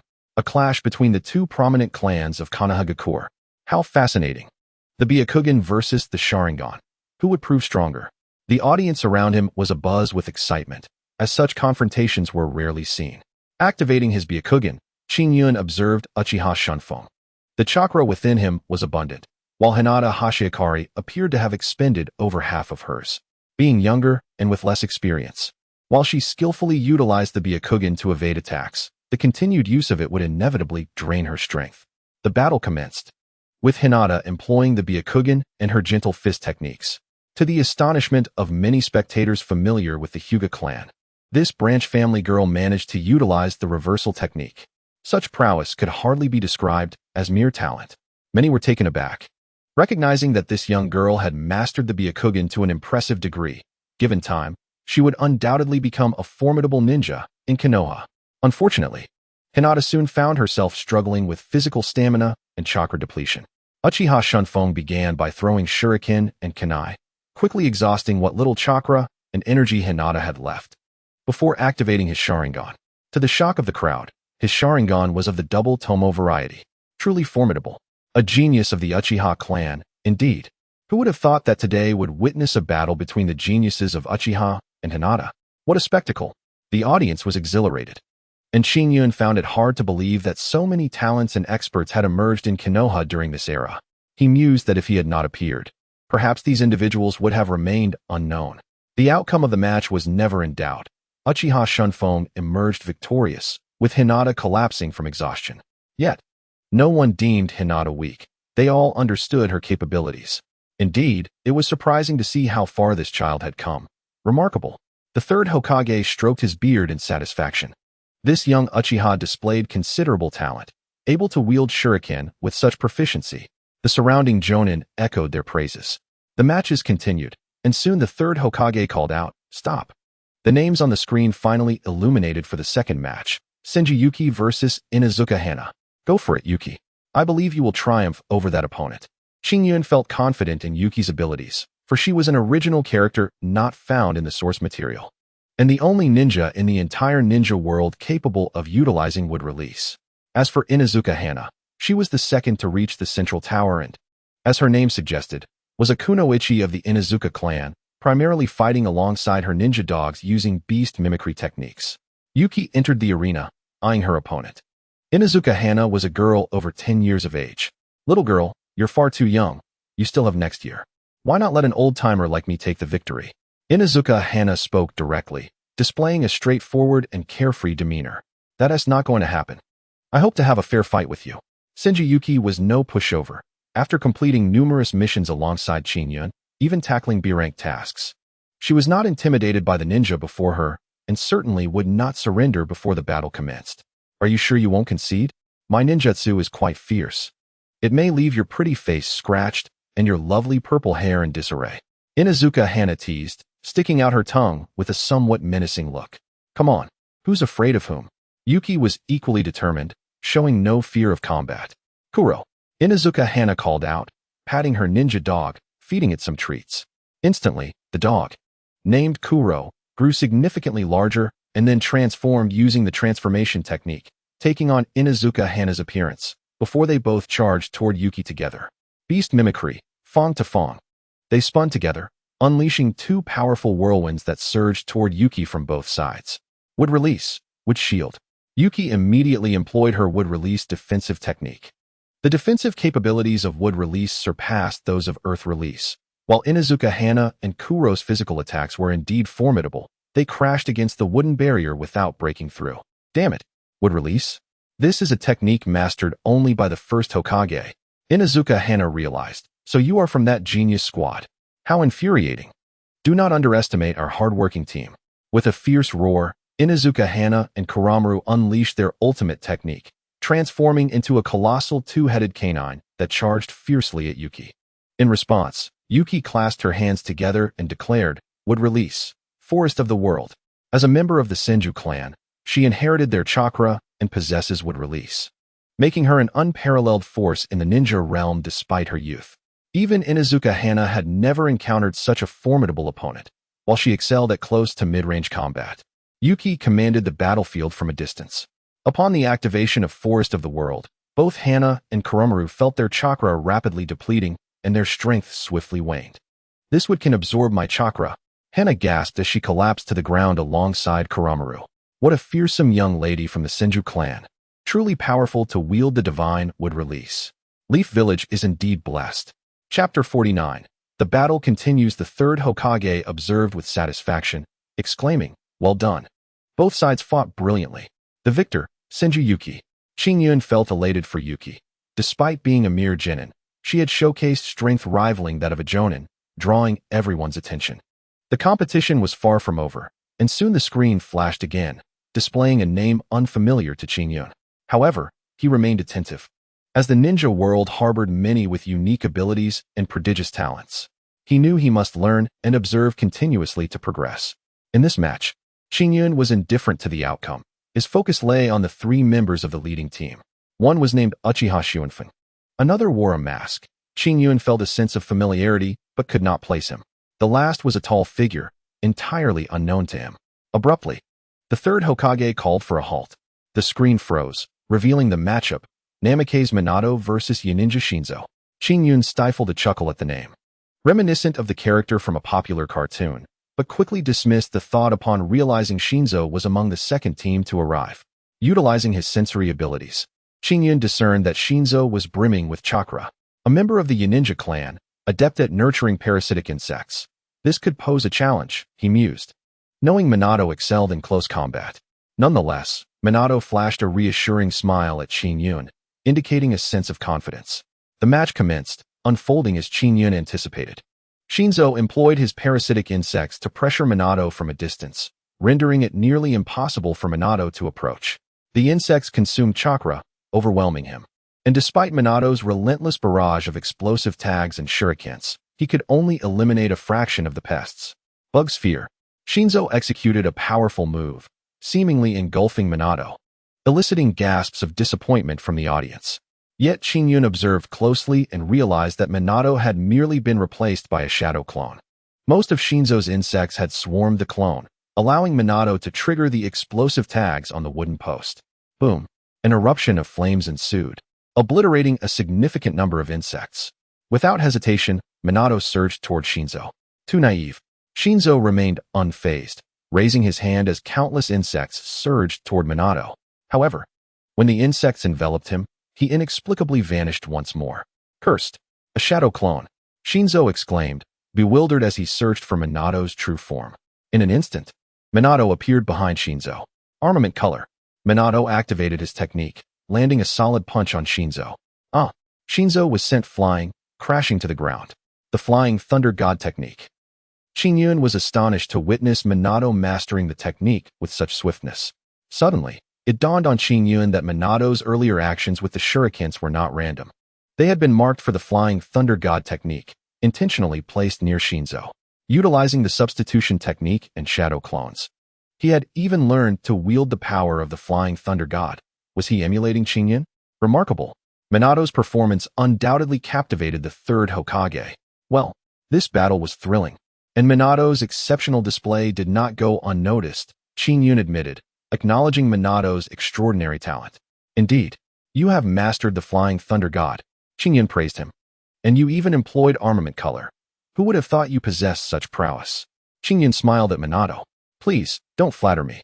In comparison to you, I still have much to learn, Minato humbly replied, fully aware of the vast chasm between their abilities. The battle concluded with Minato's victory. And soon the large screen rolled once more, prompting the third Hokage to call for another halt. Ultimately, two unfamiliar names illuminated the screen, Matsubara no and Akimichi Ryuki. The former was robust, while the latter exuded a solid presence. Both were contenders of immense strength. Qingyun recognized the first team as formidable figures. Uchiha Shuinfeng was powerful, and Matsubara no's prowess was equally commendable. The familiar figure lingered in Qingyun's mind, and he surmised that this individual might be the strongest among them. Akimichi Ryuki, clearly a member of the Akimichi clan, possessed the unique ability to convert fat into vast amounts of chakra, making them the most destructive force in physical combat within the Hidden Leaf Village. Matsubara no, likewise from the Leaf Village, remained an enigma, with his capabilities shrouded in mystery. Submit now, or you shall face dire consequences, Matsubara no advised Ryuki. I would prefer to, but if I do, our entire team will be eliminated, Ryuki replied, revealing his aversion to competition. As the third Hokage declared the match to commence, Ryuki launched himself at Matsubara no. Meet Tank. The Akimichi clan's devastating power surged forth. Yet Matsubara no remained immobile. Is he truly that weak? Qingyun pondered anxiously. However, in a pivotal moment, Matsubara no sprang into action, appearing instantaneously at the opposite end of the arena. Incredible speed, Qingyun exclaimed, realizing the nature of Matsubara no's abilities. No wonder his physique is so powerful. He is a taijutsu ninja. Qingyun had just captured the trajectory of his opponent's movements. In terms of speed, the individual known as Song Yuan-Yi even surpassed the original character. Shaoli. There was no escape. The formidable autumn path relentlessly charged towards Song Yuan-Yi, yet each time, Song Yuan-Yi effortlessly evaded the attacks with his swiftness. Soon, Autumn Path realized that his assaults were too cumbersome to land any hits on his adversary.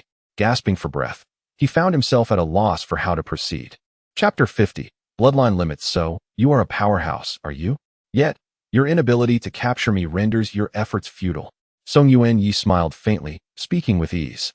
The outcome of this battle was becoming increasingly apparent. Autumn Path Liangji could no longer keep pace with Song Yuan-Yi. Before long, Song Yuan-Yi had exhausted Autumn Path Liangji's stamina, leading to his inevitable defeat in this match. This encounter had deepened Qingyun's understanding of the terrifying prowess of the first team to reach the central tower. Shortly thereafter, the third Hokage announced the commencement of the next draw. The names on the screen began to scroll at an astonishing speed. Stop! The third Hokage shouted. Eventually, everyone's gaze fixed upon the screen. With so few competitors remaining, Qingyun's name appeared with relative ease. The other name, however, was unfamiliar to him. It belonged to a grass ninja named Saken. Give it your all. Defeat your opponent swiftly. Iji and Minato cheered for Qingyun. Qingyun smiled reassuringly, saying, rest assured. He took note of this grass ninja, having no recollection of him, and noted that he had no teammates. No need to look further. I am the last grass ninja. If I lose, the entire grass village will be eliminated, the ninja named Sasuke declared. So what? Qingyun inquired. Therefore, I will exert all my strength to defeat you. I see you as a mere child, so let me remind you. I possess a bloodline limit. Bloodline limit? Qingyun knew that such abilities were exceedingly rare, and feigned disbelief as he asked, what bloodline limit do you possess? You will only see it when we engage in battle. Revealing it now would expose my strength. The individual before him couldn't help but scoff, and the atmosphere around them grew considerably lighter. That being said, I must assert that even if you are special, I am even more extraordinary. Bring it on. I am eager to witness the strength of your so-called bloodline limit. Qingyun remained unperturbed by his opponent. At the very moment the match commenced, the ninja known as Sasuke launched a ninjutsu attack directed at Qingyun. Instantly, Qingyun discerned the nature of Sasuke's bloodline limit, a massive flow of lava. The searing lava was formidable, embodying the transformations of both fire and earth elements. Lava release, huh? I never expected you to be a bloodline limit user. Qingyun quietly activated his Sharingan and Byakugan, perceiving everything about his opponent. Water release, water barrier. Qingyun initiated a water barrier to shield himself from Sasuke's lava release, but regrettably, against such a unique elemental ninjutsu, his water technique failed to fully mitigate the damage. The water barrier was completely breached in the next moment. Nevertheless, Qingyun managed to evade at the last instant. Ha! Behold my power. Lava release. Konoha Esprat. I advise you to concede. Sustaining injury from my lava release is difficult to recover from. Sasuke proclaimed with pride. Qingyun retorted loudly, do not get too cocky. Let us see if you can injure me first. Humph. You are quite ungrateful. Sasuke then launched a series of attacks, the lava release obliterating the ground of the arena. Meanwhile, Qingyun continued to evade. Stop dodging, you little brat. Let us settle this. Sasuke bellowed. Clang. Several shurikens flew towards Sasuke's body, which he immediately deflected with his own. I see. In facing my shurikens, this guy opted to block them rather than using his lava. Perhaps that would consume too much chakra? Even though he can utilize lava release, he can only perform ranged attacks. In other words, he has certain limitations in close combat with his lava technique. Understanding this, Qingyun instantly teleported next to Sasuke and initiated a close-quarters battle. Enhanced strength, armed color. With a surge of strength and armed color, Qingyun swiftly overpowered Sasuke. Your weakness lies in close combat. You have no space to unleash your bloodline limit. As Qingyun battled Sasuke, he continued to taunt him. Damn it! Sasuke was clearly flustered. His previous foes had always been pushed away by his lava release. Yet now he was being rapidly closed in on. This is troublesome. Since that's the case, I had intended to use this move as a last resort. Lava release, flame demon. Sasuke formed hand seals, and his entire being underwent a tremendous transformation, seemingly engulfed in flames. His skin bulged, becoming immensely hard. In mere moments, Sasuke had transformed into a fiery stone creature. Is this a film set? This guy is astonishing. I never imagined there could be such talent among the grass ninjas. How fascinating. Sasuke's determination immediately drew the attention of the daimyo and heightened Qingyun's vigilance. Now, I no longer fear close combat. Sasuke charged recklessly towards Qingyun. At close range, Qingyun had to ensure he avoided being burned by Sasuke's lava creature. Qingyun found himself in a rather awkward position. He could neither engage at close range nor from afar. He knew this state would not persist for long. Qingyun understood that his opponent was likely fighting with all his might. Wind release, great breakthrough. Qingyun attempted to control their distance with wind release. However, Sasuke raised his hand and unleashed a lava projectile, which was impervious to the effects of the wind release. Heading directly for Qingyun, a simple wind release was ineffective. Even using the Rasengan would not allow him to close the distance. Contemplating his options, Qingyun decided that he could only resort to lightning release or a combined ninjutsu technique. The fusion of two elemental ninjutsu could not be compared to a bloodline limit that had already undergone elemental transformation, and he was reluctant to reveal his lightning release just yet. Ultimately, Qingyun resolved to take a risk and employ a combined ninjutsu technique incorporating 3 elemental attributes. Surely, this should suffice against a bloodline limit that merges 2 elements. Without further hesitation, Qingyun utilized a smoke bomb to obscure his figure, then employed shadow clones to establish his position. Together with his clones, they formed hand seals to merge their ninjutsu. Wind release, fire release, lightning dragon fire burst. Qingyun unleashed his tri-elemental ninjutsu once more. The amalgamation of 3 elemental techniques astonished the third Hokage. What a brilliant idea. Truly, Qingyun. The audience familiar with Qingyun exclaimed. 3. I never anticipated that Qingyun could deftly wield the fusion of 3 techniques. The third Hokage was equally taken aback. Chapter 51, Four-Wheel Rebirth Explosion. The third Hokage then voiced his concern. However, the opponent wields a lava release that combines earth and fire. Can it truly be defeated? The opponent did not merely endure the blows like a fool, but instead unleashed his bloodline limit with a fierce attack, Lava Bomb. Despite the presence of chakra suppression, the adversary's physical form proved resilient, and the feeble attempts of Qingyun to counter the opponent's ninjutsu were barely effective. Haha, is this your ultimate technique? I can't help but feel your strikes are becoming increasingly feeble, Sakuma boasted, his pride swelling as he believed his lava release to be unparalleled. Qingyun bellowed, continuing to channel chakra alongside his shadow clones. The weakened chakra fruit he had consumed, coupled with the refined chakra he had absorbed, sustained him in this critical moment. This infusion of chakra allowed Qingyun to endure longer, yet the situation remained dire. The opponent's assaults grew in intensity, particularly as the lava bombs could be launched in rapid succession. Meanwhile, Qingyun's ninjutsu required time to cast repeatedly, forcing him to maintain a defensive stance to ensure his survival. This is impossible. I never anticipated that my 3 elemental ninjutsu would falter before your 2 fused bloodline limits. Qingyun resolved to delve deeper into bloodline limits in the future. If 3 chakra types are insufficient, then I shall employ 4. He prepared to utilize shadow clones to further counter the opponent's relentless attacks. Sakuma, reveling in his confidence, laughed heartily. If I am not mistaken, you possess 3 chakra types, which is quite impressive. Among Jonan, few can claim such a rarity. You've claimed to be unique, but I assert that I am the most exceptional. The entire grass ninja village has been defeated, yet I stand here. Can you not discern the reason? I am a wielder of bloodline limits, a newly forged attribute born from the fusion of 2 chakra types. It far surpasses your so-called composite ninjutsu. This is the distinction between us. You shall never surpass me. You are destined to be vanquished in this battle. Esteemed leaders, behold the power of the grass ninja village, Sakuma proclaimed with unrestrained arrogance. Qingyun found himself facing an unexpectedly formidable rival. If it were me, I am uncertain if I could triumph over such an opponent, remarked Minato Namikaze, unable to conceal his admiration. Qingyun will surely prevail. His chakra reserves remain robust. Iji observed closely, unwavering in her support for Qingyun despite the skepticism of others. A true companion indeed. Qingyun, however, paid no heed to Sakuma's taunts. History has shown that villains often perish from their own verbosity, and Qingyun seized the opportunity. While Sakuma rambled on, Qingyun swiftly recalibrated, gathering chakra to employ his shadow clones.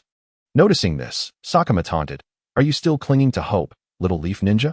I know you possess strength, but you are merely a child.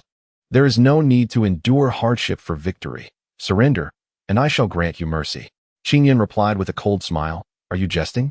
I refuse to believe you can withstand my next move." Water release, water dragon bullet technique. At this moment, Qingyun's shadow clones unleashed the water technique. Even though the arena lacked any water source, making its use particularly taxing on his chakra. Water release. Sakuma was taken aback, but quickly regained composure, realizing that a mere water technique would not vanquish him. Lava Bomb. Sakuma expelled a massive ball of chakra, a colossal fireball. The water dragon collided with the fireball, not extinguishing it, yet diminishing its flames significantly. Lightning Dragon Flame Strike. Qingyun then executed a composite ninjutsu, merging 3 techniques with the water dragon, creating a harmonious synergy. Water release melded with lightning release. Wind release fused with fire release. This was a composite ninjutsu of 4 chakra types. The third Hokage was astounded, never having anticipated his apprentice achieving such a feat. 4 chakra types combined. I shall name it Four-Wheel Rebirth Explosion. Qingyun had appropriated the title from the Otsutsuki Shinjutsu. The potency of his composite ninjutsu transcended that of an elite Jonan, especially with the integration of 4 elemental chakra types. This is inconceivable. To perform water release on land and merge 4 elemental attributes. This individual has reached an extraordinary level of genius. Sakuma declared, I shall unleash my full strength. His hands formed seals as he shouted, Lava Giant Bomb. Sakuma conjured an enormous fireball, representing the entirety of his chakra reserves, a final gambit. Even if he triumphed against Qingyun, he would be left utterly depleted, incapable of continuing the battle. Yet, his singular focus was to defeat Qingyun, his most formidable adversary. You are Qingyun. I shall remember your name. You are strong, but I am stronger. You are unique, yet I am even more exceptional. I shall withstand all attacks.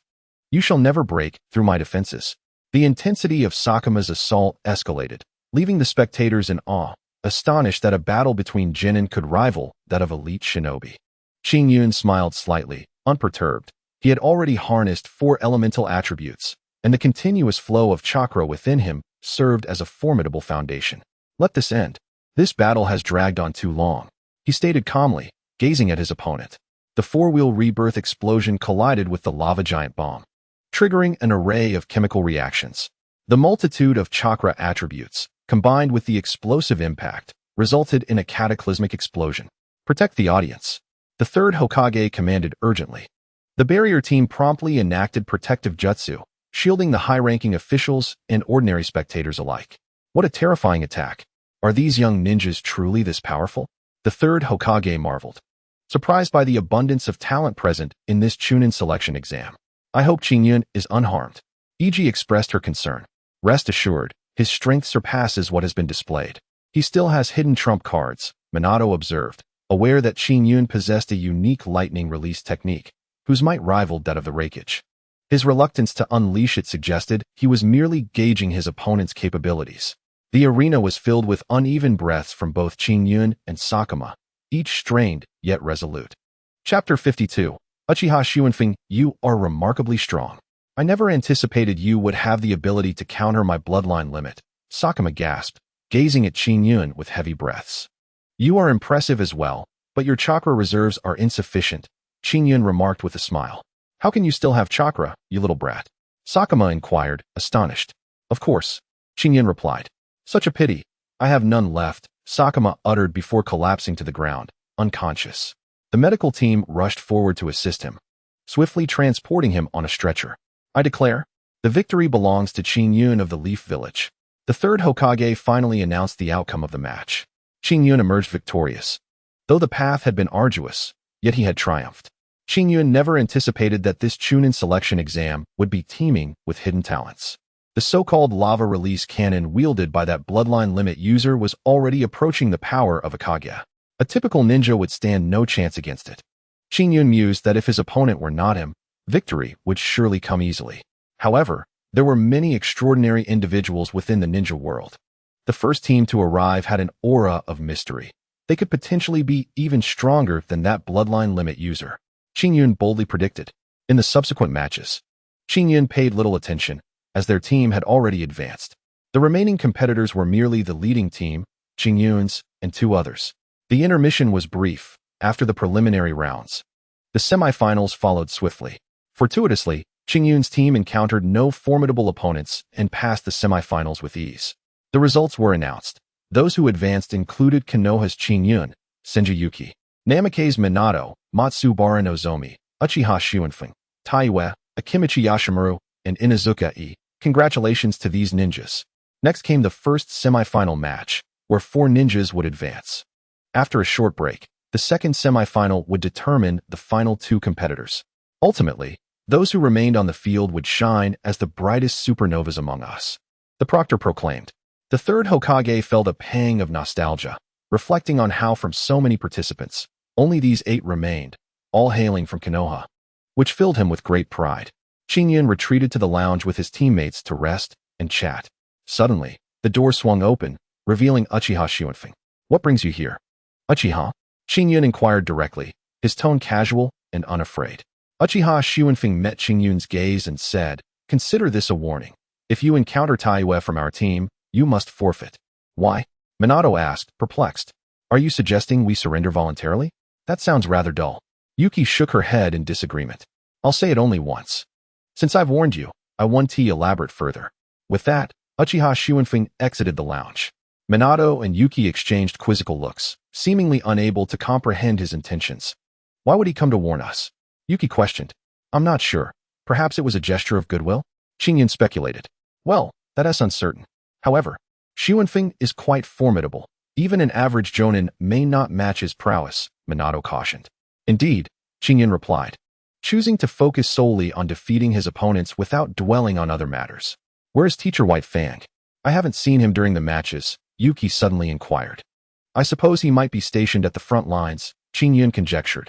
We must achieve victory to honor Teacher White Fang. The trio rallied together, and as their break concluded, they proceeded to the stands. The third Hokage continued to preside over the exam. Now, the first semi-final match, he announced. The names on the screen froze, revealing two prominent names. First match, Akimichi Yashimaru versus Uchiha Shuinfeng. Qingyun, Minato, and Yuki focused intently, needing to observe the battle between these two, as they would inevitably cross paths later. Qingyun recalled that Akimichi Yashimaru was a teammate of Namikaze Minato from the original storyline, who likely perished during the Third Great Ninja War after consuming the three-color pill to stop the Mist Ninja. As for Uchiha Shuinfeng, Qingyun contemplated whether there was a connection to Shursui and Obito, given the attributes in their names. Once the match commenced, Akimichi's fighting style was evidently different from before.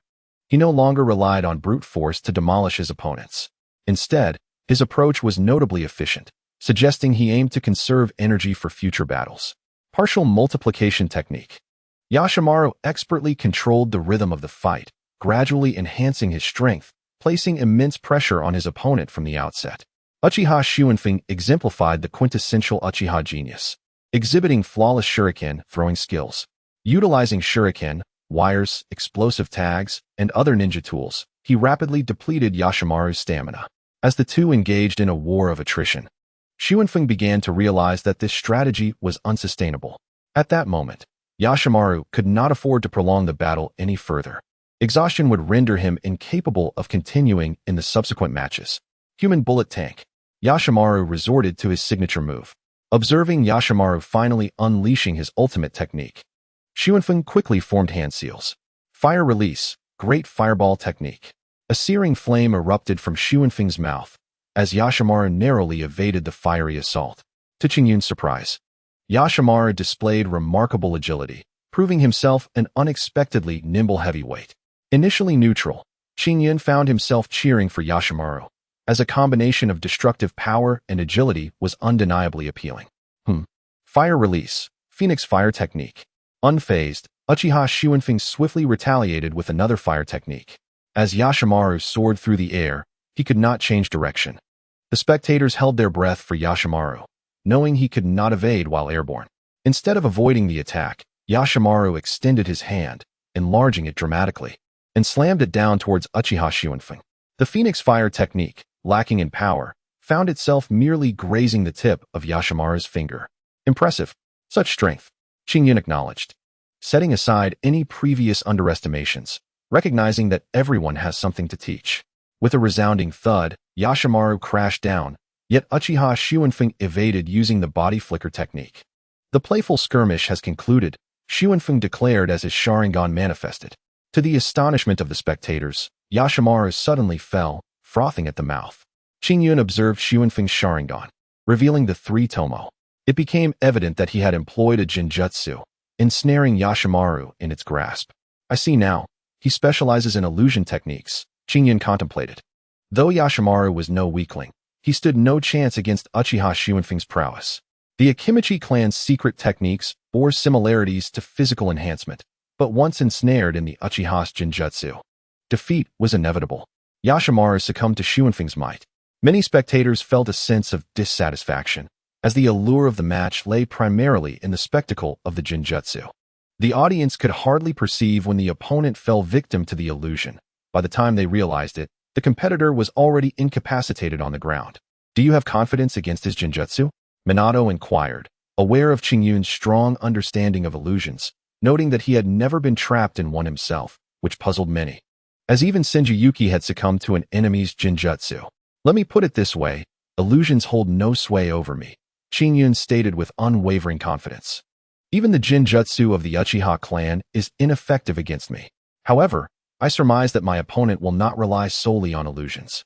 It is the combination of Jinjutsu, Ninjutsu, and Taijutsu that truly showcases one's strengths, he pondered. As the match concluded, the third Hokage resumed the lottery for the next round, seemingly enamored with the role of chief examiner. All right, let the names scroll, he announced. Stop. Two characters reappeared before everyone. Matsunara versus Inuzuka-e. At least one of them would advance, representing a potential adversary for Qingyun's team. Thus, the trio opted to remain and observe. The individual known as Inuzuka-e appeared to be a companion of Namake's Minato from the original tale, his prowess evident through the canine jutsu of the Inuzuka clan. As for Matsunara, his speed was remarkable, having previously witnessed his match against another Akimichi. Both contestants leaned toward taijutsu, competing primarily in terms of explosive power and endurance. Matsunara's abilities far surpassed those of Inuzuka-e, ultimately leading to Inuzuka-e's defeat. This Matsunara moves with incredible swiftness. One must exercise caution when confronting him, Qingyun cautioned. He discerned that his opponent seemed to harness wind chakra to enhance his agility, surpassing even Li's speed in the Chunin exams. It's uncertain who is truly swifter. Minato replied confidently, as he too excelled in speed. The match concluded swiftly, and the third Hokage prompted the names on the screen to scroll once more. This time, it was Senju Iji versus Taiyue, a familiar figure to Qingyun. Recalling Uchiha Shuinfeng's warning, he immediately advised Iji, "Give it your all. We lack information on this opponent, and he has not revealed any trump cards in prior battles, only employing commonplace ninjutsu." Iji waved her hand dismissively. "Fear not. As the sole user of wood release in the entire ninja realm, how could I possibly be bested by a nameless novice?" Her confidence was palpable, mirrored by Minato and Qingyun's faith in her abilities. Yet, Taiyue remained an enigma. Qingyun could sense that Taiyue's chakra exceeded that of the other competitors. "Ready. Begin," the third Hokage declared. Yet, both Iji and Taiyue hesitated, seemingly waiting for the right moment. Their eyes locked, igniting their competitive spirits. Wood release. Advent of the trees. Wind release. Wind cutter technique. They both unleashed their jutsu, Iji's technique instantly summoning a myriad of trees surrounding them. Although lacking the power of the first Hokage's version, she was indeed the only wood release user in the ninja world, even surpassing Yamato's capabilities. Impressive. Is this truly the advent of the trees from the first Hokage? I never anticipated Iji would advance to such a level. The third Hokage exclaimed in astonishment. Taiyue adeptly evaded the onslaught of branches, slicing through them with his wind cutter technique as he closed the distance toward Iji. Shurikens and kunai flew toward Iji, but she swiftly countered with wood release, wood pillar wall, creating a defensive barrier. For a moment, their combat raged fiercely. Quite impressive. With the wood release as your bloodline limit, you've forced me to this extent, yet the match is nearing its conclusion, Taiyue suddenly declared. Conclude? This match still has about 10 minutes left to unfold. The audience thought, bewildered by Taiyue's claim. Do not boast, you will have to earn it. Iji retorted, exuding confidence, if not a hint of arrogance. Yet, with her wood release, she had every reason to be proud. Taiyue, however, was not exaggerating. He swiftly formed hand seals and proclaimed, "Summoning jutsu." In an instant, a taper appeared on the battlefield. Yes, the dream-eating beast. Qingyun suddenly grasped Taiyue's identity. Realizing that this was one of the clones created by Danzo in his laboratory, endowed with the Byakugan of the Hyuga clan. Qingyun knew this foe's strength well. Even he had struggled against such an opponent, let alone Iji. With the enhancement of wind release, Taiyue's speed was formidable. Although wood release was powerful, it could not ensnare someone as swift as Taiyue. The dream-eating beast inhaled deeply, preparing to unleash its attack, but Iji adeptly ensnared it with her wood release. In the blink of an eye, however, Taiyue had positioned himself behind Iji, landing a decisive blow. Utilizing all available distractions before launching a surprise attack, an insidious yet effective strategy. Qingyun mused. "Apologies, but I have already claimed victory," Taiyue proclaimed, raising his hand as he moved towards the stands. Iji was immediately taken away on a stretcher by the medical team. Qingyun felt a pang of heartache upon witnessing Iji's defeat. Chapter 54, the rematch with Minato as anticipated. This opponent was formidable. Everyone must remain vigilant.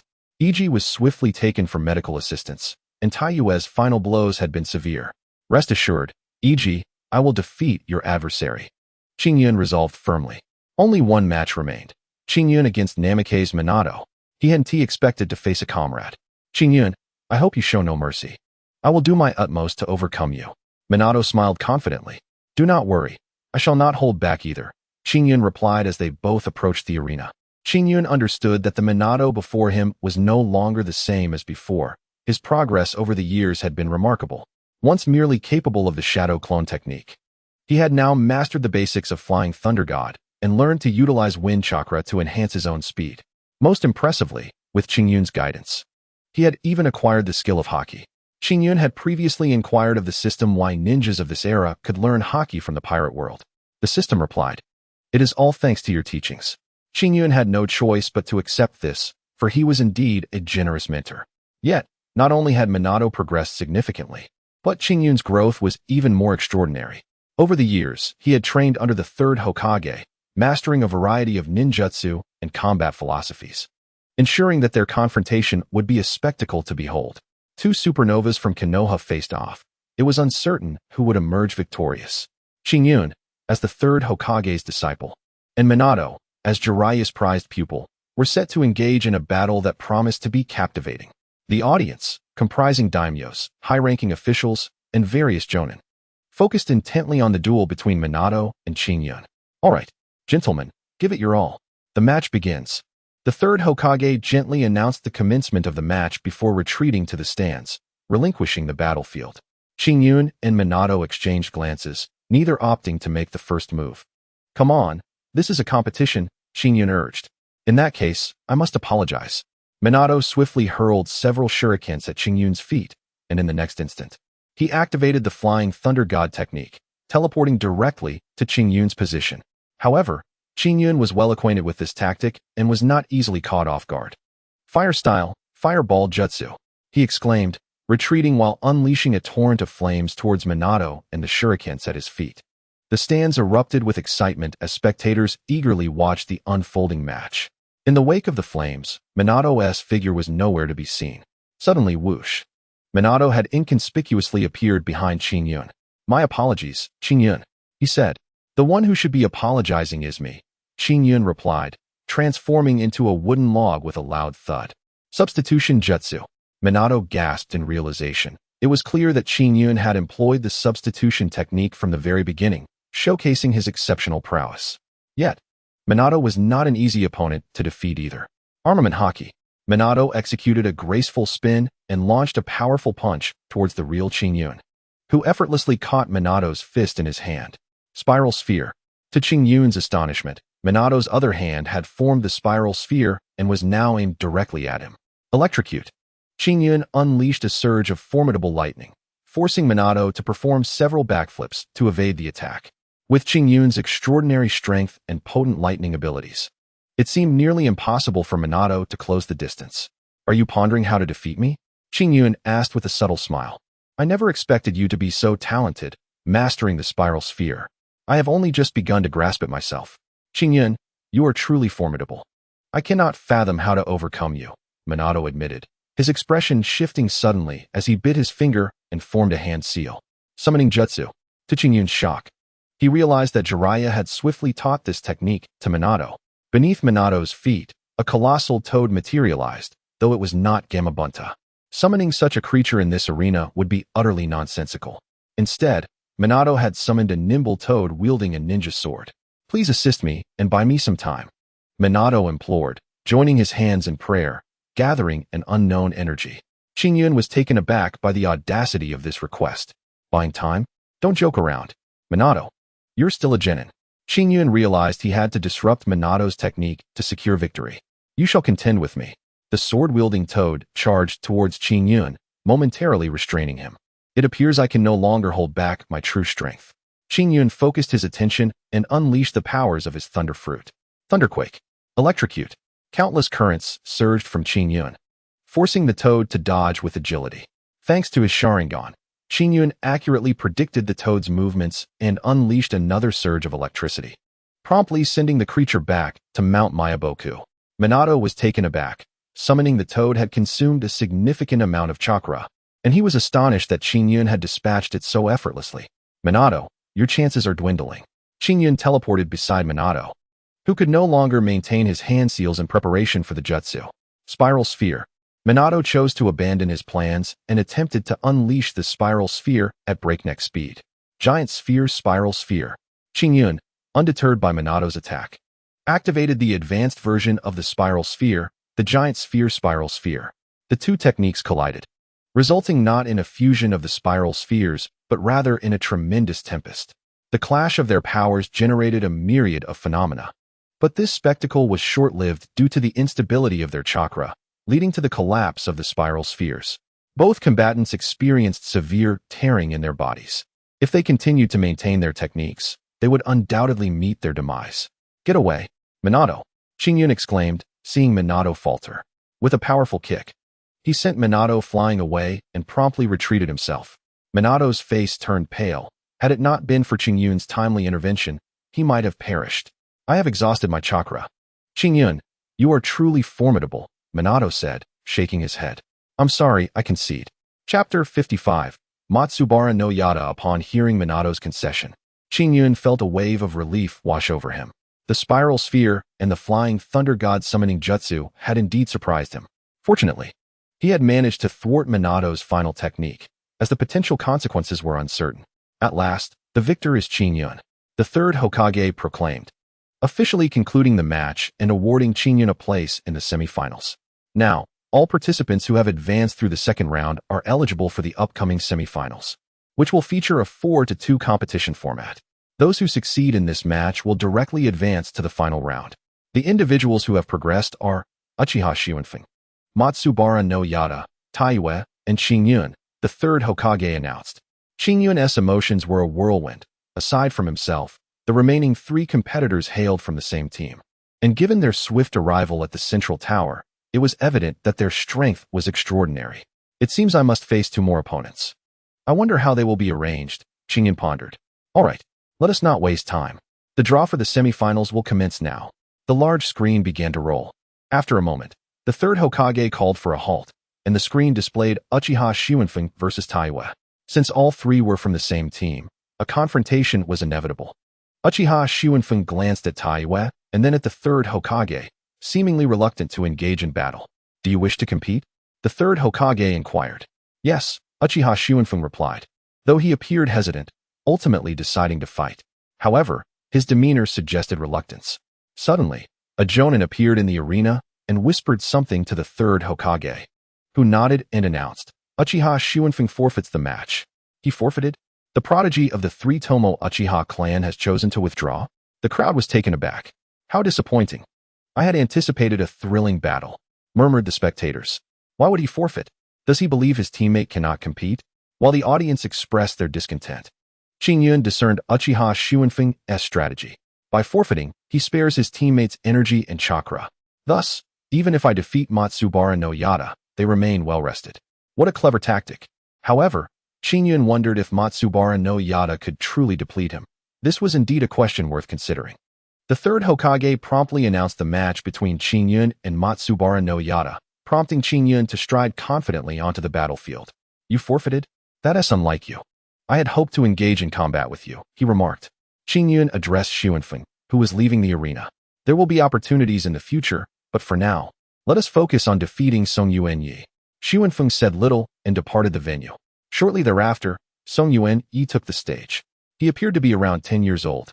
His muscular physique seemingly not a result of brute strength, but rather of remarkable speed.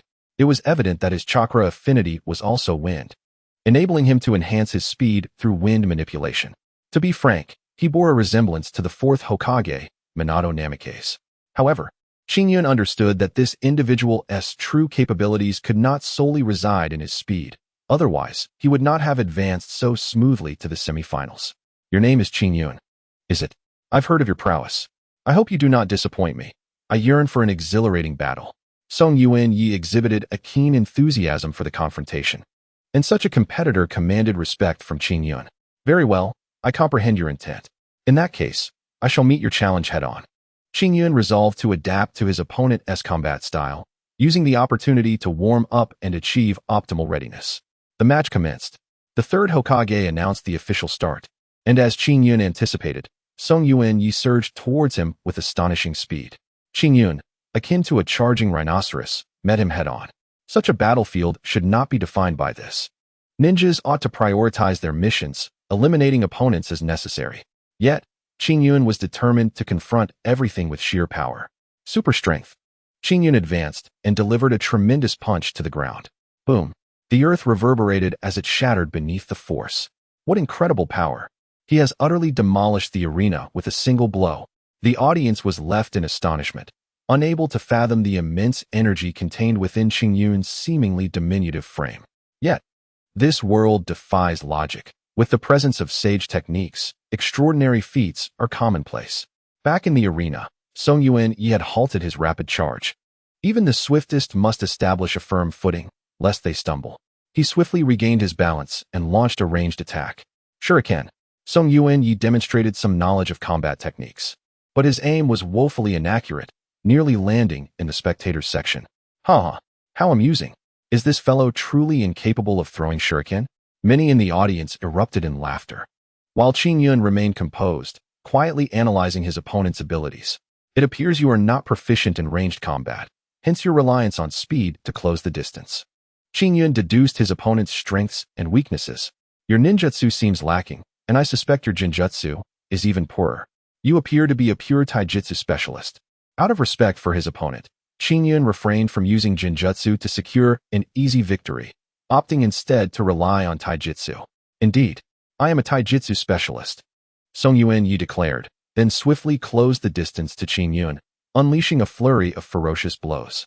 With the Sharingan, Byakugan, heightened perception, and Kinbunshika haki, Qingyun faced Song Yuan's onslaught with utter ease, evading even the most rapid attacks without difficulty.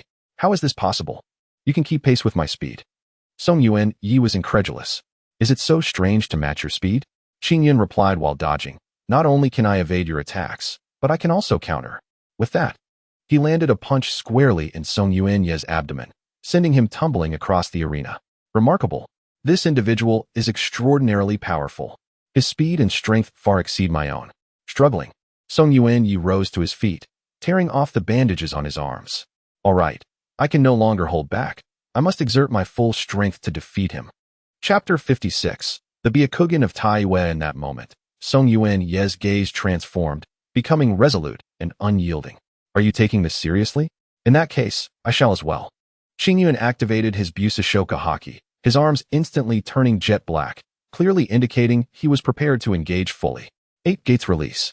Open. Song Yuan's sudden declaration raised Qingyun's suspicions. How can a ninja lack fundamental ninjutsu skills? You can't even perform the most basic body replacement technique. Initially believing Song Yuan-Yi to be solely a taijutsu practitioner with perhaps a few hidden cards, Qingyun was taken aback when he realized that this individual could indeed open the 8 gates. First gate, open. Second gate, open. Song Yuan-Yi unleashed 2 gates. White energy surging from his body. Prepare yourself, Qingyun. You are the opponent I admire. He did not proceed to open further gates, but charged at Qingyun once more. Come at me. Qingyun felt no fear. He believed he could withstand Song Yuan's onslaught despite the opening of only 2 gates. With Busashoka haki activated, even direct hits would not faze him, though Song Yuan's speed was astonishing. The 8 gates. What connection does this individual have to the current Might Dai? At this point in time, even Might Dai had not yet emerged, let alone Might Gai or Li, suggesting that Song Yuan's knowledge of the 8 gates might have been imparted by Might Dai. Song Yuan-Yi did not afford Qingyun a moment's respite, his attacks landing on Qingyun's frame. However, Qingyun remained unfazed, engaging Song Yuan-Yi in a battle of strength. Despite Song Yuan's impressive speed, he deftly evaded Qingyun's counterattacks. Opening the first 2 gates is insufficient to defeat me, Qingyun asserted. Did I not mention that? You seem to have some understanding of the 8 gates, Song Yuan-Yi countered. Some understanding, Qingyun replied. It appears you are correct. With just this, you cannot touch me. Then, third gate, open. Inner Lotus. At that moment, Song Yuan's speed intensified. His skin flushed red, and a green energy emanated from his body. His velocity was such that even Qingyun could not help but admire it. In a swift motion, Song Yuan-Yi delivered a kick that sent Qingyun flying. then utilized the bandages on his arms to ensnare him, plummeting rapidly towards the ground. "Qingyun, get up!" Xu Wenfeng shouted from the stands, aware that this opponent would not be easily defeated. Indeed, after being struck by the inner lotus, Qingyun emitted a resounding thud, transforming into a wooden log. Body replacement technique? How did this happen? Song Yuan-Yi gasped in shock, realizing that he could only use the inner lotus once, and was astonished that it had struck a substitute. It was during my super strength attack on the ground. In an instant, Qingyun reappeared, delivering a powerful punch to Song Yuan-Yi's abdomen, sending him crashing to the ground. I not only utilized my extraordinary strength to devastate the ground, but I also seized the moment to employ the substitution technique. While all eyes were focused on you, I had already devised a strategy to counter you. I apologize. Although I initially intended to confront you head-on, I have reconsidered, as there is another match ahead, and exhausting too much stamina would not be prudent for me. Qingyun remains standing, yet Matsuhara can no longer rise. Although the Shimon is the final safe zone within the 8 gates, it still imposes significant side effects on the user. The greater the power unleashed by the 8 gates, the more substantial the damage to the body. Despite Matsuhara being a taijutsu ninja who has undoubtedly undergone extensive training, employing the 8 gates is still exceedingly taxing. At this moment, you must find yourself immobile, am I correct? This technique is forbidden. I wonder what connection you have with my guy? Qingyun inquired. The 8 gates are not exclusive to him, Matsuhara replied before succumbing to unconsciousness. Yet, even in his fainted state, it was evident that he felt a deep sense of satisfaction. For Qingyun, Matsuhara is a worthy opponent deserving of respect.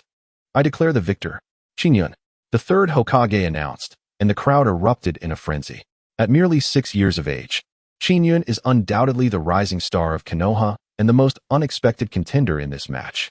Young, formidable, and handsome, he has become the idol of many. In contrast, another ninja named Taiwei remains somewhat obscure. His advancement to the finals of the Chunin selection exam should have garnered him considerable support from the audience. Yet the reality is quite the opposite.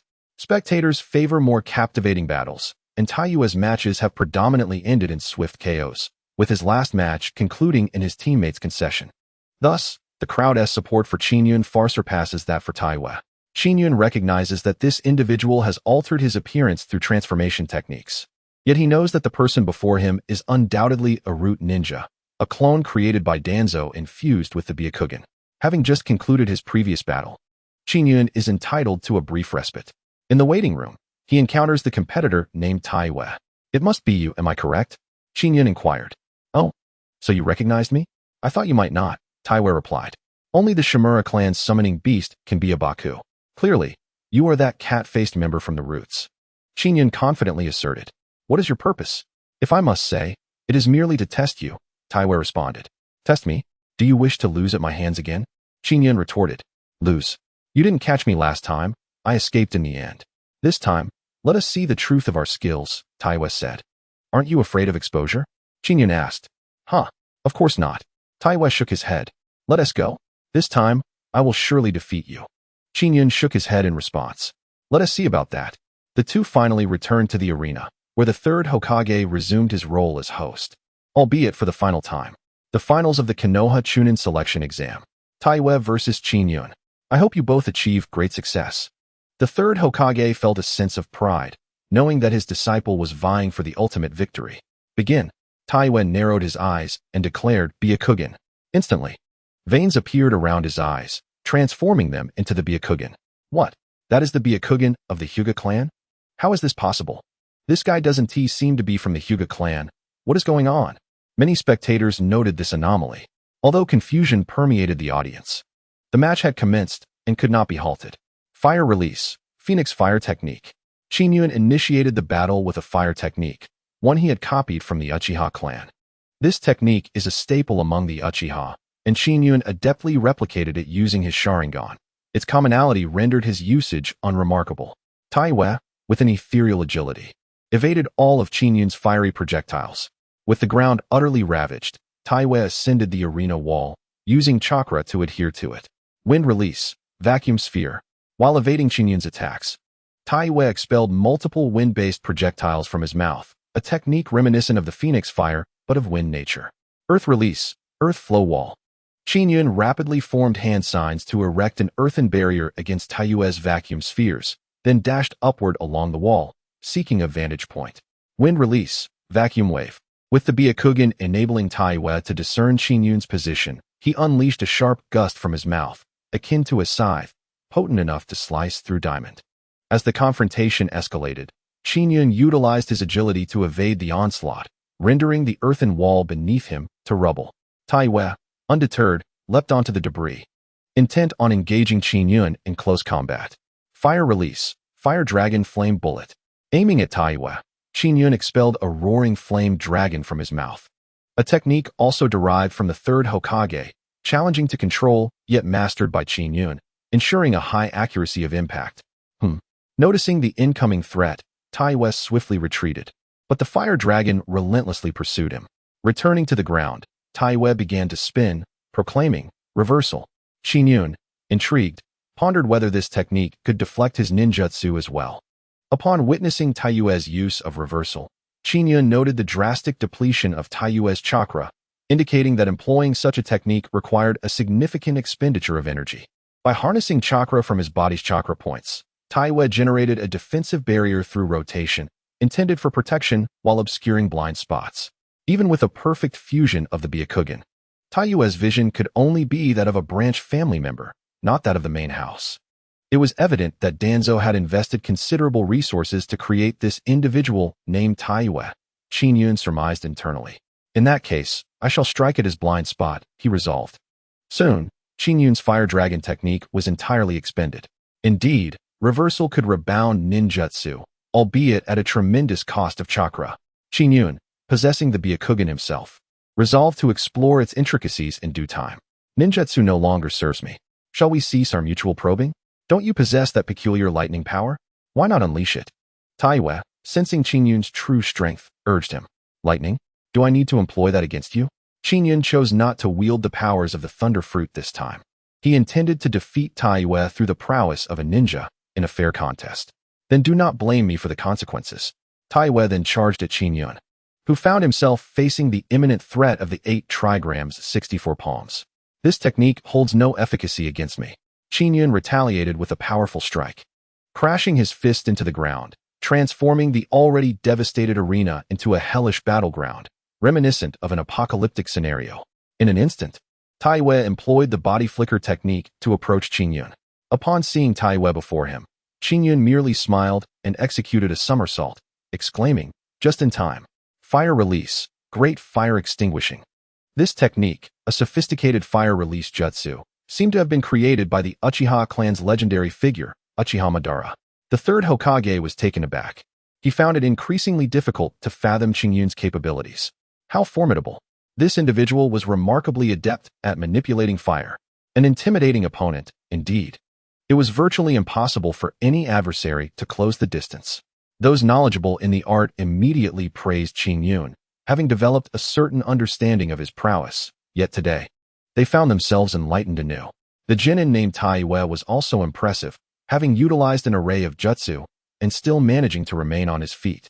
Many spectators applauded Taiyue, for it was astonishing for a genin to fight with such skill.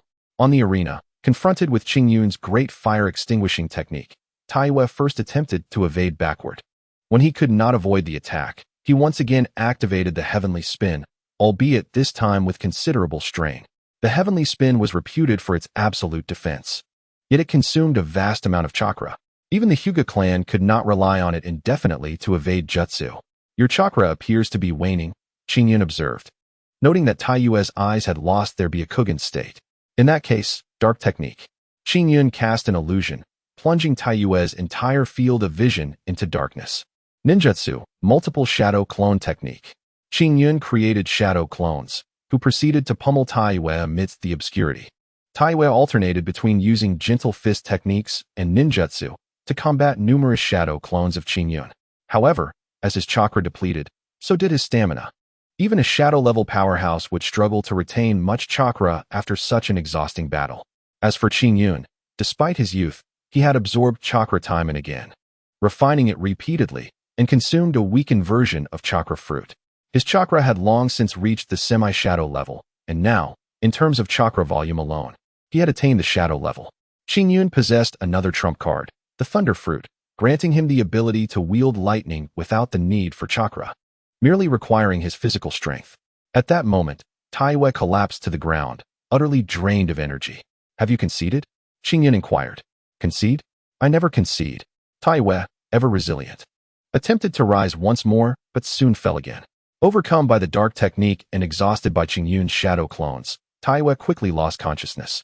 The third Hokage surveyed the situation and promptly declared, I hereby announce the results of the Chunin selection exam. The victor from Konoha is Qingyun. The audience erupted with enthusiasm. Wow, amazing. Is Qingyun's chakra limitless? Am I dreaming? Is this truly a battle of genin? I thought it was an elite Jonan match. The entire venue resonated with excitement, as everyone felt a sense of pride for having such a legend emerge from Konoha.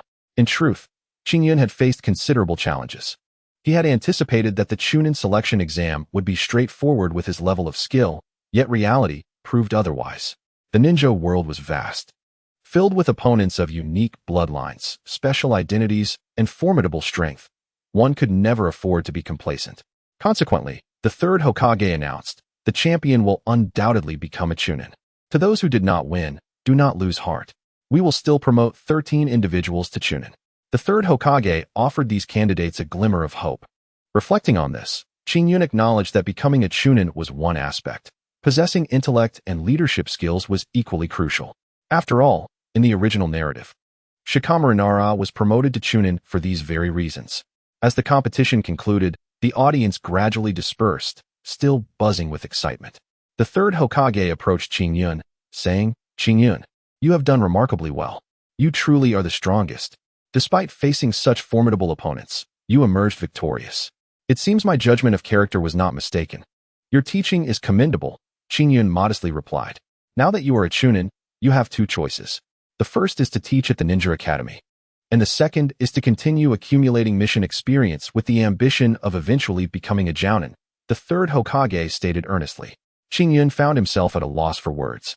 At merely 6 or 7 years of age, how could he teach the children at the Ninja Academy? He was still a child himself. I am still just a child, Qingyun exclaimed.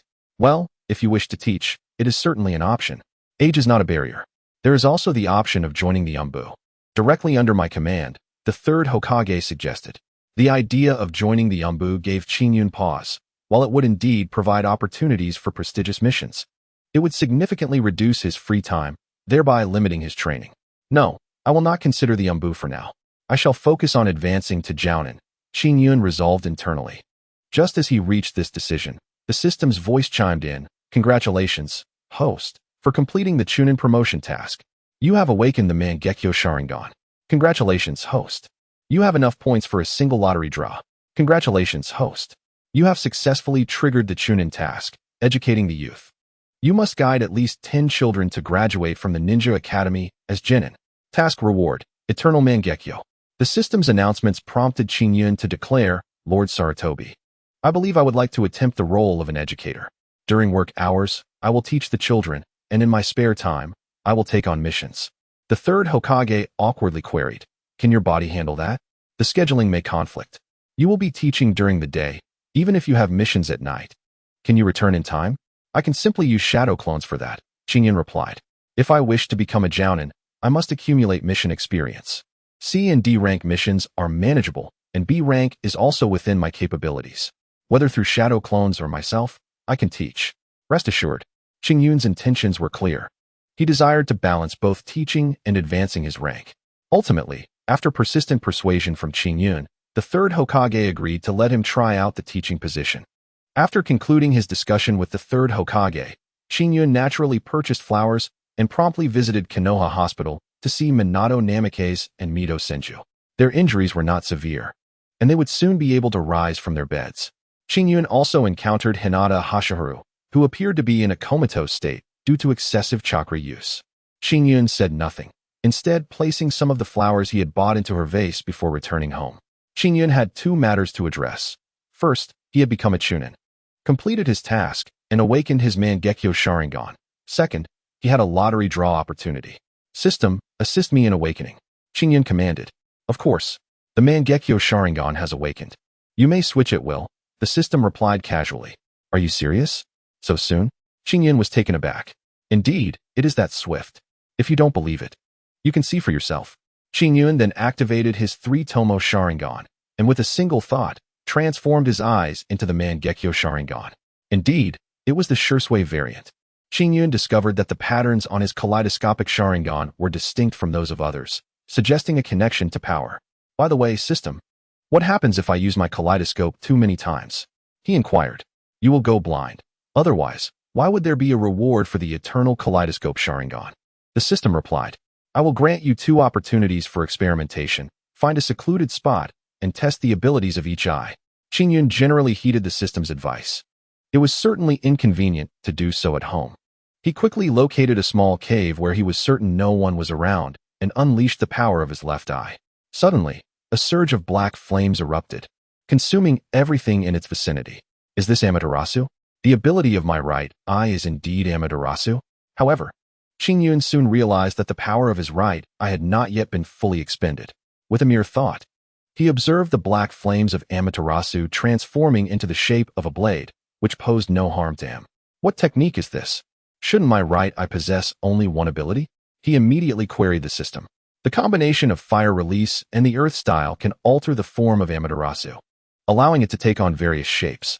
Your right eye inherently possesses 2 abilities. Now, let's test your left eye, the system explained.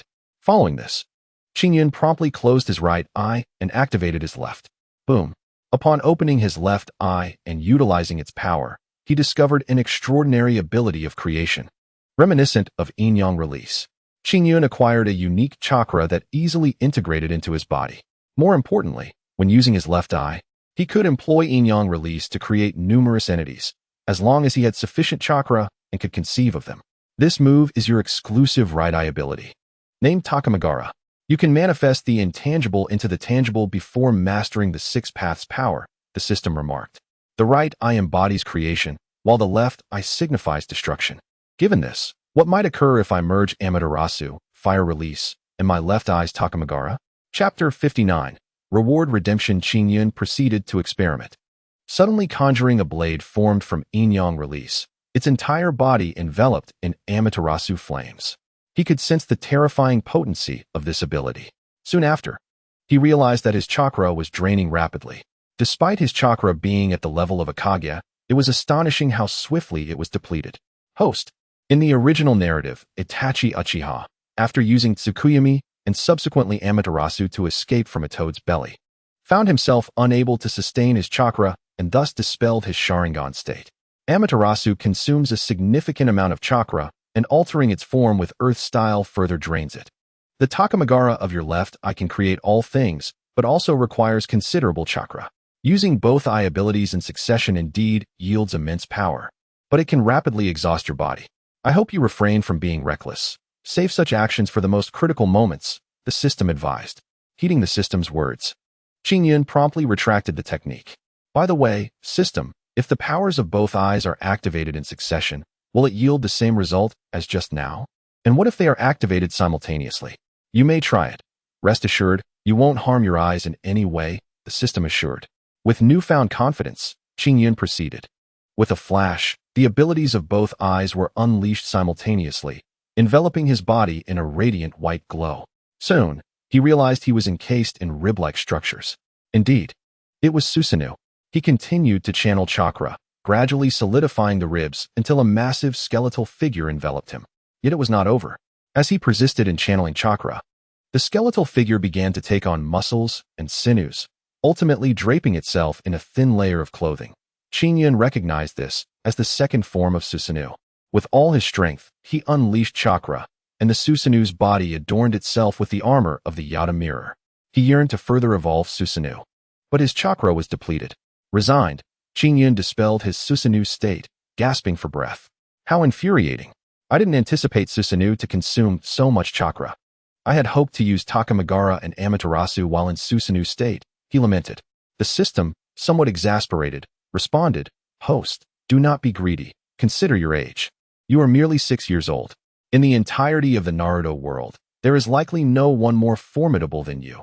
Perhaps even Neza pales in comparison. Age is irrelevant. Strength is paramount, Qingyun retorted, shaking his head. By the way, having defeated numerous formidable foes in the Chunin exams. Do I now have an opportunity for a lottery draw? He inquired. Indeed. I almost forgot. Your points are sufficient for one draw. This time, it's a 5x2 lottery. The system affirmed. Let us proceed. Reward 1, 1 Xiao Wan. Reward 2, 1 Yen Mo Dao. Reward 3, Chakra, Attribute 1. Reward 4, Doubled Chakra Volume. Reward 5, Doku Fruit. Qingyun recognized the Doku Fruit as belonging to Magellan, the warden of Impel Down from the One Piece world. Magellan had utilized it to defeat Luffy and nearly wiped out Blackbeard, had it not been for the betrayal of Shiryu. The doubled chakra volume was undoubtedly advantageous, effectively doubling his current chakra reserves. Chakra Attribute 1 indicated that Qingyun now possessed 4 attributes, and obtaining another would complete the 5. What were the Yin Mo Dao and Xiao Wan? He understood they were 2 weapons, but was not particularly familiar with them. The Yin Mo Dao? A weapon left by Sparta for his son Virgil, harbored Sparta's capabilities, renowned for its sharpness and ability to slay demons, as if slicing through paper. It could even cut through space or create spatial portals, with the skill Judgment Cut showcasing its primary ability. The Xiao Wan, with its blade tainted by the green rust of poison, could ensnare foes in a state of bodily corrosion, a ninja tool from the game Sekiro. Qingyun grasped that both the Yin Mo Dao and Xiao Wan were formidable weapons, making this lottery draw quite rewarding. Poison is not to my liking. I'll set aside the Xiao Wan. The Doku Fruit also entails poison, and I dislike daily stomach troubles, so I'll exclude that as well. The Yin Mo Dao, being so powerful as you described, shall remain, along with the doubled chakra volume and chakra attribute 1. I would be content with any of these 3 rewards, Qingyun declared. Soon, the system responded to Qingyun's choices. Congratulations, host. You have obtained chakra attribute 1. Congratulations. You have acquired earth attribute chakra. Qingyun felt satisfied. Although he could not double his chakra or wield the weapons, he had successfully gathered the fundamental 5 chakra attributes. Water, fire, wind, lightning, and earth. He now possessed all 5, allowing him to continue practicing more complex composite ninjutsu. Additionally, he planned to seek guidance from the old man. But the thought of teaching unruly children filled him with dread. Despite his grievances, Qingyun quickly succumbed to slumber, and the night passed uneventfully. The following day, at the break of dawn, Qingyun sought out Principal Yijiao, for today marked the commencement of his teaching career. Qingyun, you've arrived. Haha. I've heard about your triumph as the champion of the Chunin selection exam. Truly impressive. You've bested those formidable opponents. Yijiao exclaimed with palpable excitement. As Qingyun was indeed his recommendation to the 3rd Hokage, I don't think there's anything to be proud of, merely a group of genin. If my adversaries were of the caliber of Kage, then it would be intriguing. Qingyun chuckled lightly. It's only a matter of time before you become such a formidable force, Yijiao replied with a smile. Am I truly fit to be a teacher at such a young age? What are you all thinking? Qingyun asked with a wry smile. It seems the 3rd Hokage has great expectations for you. Just consider, the future of Konoha rests with your students. What a promising path lies ahead for you. Yijiao reminded him, and it dawned on Qingyun the true intention behind the 3rd Hokage's plan. I see now. So that was the 3rd Hokage's aim. Thank you, old man. Qingyun expressed his gratitude. The 3rd Hokage's intention was to elevate Qingyun's prestige.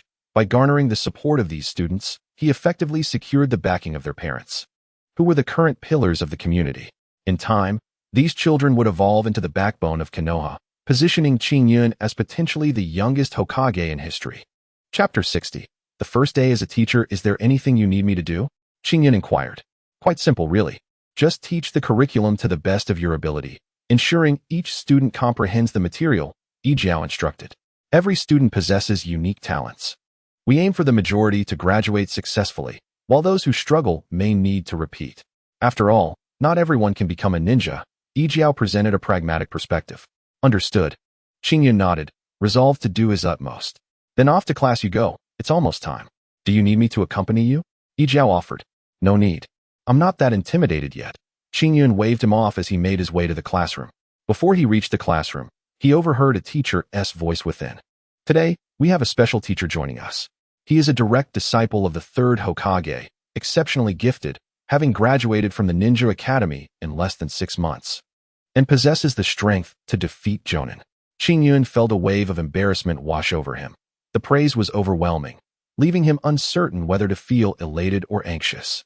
Finally, Qingyun pushed open the door. "Who is this? A transfer student?" One student questioned. "I think I know who he is. He attended classes with us and graduated in under 6 months." "What? Are you serious? Could this be him?" A child with black hair and goggles wore an expression of disbelief. "Let us not be rude, Abito. Indeed, this is our new teacher, Qingyun. Let us give him a warm welcome." A Chunin attempted to encourage applause, yet the classroom remained eerily silent, plunging Qingyun into an awkward predicament.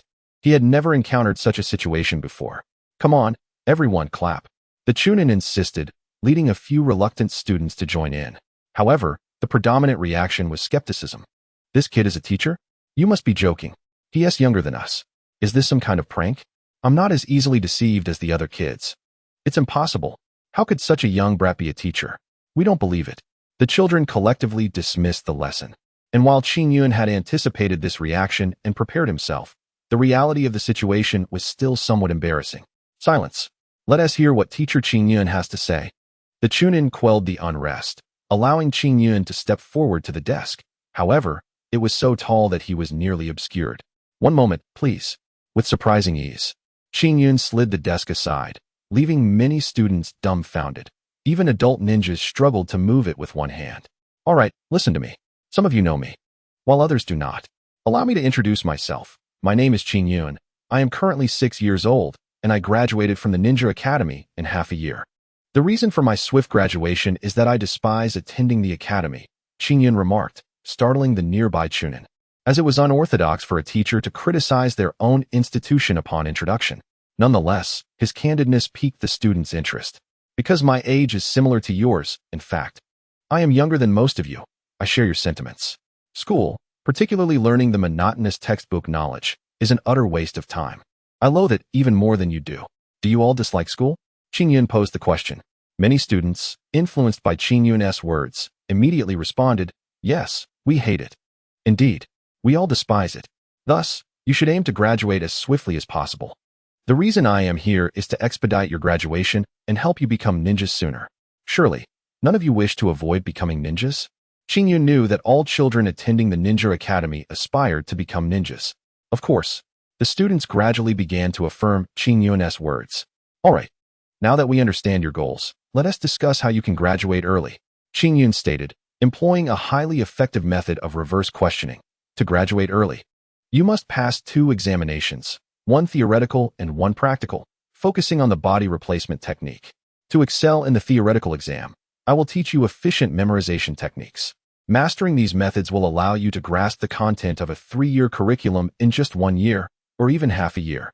Now, regarding the practical exam on the body replacement technique, you must learn to form hand seals and control your chakra. Thus, from today onward, you are only required to focus on the following tasks: gathering chakra, climbing trees, forming seals, and practicing the body replacement technique. Additionally, employ efficient methods to memorize the knowledge from the textbooks." Qingyun understood he had no authority to eliminate all theoretical knowledge, as much of it formed the foundation for becoming a ninja, meticulously compiled by professionals. However, he chose not to teach certain uninteresting aspects, such as calculating the distance to an enemy or the angles for throwing shuriken, as these were of little practical use in combat. Instead, Qingyun would demonstrate these concepts on the training field. Due to Qingyun's innovative teaching approach, which resonated deeply with the students, they grew fond of him.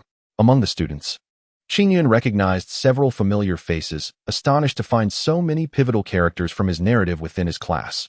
Uchiha Obito, Hatake Kakashi, Noira Rin, Might Guy, Asuma. Moreover, through the information gathered from these children, he discovered even more familiar names. Ebisu, Aoba Yamashiro, and others, including the likes of Mizuki and Ino, are familiar figures. However, amongst the ninjas who have appeared in the original work, Qingyun discovered that nearly all of Kakashi's contemporaries were present in the information he taught. Upon setting down the information of his students, Qingyun lifted his gaze and spotted a silver-haired boy, donned in a mask, exuding an air of confidence. "What is it?" "Kakashi Hatake?" Qingyun inquired. "As your student, you shouldn't fear me, especially since I am your father's pupil," Kakashi replied, his tone somewhat irksome to Qingyun. Nonetheless, Qingyun understood Kakashi's personality at this stage. After all, Kakashi was indeed a prodigy. "I do not fear you. If I am not mistaken, you wish to test my abilities. Correct? Qingyun queried. You are correct. Kakashi was eager to engage in a spar. Chapter 61. Educational Reform. Qingyun found it somewhat amusing that he was being challenged by such a young Kakashi. He recognized that at this point, Kakashi was still brimming with bravado, a demeanor that would only change with the arrival of Obito Uchiha. I am the strongest in the ninja school. If you defeat me, we shall all acknowledge your prowess. Mere words cannot demonstrate your abilities, can they? Kakashi asserted. You make a valid point. Qingyun nodded. Then let us step outside to fight. Kakashi promptly prepared to exit, but Qingyun shook his head, stating, there is no need. You will lose quickly. Kakashi, filled with disbelief, retorted, attack me however you wish. Begin. Qingyun's demeanor incited Kakashi's defiance, prompting Rin to interject. Kakashi, don't fight the teacher. Kakashi, are you out of your mind? This teacher is incredibly strong. Obito, having heard of Qingyun's prowess, chimed in. Yet, Kakashi pressed on. Here I come. He charged at Qingyun, who remained motionless. In the next moment, Kakashi found himself sprawled on the ground. How impressive. What happened to Kakashi? Was it an illusion? Despite her youth, Yui Kurenai was sensitive to Genjutsu and quickly deduced the truth. Kakashi, now drenched in sweat, stood up. Using Genjutsu is truly despicable. He felt somewhat humiliated, as he was not yet adept in the art. I resorted to Genjutsu because employing ninjutsu would result in casualties among my classmates, and taijutsu would destroy our classroom.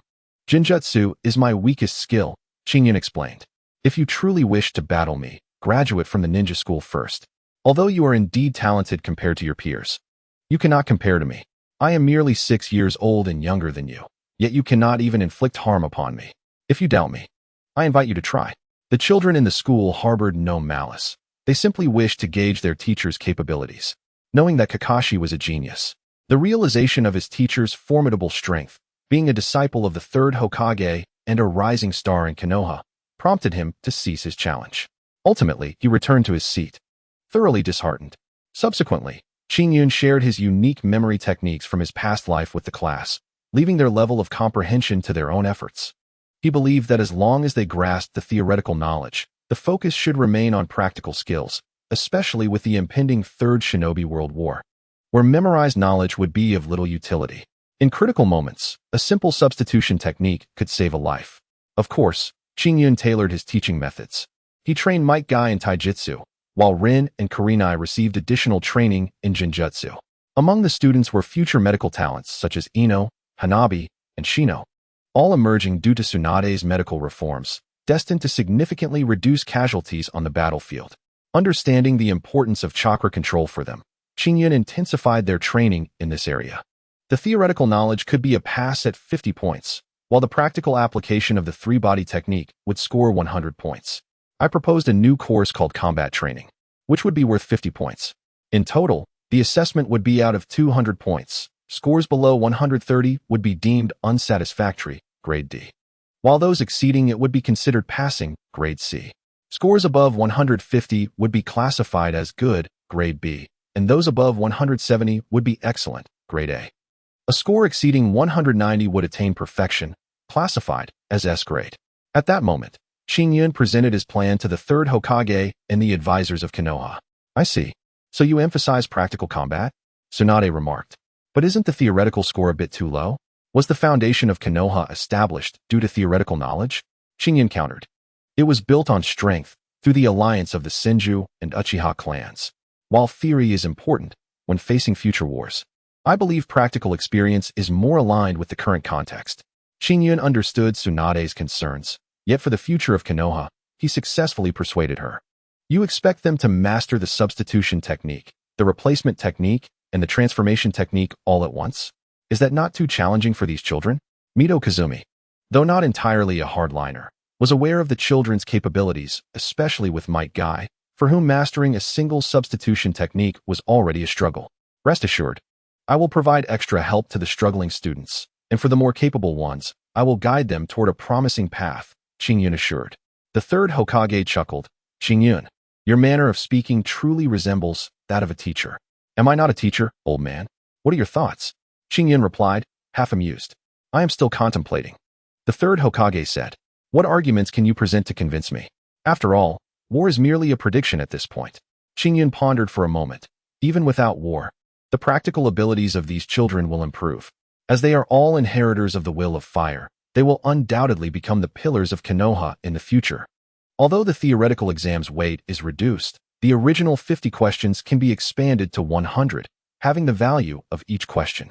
This way to pass. They will still remember the material. This is my greatest concession. I cannot burden them further, reducing them to mere slaves of examinations. Tests are merely a formality, meant to select talent. Qingyun's statement struck a chord, and the third Hokage nodded in agreement. By the way, the selection exam in Kirigakure involves all students battling each other until only one remains to advance. Qingyun recalled Zabuza's situation and shared it. The third Hokage understood Qingyun's implication, recognizing the urgency of educational matters, and ultimately nodded. Very well, the principal will collaborate with you on this. Unexpectedly, Qingyun, not only strong in combat, but also possessing profound insights into village governance and education, earned the third Hokage's admiration. The Hokage's gaze seemed to devour Qingyun, prompting him to hastily exit the Hokage's office. A 6-year-old teacher? Initiating educational reform in Konoha? The youth truly possesses remarkable talent. Xiao Chun expressed her admiration for Qingyun. Indeed, the future of Konoha seems destined to belong to these young individuals. Mito Minin gradually accepted Qingyun as well. Chapter 62. The Water Curtain Cave. Qingyun is a rising star in Konoha, undoubtedly the most dazzling figure in the entire ninja world. The higher-ups in Konoha, with the exception of Danzo, have come to embrace Qingyun's vision. They have agreed to reform the education of ninjas, leading to unprecedented changes in the educational model and philosophy of the Ninja Academy. Each day, one can observe groups of students practicing hand seals in the schoolyard, many attempting to climb trees, while others are directly unleashing ninjutsu. Combat classes have gradually become the core of the curriculum, significantly enhancing the students' practical fighting abilities. Qingyun's workload is quite heavy, as many students encounter various challenges. For instance, when it comes to climbing trees, Qingyun shares valuable tips. For hand seals, he instructs them on the most effective techniques and the proper application of the body flicker technique. His educational approach has fostered a closer relationship between teachers and students, with combat lessons generating the most anticipation. In addition to theoretical knowledge and the body flicker technique, combat lessons hold immense importance. Many children are curious and eager to participate. The battles, conducted through random draws, reward victors with points, ensuring fairness. Even the weaker students have the potential to triumph over stronger opponents. With diligent practice and strategic thinking during battles, they can defeat their rivals and earn points. Qingyun's teaching methods have led to a remarkable increase in the students' combat proficiency, while their theoretical knowledge remains strong, as theory underpins practice. Initially, Qingyun felt exhausted yet fulfilled. However, after a few months, he found himself significantly less burdened, as the children willingly engaged in serious training even without supervision. Kakashi consistently ranked first in the school, while Might Guy's progress accelerated remarkably. Under Qingyun's guidance, Guy managed to utilize the body flicker technique, and through his physical skills, he advanced rapidly. Another individual who caught Qingyun's attention was Uchiha Obito. At this point, Obito displayed a positive and healthy mindset, being friendly and more likable than Kakashi, completely devoid of the ominous aura of a future antagonist. Subsequently, Qingyun employed shadow clones to undertake missions, both C and B rank, tasks well within their capability. Qingyun was steadily accumulating experience and growing. As the students progressed, Qingyun himself was also evolving. Though engaged in teaching, he occasionally sparred with the third Hokage, who generously imparted numerous ninjutsu techniques to him. One day, Sarutobi Hiruzen summoned Qingyun to the Hokage's office. Upon his arrival, Qingyun found that Hiruzen had not yet emerged.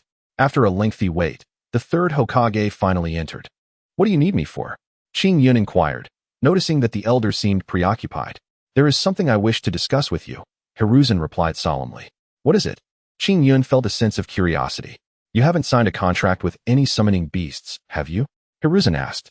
"Not at all," Qingyun nodded. "The Monkey Clan has contacted me, expressing a desire for you to visit Flower Fruit Mountain," Hiruzen stated. "What?" Qingyun gasped in surprise. "What on earth is Flower Fruit Mountain? Is this a trap?" "The Sarutobi clan has a contract with the Monkey Clan. I wish to teach you the summoning technique, as I believe your chakra reserves are sufficient," Hiruzen explained. "However, A young monkey was summoned and requested that my youngest disciple visit Flower Fruit Mountain. I thought of you. It seems the monkey clan has something important to discuss with you. How should I get there? Qingyun inquired. Place your hand on my back, Hiruzen instructed. Qingyun complied, and in an instant, he and the third Hokage vanished. When they reappeared, Qingyun found himself in an entirely unfamiliar setting. The landscape was picturesque, with serene mountains and the sounds of chirping insects and birds, creating a delightful atmosphere. This is Flower Fruit Mountain. Seek out the Monkey King, and I will return to Konoha. Once you are ready, the Monkey King will bring you back, Hiruzen said hurriedly before disappearing with a puff of smoke, leaving Qingyun alone. What is happening? Have I crossed over into the world of Journey to the West? Qingyun pondered, feeling somewhat disoriented. However, he quickly dismissed the notion of it being a dream. Recalling that the Four Tails was named Sun Wukong, and the Monkey Clan could transform into the Rui Jingu Bang. The Monkey Clan's stronghold was indeed Flower Fruit Mountain, making it quite reasonable. Qingyun sensed an abundance of chakra in this place. Cultivating here would yield remarkable results. Before he could fully appreciate the scenery, a group of monkeys swung down from the trees, approaching him with excitement. Are you the disciple of Sarutobi, Qingyun? One of the monkeys inquired politely. Qingyun nodded in acknowledgement. Come, follow us to meet the Monkey King. The young monkey led the way, while Qingyun utilized his super body flicker technique to keep pace, traversing through the foliage and waterfalls until they arrived at a cave. Could this be the Water Curtain Cave? Qingyun thought. He looked up to see the inscription, Flower Fruit Mountain, Blessed Land, Water Curtain Cave. In a moment of confusion, he wondered if he had truly entered the world of Journey to the West. However, the next scene quickly brought him back to reality. Qingyun, you have arrived, spoke a figure, the leader of the Monkey Clan, the Monkey King, who was also Sarutobi's summoning beast. Recognizing the Monkey King, Qingyun nodded and said, The elder mentioned that the Monkey Clan wanted to see me. Is there something important? Indeed, there is a matter for which we seek your assistance, the Monkey King replied. What will I gain from this? Qingyun asked with a grin. The Monkey King, familiar with Qingyun's nature, answered without surprise. You will acquire a powerful weapon. This weapon is indestructible and even more formidable than I. Oh, that sounds intriguing. But what must I do? Qingyun understood that rewards come with responsibilities. You must rescue a fellow member of my clan, a powerful monkey, who happens to be my father. The Monkey King said, his eyes reflecting a hint of sorrow. Your father? The previous Monkey King? Qingyun was taken aback, as the original story did not elaborate much on the Monkey King, only mentioning him during battles against Orochimaru and during the third Hokage's confrontation with the Nine Tails. Yes, he was once the summoning beast of Sarutobi Sasuke, the Monkey King confirmed. Sarutobi Sasuke? Qingyun recognized that name as belonging to the third Hokage's father. Chapter 63, The Previous Monkey King Once. When Senju Hashirama and Uchiha Madara united to establish Konoha, Hashirama had declared, I have brought the Sarutobi clan. Madara's startled response was, What? You brought them too? This exchange underscores the Sarutobi clan's esteemed position in Konoha.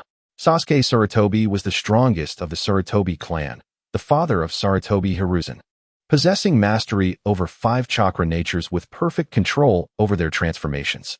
It is precisely because of the formidable and magnificent prowess of Sarutobi Sasuke that Uchiha Mikoto and Fugaka bestowed upon their second son the name Uchiha Sasuke.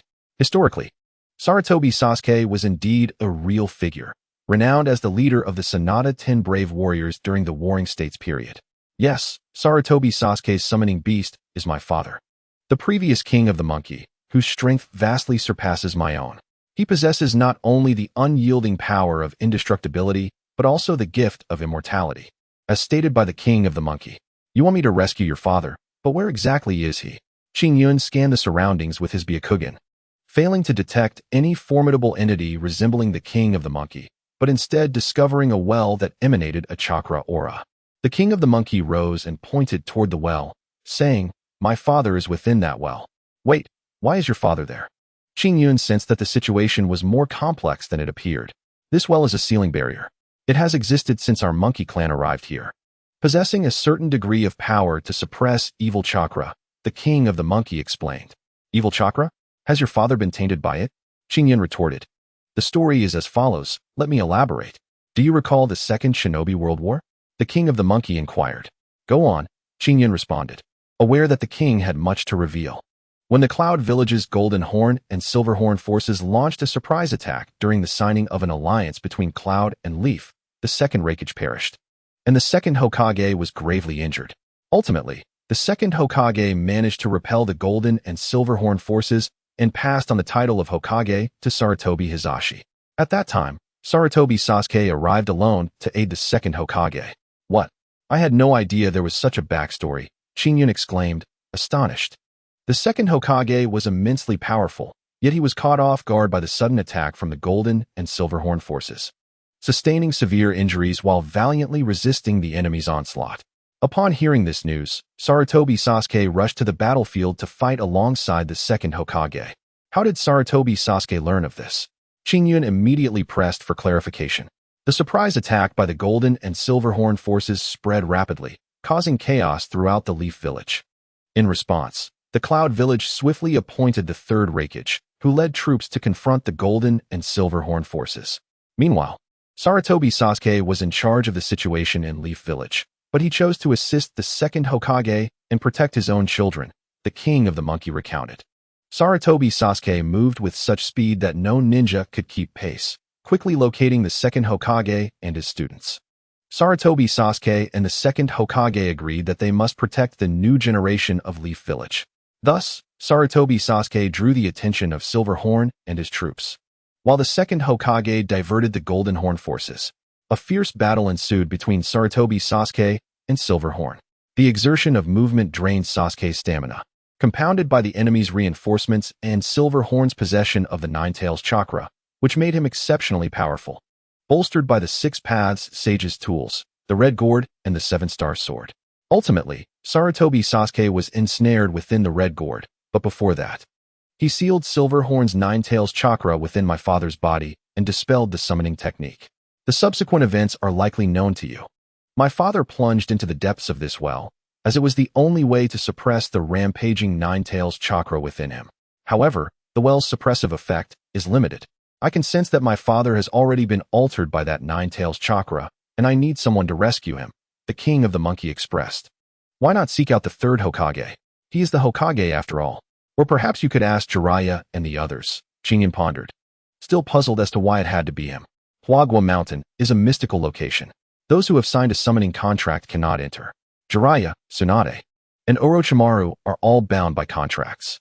The third Hokage, being the Hokage, cannot risk himself.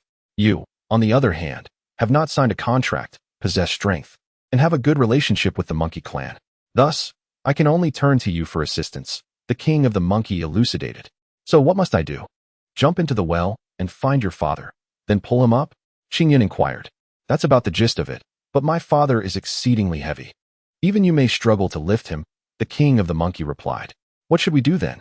Qingyun felt awkward, recognizing that his instant transmission technique could not accommodate others. It will be difficult to bring him up, but since Sarutobi Sasuke is deceased, you merely need to persuade my father and establish a contract with him. This way, you can transform him into the diamond staff and bring him back. The king of the monkey suggested, revealing a feasible plan. Is it truly that simple? Qingyun questioned, harboring doubts. Of course not. As I mentioned, my father may have been tainted by evil chakra. This will only temporarily suppresses it, so there is a significant risk involved. My father is not easy to deal with. The king of the monkey warned. I understand. So, once I go down, I might have to fight your father and then persuade him to sign a contract? Qingyun clarified. Yes, precisely. The king of the monkey nodded in affirmation. It would be a shame not to involve Uzumaki Naruto in this, Qingyun remarked, unable to restrain himself. Uzumaki Naruto? Who is that? Is he from the Uzumaki clan? The king of the monkey queried, perplexed by the unfamiliar name. It's nothing, really, Qingyun dismissed. Qingyun, I am truly counting on you. Before long, my father, in his madness, may annihilate the monkey clan. You are the only suitable candidate, the king of the monkey implored. Am I too young for this? Would you really send me to my doom? Qingyun grimaced, reluctant, but he realized he had already been drawn into this predicament, and refusing would leave him stranded. Very well, I shall assist. Qingyun finally consented, his curiosity piqued by the unfolding events. Chapter 64, The Thunder God. Shall I just jump down? Qingyun asked. No, I am indestructible. I can transform into the diamond staff and lower you down, the king of the monkey replied. Morphing into a staff. This staff resembled the one wielded by the third Hokage.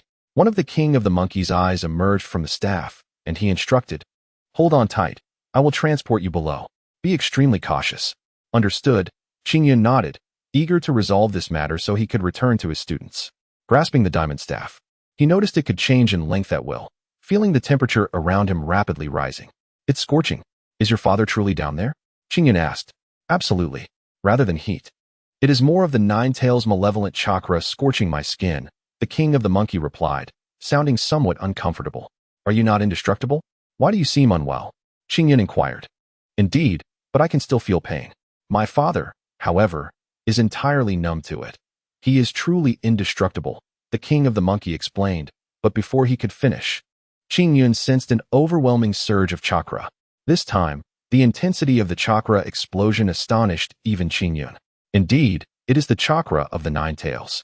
Qingyun could perceive that the chakra emanating from the nine tails was ferocious and chaotic, its crimson aura overwhelmingly surpassing that of shadow-level powerhouses. At that moment, the surroundings were suffused with red chakra. The chakra of the nine tails had indeed overflowed, indicating that the previous generation of the Monkey King had likely gone berserk. Qingyun found himself at the bottom of a well. The well was not large, yet it was filled with the swirling chakra of the nine tails, obstructing Qingyun's line of sight. "I apologize, but I cannot remain here any longer. I shall await your triumphant return above," the Monkey King lamented, retracting his form and retreating to the water curtain cave. Qingyun, however, focused intently on his environment. The ground featured 4 colossal statues of divine beasts. Touching them elicited a searing sensation. The Azure Dragon and Vermilion Bird realized that the previous generation of the Monkey King was likely here, possibly attempting to assimilate the Nine-Tails chakra obtained from the golden and silver horns. However, the violent nature of the chakra had weakened their sealing power, ultimately leading to its uncontrollable dominance. Qingyun's analysis was flawless, and he was prepared to act at any moment. A roar echoed through the air, unlike any ordinary sound. It carried a resonant force.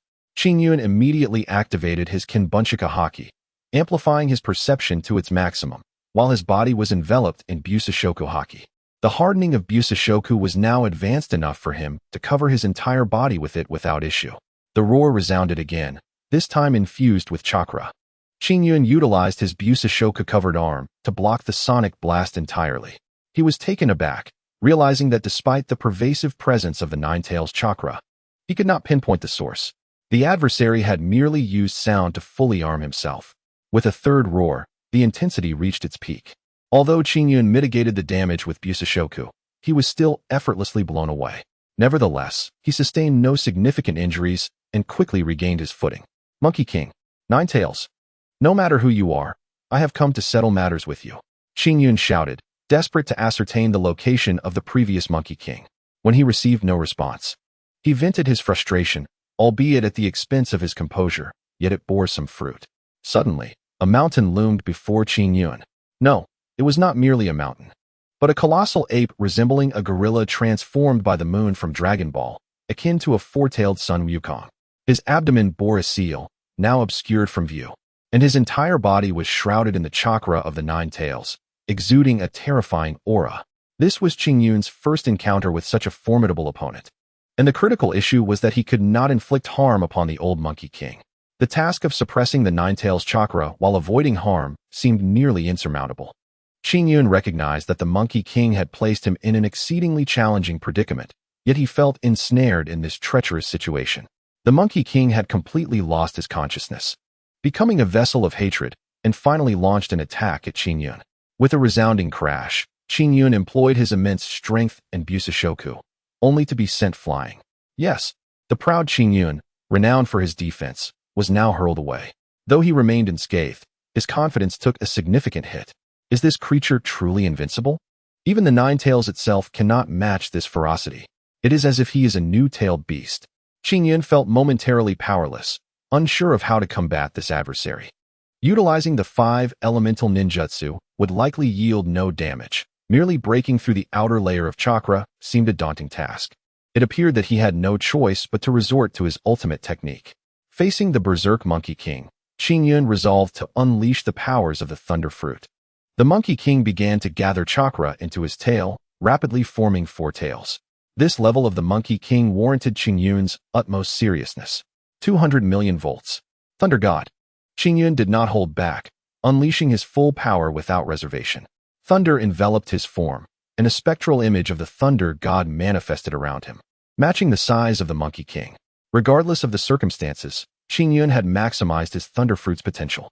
The Monkey King raised his four tails beside his mouth, merging blue and purple chakra in a precise ratio. What is this? Tailed Beast Bomb. This is outrageous. Qingyun was momentarily stunned. The Tailed Beast Bomb was the ultimate technique of every tailed beast. Should he be struck by one directly, even he would instantaneously vanish from existence. I must interrupt him. Qingyun raised his palm, and the Thunder God's image mirrored his action, then struck down upon the Monkey King with tremendous force. Lightning surged through the Monkey King's body, causing the Tailed Beast Bomb to dissipate. The Monkey King's roar now bore a note of anguish, evidently pained by Qingyun's lightning strike. However, despite interrupting the ape's attack, the confrontation was far from over. The Monkey King rose once more, his tails increasing from 4 to 6. The Monkey King unleashed a powerful punch towards Qingyun, who promptly intercepted it, channeling his thunder, brute strength, and Busashoku to their utmost limits. The chakra within the Monkey King swelled, growing increasingly frenzied, his body turning a deep crimson. Even a mere contact with Qingyun would scorch him. Fortunately, Qingyun had donned a sage garment that continued to mitigate damage. For the time being, Qingyun could withstand the Monkey King's onslaught, yet fatigue began to set in. The Monkey King's chakra seemed infinite. What had once been 6 tails had now multiplied to 8. Has this beast truly gained 8 tails? With each additional tail, his strength escalates further, rendering even my Thunder Fruit ineffective against him. Qingyun found himself in uncharted territory, the pressure mounting significantly. The Monkey King had entered a state of unrestrained fury, launching reckless attacks with his 8 tails, his body now adorned with bone-like structures, enhancing his defensive capabilities. Qingyun had maximized the power of the Thunder Fruit, yet even the might of 200 million volts was nearing its limit. At this juncture, the Monkey King had succumbed entirely to the control of the Nine Tails chakra, revealing 9 tails behind him. The chakra of the Monkey King is terrifying to an extreme degree. Even a typical shadow-level ninja would be terrified to the point of losing control in the presence of such a colossal being. Qingyun is certain that even the third Hokage, if he were to arrive here, would not fare significantly better than himself. Ultimately, it might require the use of the corpse demon sealing technique to defeat the formidable adversary before him. There is no alternative. If this entity hesitates for even a second, I shall perish. While I still possess the power of the Thunder God, I must seize this moment. In an instant, Qingyun's eyes transformed into a unique shape, resembling the design of the eternal Mangeko Sharingan. Indeed, he directly activated his dual Mangeko, and an ethereal figure enveloped his body, seamlessly merging with the essence of the Thunder God. The originally white silhouette morphed into a striking blue, as the armor of the Tengu materialized upon the Thunder God, harmonizing with the 200 million volts of the Thunder Fruit. Qingyun trembled slightly. It was his first time engaging in a full-force battle, and his stamina and chakra were rapidly depleting. He could not sustain this for long. His opponent's chakra was nearly limitless, while his own was diminishing at an alarming rate. The battle must conclude within mere minutes, or he would face certain doom. The Monkey King was not merely a tailed beast, but a formidable creature in its own right. And coupled with its indestructible physique, it was exceedingly difficult to vanquish from the outside. After absorbing the chakra of the 9 tails, it had undergone a transformation, evolving from an ordinary Monkey King into the formidable Demon Ape King. High in the heavens, Qingyun activated the power of his left eye once more, instantaneously manifesting a staff forged from Yin-Yang release, Amaterasu, and Kagutsuchi. He invoked, utilizing the power of his right eye to endow the staff with the attributes of Amaterasu. Bathed in a fierce aura, Qingyun radiated lightning, wielding the Yin-Yang staff ablaze with the flames of Amaterasu. The Demon Ape King charged toward him. This time, Qingyun would not be easily repelled. He swung the Amaterasu-infused staff toward the Demon Ape King, unleashing a devastating blow augmented by immense strength. The Demon Ape King's mind was clouded with the fervor of slaughter, rendering it incapable of rational thought.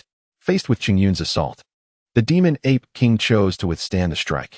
To its surprise, Qingyun's blow was no longer gentle. With a resounding impact, The colossal demon ape king was sent flying, crashing into a statue at the bottom of the well, causing a cloud of dust to rise. Qingyun remained undeterred, his gaze piercing through the haze. Amidst the swirling dust, the demon ape king retaliated with a powerful punch, its crimson chakra arm hurtling toward Qingyun. With deft precision, Qingyun maneuvered his staff, igniting the flames of Amaterasu. Upon contact, the demon ape king's chakra arm was instantly incinerated. The creature let out a pained howl. In a swift motion, the demon ape king leaped into the air, unleashing a barrage of air cannons. Though mere air blasts, they rivaled the potency of S-rank jutsu. Even elite Jonan would find themselves swiftly dispatched if caught unprepared. Qingyun swung his staff to block the air cannons, only to find countless crimson chakra arms surging toward him, erupting from the body of the demon ape king. Not only did he have to contend with the demon ape king, but also with its chakra. Amaterasu.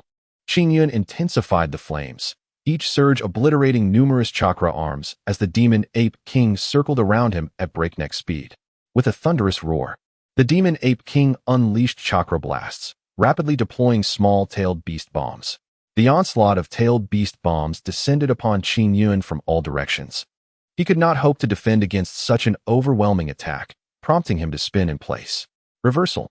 Qingyun, having long possessed the Byakugan, utilized the Sharingan to replicate the Hyuga clan's reversal technique, managing to employ it just enough to block the incoming tailed beast bombs. Normally, Susanoo would withstand the tailed beast bombs, but the sheer strength of the nine-tailed demon ape king proved overwhelming, and Qingyun's youth hindered his full potential, leaving him with no choice but to resort to reversal. At that moment, the demon ape king could no longer contain its power. It concentrated blue yang chakra and purple-black yin chakra in its mouth, while the nine tails behind it converged. The final assault was imminent. Tailed beast bomb. Qingyun, recognizing the impending danger, absorbed his staff and retracted Amaterasu. This was to be the decisive blow. If this attack failed, he would be left with no escape. Prepared for the demon ape king's tailed beast bomb, Qingyun summoned forth the might of 300 million volts. 300 million volt bomb, he declared, channeling the full extent of his thunderfruit abilities. Blood trickled from the corner of his mouth as he concentrated all his power into his right hand. The formidable force capable of annihilating the heavens and earth surged forth from his grasp. Yet, it was not finished. Qingyun set the thunder bomb to spin. The already cataclysmic power of the thunder bomb began to rotate, much like a Rasengan. The thunder bomb gradually sharpened, taking on the form of a small thunderstorm rather than a shuriken, as Qingyun refrained from altering its properties with wind release. The concentrated power of lightning, combined with the spiraling motion reminiscent of a Rasengan, coalesced into a triangular thunderstorm. The spiral Rasengan was akin to a miniature typhoon, whereas Qingyun's right hand now bore a small thunderstorm. Spiral thunder bomb. With all his might, he launched the attack toward the tailed beast bomb, which was simultaneously hurtling toward him. The result was a classic clash of titanic forces. The two immense attacks collided, obliterating the surrounding statues and causing the confined space to tremble under the strain. Qingyun forcefully pushed aside the debris that threatened to bury him, panting heavily as he dispelled the Susanoo form. I can't go on. Qingyun ultimately collapsed to the ground. Having fully exhausted his chakra for the first time, his energy depleted to the point of unconsciousness. In the depths of a long dream, he sensed someone calling his name. And at last, Qingyun opened his eyes. It hurts. Qingyun's vision had significantly diminished, and he felt an overwhelming numbness throughout his body. He was undeniably at his most vulnerable. He wondered if the nine-tailed demon ape still lived. As he glanced around, he noticed 4 statues surrounding him, representing the azure dragon, white tiger, vermilion bird, and black tortoise. What? Weren't these statues destroyed? Qingyun was perplexed. His battle with the demon ape king had nearly caused the entire well to collapse. So how had everything returned to its original state? Have you finally awakened? A voice suddenly emerged from behind him, startling Qingyun, who had not noticed anyone was there. He turned to find a youthful man, seemingly in his 30s, holding a staff that was evidently not the same as the one wielded by Sarutobi Hisashi. Who are you? Sarutobi no Yoma? Qingyun conjectured. You must be Sarutobi Sasuke, right? The man smiled slightly and replied, Indeed, I am Sarutobi Sasuke. I am surprised you recognized me. Judging by the emblem on your headband, you are a ninja from Konoha, correct? How is Konoha faring? Konoha is doing well. The third Hokage is your son, Sarutobi Hisashi. Ah, Hisashi. So, he has indeed become Hokage. By the way, Sarutobi Sasuke, I heard you had perished. Was it true that you were sealed in the red gourd by the silver horn? Qingyun asked curiously. The red gourd? Perhaps, but I can hardly recall the past clearly. However, in my final moments, I desperately sealed the Nine-Tails Chakra within the body of the Demon Ape King. Yet, the Nine-Tails Chakra is exceedingly volatile. It can easily influence the Demon Ape King. Thus, I had to seal my own chakra within him as well, allowing the seal to endure for so long. Sarutobi Sasuke explained. Endured for so long? To be honest, it hasn't been that long. The Second Shinobi World War hasn't passed by for long, Qingyun stated truthfully. Then it seems the Nine-Tails Chakra is even more terrifying than I imagined, Sarutobi Sasuke remarked. Young man, I did not expect you to possess 5 chakra natures. You are indeed no ordinary youth. Your arrival here must be closely related to Hisashi. That's correct. I refer to him as my teacher, Qingyun replied. A student of Hisashi? I would never have thought he would take on students. It seems your fate has led you here, Sarutobi Sasuke said, patting Qingyun on the shoulder. Do you know? Your presence here is no mere coincidence. It signifies your participation in the Sage's Trial. The Sage's Trial? Qingyun was puzzled. Currently, there are 3 great sage lands in the shinobi world, Mayaboka Mountain, Ryuchi Cave, and Shikatsu Forest. Mayaboka Mountain is home to toads, Ryuchi Cave to snakes, and Shikatsu Forest to slugs. However, the true sage land suitable for human cultivation is the Water Curtain Cave of Flower Fruit Mountain, Sarutobi Sasuke explained. This place was once inhabited by the sage. The sage entrusted the Monkey Demon clan to remain here. Later, the human Sarutobi clan inadvertently arrived here and formed a contract with the Monkey Demon clan. The sage left behind 3 trials. Passing these trials would allow one to learn the sage's techniques. Unfortunately, very few members of the Sarutobi clan have qualified to participate in the trials, and even those who did have failed to pass all 3. Qingyun quickly asked, what are the 3 trials? The first trial is to defeat the Demon Ape King. Over the decades, only you and I have succeeded, Sarutobi Sasuke stated. You too? I knew you were strong. But I didn't expect you to have defeated the Demon Ape King as well, Qingyun replied, astonished. I can guess what you were thinking. Do not overthink it. I only defeated the Demon Ape King without the Nine-Tails Chakra. While he is immortal and indestructible, he has apparent weaknesses, namely his stamina and chakra. As for you, being able to defeat the Demon Ape King, who possessed both my chakra and that of the Nine-Tails, truly makes you an anomaly, Sarutobi Sasuke remarked. I merely possess some unique abilities, Qingyun humbly replied. Chapter 67. Nature Transformation, Unique Abilities? Sarutobi Sasuke placed his hand on Qingyun's shoulder and continued, I see. Possessing 5 basic chakra natures indeed seems to be your destiny. What do you mean? Qingyun was perplexed by Sarutobi Sasuke's words, sensing there was more beneath the surface. Where was I? Ah yes, the first trial is to defeat the Demon Ape King.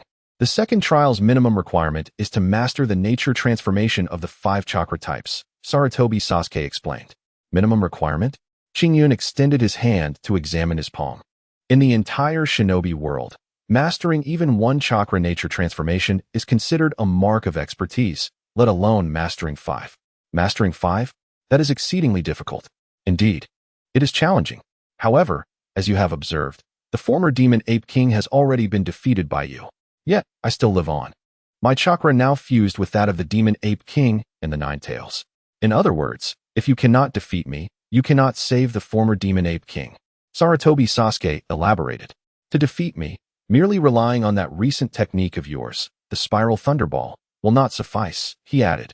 A simple combined ninjutsu cannot defeat someone like me, who has mastered chakra nature transformations, let alone someone who possesses the chakra of both the Nine-Tails and the Demon Ape King.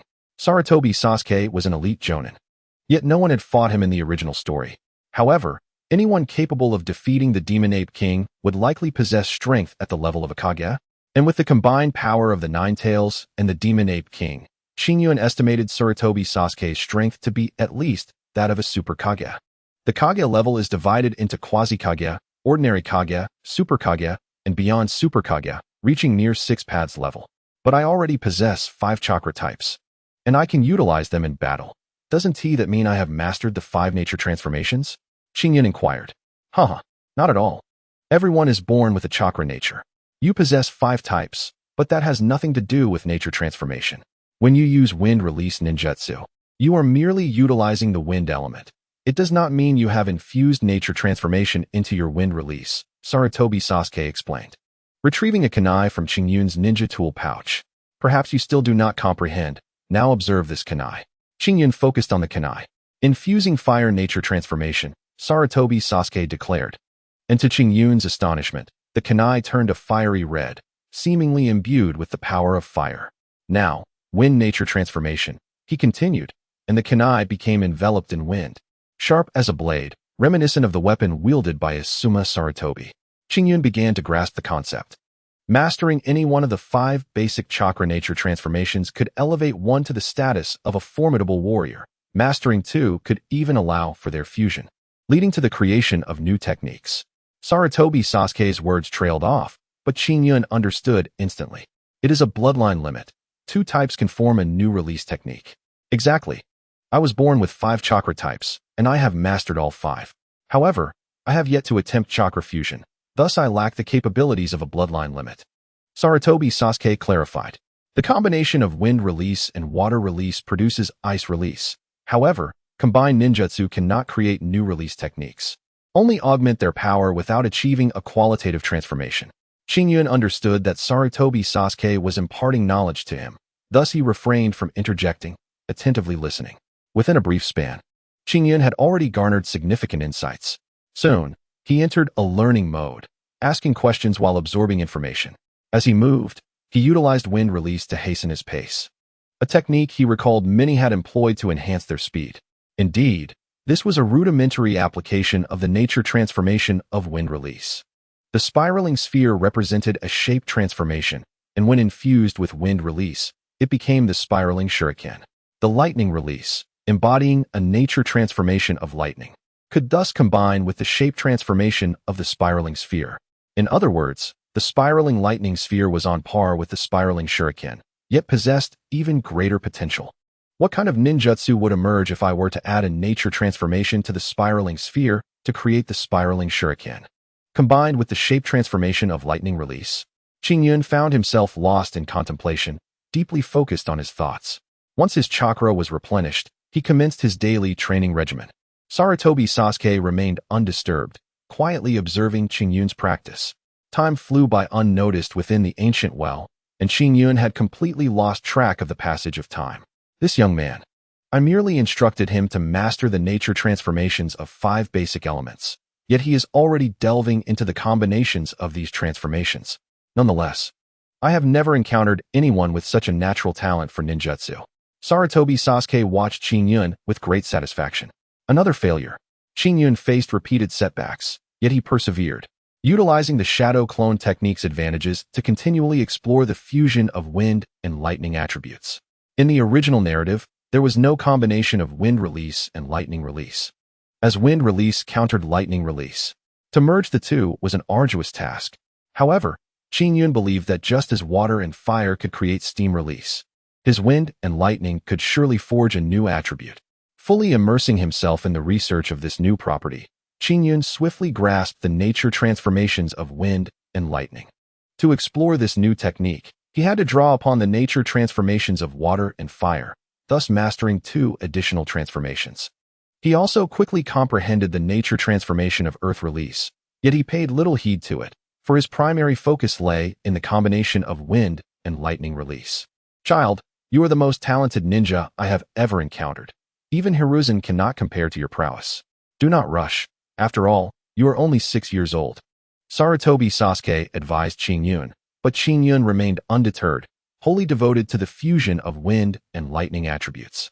When Qingyun finally grasped the concept, Sarutobi Sasuke remarked, "Child, it seems you have made significant progress this time. The future of Konoha appears promising. These are the ninjutsu of the Sarutobi clan, which I failed to impart to Hiruzen before my demise. I hope that when you meet the descendants of the Sarutobi clan in the future, you will teach them well on my behalf. You are indeed impressive, but I can no longer hold on. Remember, you must defeat me to earn the right to learn sage arts." Sarutobi Sasuke's tone was peculiar, causing Qingyun to sense something amiss. You have been sealed here for years. It is time for you to emerge. The next moment, Qingyun found himself amidst the rubble, his body restored to its previous state. Was this merely a dream? No. It seemed far too vivid to be a dream. Qingyun stood and beheld the four statues. The four sacred beasts? As he approached, the surroundings began to tremble, and the ancient well underwent yet another transformation. A figure materialized before Qingyun. It was none other than the familiar Sarutobi Sasuke. However, this Sasuke was no longer the affable figure he once knew. It was evident that he had succumbed to the influence of the Nine-Tails Chakra. Who are you? Qingyun inquired directly. Me? I am uncertain of my own name, Sarutobi Sasuke replied, brandishing a staff. This weapon is the Saru Demon King, and within me resides the chakra of the Nine-Tails. Yet I am not entirely the Nine-Tails. I still appear to be Sarutobi Sasuke. My mind is in disarray. The figure shook his head, his eyes transforming into a malevolent glare. All I know is that, in this moment, killing you is the ultimate resolution. Before him stood the fully corrupted Sarutobi Sasuke. He vanished and reappeared before Qingyun at blinding speed, utilizing the nature transformation of wind release. High heaven! Qingyun, unarmed, activated his Mangeko Sharingan, conjuring a staff through yin-yang release. The corrupted Sarutobi Sasuke engaged him in combat. The clash of their staffs echoed as they exchanged blows, each strike resonating with intensity and equilibrium. Qingyun relied on his monstrous strength, while Sasuke harnessed the power of wind release, each strike surpassing the last in speed. Qingyun quickly felt the pressure mounting. Indeed, this opponent's strength surpassed that of a Hokage. The third Hokage at his peak could hardly match such prowess. Qingyun recognized that he had squandered enough time, and while battling, he stealthily invoked Amaterasu. Qingyun focused on Sarutobi Sasuke, yet to his surprise, Sasuke deftly evaded the flames of Amaterasu. No wonder Sarutobi Sasuke urged me to master the 5 nature transformations. Without them, I would be unable to overcome him. Qingyun then employed his wind release nature transformation, and his speed surged significantly. Fire release, great fireball technique. Qingyun unleashed the fire technique of the Sarutobi clan, simultaneously employing wind release. The combination of wind and fire release, a simple composite ninjutsu, surged towards Sarutobi Sasuke. In response, Sasuke swiftly performed hand seals, declaring wind release, vacuum wave, water release, great waterfall technique. Both combatants had mastered the nature transformations of ninjutsu, and as they exchanged techniques, they found themselves panting heavily. Tailed Beast Bomb. At this moment, Sarutobi Sasuke, under the control of the Nine-Tails Chakra, managed to execute the Tailed Beast Bomb in his human form. Qingyun recognized that another decisive clash of life and death was imminent. In that case, I shall test my new technique. Qingyun had trained in a dreamlike state for an indeterminate time to perfect this move. Wind release, spiraling shuriken. Qingyun raised one hand overhead, generating a spinning wind release shuriken, which possessed both nature and shape transformations. Then, he extended his other hand, summoning a core of lightning energy. A 300 million volt lightning release, crackling with energy. Qingyun then gently directed the lightning core upward, and astonishingly, it was absorbed into the spiraling shuriken. The once rapidly spinning wind release shuriken now harbored the power of lightning. The transformation was not yet complete. A massive storm erupted, centered around Qingyun. A fierce cyclone of wind and lightning expanded outward. The spiraling shuriken in Qingyun's hand had transformed into the spiraling lightning shuriken, a terrifying ninjutsu capable of altering the climate. The tailed beast bomb hurtled toward Qingyun, who hurled the spiraling lightning shuriken in response. The sound that followed shattered eardrums, and the brilliance of the attack nearly rendered vision unmanageable. This assault could disrupt both sight and hearing upon initiation. The tailed beast bomb was crafted using yin-yang release principles, while Qingyun's technique was birthed from the fusion of wind and lightning. The outcome of their clash would soon reveal who was superior. The two formidable forces finally collided. The spiral lightning shuriken struck the tailed beast orb, causing an immediate transformation. The originally slicing shuriken vanished, and the entire state resembled a black hole, instantaneously beginning to tear apart the energy of the tailed beast orb. Consequently, the tailed beast orb became highly unstable, resulting in the ancient well being obliterated once more. The yin-yang escape of the tailed beast was instantly torn apart, and Sarutobi Sasuke's body was similarly shredded. Even Qingyun could not have anticipated that the bloodline limit he created would be so terrifying. When Qingyun opened his eyes again, he found the amiable Sarutobi Sasuke standing before him. Sarutobi Sasuke, how are you alive again? Qingyun asked, a mix of laughter and frustration in his gaze. I am not alive. I have long since perished. I am merely a manifestation of chakra. How many times must I repeat this? Sarutobi Sasuke replied, equally bemused. Nevertheless, you truly are impressive. I never expected you to actually create a new ninjutsu. He continued. The swift cutting of wind release, combined with the destructive brutality of lightning release, has culminated in a cataclysmic black hole. This ninjutsu deserves a name. Perhaps you should name it? Let us call it flash release. The transformation of wind can greatly enhance speed, and the transformation of lightning can do the same. Together, their assault is instantaneous. Flash release seems most fitting, Qingyun declared. Truly remarkable, flash release. Sarutobi Sasuke remarked, then turned to Qingyun. You have defeated me, the embodiment of the Nine Tails chakra, but one final trial remains. Must I truly endure this trial? Qingyun replied, feeling somewhat troubled. Of course, it is the most crucial one, Sarutobi Sasuke insisted.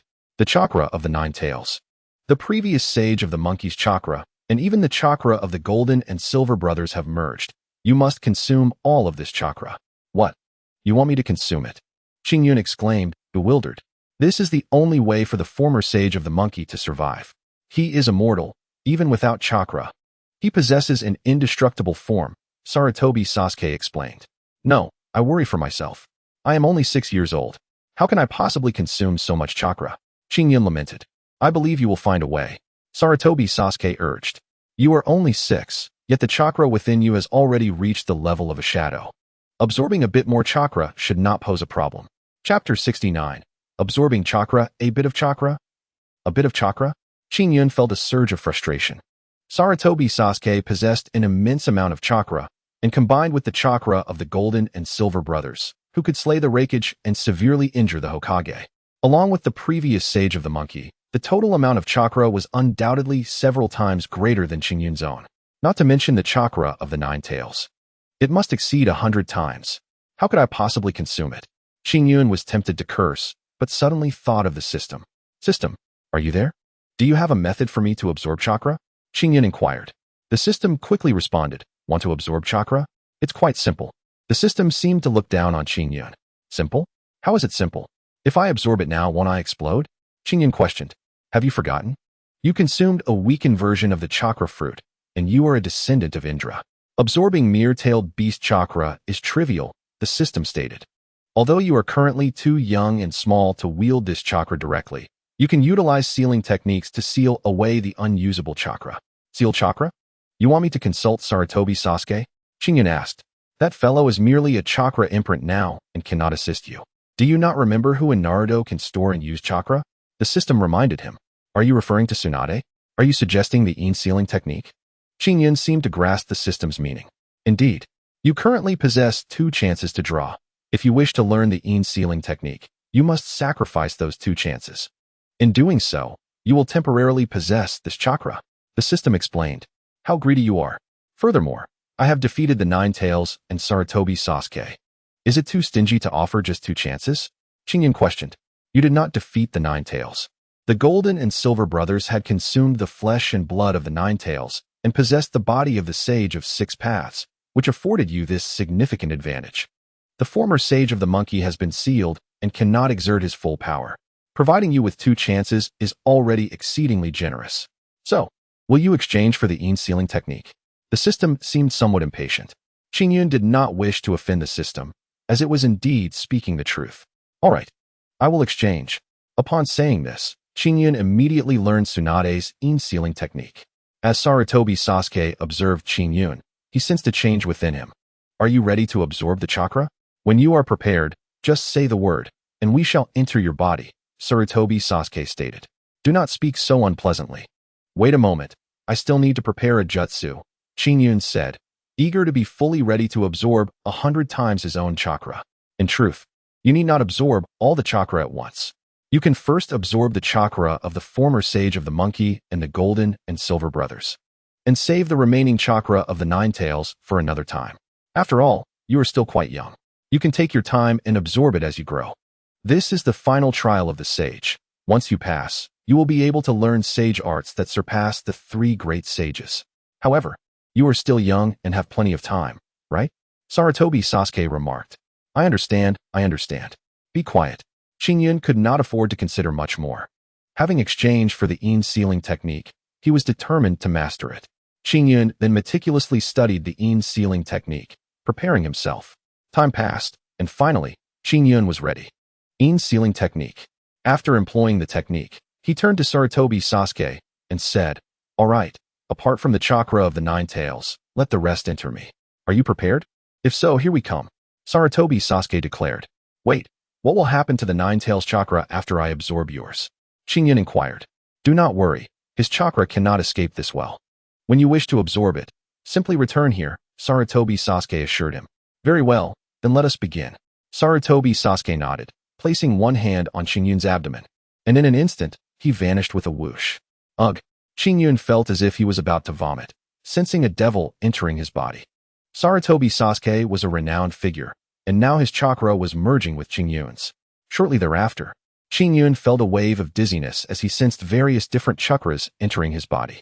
Thankfully, the chakra of the 9 tails had not entered. As soon as Qingyun absorbed the chakra, he fell into a deep unconsciousness. When he awoke, he discovered that the chakras within him were in disarray. With no other option, Qingyun had to painstakingly sort these peculiar chakras back into his body, sealing the excess chakra within the sealing technique. Despite the overwhelming burden of sealing, Qingyun meticulously refined the chakra within himself, ultimately achieving a complete organization of this energy. A diamond-shaped mark appeared on his forehead, identical to that of Tsunade. Upon inspecting his chakra, Qingyun realized he had reached the pinnacle of the shadow level, on the verge of breaking through to the super shadow level. This, however, did not equate to the liberation of the seal. As Qingyun continued to mature, his strength would ascend rapidly, making his ascension to the pinnacle of the ninja world merely a matter of time. Qingyun spotted a stick on the ground, picking it up as part of his mission to rescue the former king of the monkeys.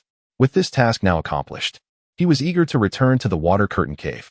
Absorbing the chakra of the 9 tails and receiving the sage's inheritance was not an immediate concern. He had already grown considerably and now needed only to accumulate experience to further enhance his abilities. He had yet to complete the task of acquiring the eternal Mangeko Sharingan, as each use of the Mangeko was a significant strain on his body. The previous battle against the 9 tails had nearly exhausted him. Resolute, he noted the scattered red chakra around him, licked his lips, and swiftly ascended to the well's mouth with the help of the Vajra staff. Upon emerging, he discovered the Monkey King waiting for him. Ah, Qingyun, you've finally returned. The Monkey King exclaimed with enthusiasm. How long has it been? Qingyun inquired. Approximately 2 hours.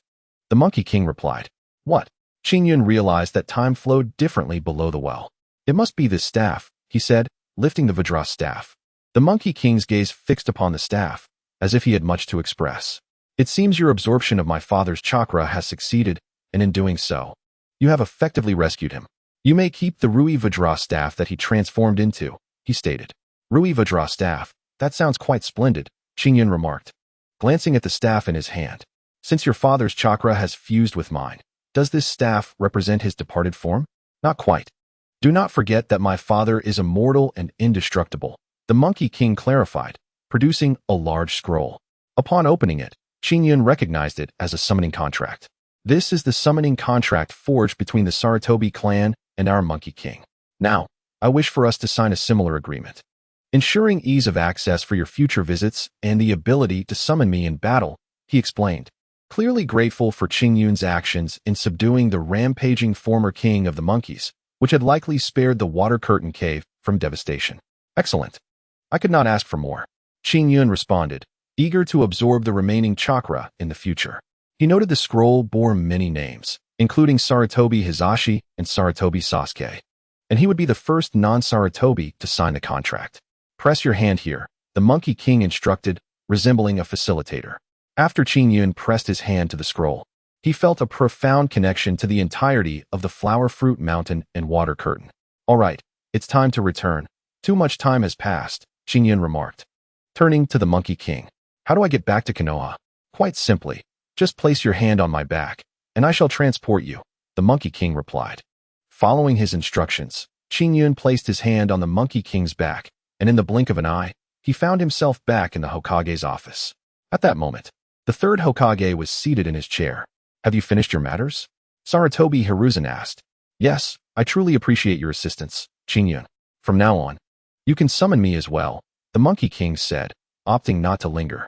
The third Hokage noticed the staff in Qingyun's hand and immediately inquired, "Is that the staff transformed by the former king of the monkeys? You should be able to shrink it and keep it on your person." With no better place to store the staff, Qingyun shrank it and tucked it into his ear. He felt an odd familiarity with this scene, as if he had witnessed it before. "Old man, I met Sarutobi Sasuke," Qingyun announced. "Is that so? I can sense you've changed. Tell me more." The third Hokage encouraged, always eager to hear Qingyun's stories. Qingyun recounted his experiences, and upon noticing the diamond mark on his forehead, the third Hokage remarked, "I see.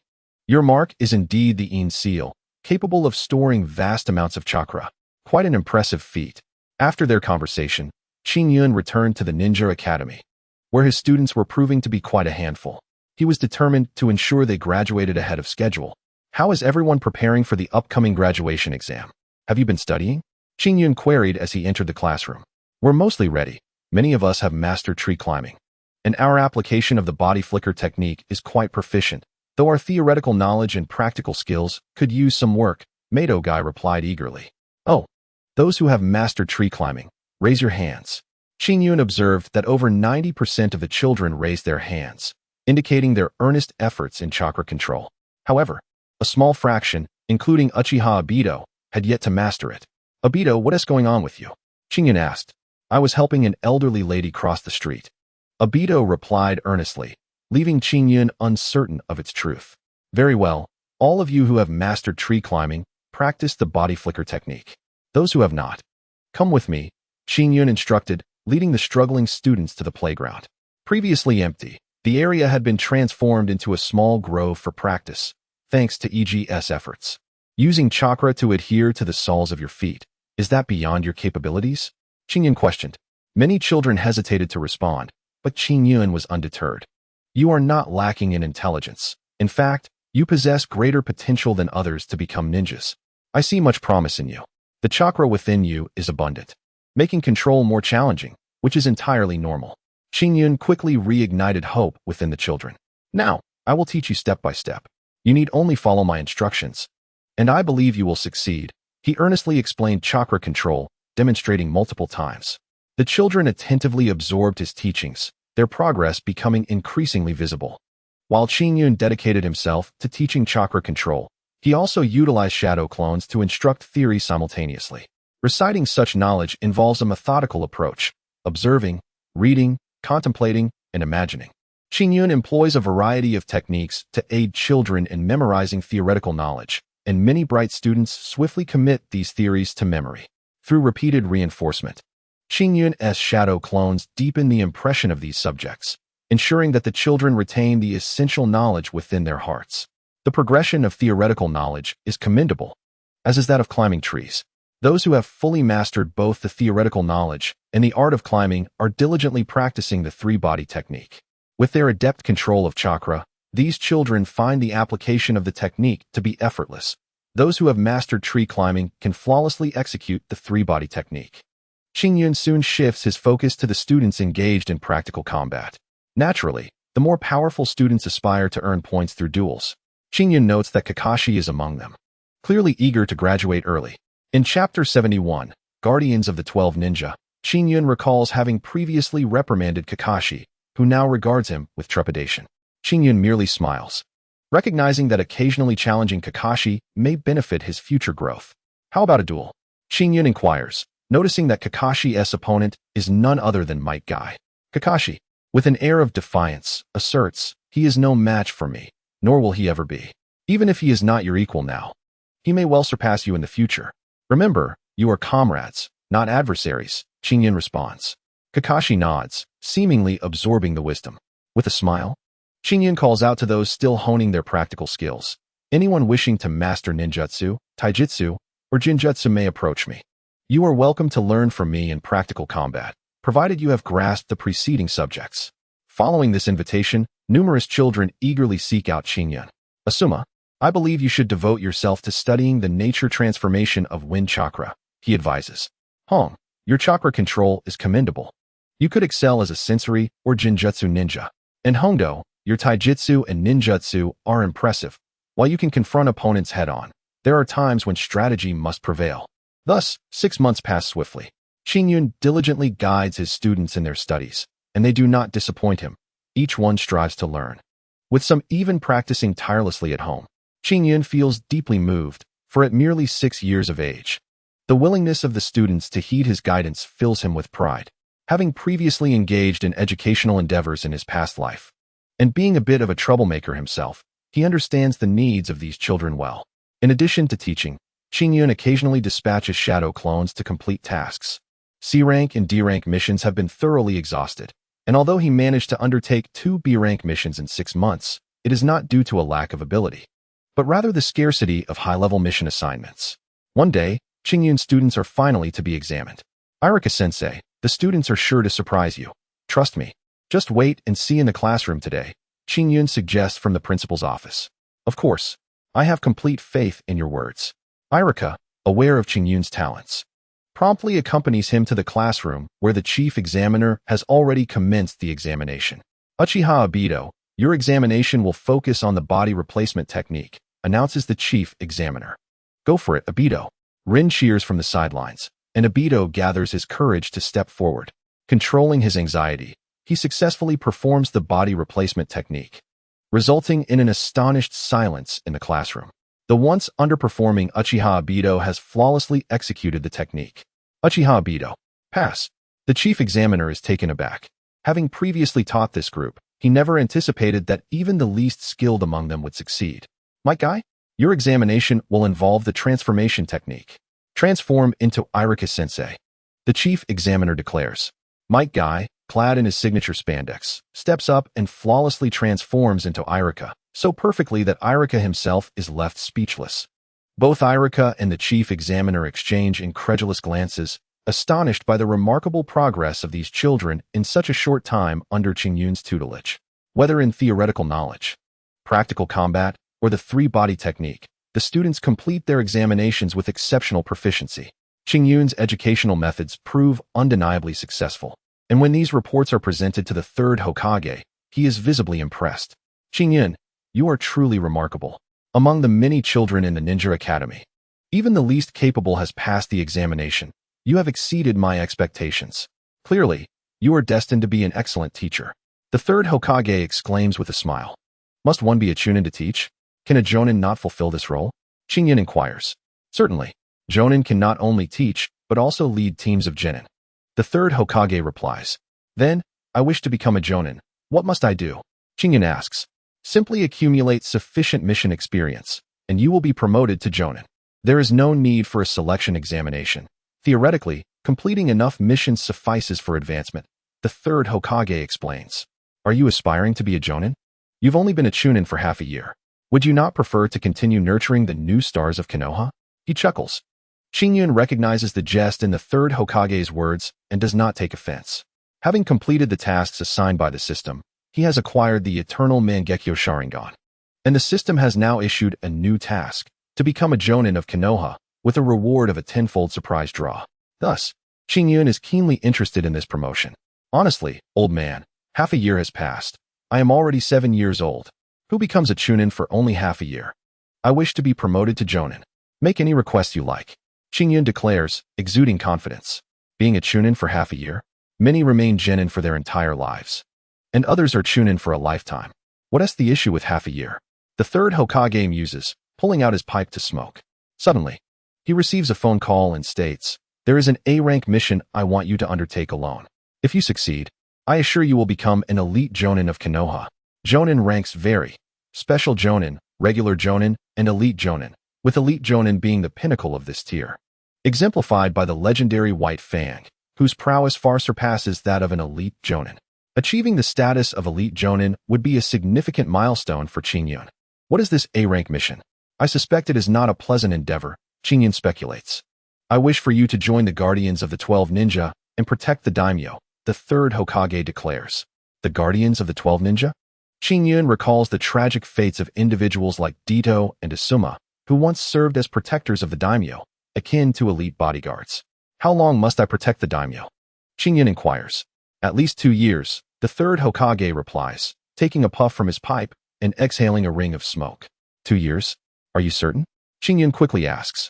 Are there no alternate paths to becoming a Jonan? Even a special Jonan would suffice. I merely seek a title. Qingyun.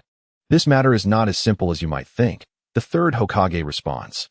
The third Hokage then set down his pipe and gazed at Qingyun, stating, this is to pave the way for your future.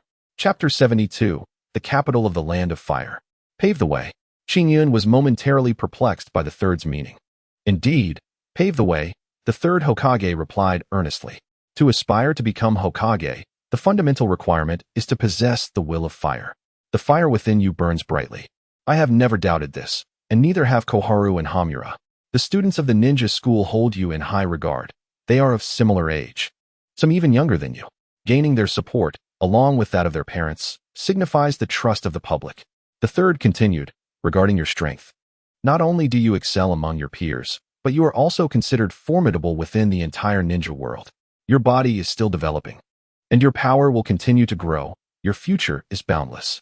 Moreover, consider your task completion rate. You have accomplished tasks at a rate exceeding tenfold that of others.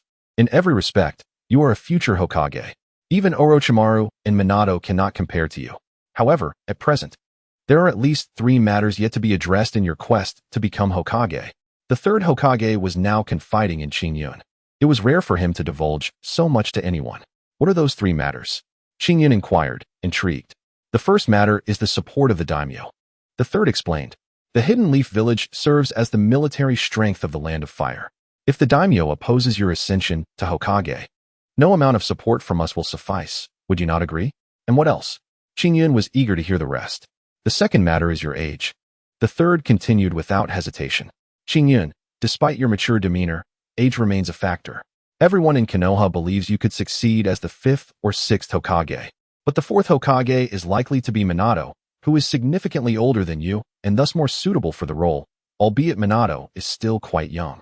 Qingyun remained silent, acknowledging that his age was indeed a limitation beyond his control. I understand that. What is the final matter? Qingyun asked. The last matter, and the most crucial one, is your military achievements, the third mused. You mentioned before that war is imminent. In recent years, I have sensed an unusual calm among the other ninja villages, as if they are plotting something. I believe that if war does come, you must seize the opportunity to accumulate military accomplishments. Qingyun understood the third's implication. He wanted him to leverage the impending conflict to build a reputation, such that even the daimyo would have little room to object. After the first Great Ninja War, I became Hokage. After the second Great Ninja War, Tsunade, Orochimaru, and Jiraiya were bestowed the title of the Legendary Three by Hanzo the Salamander. Tsunade disappeared due to the deaths of her brother and lover.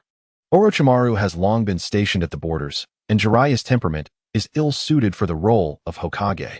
Hence, Orochimaru, Minato, and you will be the contenders for the future Hokage. The third spoke with conviction. Qingyun mused to himself that Orochimaru was already delving into forbidden techniques and would likely never become Hokage. Ultimately, it would be a contest between Minato and himself. So, Qingyun recognized the underlying message from Sarutobi Hiruzen. Therefore, you must protect the daimyo and secure his favor while not neglecting your daily training. In doing so, your chances of becoming Hokage will increase, Sarutobi Hiruzen advised earnestly. Qingyun realized that the third genuinely cared for his future. Well, it seems that to attain the rank of Jonan, I must complete this task of protecting the daimyo. This mission will greatly aid my aspirations to become Hokage, so I have no reason to decline. Qingyun pondered, quickly arriving at the conclusion that the benefits outweighed the drawbacks. All right, I accept. Qingyun readily agreed to the third's proposal and accepted the mission to protect the daimyo. Just remember, when I return, I expect to be promoted to Jonan, Qingyun expressed, fearing the third might change his mind. The third Hokage chuckled awkwardly. Of course, I am the third Hokage. My word is my bond. After receiving the third's affirmation, Qingyun nodded in agreement. What about those children? Qingyun recalled the students at the ninja school who had been learning by his side.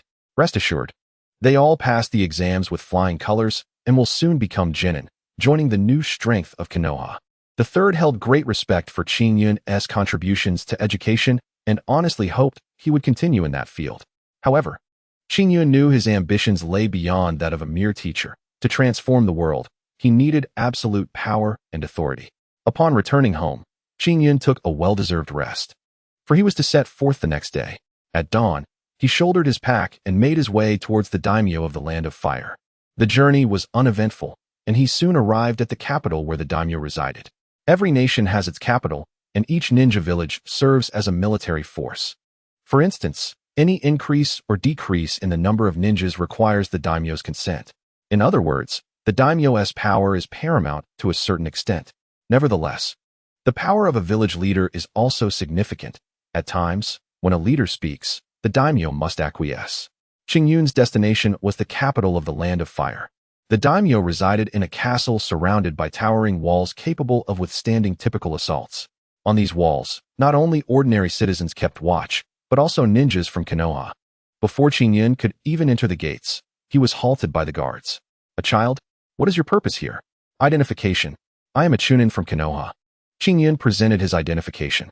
The guards were taken aback, but given the prevalence of prodigies at this time, they posed no further obstacles, allowing Qingyun to enter the gates without issue. Upon entering, he noticed that both sides of the main street were lined with vendors and shops, though the business appeared to be rather lackluster. "How are you faring? Has business always been this poor?" Qingyun casually asked a vendor selling ingredients. "It's manageable. The security here is quite good. Although business is average, it suffices to make ends meet," the older man replied. "Other nations are significantly worse off. I've heard the Wind Country is so impoverished that they are close to resorting to cannibalism," the elder continued. It seems not only the economy of the Land of Fire is in decline, but others are as well." Qingyun felt a tinge of melancholy. "Indeed, it is all due to war. The treasury is depleted, and as a result, all resources are allocated to Konoha. You must be living quite comfortably." The elder recognized Qingyun's identity as a ninja.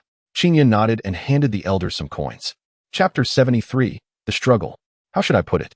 Qingyun had previously thought that the daimyo's reduction of funding for Konoha ninjas was a foolish decision, but witnessing the plight of the citizens here, he suddenly began to understand the daimyo's rationale. Clearly, the ninja village is a significant financial burden for the daimyo, which explains why they occasionally exert pressure on the Hokage. Qingyun also observed that regardless of the circumstances surrounding the ninjas, the daimyo remained largely unaffected. This indicated a certain distance in their relationship. The only ninjas the daimyo likely interacted with closely would be the 12 guardian ninjas. Qingyun's arrival at Daimyo City was driven by his ambition to join the 12 guardians of the shinobi, dedicating at least 2 years to protect the daimyo. This duration afforded him ample opportunity to familiarize himself with the daimyo. The city was divided into an outer and an inner section. The outer city served as the residence for the common populace, while the inner city, heavily fortified, was home to nobility and aristocrats, guarded by numerous conventional sentinels. However, Qingyun regarded these guards with disdain, believing that a mere ninjutsu would suffice to deal with them. Yet, hidden among these guards were formidable masters, likely dispatched by the third Hokage. As the guards received Qingyun's letter and conveyed it within, he awaited their response. Soon, a figure emerged, beckoning him inside. He soon found himself in a castle-like setting, facing the daimyo seated regally. The daimyo appeared somewhat effeminate and youthful, and Qingyun realized that he was witnessing a key figure in the overarching narrative of the Hokage, likely the longest-serving and most pivotal daimyo until the era of Naruto.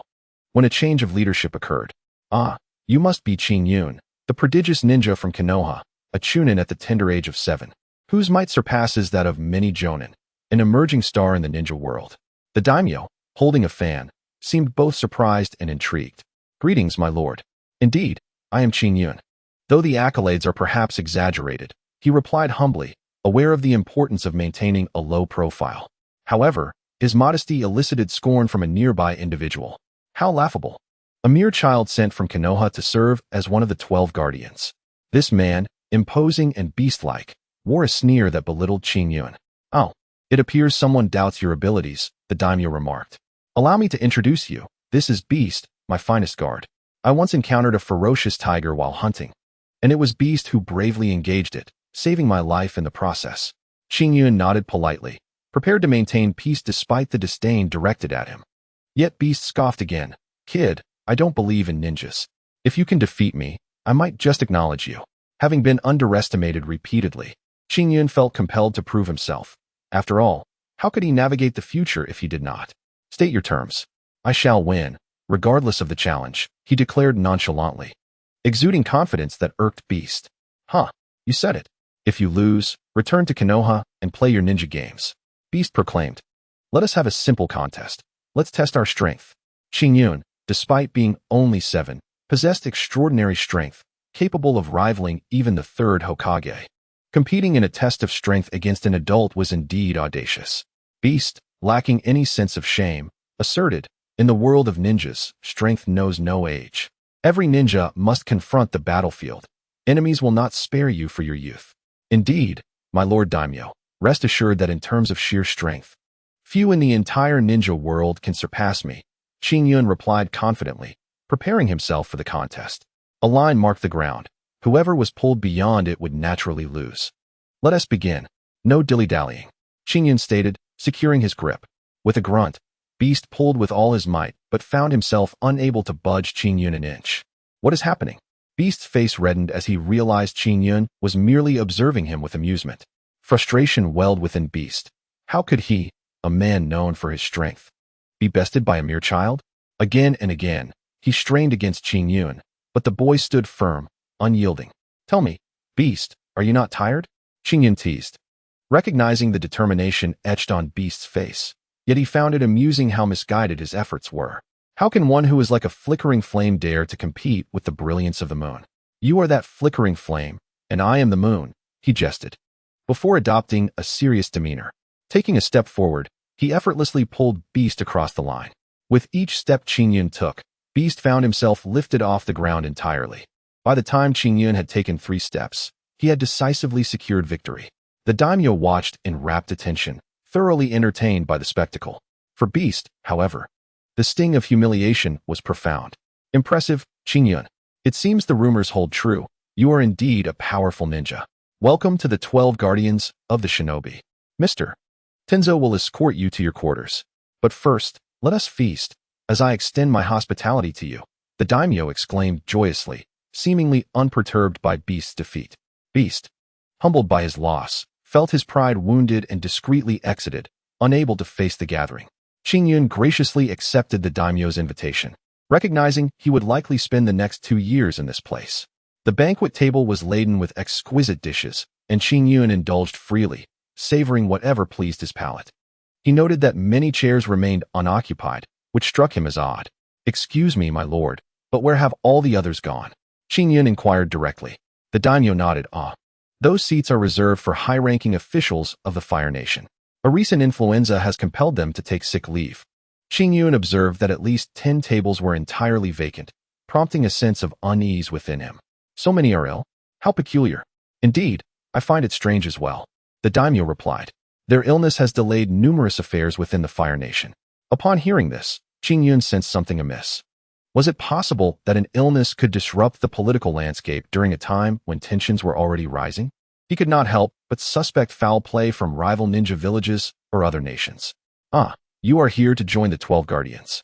So I must inform you that not all of them are ninjas. Some are masters, others the finest bodyguards, and some even former criminals. Yet, they are all utterly loyal now. Words alone are insufficient. You must witness their prowess firsthand, the daimyo concluded, clapping his hands as a figure entered. Bowing respectfully to both the daimyo and Qingyun, Qingyun felt quite out of place and immediately said, "You are too kind." The individual did not linger on the formalities with Qingyun, but raised his head and stated, "Lord Daimyo, Lord Qingyun's arrangements have been made." The daimyo nodded and remarked, "Qingyun, let me introduce you to Mr. Tenzo, our overseer. Should you have any questions, do not hesitate to ask him directly." He then added, "He will guide you to your room. Oh, by the way, others may wish to meet you tonight, so be prepared."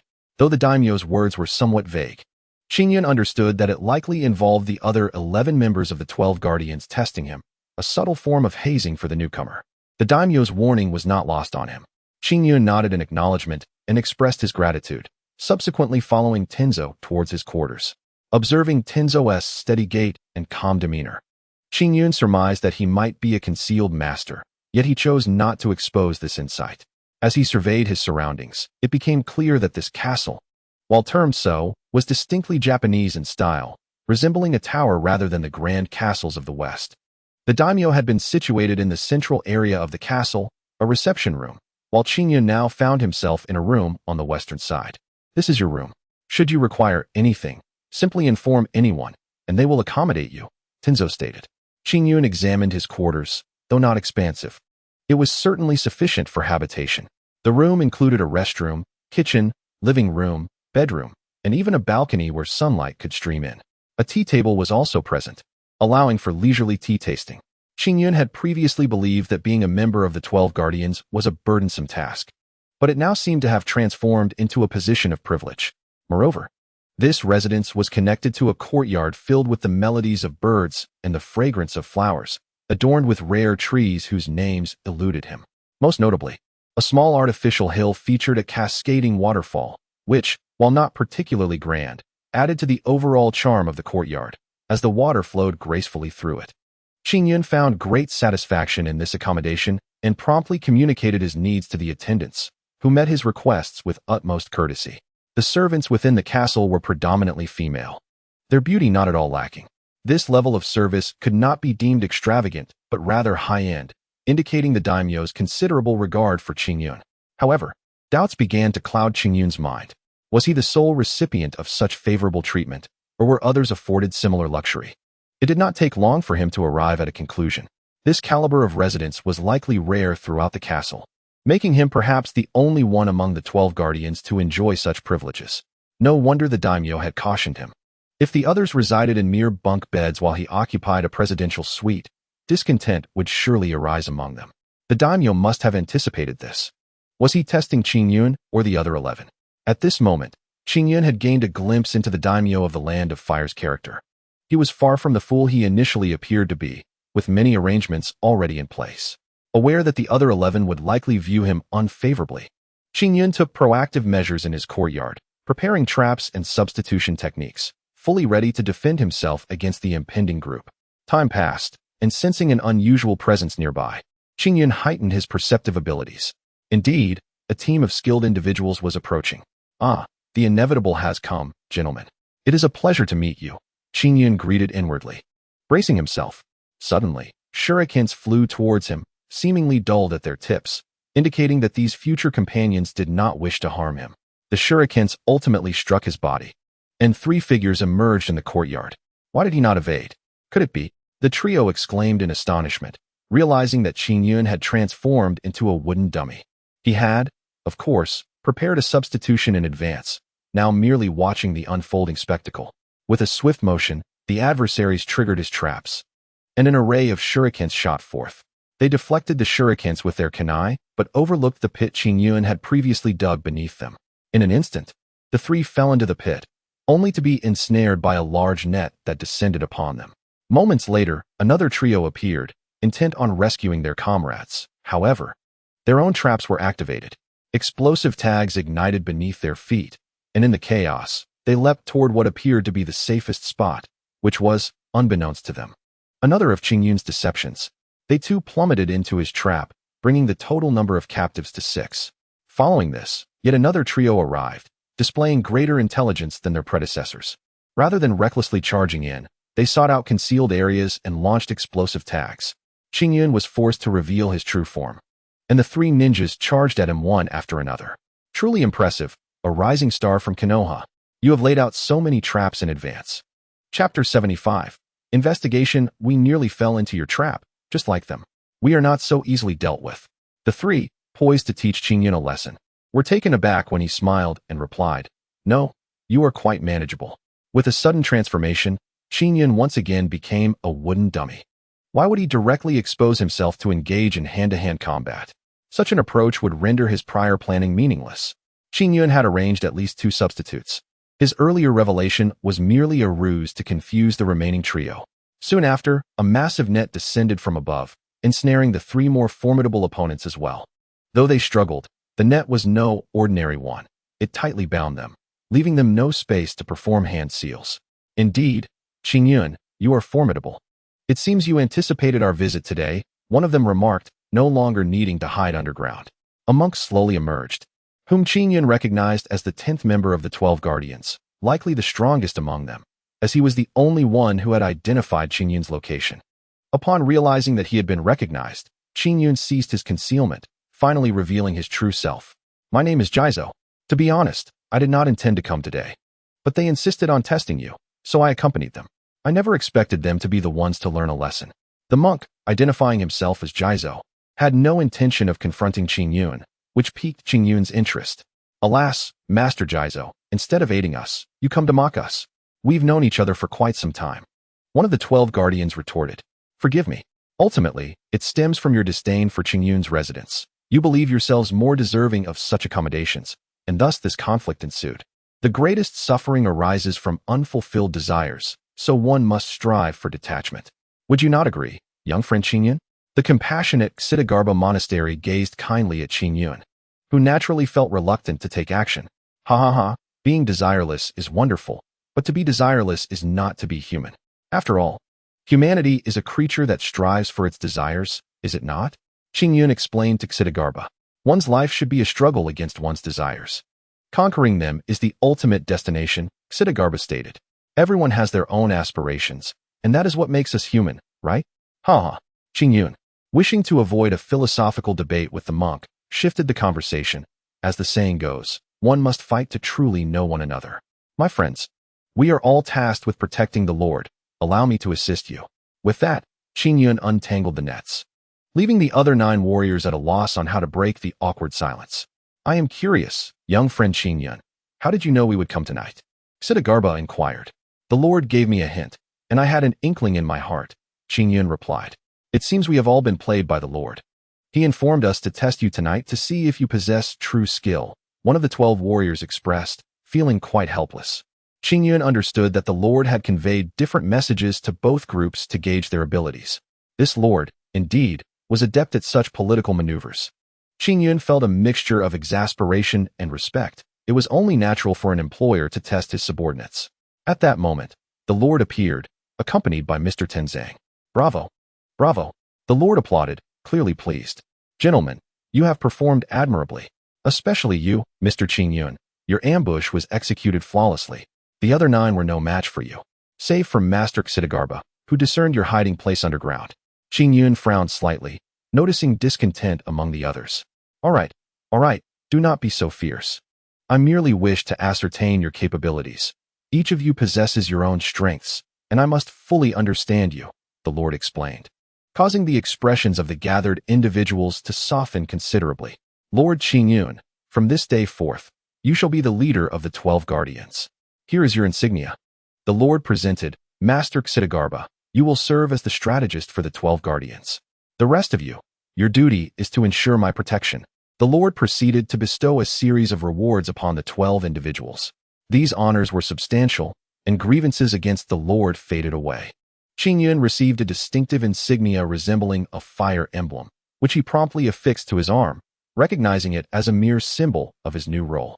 Though Qingyun had been appointed leader of the 12, he did not view it as an enviable position.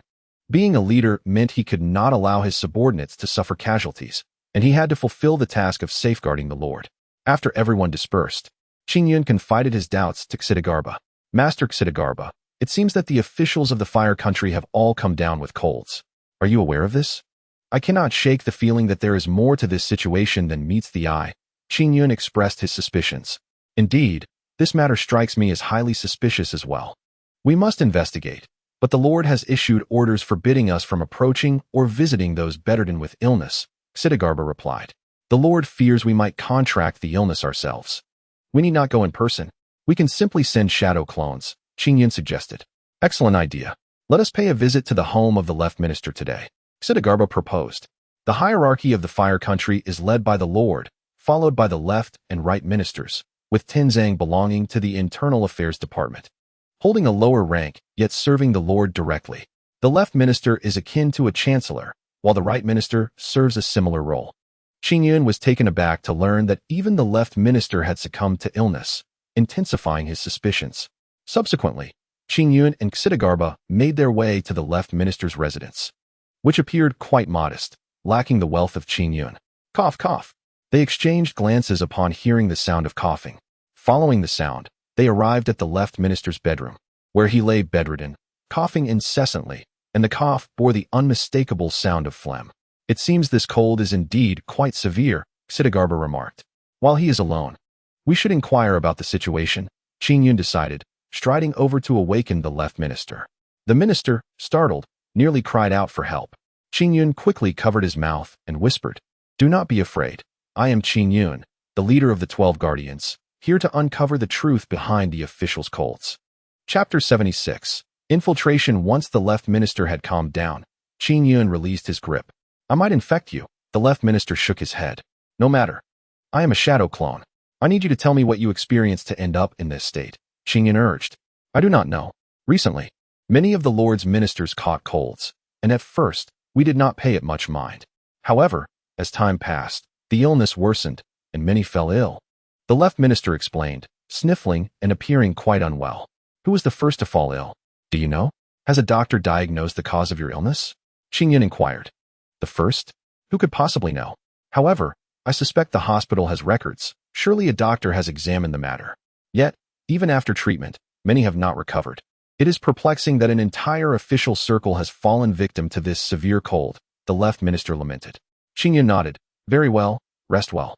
He then exited the left minister's home and told Qingyun, "I believe we must visit the hospital to check the recent records of colds and see who treated these individuals."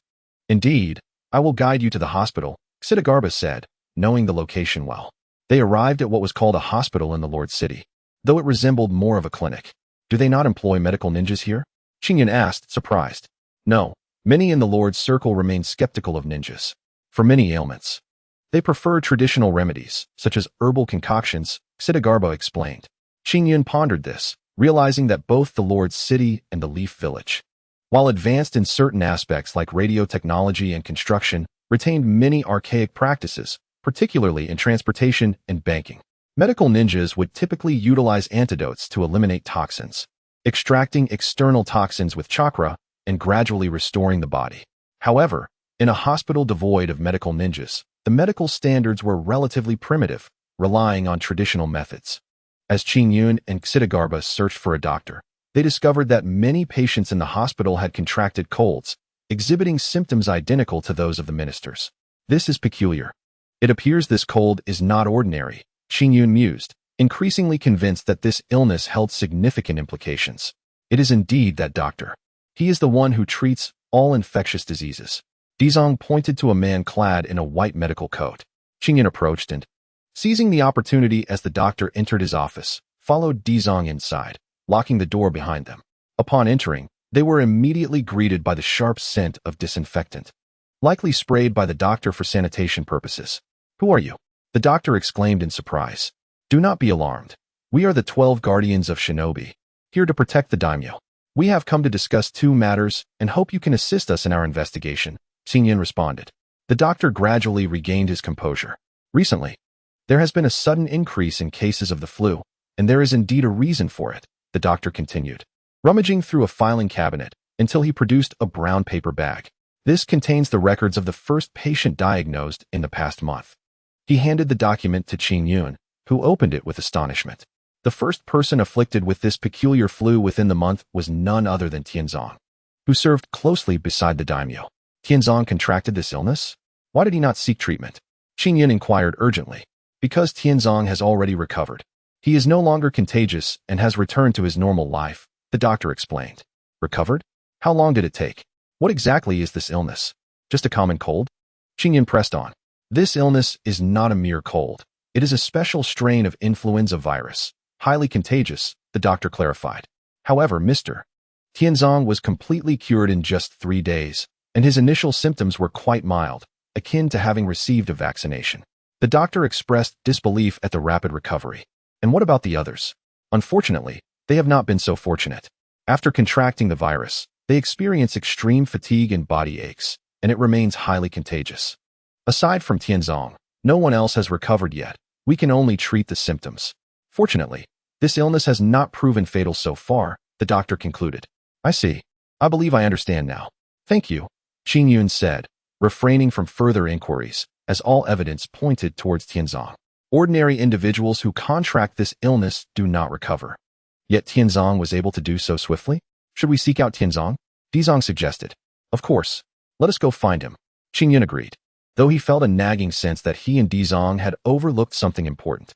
Qingyun then dispersed his shadow clones and, alongside Dizong, made their way to Tianzong. Do you wish to know how this pertains to me? I can only say I do not know. I was ill for 3 days and recovered swiftly. Perhaps the virus posed little threat to me. Beyond that, I cannot explain why I contracted it, as I engage in the same routine daily, solely serving the daimyo. Tianzong stated, his expression unreadable. Dizong and Qingyun furrowed their brows, initially hopeful for leads, but found themselves at a dead end with Tianzong. Very well, we shall not intrude further, they conceded, departing from Tianzong's chamber. As they prepared to leave, Tianzong suddenly cast a curious glance at Qingyun, which struck him as odd. Hurry up, Qingyun, Dizong urged. It took Qingyun a moment to collect himself before stepping outside. Dizong, I can tell Tianzong is lying. He is concealing something from us. Dizong asserted. What can we do about that? Qingyun inquired, perplexed. We will investigate ourselves, Dizong replied. Give me a moment. I will use shadow clones to draw Tianzong away, allowing us to search his room for clues. Excellent idea. Let us proceed. Qingyun nodded in agreement. After a brief interval, Dizong employed his shadow clones to distract Tianzong. Subsequently, Qingyun and Dizong infiltrated Tianzong's quarters. Over here, Qingyun, Dizong exclaimed, twisting a bottle to reveal a hidden door. This must be Tianzong's secret. Let us hurry inside. Upon entering, a potent whiff of disinfectant assailed Qingyun's senses, causing his pupils to narrow. That unmistakable aroma was the same he had encountered in the doctor's office. Suddenly, Qingyun fell to the ground, overwhelmed by the stinging scent, which left him feeling lightheaded. As he inhaled the disinfectant, he sensed a peculiar change within him, as if something dormant had been activated. However, upon glancing at Dizong, he observed that his companion remained unaffected. Dizong, what is happening? Please, help me. Qingyun cried out in agony, never having experienced such distress before. Dizong chuckled darkly. I am afraid, dear Konoha's rising star, that I am not the great master Dizong. I am a high-ranking spy from the land of lightning, and my codename happens to be Dizong. His demeanor shifted, exuding an aura entirely different from before. What is the meaning of this? Qingyun demanded. Quite simple, really. My mission was to spread the virus, incapacitating the political sphere of the Land of Fire. However, I have recently accepted a new task, to eliminate you, Konoha's rising star, Qingyun, Dizong revealed. Since you are about to die, allow me to clarify your fate. I carry a virus that spreads rapidly under specific conditions. Is it the scent of the disinfectant? Qingyun queried. Indeed, while it bears resemblance to disinfectant, it is not. Rather, it is a virus enhancer. From the outset, I replaced the disinfectant with the virus. You were infected upon entering the doctor's office. I had also dispersed the enhancer in Tianzong's secret chamber. The moment you stepped inside, the virus would activate. Dizong's expression was one of triumph. But you have been by my side. How could you have time to spread the virus? Qingyun retorted. But I was not alone in this endeavor. I had an accomplice. Yes, that doctor is indeed my ally. For every patient who visited with this strange flu, I discreetly administered some of the enhancer. Regrettably, Tianzong's unique constitution allowed him to recover within 3 days, leaving me without the means or opportunity to act against him, Dizong explained. And yet, you two have been exposed to both scents. Why have you suffered no ill effects? Qingyun countered. Because I took the antidote in advance, Dizong replied with a chilling smile. So, Konoha's rising star, do you comprehend your fate? I understand, and it seems you are about to meet your end. I will assert that it was Tianzong who attacked you. Qingyun chuckled, much to Dizong's astonishment. What is so amusing? Dizong questioned. I pondered why you could so easily identify the doctor treating Tianzong, why you urged me to disperse my shadow clones, why you were able to find the hidden door before I did, and even uncover the mechanism ahead of me. The truth is, the culprits are you and the doctor. Qingyun's thoughts crystallized. Now that you are aware, it is too late. I believe you understand the power of this virus, Dizong remarked. No, this virus poses no threat to me, Qingyun asserted, fixing his gaze upon Dizong. Impossible. The virus has never faced defeat. Although Dizong was somewhat incredulous, the sight of the still vibrant Qingyun immediately sent him into a frenzy. Allow me to enlighten you, Qingyun declared, rising to his feet while brandishing a syringe. That day, Tianzong cast me a peculiar glance, and as you turned to leave, I seized the opportunity to employ the shadow clone technique. Tianzong warned me to be cautious of you and provided me with an antidote. Just now, I administered that antidote, thus neutralizing your virus. How could that be possible? It has only been a month. With Tianzong alone, it is impossible to develop an antidote. Dizong was utterly unconvinced. Qingyun chuckled, indeed. It was not solely his accomplishment. It was a collective effort of the entire Konoha. What does Konoha have to do with this? Dizong could not comprehend. Tianzong did not seek medical attention, hence his condition was not severe. The daimyo, recognizing the peculiar circumstances, promptly enlisted the medical ninjas from Konoha to conduct secret research on this virus. This chamber was the rendezvous point between Tianzong and the Konoha ninjas, Qingyun explained. Tianzong is merely an internal affairs minister. Why would he be in contact with Konoha ninjas? Dizong remained skeptical. Believe it or not, on the surface, Tianzong is an internal affairs minister, but in truth, he is an elite expert, a former member of Konoha's Umbu. Qingyun had realized early on that Tianzong was extraordinary, and as events progressed, he received covert correspondence from Konoha. The name Tianzong was too reminiscent of the Umbu, as there was indeed a Tianzong in the original narrative. Consequently, Qingyun proactively inquired with Sarutobi Hiruzen, and sure enough, this individual turned out to be a secret bodyguard positioned beside the daimyo, unbeknownst even to the daimyo himself. I operate in the light while Tianzong operates in the shadows. Everyone is aware of the existence of a mole, yet none have pinpointed the culprit. Thus, we devised a trap, and you willingly walked into it. I understand your intent to exploit my demise to frame Tianzong, but your impatience has led to your exposure.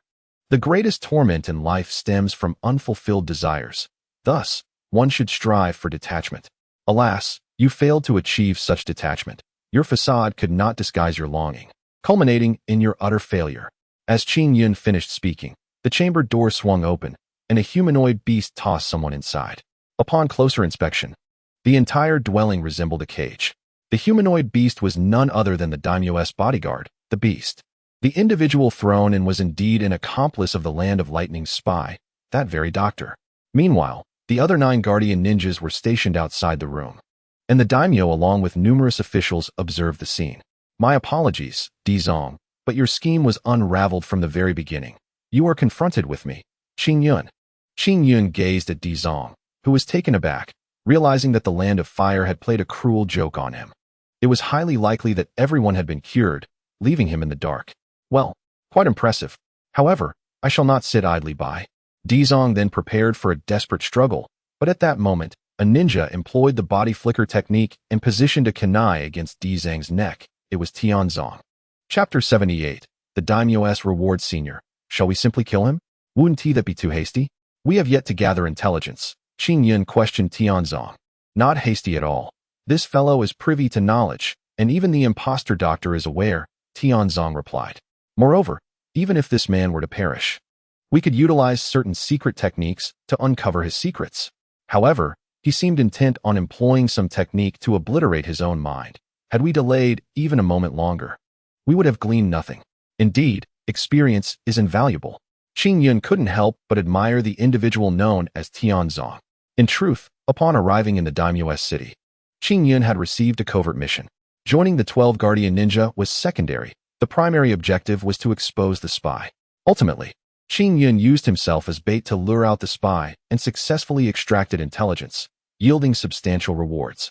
Subsequently, the doctor was taken for interrogation, and Dizong's corpse was prepared for the application of secret techniques to extract leads. Qingyun was then summoned directly by the daimyo.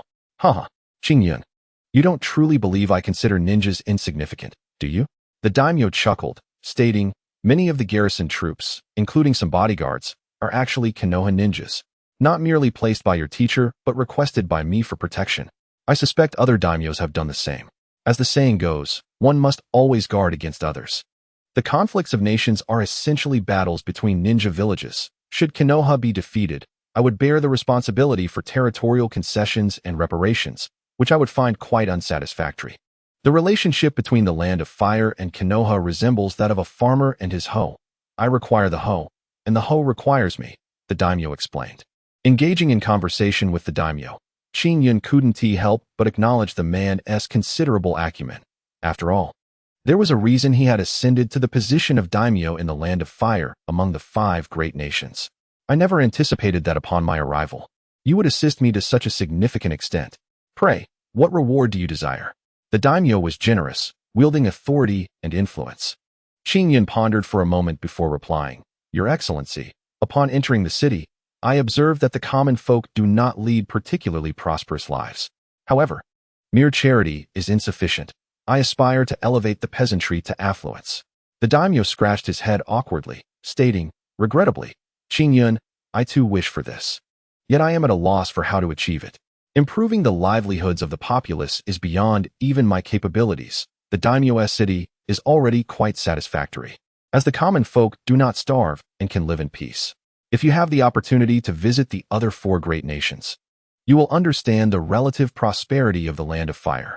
The daimyo's words rang true.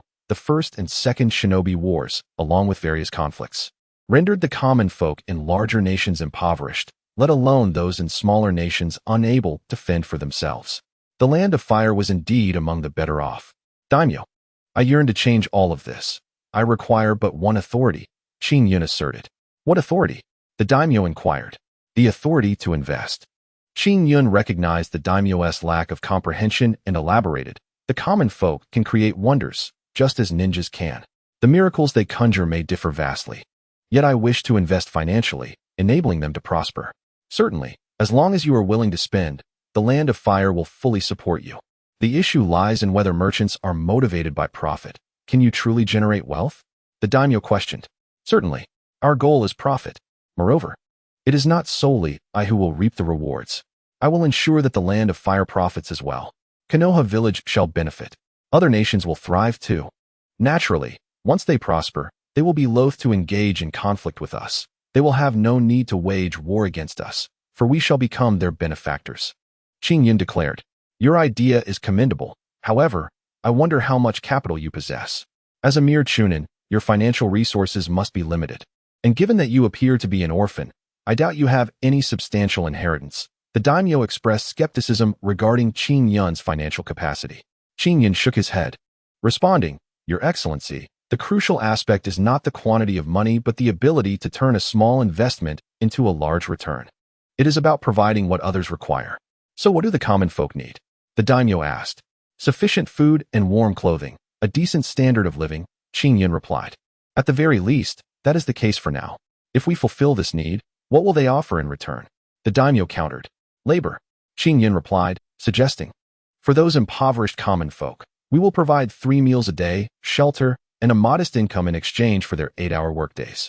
In the Land of Fire, there exists an abundance of arable land, necessitating the cultivation of food supplies, for with grain comes the foundation of the people's livelihood. Qingyun's primary objective is to address the fundamental needs of the common folk, food and rest.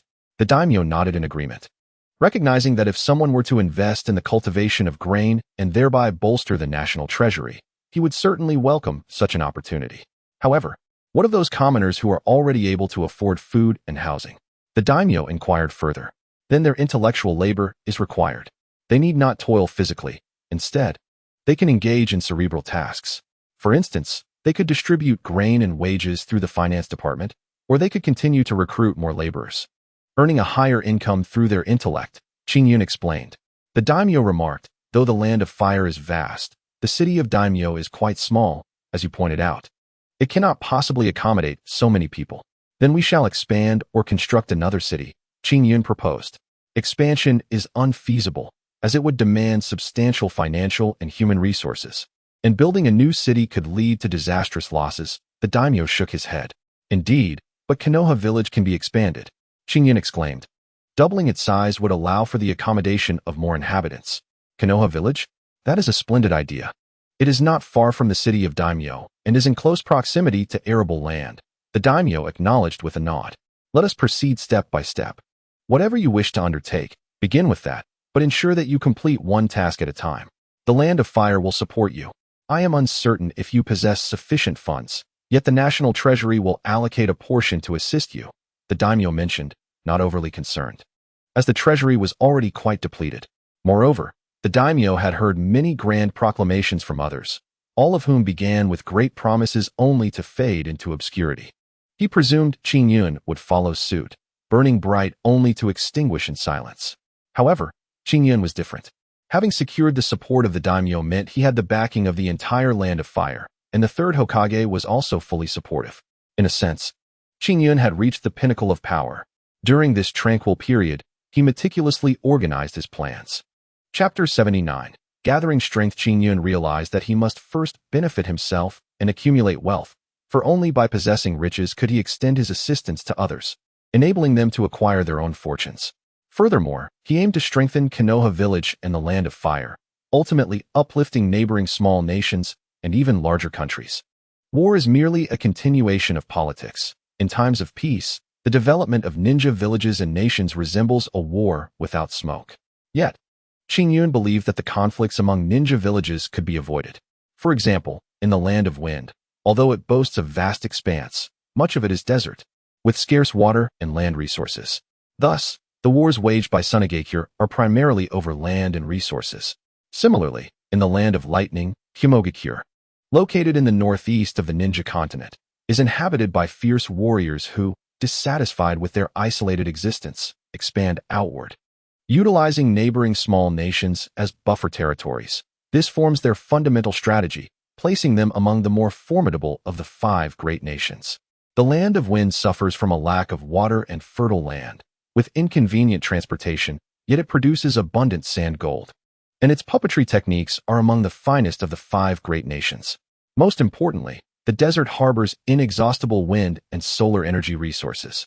Since we seek each other's resources, why not engage in trade? However, no one has stepped forward to establish a harmonious order. Qingyun aspired to be that pioneer, for he possessed strength, potential, and financial means. He initially invested a significant sum to increase the number of missions assigned to the ninjas of Konoha, primarily to protect farmers and secure a supply route for grains. Subsequently, he allocated a considerable sum as an incentive for participation, prompting many from Daimyo City to join his initiative. Numerous farmers, often destitute and homeless, regarded this as a rare opportunity for a fresh start and committed themselves to their work. Under the protection of the ninjas, farmers were dispatched to various parts of the Land of Fire to cultivate crops, develop agriculture, and exchange their produce for food, water, living essentials, and money. Qingyun also financed the construction of simple shelters for them, which, while not luxurious, marked a commendable beginning. Initially, Qingyun anticipated no returns, perhaps even facing losses. But by the autumn harvest, a bountiful supply of grain would flood into the granaries. These grains would be transported to Konoha village and throughout the Land of Fire. Previously, grain collection operated in a similar manner, yet due to a lack of manpower and funds, the national treasury had not accumulated much stock. Ultimately, the ninja wars are, at their core, battles over economics and supplies. A nation that is impoverished will inevitably lead its ninja village into destitution, resulting in poorly equipped and inadequately trained ninjas. If they cannot nourish themselves, their physical energy will wane, and their chakra will not reach its peak, rendering them ineffective before the fight even begins. Qingyun named his initial plan the Granary Project. This initiative serves as the first step in improving the people's livelihood and marks the commencement of Qingyun's grand endeavors. As all plans progressed smoothly, Qingyun generously allocated the funds he had won through a lottery from his storehouse. The developments unfolded in an orderly fashion, with individuals continuously signing up at Qingyun's granary. After half a month, not a single homeless person could be found on the streets of Daimyo City. As Qingyun sought to implement sweeping reforms and advance to the next phase of his plan, Tenzu and Beast arrived to consult him. From those two, I gleaned a series of revelations. A prominent figure from Hokage is set to meet with them. Our objective is to capture this individual alive, for he is bound to possess valuable intelligence, Tenzu stated. A prominent figure? Who might that be? Qingyun inquired. Well, they did not specify, but he is certainly not an ordinary individual, Tenzu replied. When is the meeting scheduled? Qingyun asked. 3 days hence, in a small grove 300 meters north of Daimyo City. Tenzu informed him. Very well. Do we have a plan? Qingyun queried. The prominent figure remains unaware of his subordinate's demise, allowing us to disguise ourselves, Tenzu suggested. I shall pose as the doctor, and you can take on the role of the gravekeeper, swiftly subduing him. Understood, Qingyun nodded. And what of me? Beast inquired. You will be responsible for protecting the daimyo and the other guardians within the city, Qingyun instructed. All right, prepare yourselves well and gather your strength. It may lead to a grand confrontation, Tenzu cautioned. Agreed. Qingyun nodded as he returned to his courtyard. Once back in his courtyard, Qingyun did not indulge in rest, but promptly retrieved his Rui Jingu Bang and began to practice with it. Although he was not particularly skilled in staff techniques, this was his destiny. Encountering the previous Monkey King had bestowed upon him this weapon. If he could wield a blade, he would surely find it more impressive. Nevertheless, the staff was commendable, embodying the essence of indestructibility and eternal life. Qingyun then began to dance through time, feeling a slight weariness as moments passed. He took the opportunity to familiarize himself with the various techniques he had learned. In the past, his choices had been limited due to a lack of skills. But as he acquired more techniques, his ability to maintain the rhythm of battle faltered. It seemed that having an abundance of skills did not necessarily equate to strength. When facing foes, Qingyun could easily unleash Susanoo and crush his enemies. Yet he pondered the significance of such brute force. His combat prowess had not genuinely improved. He was merely relying on sheer power. Many series depict a cliched narrative where a seemingly weak protagonist defeats an overwhelmingly powerful final boss, often attributed to the protagonist's aura and the antagonist's blunders. Qingyun believed that the core of such tales lies in the protagonist's ability to strike decisively at the enemy's weakest points. This was precisely what he needed to do, land a single, devastating blow at the enemy's vulnerability. Gradually, Qingyun succumbed to fatigue and fell asleep, feeling warmth enveloping his body, as if energy were flowing into him. Hey, Qingyun, wake up. 3 days have already passed. Why are you still asleep? He was roused by the call of a beast. Upon opening his eyes, he noticed a distinct change within himself. His chakra felt significantly enhanced, and his circulatory energy flowed more freely. Was this the effect of the chakra fruit? Qingyun speculated, as he had consumed it quite some time ago, and now it seemed to be manifesting its effects. All right, Qingyun. The elder Tianzong is already at the city gate. If you don't hurry, he'll leave without you, the beast urged. Understood, Qingyun replied, preparing himself and using the body flicker technique to dash towards the city gate. Chapter 80. Confrontation with the Cloud Village. Qingyun arrived at the northern gate of Daimyo's city at lightning speed, where Tianzong awaited him. Let us go. I will reiterate our mission, Tianzong stated, repeating the task. A significant figure from the Cloud Village had arranged to meet his spy 300 meters north of the city. They had already eliminated 2 of his subordinates, one named Dizong and another masquerading as a doctor. Their objective was to employ transformation techniques to approach him, capture him alive, and ideally acquire intelligence about the Cloud Village. Do you understand? Tianzong inquired. Qingyun nodded. Of course, I comprehend. There's no need to repeat yourself, elder. As the former leader of the 12 Guardians, Tianzong's status warranted Qingyun's respectful address. Now, let us transform. Tianzong then assumed the guise of Dizong, while Qingyun transformed into the appearance of a doctor. They exchanged glances and, employing the body flicker technique, swiftly arrived at their target's location. The wind began to gust around them as they stood still. Before long, a figure approached, growing closer until it stood before them. You 2 worthless fools. How goes the mission? The newcomer wore a mask, obscuring his face, but his dark complexion betrayed him as a ninja from the Cloud Village. Qingyun had already prepared his lines and replied, the higher-ups of the Land of Fire have been poisoned. Most are bedridden. Very well. Did you complete the task I assigned? Has that little brat, named Qingyun, been killed? The Cloud Ninja turned his head to assess Tianzong. Tianzong hesitated for a moment before answering. No? Naturally. If that fellow had been killed, I would have received news by now. So why hasn't he been eliminated? The Cloud Ninja took a step forward. This fellow is difficult to deal with and quite astute, Tianzong remarked. Astute? Quite astute. Yet why did he fall into my trap? The Cloud Ninja suddenly burst into laughter, then performed a backflip. Immediately, numerous ninjas with Cloud Village headbands surged forth from the forest, clearly having seen through Qingyun and Tianzong's disguises. What do you mean? Tianzong retorted. Our spies regularly use lizards to relay information. If there's no news, it's undoubtedly because you captured them, the Cloud Ninja explained. So we turned the tables and eliminated the ambush you set here. Now, you 2 should cease your concealment. Who are you? Qingyun and Tianzong exchanged glances. Realizing their transformation technique had become futile, they dispelled their disguises. Upon seeing Qingyun and Tianzong, The Cloud Ninja appeared somewhat surprised. So it's true. The former leader of the 12 Guardians and the rising star of Konoha, Qingyun. If it's you too, then the failure of those two worthless subordinates is understandable. What do you intend to do? Qingyun inquired. Cloud Ninja? That term is somewhat inaccurate. I am Shi, the captain of the Umbu of Cloud Village. I am the third most powerful figure after A and B. Today, I will capture you two illustrious individuals alive, declared the ninja who introduced himself as Shi. I remember now. This fellow is the trusted aide of the Hokage and one of the strongest in Cloud Village, Tianzong remarked, having recognized Shi's name. We are merely two against many. We stand no chance against so many Cloud Ninjas.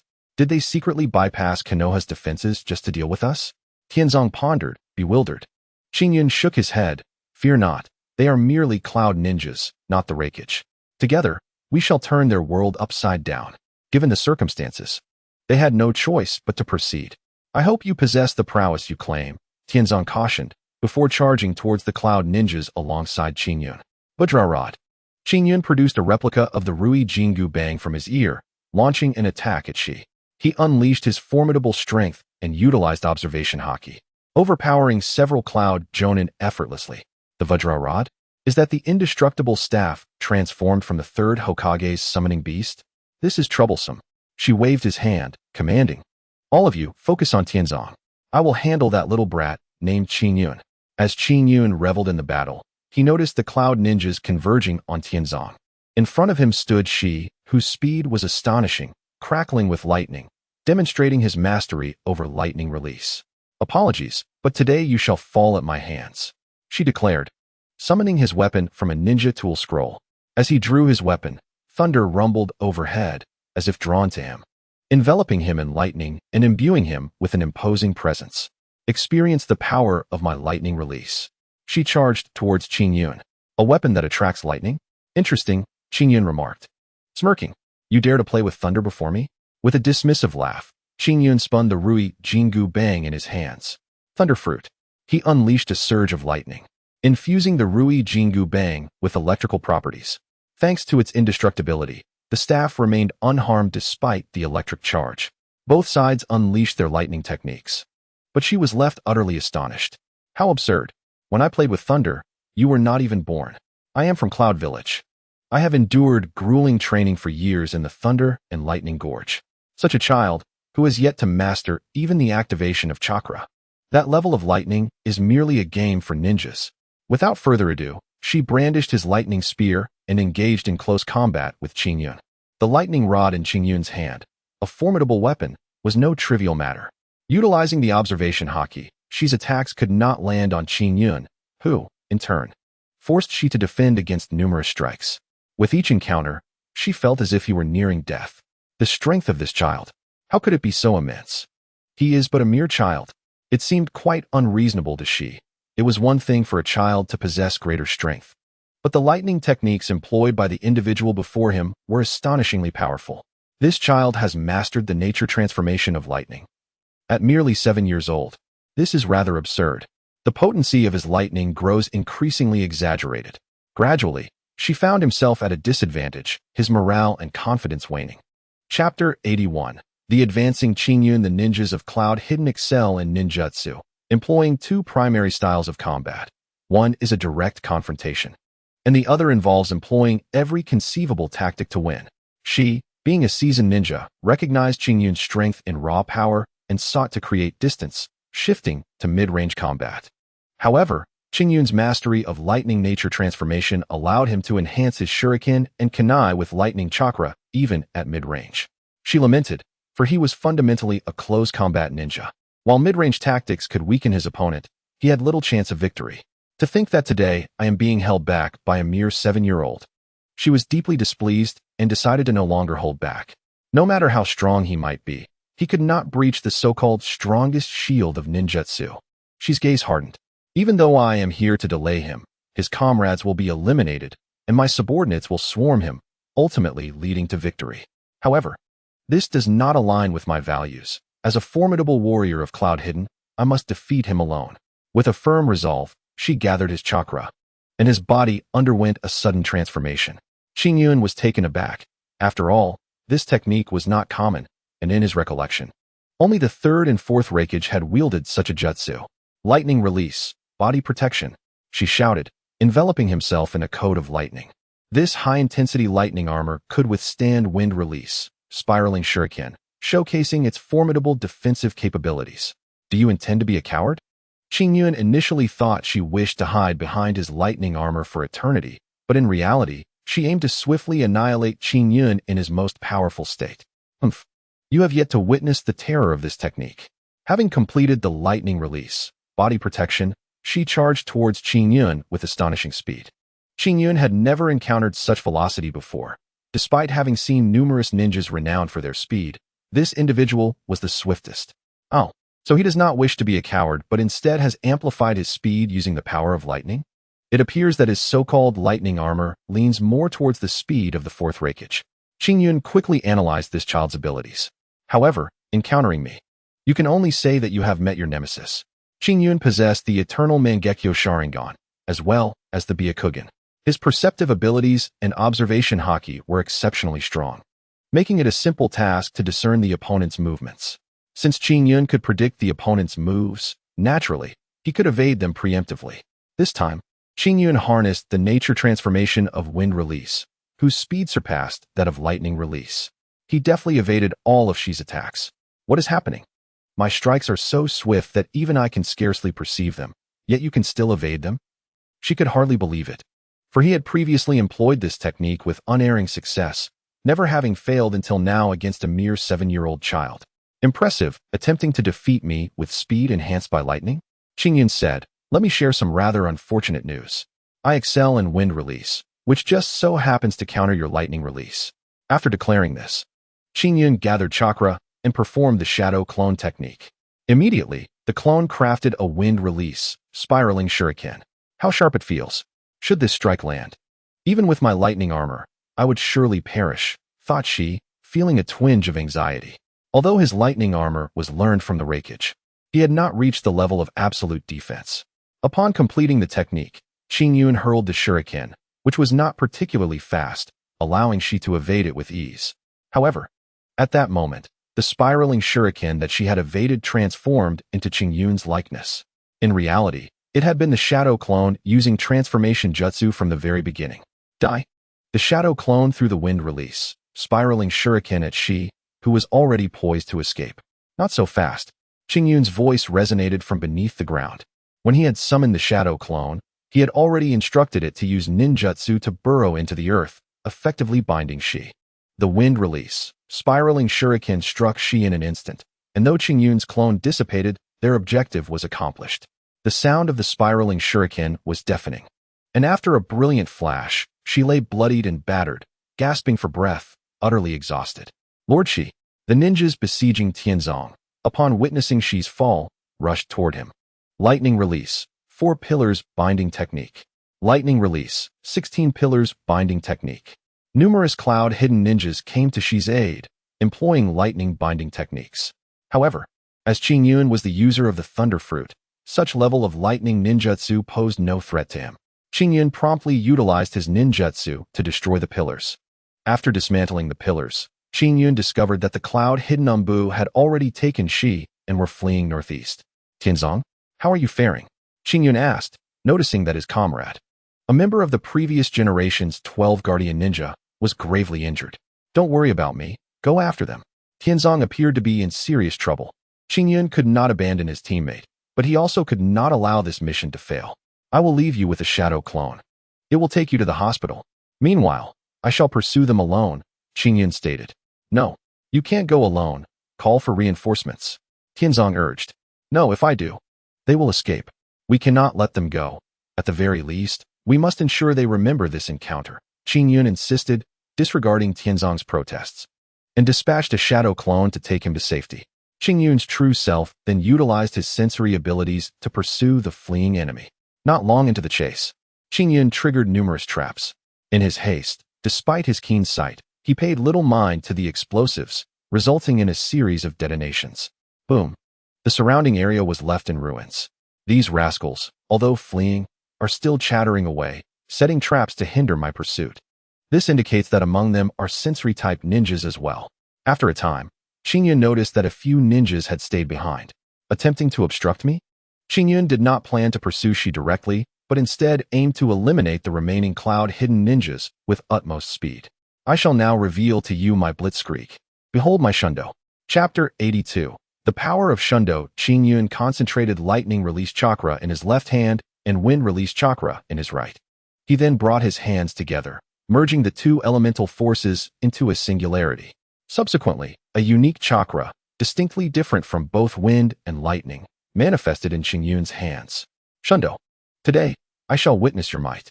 Although Qingyun had previously harnessed the chakra of Shundo, he had yet to employ it in combat. This extraordinary bloodline limit had only been utilized against Sarutobi Sasuke. The peculiar Shundo chakra enveloped Qingyun's entire being instantaneously. The combination of lightning and wind imparted a remarkable swiftness, amplifying his speed manifold. Qingyun could feel that upon enveloping himself with the Shundo chakra, his overall condition had significantly improved. Truly formidable. It surpasses the mere utilization of wind or lightning release, which explains why bloodline limit ninjas are so challenging to confront. The fusion of two chakra attributes elevates their entire prowess substantially. Qingyun reflected inwardly, just as he was lost in thought. 3 ninjas from the hidden cloud suddenly appeared before him. In an instant, Qingyun discerned their presence. Their chakra levels were substantial, unmistakably indicating that they were elite Jonan from the hidden cloud. Swish! Countless kunai and explosive tags were launched toward Qingyun. Ninjas are known for their stealthy strikes, and encountering 3 of them meant an unexpected ambush. Even the hidden cloud's penchant for head-on confrontation acknowledged the tenets of stealth. Faced with these kunai and explosive tags, Qingyun hesitated not a moment, activating Shundo. His speed surged dramatically as he employed the body flicker technique, surpassing even the user of lightning release protection, Shi, and outpacing the golden flash. Qingyun's velocity was unparalleled. Enhancing his speed via the bloodline limit was an entirely different realm compared to the elemental transformations of wind or lightning. His perception enveloped the battlefield, and his observation haki was fully engaged, exposing the adversaries within his sensory range. No matter how well hidden they were, Qingyun would unearth them. There. Qingyun utilized the kunai in his hand, forcing the 3 hidden cloud ninjas to reveal themselves. He knows we are here. We have concealed our presence and appearance. This individual appears to be a sensory ninja. Our objective is to protect Lord Shi, so we must thwart him, even if we cannot stop him. Exhausting some of his stamina is entirely acceptable. One of the hidden cloud ninjas prepared to battle with a resolve to fight to the death. Lightning release, lightning beam. Lightning release, lightning dragon bullet. Since they all excelled in lightning release, their combined might was astonishing. However, the issue lay in their opponent, Qingyun, let alone Shundo. Even Qingyun's lightning release was beyond their reach. Shundo, flashing shadow wall. Qingyun formed a unique hand sign, specifically for Shundo, and a swirling aura of lightning rose before him. The brilliance flickered rapidly, appearing quite blinding, as the 3 lightning release techniques struck against the flashing shadow wall. When the 3 hidden cloud ninjas believed their ninjutsu would effortlessly obliterate Qingyun's peculiar defensive technique, they were taken aback in the next moment. Their lightning release failed to breach the radiant energy, which unexpectedly devoured their own lightning. The luminosity of Qingyun's flashing shadow wall intensified. This is impossible. Our lightning release ninjutsu has proven completely ineffective. How could this be? Even if that was his defensive technique, our jutsu should have had some effect. What kind of ninjutsu is that guy employing? He mentioned Shundo. What manner of release is this? Could he possibly be a bloodline limit ninja? The 3 hidden cloud ninjas, sensing Qingyun's peculiarity, did not relent. Instead, they coordinated to unleash 3 long-range lightning release techniques once more. The power of their lightning release was formidable. Combined, they could force even a typical semi-shadow level warrior to retreat. Qingyun did not employ any new techniques. He merely raised his hand slightly, and the shimmering energy of Shundo once again interposed itself before him. The lightning release collided with the flashing shadow wall yet again, only to vanish once more. Indeed, Qingyun absorbed their chakra once more. Shundo not only remained undiminished, but grew even stronger. Once more? What is this radiant phenomenon? Impossible. Shundo, what on earth is this? We cannot continue this way. The expressions of the 3 hidden cloud ninjas shifted dramatically. Realizing that Qingyun was indeed a formidable opponent, having already bested Lord Shi. Thus far, This ninjutsu only seems effective at range. We must not engage him from afar any longer. Let us close in for close combat. I refuse to believe that we, 3 in number, cannot deal with a mere boy. You should have been paying attention to the previous battle. That individual possesses incredible strength. A single punch could end us. Then let us strike before he can finish us. The 3 hidden cloud ninjas ultimately resolved to utilize close-quarters combat, relying on their numerical advantage to swiftly defeat Qingyun. Observing their change in tactics, Qingyun made no comment. Instead, he relished the opportunity for varied combat distances, eager to discover what further surprises Shundo might bestow upon him. Thud, thud, thud. The 3 hidden cloud ninjas did not employ lightning release protection, yet they had mastered the transformation of lightning attributes. Thus their bodies brimmed with lightning release chakra. They fought with all their might, each striving to create an opportunity to swiftly vanquish Qingyun. However, Qingyun's observation haki rendered him impervious to their attacks, and his Shundo accelerated his speed to an extraordinary degree. Even 30 individuals would struggle to land a hit on him. Shall we finish this? You 3 have fought long enough. It is time for you to fall. I must continue my pursuit of Shi. Qingyun quipped during the battle, leaving the 3 hidden cloud ninjas momentarily bewildered. Close quarters, let us eliminate him. The 3 hidden cloud ninjas declared, preparing to execute a powerful technique to eliminate Qingyun. How naive you are. At that moment, Qingyun once again activated Shundo. This time, it was not the flashing shadow wall, but rather a close combat Shundo technique. Shundo, flashing jewel. Qingyun concentrated Shundo chakra in one hand, the blinding radiance coalescing into a stellar core, which he ultimately struck into the abdomen of the hidden cloud ninja. The 3 ninjas lost all control over their bodies, swiftly ensnared by the stellar core, as if being torn asunder, before ultimately vanishing into the void of time and space. Is this truly Shundo? Qingyun found himself momentarily astonished. Chapter 83. The 8 Tails Jinchuriki. Having eradicated the 3 hidden cloud ninjas with Shundo, Qingyun wasted no time, hastening towards Shi's direction with utmost speed. Meanwhile, the fleeing Shi and the hidden cloud ninjas began to sense something amiss behind them. Why haven't they returned yet? One hidden cloud ninja inquired. Given the circumstances, it seems they shall not be coming back. That individual named Qingyun has likely dispatched them, replied the sensory ninja. We underestimated the young demon named Qingyun. Despite his tender age, he possesses an astonishing strength. She has already engaged in combat with Qingyun and fully comprehends the extent of his formidable power. We will stay behind and continue to intercept that individual known as Qingyun. The 2 Chunin ninjas resolutely made their decision and remained. Qingyun immediately sensed their intentions, realizing that they had dispatched 2 ninjas for backup. Likely aware that the previous ninja had fallen to his prowess, Qingyun resolved to defeat the remaining ninjas, seizing the opportunity to diminish the number of strong Chunin opponents. After all, among the many hidden villages, the ninjas of Awagakure and Chunin are notably high in both quantity and quality. Without hesitation, Qingyun did not pursue Shi any further but charged directly towards the 2 ambushing Chunin ninjas. Boom, boom, boom. As Qingyun approached, he triggered explosive tags. Clearly, his adversaries were prepared for his arrival. Ninja of Konoha, with us here, you will never catch Lord Shi, the 2 ninjas declared. Qingyun shook his head and replied, You remain oblivious to my true strength, do you not? Fear not, this battle will conclude shortly. In an instant, Qingyun activated his Shunshin technique, transforming any nearby movement into a fleeting blur. When he manifested before the 2 ninjas, they were taken aback. Such speed, like the Reikage. We are fighting an enemy of this caliber?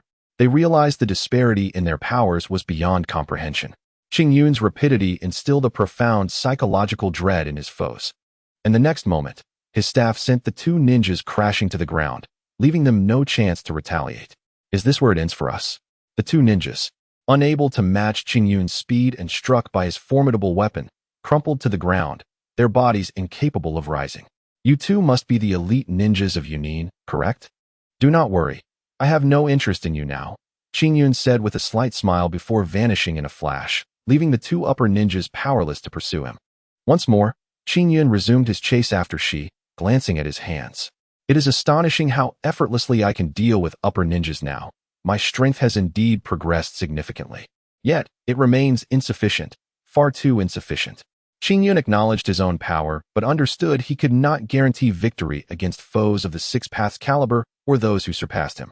He feared that should he encounter tailed beasts, he might also face defeat.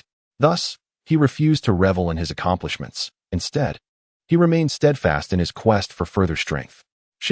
This time, you shall not escape. With renewed determination, Qingyun activated Shunshin once more, and within moments, he confronted Shi anew. How is it possible you caught up so quickly?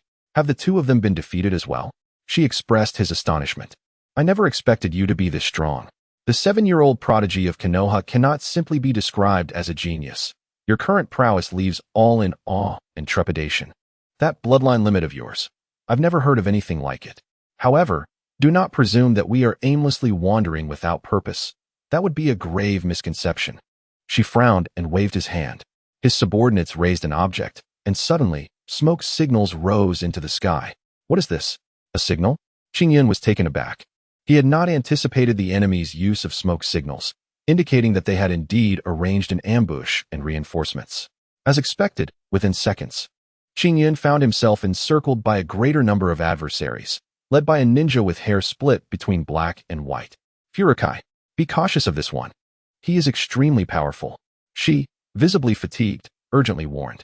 You should flee now, leave the rest to me. No matter how strong this individual is, I will hold him back. The one referred to as Furukai proclaimed. Upon recognizing Furukai's identity, Qingyun was surprised. I cannot believe Yunin would allow a Jinchuriki like you to roam freely. Do you not fear that the Eight Tails might be seized by ninjas from other villages? He queried. Silence enveloped the scene as no one responded. All ninjas closed in around Qingyun. Furukai, gazing at Qingyun, declared, It seems you are familiar with me. You know quite a bit. Therefore, this time, you will not escape. Qingyun shook his head. You must understand the situation. It is you who are surrounded by me. Why would I run? Why fear a group of soon-to-be-defeated individuals? Ridiculous. Furukai sneered coldly. Qingyun found it perplexing. This man, originally named Furukai, had later acquired the title Barubi, known as the mentor to Killer Bee and the previous Eight Tails Jinchuriki. He was supposed to have perished during the Second Great Ninja War, having gone berserk due to Orochimaru's machinations. Yet here he stood, alive against all odds. Perhaps my arrival in this world altered the course of events. Qingyun pondered, unable to grasp the situation but resigned to the current reality. Lightning release, thunderclap. Barubi lunged at Qingyun, his body crackling with electricity. Qingyun had no time for words. He activated his Shunshin chakra, enveloping himself in a cloak of speed that surpassed both wind and lightning as he charged at Barubi. Boom. In their initial clash, Barubi was sent flying backward. How could this be? He actually countered Lord B's thunderclap. He defeated him head-on. This is impossible. The surrounding upper ninjas were left in sheer disbelief. Hey, there is no time for astonishment. We must all attack together. Let us eliminate this Konoha ninja. The Yunin ninjas surged forward to buy Barubi some time. Seeing this, Qingyun declared, Shunshin, radiant wave. Instantly, countless beams of light erupted above him, racing towards his foes, seemingly guided by an innate tracking ability. Chapter 84. Battle against the Eight Tails. As this was the first time employing such a technique, Qingyun struggled with its speed. Many adversaries evaded it using earth techniques or other defensive arts. Naturally, some unfortunate souls were caught in the onslaught, obliterated in an instant. Qingyun's Shunshin, fused with lightning's thrust and wind's cutting edge, manifested as a laser-like assault for offense and a protective laser shield for defense. Shunshin, I have never heard of such a technique. It appears he is a bloodline limit ninja. No wonder he is so formidable. Many Yunin ninjas began to recognize Qingyun's might. Do not give up. You all. Barubi steadied himself and re-engaged, while Qingyun unleashed another radiant wave aimed solely at Barubi. The previous wave had been scattered among multiple targets. But this time, Qingyun focused solely on Barubi. Should Barubi falter, he could very well be eliminated in an instant. Initially, Barubi managed to evade the attack. Yet as Qingyun grew more adept with the technique, the speed of his radiant wave increased, leaving Barubi struggling to keep pace. Damn it! His speed is escalating. This cannot continue. You all must attack him. Barubi shouted. The other ninjas launched an assault on Qingyun, who, finding himself in an untenable situation, ceased his attack, allowing Barubi to escape by sheer fortune. Body flicker technique. Shadow clone technique. Qingyun initially utilized his chakra to create several body flicker clones, subsequently employing these clones to generate countless tracking light waves. The speed of these light waves was already impressive, and their numbers increased exponentially, resulting in several Chunin ninjas being pierced through their bodies. Some of the quicker Chunin ninjas managed to evade fatal strikes by altering the trajectory of the light waves, yet they were swiftly immobilized. Ultimately, only a handful of ninjas remained, alongside Barubi, who was still resisting the onslaught of the light waves. Eight Tails, lend me your power. Otherwise, I shall perish. Barubi found himself in a perilous predicament. The Eight Tails, recognizing the urgency, could not remain passive, especially since it had a certain appreciation for Barubi. In the final moments, Qingyun's light waves eliminated the last of the Chunin, leaving only Barubi standing. At this point, Barubi had tapped into the chakra of the Eight Tails. His body was enveloped in a crimson aura, though he had not yet manifested the full beast cloak, merely utilizing the initial state of the beast's crimson chakra. Using the chakra of the Eight Tails? Intriguing, but in this form, you are no match for my body flicker. I advise you to embrace full transformation, Qingyun remarked. Observing Barubi closely, rest assured, in this state, I shall easily tear you apart. Barubi charged at Qingyun, his speed and strength significantly enhanced. Qingyun, intrigued, swiftly formed hand seals, body flicker shadow wall. A wall of laser energy materialized before him. Instead of colliding directly, Barubi leapt upwards, hurling his sword from his back. This combat style is quite novel, Qingyun mused as he brandished his Rui Jingu Bang. Extend. The Rui Jingu Bang elongated, seemingly about to strike Barubi. However, Barubi seized it, executing a somersault and propelling himself towards Qingyun. His agility was remarkable, akin to that of a miniature-tailed beast. As Barubi closed in, Qingyun, unperturbed by close combat, effortlessly evaded all his attacks. Armament hockey. With a powerful punch, Qingyun sent Barubi flying, then swung his staff again, extending it further. This time, the Rui Jingu Bang impacted Barubi's chest, sending him hurtling away. Roaring with frustration, Barubi's form partially transformed into that of a tailed beast, his body now entirely crimson. Indeed, I am curious to see whether I can contend with a tailed beast. Qingyun allowed Barubi sufficient time to fully transform. Barubi's Eight Tails emerged, his body encased in white bone, an overwhelming chakra erupting from him. The intensity of the chakra was astounding. Even from a distance, Qingyun sensed Barubi's burgeoning power. This level of chakra is truly terrifying. If the Eight Tails goes berserk, I doubt I will survive, Qingyun thought as he approached, realizing he was the only one capable of standing against Barubi. Barubi, naturally, regarded Qingyun as his adversary. With a roar, Barubi unleashed devastation upon the surrounding environment. Terrifying. But this time, I shall take the initiative. Qingyun, no longer testing the Eight-Tail strength, activated the powers of the Thunder Fruit. 200 million volts, Thunder God. Instantly, Qingyun embodied the Thunder God, the might of lightning surging to its peak. Boom. Qingyun, in his divine form, began to confront the Eight Tails, who, agile and nimble, evaded all of Qingyun's strikes. Barubi gathered a tailed beast ball in his mouth and swiftly launched it at Qingyun. Body Flicker Light Ball. Qingyun concentrated the energy of the body flicker in his hand and unleashed it, resulting in a collision with the tailed beast ball. The surrounding environment transformed once more. A colossal explosion ensued. Qingyun felt an overwhelming fatigue. The body flicker technique consumed more chakra than the wind and lightning techniques. Though he managed to withstand one of Barubi's tailed beast balls, he knew continuous exchanges would lead to his demise. As anticipated, Barubi relentlessly fired successive tailed beast balls. Qingyun found himself at an impasse. The potency of the tailed beast balls was formidable, and he could not withstand them directly, opting instead to counterattack. Thus, Qingyun mimicked the continuous tailed beast balls with successive body flicker light balls. Although he successfully defended against the Eight Tails onslaught, he was utterly exhausted. Realizing Qingyun's dwindling chakra, Barubi, astute and calculating, began to conjure an enormous tailed beast ball. This one was vastly superior to the previous ones, and Qingyun understood that if he triumphed in this exchange, victory would be within his grasp. However, failing to block it would surely spell his end. It appears time to employ this technique, Yin Sealing Release.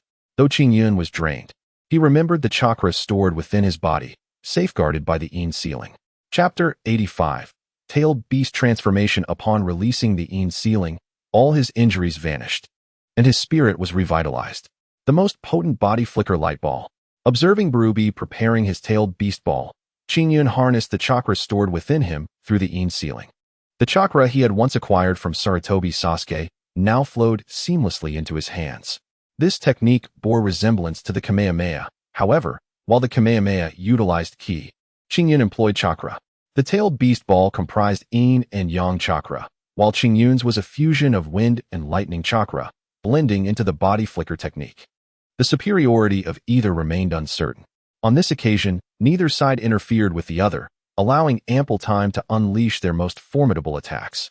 Ultimately, Barubi and Qingyun shared a profound understanding as they locked eyes, subsequently releasing their strongest techniques.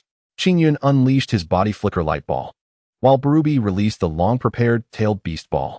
Their attacks collided with cataclysmic force. Boom! A deafening roar resonated, and the surrounding trees and earth were ravaged. A vast crater formed, obliterating everything around Qingyun and Barubi. Qingyun gasped for breath, his body enveloped in the white Susanoo. In the final moments, he utilized the abilities of his dual Mangeko Sharingan, and the Susanoo, along with Sage Mode, shielded him from severe harm. Conversely, Barubi lay defeated upon the ground. The Eight Tails has fallen? It cannot be that simple. Qingyun pondered as he approached the fallen Barubi, grappling with his dilemma. Should he kill him or spare him? If he ended Barubi's life, the course of events would undoubtedly change, jeopardizing his aspiration for world peace. I yearn to assert my dominance in the ninja world, and thus I must not eliminate this individual, for he is, after all, the cousin of the fourth Hokage. Although Qingyun refrained from striking down by before him, the moment he turned away, a terrifying chakra erupted from by once more. Qingyun executed a swift maneuver, teleporting several meters ahead. Upon glancing back, he was met with the sight of a colossal octopus tentacle extending from Bai's body. In a fleeting moment, Bai's form underwent a complete transformation into that of the Eight Tails. Has he fully tailed beast transformed? This individual has truly succumbed to a frenzy. Previously, Qingyun had only faced Bai in a semi-tailed beast state, yet now, he confronted a completely unleashed Eight Tails. Roar! The Eight Tails did not speak. Instead, it unleashed a furious bellow. It seemed to be in agony, and, upon seeing Qingyun, its rage became uncontrollable, prompting it to launch an attack. It appeared that I must confront the Eight Tails head-on. Qingyun evaded the Eight Tails' crushing tentacles using his teleportation technique, ultimately seizing one of its appendages. Harnessing his immense strength, Qingyun hurled the Eight Tails down with tremendous force. Roar! The Eight Tails let out a roar as its Eight Tails lashed out towards Qingyun. Amaterasu. Blood trickled from one of Qingyun's eyes, yet instantaneously, black flames ignited upon the Eight Tails. The tentacle that was about to strike Qingyun was severed, akin to a lizard shedding its tail. A wise choice to sacrifice a part of its own body. Subsequently, Qingyun summoned the power of the Susanoo, enveloping the staff behind it with the flames of Amaterasu. Utilizing the Susanoo's form, he swung the Amaterasu staff, and with each strike, the Eight Tails howled in agony. This time, Qingyun unleashed everything he had, for his opponent was the Eight Tails, a formidable entity among tailed beasts. The battle attracted significant attention from the hidden cloud, yet none dared to ambush Qingyun. After all, he was capable of subduing the Eight Tails single-handedly. This is truly frightening. A mere child from Konoha possesses the ability to suppress a tailed beast. This is simply unbelievable. When will Lord Hokage arrive? Bai has already gone berserk. If this continues, he may very well perish. Qingyun's full focus remained on the Eight Tails, with no thoughts for anyone else. Roar! The Eight Tails unleashed a powerful attack, gathering tailed beast balls in its mouth. The previous tailed beast ball had merely been a product of its semi-tailed beast state. To resist it, Qingyun had released his Yin Seal, yet now, he faced a fully transformed beast. In my current state, I can only endure. Qingyun extinguished the Amaterasu flames, channeling all his chakra back into his body. Faced with the tailed beast ball, he felt no fear, for he had faith in his own strength. Run! We cannot remain here. The hidden ninjas from the cloud, sensing the impending tailed beast ball, fled with utmost haste. Complete body Susanoo. Qingyun activated his double Mangeko Sharingan, dedicating all his chakra to his eyes. The The Susanoo swiftly evolved from its third state to its complete form. A massive, fully realized Susanoo, adorned in sage attire, materialized instantaneously. Flash escape, flash shadow shield. Qingyun conjured a laser shield, placing it before him. This is my strongest defense to date, my absolute barrier. Eight Tails, you shall not breach it. The enraged Eight Tails, however, did not respond to Qingyun, instead amassing its tailed beast ball to the maximum before launching it directly at him. The tailed beast ball collided with the flash shadow shield, resulting in an explosive detonation. Boom. The surrounding area was left in ruins, with everything within a several-kilometer radius obliterated. Qingyun, utterly exhausted, found himself drained of strength. His trump cards, Thunder Fruit, Een Seal, Flash Escape, and Susanoo, had all been expended. Yet, astonishingly, the Eight Tails still possessed energy. Do I lack even the capacity to defeat a tailed beast? How utterly absurd. No, if my power is only this, then I am truly weak. Just when Qingyun had succumbed to fatigue, he found renewed vigor. In an instant, he transformed once more into the complete state of Susanoo, this time extracting every ounce of energy he could muster. Susanoo Flash Jewel. Qingyun released a stellar core, unleashing a terrifying force of constriction. At that moment, a figure materialized. Hellpiercer One Strike. Chapter 86, The Third Rakage. Hellpiercer One Strike. Qingyun utilized the Flash Jewel, having exhausted all his strength. Suddenly, he witnessed an individual appear and obliterate his Flash Jewel. To his astonishment, someone had pushed by to this extent. A middle-aged man with a lightning symbol on his arm emerged on the battlefield, first regarding the Eight Tails before shifting his gaze to Qingyun. A young Konoha ninja, capable of withstanding the Eight Tails? It seems you are the supernova, Qingyun, the disciple of the third Hokage. The speaker's tone was composed and seasoned, imposing significant pressure on Qingyun. The third Rakage? How could he possibly be here? Do you intend to incite war? Qingyun quickly cast a moral high ground accusation at the Rakage. You think too highly of yourself. The Hidden Cloud has no intention of waging war. Moreover, this is not Konoha's territory, it is the Land of Frost. Our ninjas' movements are our own affair with the Land of Frost. The third Rakage replied, But you, Konoha ninja, why did you attack our Hidden Cloud shinobi and injure the Jinchuriki of the Eight Tails? The third Rakage proved to be a formidable opponent, and Qingyun had already exhausted his resources. His paramount concern was to return to Konoha alive. I cannot clarify matters with you, Rakage. Ultimately, you are all in league with one another, bound to protect one another. It was your Hidden Cloud that dispatched spies, and I discovered one and pursued him, leading to my confrontation with the Jinchuriki of the Eight Tails. Qingyun's statements were indeed truthful. After saying so much, do you truly expect me to let you go? The third Rakage inquired. Lord Rakage, I believe you will spare me. Your purpose in coming here is not to kill me, but to retrieve the Eight Tails. If the Eight Tails continues to rampage here, other ninja villages will surely receive word. If they launch an attack on your Hidden Cloud, and you are restrained, what then? My identity as the disciple of the third Hokage holds significance. Should you take my life, Konoha will forever remain your Hidden Cloud's bitter enemy, a loss for you. In truth, I currently serve the feudal lord of the Land of Fire. I have no desire to be adversarial with the Hidden Cloud, and even wish to engage in trade with you. Qingyun exhibited no fear. In such circumstances, displaying trepidation would only invite demise. The third Rakage approached Qingyun deliberately, initiating an attack as the hand of Hellpiercer descended toward him. Yet, Qingyun remained unperturbed. Indeed, you are a ninja of remarkable resolve, the third Rakage remarked. We shall discuss other matters later. You ensure this individual remains secure while I reinforce the seals upon him. Qingyun, lacking the strength to retaliate, could only bide his time, waiting for his chakra to recover. The third Rakage possessed the most formidable spear, and he faced the Eight Tails, which had already endured a brutal confrontation with him. Thus, he swiftly reinforced the seal on the Eight Tails. Once this task was complete, the third Rakage initiated a conversation with Qingyun. Qingyun, my boy, at merely 7 years of age, you have compelled the Eight Tails to such an extent that I must confess, I am tempted to eliminate you. For once you mature, you will indeed be a most terrifying adversary. The third Rakage began with an intimidation tactic. Qingyun shook his head and replied, I believe Lord Rakage would not resort to such measures. If you had wished to do so, you would have acted long ago. Wouldn't you? By the way, what was that business you mentioned earlier? I am merely curious. You find yourself in my grasp yet dare to discuss commerce? The third Reikage observed Qingyun's apparent curiosity about the business proposition. Without any trace of fear, Qingyun replied, "If I were to engage in commerce merely as the disciple of the third Hokage, it might not suffice. However, what if I were to negotiate as a future Hokage?" A future Hokage?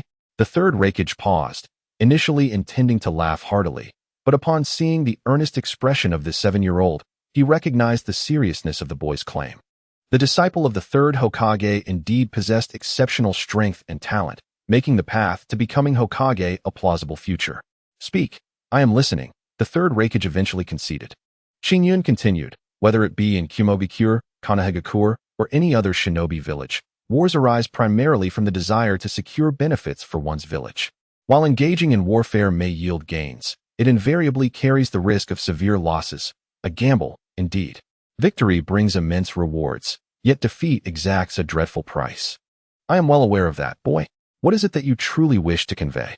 Speak plainly," the third Reikage urged, growing impatient with Qingyun's slow discourse. Qingyun, ever direct, stated, "To put it simply, I am a wealthy merchant wishing to invest in Kumogakure to improve the livelihood of its citizens. This way, you can obtain benefits without resorting to war." The third Reikage was taken aback, suspecting Qingyun had lost his sanity to make such a proposition. "Are you jesting? A shinobi from Konoha wishing to invest in Kumogakure? You aim to improve our livelihoods while neglecting your own village's issues?" Qingyun, undeterred, continued earnestly, "Lord A. I currently lead the 12 guardian ninjas, dedicated to protecting the Fire Country's daimyo. I am not speaking from the perspective of a Konoha ninja, but rather from that of the Fire Country. The daimyo has sanctioned my efforts to cultivate wasteland and plant crops, investing substantial funds to ensure the populace can afford proper meals. I aspire to do the same in the Land of Lightning, allowing your citizens to eat to their fill." The third Reikage shook his head dismissively. "That is impossible. You are merely a 7-year-old shinobi. How could you undertake such a vast investment? Furthermore, our Land of Lightning possesses sufficient food." Qingyun, with unyielding conviction, countered, "I refuse to believe that. The Land of Fire is the most suitable for cultivating crops. Which is precisely why Kumogakure and Iwagakure have repeatedly invaded Konoha, is it not? The mountainous terrain of the Land of Lightning is not conducive to agriculture. While the quality and quantity of Kumogakure's shinobi are commendable, the lack of provisions hampers your ability to prevail against other villages. Your greatest challenge lies in the food supply. Am I correct?" The third Reikage responded, "If you are aware that the Land of Lightning is unsuitable for cultivation, why propose an investment to cultivate wasteland?" Qingyun replied, "That is the crux of the matter. The Land of Lightning's food scarcity can be addressed by the Land of Fire. We can engage in trade, supplying you with provisions at the lowest prices, thus resolving your food dilemma. What is your true motive behind all this?" The third Reikage pondered the ulterior intentions behind Qingyun's proposition. "For 3 reasons. First, profit. We sell you food, and all parties involved, myself, Konoha, and the Land of Fire, benefit financially while you receive your supplies," Qingyun elucidated. The third Reikage nodded. If a steady supply of reasonably priced food could indeed flow to Kumogakure, the village's stability in combat would be assured. Secondly, friendship and alliance. With this initial transaction, we can foster further exchanges. The Land of Lightning is rich in natural resources, opening avenues for extensive collaboration and potential alliances. The third Reikage nodded again, recognizing the potential benefits of a long-term agreement between the Land of Fire and the Land of Lightning, which could mitigate hostilities between Kumogakure and Konoha. However, he was cognizant that Konoha could easily exert control over Kumogakure, and a disruption in the food supply could leave Kumogakure vulnerable. Understanding the Reikage's concerns, Qingyun reassured, "Lord A. From your perspective, the fear of Konoha abruptly cutting off supplies is valid. I have considered this. We can secure a long-term partnership with the daimyo, making this endeavor public. You could also cultivate your own crops as a backup." "And what is the third point?" The third Reikage inquired, eager to understand Qingyun's full intent. "For myself. And for peace," Qingyun responded. "Once an agreement is reached, the Land of Fire and the Land of Lightning shall form an alliance, significantly reducing the frequency of wars and conflicts. Additionally, my influence will grow, enhancing my chances of becoming Hokage." At this moment, the third Reikage nodded solemnly. "In that case, I believe you. I shall contemplate this further. You have ample time for consideration. I am currently not in Konoha, but in the daimyo's castle within the Land of Fire. where I will draft a trade agreement for your review. Should you consent, the daimyo will sign directly, establishing cooperation not merely between shinobi villages, but between two great nations. Once signed, any party that reneges shall face the wrath of the other, Qingyun warned, making his intentions clear. Very well, allow me to deliberate on this matter thoroughly. The third Hokage chose not to detain Qingyun further, releasing him, for in the face of potential profits, the lives of fallen shinobi held little weight. To forget the past, one must strive forward. The third Hokage would not pursue revenge against Qingyun for taking down his subordinates, as he needed to consider the welfare of Kumogakure and the entire Land of Lightning. Qingyun, too, bore similar burdens, often contemplating the interests of the daimyo, Konoha, and ultimately himself. On his return journey, he encountered Tianzong, who, along with other shinobi, had come to his aid. Qingyun felt a wave of gratitude, having grown accustomed to solitude. The concern of others touched him deeply. Yet, he scolded, "You arrived rather late.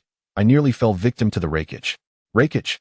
Tianzong exclaimed in shock, prompting Qingyun to recount the entire sequence of events. Qingyun informed the daimyo about the trade agreement, which led the daimyo into deep contemplation. He then remarked, "Qingyun, it is indeed a straightforward matter for the Land of Fire and the Land of Lightning to establish a trade agreement. However, the goods in question are provisions, which warrant significant attention. If Chunin were to hoard these supplies and subsequently turn against us, would we not suffer great losses? If that were to occur, we would cease to supply them with food henceforth," Qingyun replied. "The Land of Wind is barren, yet we could provide them with provisions. The Land of Rain has been plagued by relentless downpours, resulting in countless disasters. We could extend our assistance to them as well. Iwa Shinobi Village is slightly better off, but they too experience shortages." Qingyun continued, "Should Chunin dare to betray us, we would trade with their adversaries instead. We are entirely capable of supplying other ninja villages with provisions, albeit Chunin would contribute a greater share.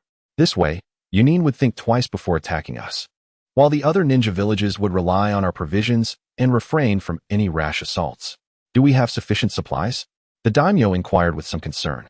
"Of course we do," Qingyun replied with a slight smile. The extensive populace had engaged in farming, and the autumn harvest exceeded Qingyun's expectations. Each day, he rallied farmers to cultivate the land, ensuring that not only the entirety of Konoha was nourished, but also the Land of Fire.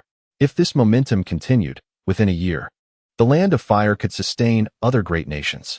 The bountiful harvest was largely due to Qingyun's diligent efforts. The funds he had won through lotteries were almost entirely invested in agricultural endeavors, underscoring the significance he placed on food supplies. After much deliberation, the daimyo ultimately reached out to the third Hokage. He conveyed Qingyun's intentions, and the third Hokage expressed his support. "Qingyun, it is truly a privilege to be your mentor. You are unaware of the contributions you have made to Konoha. These provisions, unlike mere currency, are life-sustaining. Since both Konoha and the Land of Fire have an ample surplus, we shall sell to Chunin. I understand this is your strategic directive. Proceed with confidence." The third Hokage possessed a keen understanding of Qingyun's intentions. Subsequently, Qingyun promptly set the pricing and drafted the trade agreement, establishing a moderate price for the provisions. This price was deemed appropriate. If set too high, Chunin would perceive it as exorbitant, yet too low a price might raise suspicions regarding the quality of the supplies. "Now, let us arrange the meeting between the daimyo," Tenzu stated, organizing the encounter between the daimyo of the Land of Fire and the daimyo of the Land of Lightning. On this occasion, the third Hokage was also present. While the third Hokage could not attend, Qingyun, as the third's disciple, represented Konoha. Both the third Hokage and the daimyo reviewed the trade agreement and were pleased with the terms. The prospect of a continuous supply of provisions was reassuring. Other nations would not have trusted Chunin in such a manner, but only the fertile Land of Fire held such credibility. 30 years for the trade duration? Is that not excessively long? The Hokage and the daimyo exclaimed, surprised by the lengthy cooperation timeframe outlined in the agreement. Due to the protracted conflict among ninja villages, there was a prevailing atmosphere of distrust, and even existing trade agreements tended to be short-lived. However, the trade agreement spearheaded by Qingyun proposed a 30-year initial term. For the Land of Lightning, the provision of supplies from the Land of Fire was undoubtedly beneficial. However, the volatile political climate made alliances precarious. Today's ally could become tomorrow's foe. Thus, The daimyo of the Land of Lightning expressed his reservations. While we appreciate the generosity of Konoha, could 30 years be too lengthy? The Reikage nodded in agreement, stating, "We harbor no intentions of offense. Rather, we wish to convey that the future is uncertain. We can assure short-term benefits, which is already commendable. Should no issues arise, we would naturally consider renewing the agreement." The daimyo of the Land of Fire looked to Qingyun, sensing he had something to contribute. "Esteemed daimyo of the Land of Lightning, and honorable Reikage, permit me a moment to speak," Qingyun began, capturing the attention of all present. "We stand to gain wealth, which will enable us to further develop our agriculture. In turn, your acquisition of provisions will allow you to foster growth in other sectors. If I were to propose a one-year agreement, it would undoubtedly raise your suspicions regarding our intentions. Since our goal is peace, why not extend the duration of this agreement? Or are you merely apprehensive about potentially opposing US in the future?" Qingyun, displaying his astute nature, recognized that Konoha was in a phase of rapid development. Recent educational reforms had significantly enhanced the combat capabilities of the current generation of shinobi. The third Hokage and others, being advocates of diplomacy, sought stability and peace, especially with the impending outbreak of the Third Great Ninja War. Thus, Qingyun hoped to cultivate more allies and reduce adversaries. What is more, the Land of Fire is motivated by friendship. "Otherwise, we would not offer provisions to you," asserted the daimyo of the Land of Fire. 5 years is quite a significant duration in the chaotic ninja world, remarked the third Reikage. 15 years, originally 30. "We shall provide you with provisions for 15 years as an act of goodwill. How could you possibly use the duration as leverage?" Qingyun expressed his displeasure. "No more than 10 years. If we agree to 10 years, Chunin could provide Konoha with certain items of interest," the third Reikage countered, aiming for a shorter agreement. Qingyun's curiosity was piqued. "What items are you referring to?" "Certain military technologies of Chunin," the third Reikage replied with a smile. "We, Chunin, are sincerely committed to our friends. If you assure us of your adherence to the terms, we are willing to share some of our military scientific advancements. Of course, we must genuinely become allies first. How does 10 years sound?" the third Reikage inquired. Qingyun exchanged glances with the daimyo, who nodded in affirmation. Qingyun then returned the gesture to the Reikage. "Very well. 10 years it shall be. Next month, I shall personally escort a shipment of provisions to the Land of Frost, and we will complete our exchange, my supplies for your payment," Qingyun stated, extending his hand. "Agreed." The third Reikage clasped Qingyun's hand, offering a faint smile. Thus, Konoha and Chunin established their first official trade agreement, marking the beginning of an alliance between their villages. In turn, the Land of Fire and the Land of Lightning initiated a channel for communication and exchange. Given the necessity of transporting provisions, Qingyun could not undertake this task alone. Consequently, he issued a multitude of assignments through the third Hokage, aiming to recruit a substantial number of individuals to safeguard the provisions. Remarkably, the initial autumn harvest could sustain the entire population of Chunin for 3 months. Due to the magnitude of this significant transaction, Qingyun naturally entrusted many high-ranking ninjas and approached the task with utmost seriousness. However, the journey was fraught with challenges but ultimately devoid of danger, as no ninja dared to seize the grain. Instead, they encountered numerous bandits along the way. Yet their fates were easily predictable. "Greetings, I am Qingyun, here to deliver the supplies to the head of Chunin village." Qingyun arrived punctually in the Land of Frost and communicated with the representatives from Chunin. The head of Chunin was none other than Tutai, a young ninja with one eye covered by a lightning-marked bandage.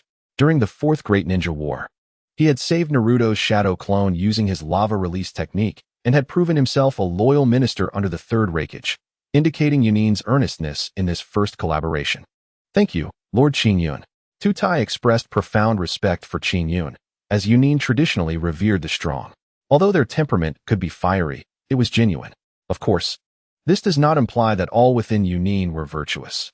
Every ninja village harbors individuals who resort to cunning and unscrupulous tactics, much like Danzo, which is quite normal. "By the way, the third Reikage has entrusted me with 3 matters," Tutai stated. "What matters?" Qingyun inquired. "The first is that upon your delivery of the grain, we will increase your compensation. Hence this time you will receive a higher sum, which serves as a measure of mutual trust. The second is my commitment on behalf of Chunin to share military scientific technology with Konoha. The third is a message. The third Reikage has issued a decree to all Chunin ninja, instructing them to retreat at all costs should they encounter you in battle, as a way of repaying the favor you have extended to Chunin. Tutai's words left Qingyun perplexed. The first matter, an increase in compensation, essentially meant more money. However, Qingyun's demand for grain payment was modest. Perhaps the third Reikage felt it necessary to offer more, which was understandable. The second matter was a promise made by the former third Reikage, thus predictable. Yet the third message, instructing retreat upon seeing Qingyun, truly baffled him. It seemed that Chunin's need for grain exceeded his expectations, and the third Reikage must have recognized his formidable capabilities. Hence the order for all ninja to flee upon sighting him. Qingyun grasped the third Reikage's intent, but chose not to expose it. Chapter 89. An unexpected visitor. It is said that understanding without revealing is the mark of a true friend. The third Reikage indeed possessed high emotional intelligence. After absorbing the 3 pieces of news, Qingyun nodded and said, "Please extend my gratitude to Lord Reikage for his goodwill. From this point onward, Konoha and Chunin shall, in a sense, be allies. I also ask you to convey my apologies for the injuries inflicted upon Mr. Shi and Mr. Bai. Rest assured, I will relay your message." Tutai, displaying high emotional intelligence, refrained from further comments. Qingyun nodded, securing the financial transaction, thus concluding the deal. Subsequently, Qingyun met with the daimyo, who was astonished upon witnessing the profits Qingyun had garnered. "You earned so much." The daimyo, as a ruler, was visibly excited, highlighting the success of Qingyun's endeavor. "Indeed, this is merely the profit from this venture. If we maintain this course, it will yield a continuous stream of revenue. What do you think, my lord?" Qingyun inquired. Observing the daimyo's reaction, the daimyo nodded in agreement. Historically, the daimyo of the Land of Fire had not prioritized agriculture, as the fertile lands rendered extensive farming unnecessary to feed the populace. Furthermore, there were insufficient resources to develop agriculture. Now, Qingyun's willingness to provide financial support and recruit idle hands for farming had revitalized the agricultural sector. By cultivating wastelands and harvesting crops, not only could they sustain the Land of Fire and Konoha, but they could also supply Chunin village in the Land of Lightning. While generating profit was one aspect, improving the quality of life for the people was paramount, contributing significantly to the stability of Konoha. However, the daimyo was unable to develop agriculture independently, being a ruler with myriad responsibilities. Thus, Qingyun emerged as the most suitable candidate for this task. In addition to protecting the daimyo, Qingyun established a store in the daimyo's castle, named Konoha Granary, where both the elite and common citizens could procure grain. There was no malice in hoarding grain, for Konoha Granary was perpetually stocked. Initially, Qingyun faced competition, yet those competitors lacked his channels, selling grain at exorbitant prices accessible only to the wealthy. While their quality fell short of expectations, rendering them uncompetitive, Qingyun swiftly integrated them into his enterprise, allowing them to earn more than before, much to their delight. Within a year, Qingyun utilized the funds from Chunin to recruit more farmers, even directly bringing farmers from Chunin to cultivate in Konoha. People, after all, seek to survive, and Qingyun provided them with generous treatment, leading to a bountiful harvest. These crops were reinvested, effectively revitalizing the grain industry. On the streets of Konoha, one could find a Konoha Granary, serving as one of its headquarters, with branches scattered throughout various towns in the Land of Fire. The daimyo's castle represented another central hub for Konoha Granary. Through the authority bestowed upon him by the daimyo and the third Hokage, as well as the resources drawn from the system, Qingyun ascended to become one of the wealthiest entrepreneurs in the Land of Fire. Qingyun also contributed Chunin's military technology to Konoha's research departments, earning the admiration of the third Hokage and the advisory council. In a short span, Qingyun became a prominent figure in the ninja world, hailed as the youngest entrepreneur in history and a rising star with formidable prowess. Despite this acclaim, Qingyun remained low-key, dedicating his days to strategizing and further honing his skills. As time flew by, Qingyun reached the age of 9, with 2 years nearly concluded, and he prepared to return to his familiar home in Konoha. One crisp morning, as the sky began to brighten with dawn, Qingyun stood in the courtyard.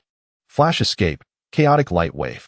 With his eyes blindfolded, Qingyun relied solely on his senses to strike his intended targets with precision. 2 years have passed, and my duty to protect the daimyo is complete. It is time to return to Konoha. Just as he prepared to seek out the daimyo, He suddenly sensed an unusual presence nearby. Show yourself. I have already perceived your presence, though I did not expect it to be you. Upon uttering these words, a mysterious figure materialized before him. The individual was a young boy, not much older than Qingyun himself, clad in an umbu mask that Qingyun recognized as belonging to Konoha's umbu. It appears we have not met before. How do you know me?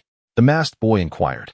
Well, we have not crossed paths, but I am familiar with the aura of a friend.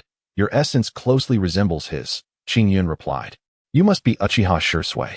I participated in the Chunin selection with Uchiha Shunfeng, and Uchiha Obito was once my student. Your aura bears a striking resemblance to theirs. Qingyun discerned the identity of the person before him in an instant. Impressive, to deduce my identity merely from my aura. You are indeed Lord Qingyun, Uchiha Shisui remarked. Realizing Shisui harbored no ill intent, Qingyun continued. You must have come for a reason. Does the third Hokage have something to convey to me? Indeed. I serve as an operative under the third Hokage, who has tasked me with conveying an important message to you. Uchiha Shisui subsequently relayed the information to Qingyun. With a hearty laugh, Qingyun responded, Understood. Shall we return together? Let us bid farewell to Lord Daimyo. Yes, certainly. Shisui nodded in agreement.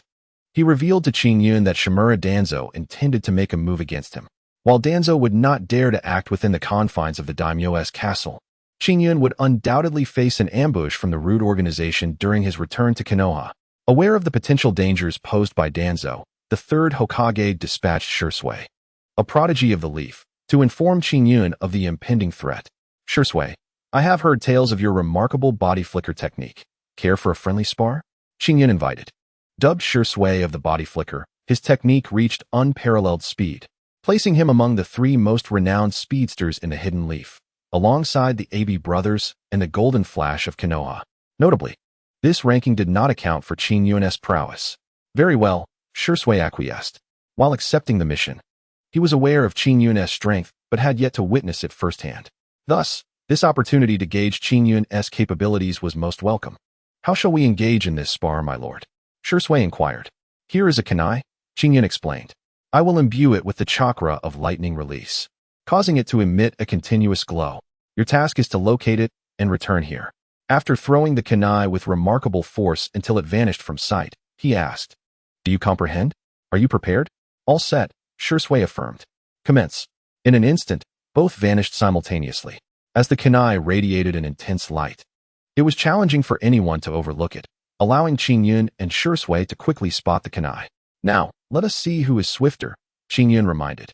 However, taking advantage of Qingyun's distraction, Shisui surged ahead.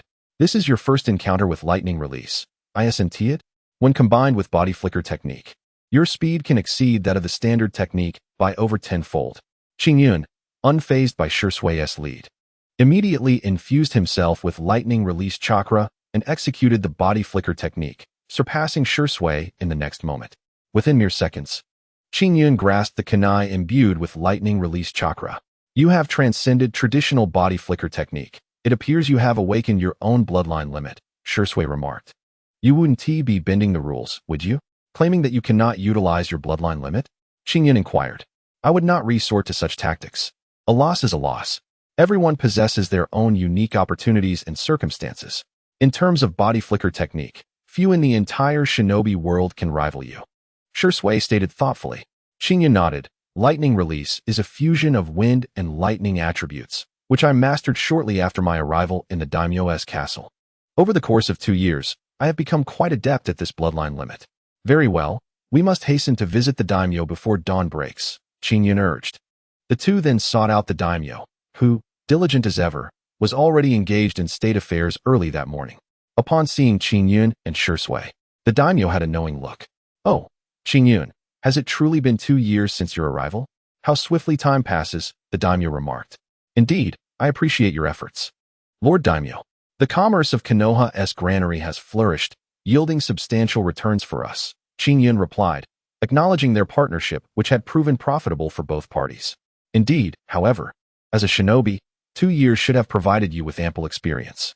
It is time for you to return. I recall your aspirations for the title of Jonan. Upon your return, the third Hokage shall grant you that honor, the daimyo reminded. It was then that Qingyun recalled his system. Over the past 2 years, He had nearly forgotten about it, his task being to wait 2 years and return to Konoha to attain the Jonan title, thus qualifying him for a coveted 10 consecutive draws. Yet, as he considered the journey back, which would involve confronting Danzo's subordinates, a wave of frustration washed over him. For now, he could not eliminate Danzo. He could only repeatedly thwart the elite shinobi he dispatched, which, to some extent, was akin to internal strife. Come now, Qingyun. Let us make haste back, the daimyo smiled. For Qingyun, the daimyo held significant regard, having managed to secure favor with both him and the upper echelons of the Fire Nation over these past years. After bidding farewell to the daimyo, Qingyun turned and began his journey toward Konoha, with Shisui accompanying him. Honestly, Shisui, are you here to ensure I find my way back to Konoha? Qingyun jested as they moved. Did I not mention? My task is to protect your return to Konoha, as instructed by the Hokage, Shisui replied. By the way, Shisui, have you awakened your Mangeko Sharingan yet? Qingyun casually inquired. You seem quite knowledgeable about the Uchiha clan, even mentioning the Mangeko Sharingan. It is not easily awakened, Shisui responded. Qingyun thought to himself, I have already attained the eternal Mangeko. For me, it was rather straightforward. The two traveled in silence toward Konoha, but after a while, in a seemingly remote area, Shisui remarked, something feels amiss, be on guard. Qingyun instantly sensed the surroundings and waved his hand, declaring, the enemy is already upon us. There are 8 in total. Are you a sensor type? Shisui was taken aback. More or less. I possess a natural ability to perceive others' chakra, Qingyun replied, half-truthfully. The 8 foes remained concealed, skeptical of Qingyun's ability to pinpoint their location. I already told you I can see you. Why do you continue to hide? Right here, Qingyun exclaimed, subsequently throwing his kunai and shuriken, each affixed with explosive tags. One by one, he accurately struck their vicinity, triggering explosions that forced the 8 shinobi to reveal themselves. Indeed, it is 8 of them. These individuals are clearly from Root. Shisui unsheathed his blade, bracing for battle. The Root shinobi wasted no time, launching an assault on Qingyun. I must insist, let us not resort to violence without cause. Qingyun dodged their attacks, countering their jutsu and shuriken with the shadow clone technique. Meanwhile, Shisui adeptly evaded using his body flicker technique. Very well. I shall not hold back any longer. Lightning release. Chaotic ray. Qingyun unleashed his lightning technique, manifesting countless tracking laser lines that pierced through the hearts of several Root shinobi, leaving only the 2 most skilled still standing. Uchiha style, Sword of Flame. Shisui swiftly incapacitated one of the Root shinobi, but when he noticed that Qingyun had already dispatched 6 of them, he was left astonished. How formidable! Who is truly protecting whom? Shisui could not help but murmur to himself. How did he just defeat the enemy? Was it a flash escape? Did it automatically track the enemy? Am I dreaming? While Shisui was still doubting himself, the spiral thunder jade in Qingyun's hand had already coalesced. This technique possessed the characteristics of a thrust. Coupled with the tearing nature of wind escape, merely grazing the enemy could nearly result in instant annihilation. However, this time, Qingyun was not as fortunate as he had hoped to eliminate the enemy in one strike, but instead only struck the opponent's mask. The moment the mask came into contact with Qingyun's hand, it shattered instantly. Upon the mask's destruction, Qingyun beheld that the Root ninja before him was, in fact, a young woman. He immediately withdrew, scrutinizing the Root ninja before him.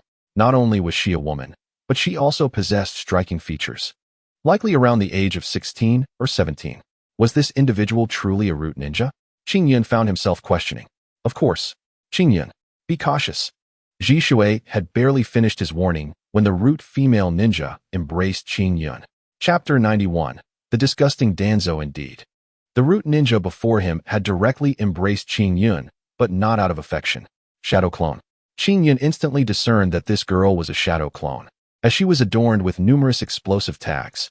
Boom. A voice echoed from a distance. Qingyun's nerves tensed immediately. This was his first encounter with someone employing shadow clones for explosive tactics. With a resounding explosion, Qingyun's body was engulfed in smoke. Fortunately, in that critical moment, he activated his Busashoku Haki, with a layer of black armor enveloping him, shielding him from the blast. The sage clothing he wore also mitigated significant damage. This was the first time Qingyun had suffered harm, though it was not severe. What a situation. Unbeknownst to me, I was caught off guard by the fact that the opponent was a young lady, leading to such a significant loss. Qingyun could not help but feel a twinge of self-reproach. Had the attack been more ferocious, he could have been genuinely injured. Ji Shui reminded him, "Don't be distracted. Do not underestimate her just because she is a female ninja." Bang! As Ji Shui finished speaking, he too was struck by the root female ninja's explosive tag. In that moment, Qingyun activated his perception, swiftly locating the true body of the female ninja, and then rapidly closed the distance using his flash escape. Once Qingyun was within range, the female ninja was utterly defenseless. Sharingan. Qingyun utilized a unique angle to cast an illusion on the female ninja with his Sharingan, disrupting her chakra and ensnaring her in the Genjutsu he had created. You showed her mercy? With other root ninjas, you have always eradicated them completely. Ji Shui observed the shift in Qingyun, feeling a sense of curiosity. To kill her was never my intention. My sole purpose was self-preservation. Qingyun replied. Whether in the Umbu or the roots, they are all ninjas of Konoha.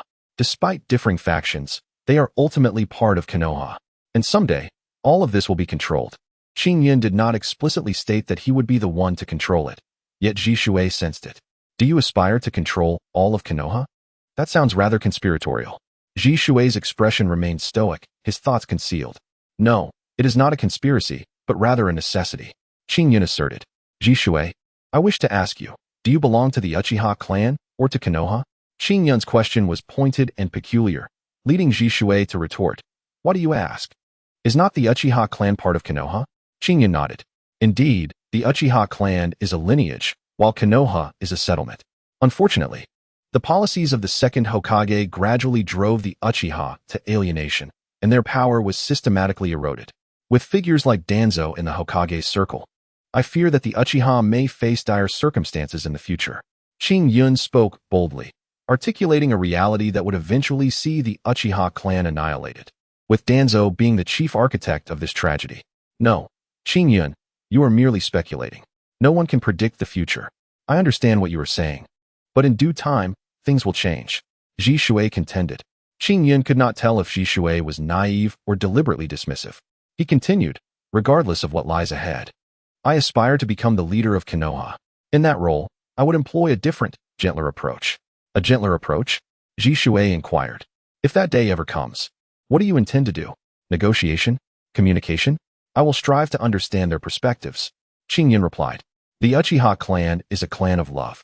Because most individuals are particularly sensitive, they long for affection. However, due to the second Hokage's policies, they have been marginalized. Our task is to amend the past, ensuring a more stable future for Konoha. A beautiful Konoha, a peaceful world. This is what I yearn for. Ji Shui, what are your thoughts? Qingyun gazed at Ji Shui, aware that he was a peace-loving Uchiha, one of the few who had inherited the will of fire. Qingyun's ambitions were grand and noble. Ji Shui eventually nodded. Lord Qingyun, as long as your intentions are for Konoha, for a more stable and peaceful Konoha, you may do whatever it takes. Thank you, Ji Shui. Qingyun felt a sense of relief, knowing that Ji Shui did not oppose his ideals. He then raised his gaze to the root female ninja before him. Alas, it was all that damn Danzo's fault, brainwashing so many outstanding ninjas of Konoha, though perhaps they had little choice in the matter. Qingyun did not eliminate the root female ninja, opting instead to spare her as he and Ji Shui continued toward Konoha's territory. Both moved swiftly. The capital of the Fire Nation was not far from Konoha Ninja Village, and within a day, they arrived at the gates of Konoha. Danzo had dispatched numerous root ninjas, yet had failed to eliminate Qingyun, and subsequently ceased sending further forces to intercept him. We're back. What do we do now? Qingyun inquired, glancing at Ji Shui for the next course of action. Of course, we first return to the Hokage's office to find Lord Third. Ji Shui replied. All right. Qingyun accompanied Ji Shui to the Hokage's office. Upon entering, he spotted the familiar figure of the third Hokage. After 2 years, Qingyun, you have returned. The third Hokage appeared exceedingly pleased. Don't get too excited, old man. I visited you not long ago while handling the grain storage business. Qingyun replied with a touch of exasperation. True enough, you must have endured quite a bit over these 2 years. Your mission has been accomplished. I now officially bestow upon you the title of Konoha Jonan. As the third Hokage was making this proclamation, someone once again intruded into the office at an inopportune moment. Sarutobi, no. This fellow absolutely cannot become a Jonan. A 9-year-old Jonan? I refuse to accept it. He lacks the qualifications and needs at least 3 more years of training. The speaker was a man with his right cheek bandaged, wielding a cane. Danzo. Qingyun glared at Danzo, wishing he could eliminate him on the spot. Curiously, Qingyun noted that Ji Shui stood beside him, implying that the Sharingan hidden within Danzo's right cheek could not possibly belong to Ji Shui, while his right hand radiated with the energy of wood release. This man had seemingly already undergone the transplantation of Hashirama cells at this point. And what of that eye? Even if it is not the kaleidoscope Sharingan, it is certainly the Sharingan. Sarutobi Hiruzen furrowed his brows and said, Danzo, I am the Hokage. My word is final. Indeed. Hiruzen, you are the Hokage, but I am also an advisor to the Hokage. I stand by my previous assertion. This individual lacks the qualifications to become a Jonin. Danzo continued to gaze at Qingyun. Chapter 92. Jonan. Danzo, do not go too far. Shui, unwilling to argue with Danzo, could no longer bear the situation. Sarutobi Hiruzen found it rather strange. Shui, who was usually as calm as still water, was unexpectedly siding with Qingyun and confronting the Hokage's advisor, the head of the Umbu. Danzo. Shui, what is happening? Sarutobi Hiruzen was aware that something had transpired among them. Do not shift the topic. I assert that this individual is unqualified to become a Jonin. Danzo reiterated, directing his gaze at Qingyun. Qingyun could no longer restrain himself. Shui, it's fine. I will face Danzo directly from here on. Third Hokage, I am absolutely qualified to become a Jonin. While this man named Danzo does not even possess the qualifications to be a ninja, Qingyun boldly retorted. What? Danzo was taken aback. Before him stood merely a 9-year-old child, audaciously challenging him, leaving him at a loss for his dignity. Danzo, not one to keep his composure, was ready to strike down Qingyun.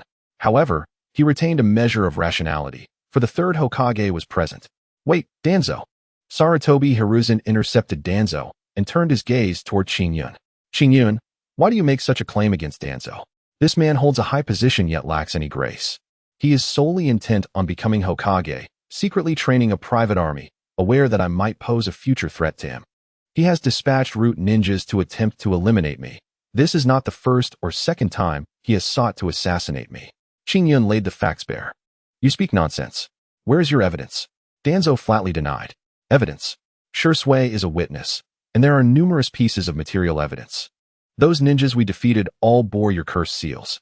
Qingyun did not expect to dispose of Danzo merely with words, but he was more than capable of vexing him. Danzo shook his head. Shui is with you. You must have prearranged your statements. Furthermore, the cursed seals you mentioned cannot be definitively attributed to me. Qingyun understood that Danzo would persist in his denials and refrained from further elaboration, merely stating, Old fool, I will eventually rid you from this world. You? Danzo was once more incensed to the point of action, yet the third Hokage had been observing the entire exchange. Enough, Danzo. If you cannot provide any compelling reason to convince me, Qingyun shall henceforth be a Jonin of Konoha. Sarutobi Hiruzen was evidently angered. He trusted Qingyun's words, for he was the one who understood Danzo better than anyone else in this world, and he was aware of many of Danzo's clandestine actions. The third Hokage had tolerated Danzo for long, yet he believed that Qingyun held greater potential for Konoha's future. Danzo immediately retorted, I have stated that his age is too young. He should train for a few more years before becoming a Jonin. Is it due to age? Then may I inquire, Danzo, with your advanced years, should you not consider retirement? Qingyun countered sharply. Is age truly an issue? Age is not the crux of the matter. A ninja must possess endurance. The rank of Jonin corresponds to the responsibilities one can bear.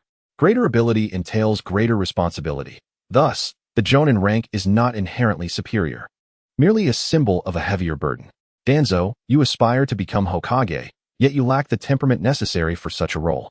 It is not by becoming Hokage that one earns recognition. Rather, it is through gaining the people's acknowledgement that one can ascend to Hokage. You fundamentally misunderstand this principle and only pursue power. You are an ambitious schemer. Do not attempt to entangle me in your nonsense. Qingyun vented his frustrations upon Danzo, feeling immensely relieved as he observed Danzo's face contorted in rage. Sarutobi Hiruzen bore no intention of reprimanding Qingyun. It was clear that Qingyun had struck the nail on the head. I will kill you, you insolent brat. Danzo, furious beyond measure, began forming hand seals. Wind release, vacuum sphere. However, Qingyun paid no heed to Danzo's ninjutsu. Instead, He retrieved the Rui Jingu Bang from his ear, extending it and pressing it against the center of Danzo's throat. Should Danzo make even the slightest move, Qingyun would promptly extend it further, piercing through Danzo's body. The third Hokage was taken aback, having never anticipated such a significant enhancement in Qingyun's strength over the past 2 years. He was well aware of Danzo's capabilities. Yet it was evident that Qingyun had swiftly gained control over Danzo, who had acted prematurely. Who would have thought this boy possesses such formidable power? Remarkable. In just 2 years, despite being engaged in mundane tasks, his strength has escalated to such terrifying heights. It seems he surpasses even Uchiha Madara and the first Hokage in terms of talent. The third Hokage contemplated a multitude of thoughts in an instant. He realized he must intervene, otherwise, a conflict would surely erupt. All right, everyone, listen to me. The third Hokage began to mediate. Qingyun, the daimyo holds you in high regard. 2 years ago, you became a Chunin, and you have since undertaken tasks for an extended period, completing them flawlessly. More importantly, your strength has not waned. Which brings me great comfort. The third Hokage then proclaimed, from this moment forth, I announce that Qingyun shall be a Jonan of Konoha. Danzo found himself powerless to obstruct Qingyun's ascent. Despite his numerous attempts, Qingyun ultimately became a Jonan. As for Danzo's actions, there was currently no evidence, so they would be set aside for the time being. However, the third Hokage felt compelled to remind Danzo, you are an adult, do not bully children. And especially do not bully my disciple. After the third Hokage's words, Danzo was left in a state of shock. Hiruzen. Danzo's fury boiled within. Yet he was at a loss for how to retaliate, knowing he was not the Hokage. You will regret this, Hiruzen. One day, this boy will become like Uchiha Madara. No, he will surpass Uchiha Madara and pose a threat to Konoha, Danzo declared with unwavering conviction. Qingyun could not comprehend why Danzo was so certain, but he felt a sense of relief. After all, Danzo's mind seemed to be muddled. When Konoha was destroyed by pain, Danzo had hidden in the shadows, claiming it was to protect Konoha. The cost of that protection was far too great. In essence, Danzo was selfish, seeking to conquer the world while feigning the protection of Konoha as mere pretense. The third Hokage's kindness deeply moved Qingyun. The fact that the third Hokage chose to support him at this moment demonstrated his genuine feelings for Qingyun. Now that you are a Jonan, you are qualified to lead a team of genin. I wonder if there are any genin teams that pique your interest? The third Hokage presented a dossier to Qingyun. Upon opening the dossier, Qingyun displayed a bemused expression. Chapter 93, Unbeatable 10 Consecutive Draws. It turned out that nearly all the students Qingyun had once taught at the Ninja Academy had become genin. Additionally, some outstanding students similar to Kakashi had advanced to Chunin. Qingyun also discovered that Minato Namikaze and his former teammate, Uchiha Iji, had both become Jonan. Qingyun was not surprised by Minato's promotion, given his exceptional talent. While Iji likely made progress and would release training, it seemed they were already preparing to lead teams as well. Old man, is this something I can choose for myself? Qingyun inquired. Of course, the third Hokage replied with a smile. As the new Jonan, I encourage you to take good care of your students. However, since you have initiated educational reforms in Konoha, I believe forming a team will not pose a challenge for you, correct? Well, I will consider it for the time being. Qingyun responded. He noticed that Minato ultimately chose to mentor Obito and Kakashi, while he had never heard of the students that Iji was guiding in the original narrative. It was uncertain which team he truly wished to lead. Is it possible for me not to take on students? Qingyun asked. That is also an option. You may execute missions and fulfill the tasks I assign, or you could join the Umbu, the third Hokage explained. Umbu? Qingyun was taken aback, recalling that Danzo was the head of the Umbu training division. Yes, rest assured, it is my division, the third Hokage reassured him, sensing Qingyun's apprehensions. May I take some time to ponder over whether to join the Umbu or lead a team of genin? This decision is quite significant for me, and a successful choice might aid my future. Indeed, take your time to consider. There is no rush, the third Hokage said with a gentle smile, seemingly unfazed. Upon returning to his residence, Qingyun found it covered in dust after 2 years of neglect, as he was an orphan. He was uncertain whether he had any family in this world, but he was determined to seek them out. However, that was not the priority at the moment. What truly mattered was the surprise of the 10 consecutive draws he had been awaiting for 2 years. System, are you there? After 2 long years, I have finally completed the task of becoming a Jonan. Qingyun exclaimed with excitement. I am here. Congratulations, host. Indeed, a 9-year-old Jonan is a rarity in the ninja world. Your achievement is remarkable, the system replied. Now, you have the opportunity for a surprise 10 consecutive draws. Would you like to proceed? The system inquired. Is it only 10 draws? Did I not defeat numerous enemies along the way? Surely I have accumulated extra points. Qingyun questioned. Certainly. You have defeated many foes, granting you 2 additional draw opportunities, along with another surprise 10 consecutive draws. Let us begin, the system declared. As the draws commenced, Qingyun received the following rewards. 1. 100,000 Ryo. 2. A doubling of chakra capacity. 3. Conqueror's Haki. 4. Tremor Fruit. 5. Release Chakra. 6. 10 points. 7. Fire Release Form and Transformation. 8. Great Fire Annihilation. 9. An increase in Shadow Clone capacity. 10. Strengthening of Water Release Ninjutsu. Hearing these rewards nearly sent Qingyun soaring with joy. My goodness. A surprise 10 consecutive draws. Incredible. Setting aside the Ryo and points, he began to assess his prizes one by one. Doubling chakra capacity was particularly beneficial, as he had been lacking in this area. Although his chakra was formidable compared to his peers, it paled in comparison to that of tailed beasts. Conqueror's Haki. One of the 3 forms of Haki from the world of One Piece, could not be acquired through study, but rather awakened instinctively. Those who mastered it were akin to the legendary Pirate King. With this newfound ability, Qingyun would undoubtedly dominate the battlefield as a ninja. As for the Tremor Fruit, Qingyun was overwhelmed with emotion. After obtaining the Thunder Fruit, he had not gained any fruit abilities until now, and to discover the Tremor Fruit among his rewards was astonishing. This fruit, belonging to the strongest man in the world, Whitebeard, could create devastating earthquakes and tsunamis at will, wielding terrifying destructive power. With both the Thunder Fruit and the Tremor Fruit in hand, Qingyun's strength surged to new heights. Now possessing 5 basic chakra attributes and acquiring Release. He was only missing the Yang Release. As for the 10 points, he deemed them insignificant. Mastering the fire attributes Form and Transformation would enable Qingyun to develop even more powerful fire release techniques, undoubtedly enhancing their potency. Great Fire Annihilation, a technique of Uchiha Madara, was already within his grasp, having previously learned Great Fire Destruction. The subsequent rewards were exceedingly practical, particularly the increase in Shadow Clone capacity. Previously limited in the number of clones he could create, this enhancement would allow him to utilize this skill more effectively, accelerating his growth. Regarding the strengthening of Water Release Ninjutsu, Qingyun was unsure whether it referred to an increase in potency or something else, so he directly inquired with the system. The second Hokage was capable of using water release freely on land, and now you can do the same. Naturally, if you use it in a water-rich environment, its power will be amplified, the system explained, and Qingyun understood. This bountiful harvest was indeed overwhelming, and it would take time for him to master all these abilities.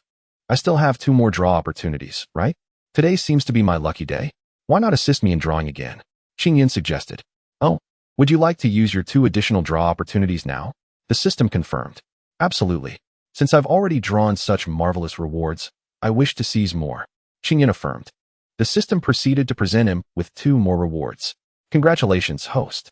You have drawn the technique of seduction. Congratulations, host. You have gained 1 use of the time-space training room. What on earth is the technique of seduction? Qingyun exclaimed, nearly fainting.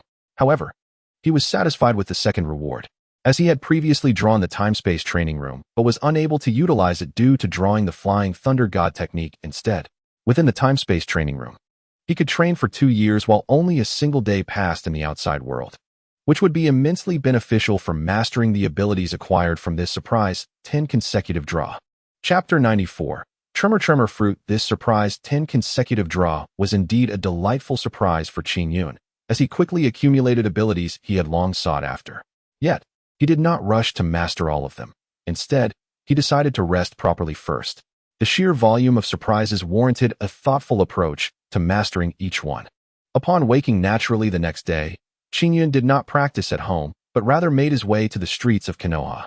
He was not reminiscing about the village's scenery, but rather focusing on the grain store he had established, which was operating normally. Boss, you've arrived. The grain store was managed by ordinary villagers that Qingyun had hired, as it was open to the public. However, he had assigned ninjas to guard the store around the clock. In a short time, Qingyun spent all 100,000 ryo he had on business investments. He was confident that the grain store would thrive in the future. After delegating tasks to his subordinates, he returned to his room to further explore the other rewards. At the age of 9, Qingyun experienced significant physical growth and an undeniable increase in his chakra capacity. However, his chakra reserves remained stagnant at the levels of a shadow or super shadow. Despite the purity of his chakra far exceeding that of a typical super shadow, he often felt a deficiency when utilizing it. This was particularly evident during his confrontation with the Eight Tails, after which he realized he was incapable of taking on the third Reikage. This posed a substantial dilemma for Qingyun.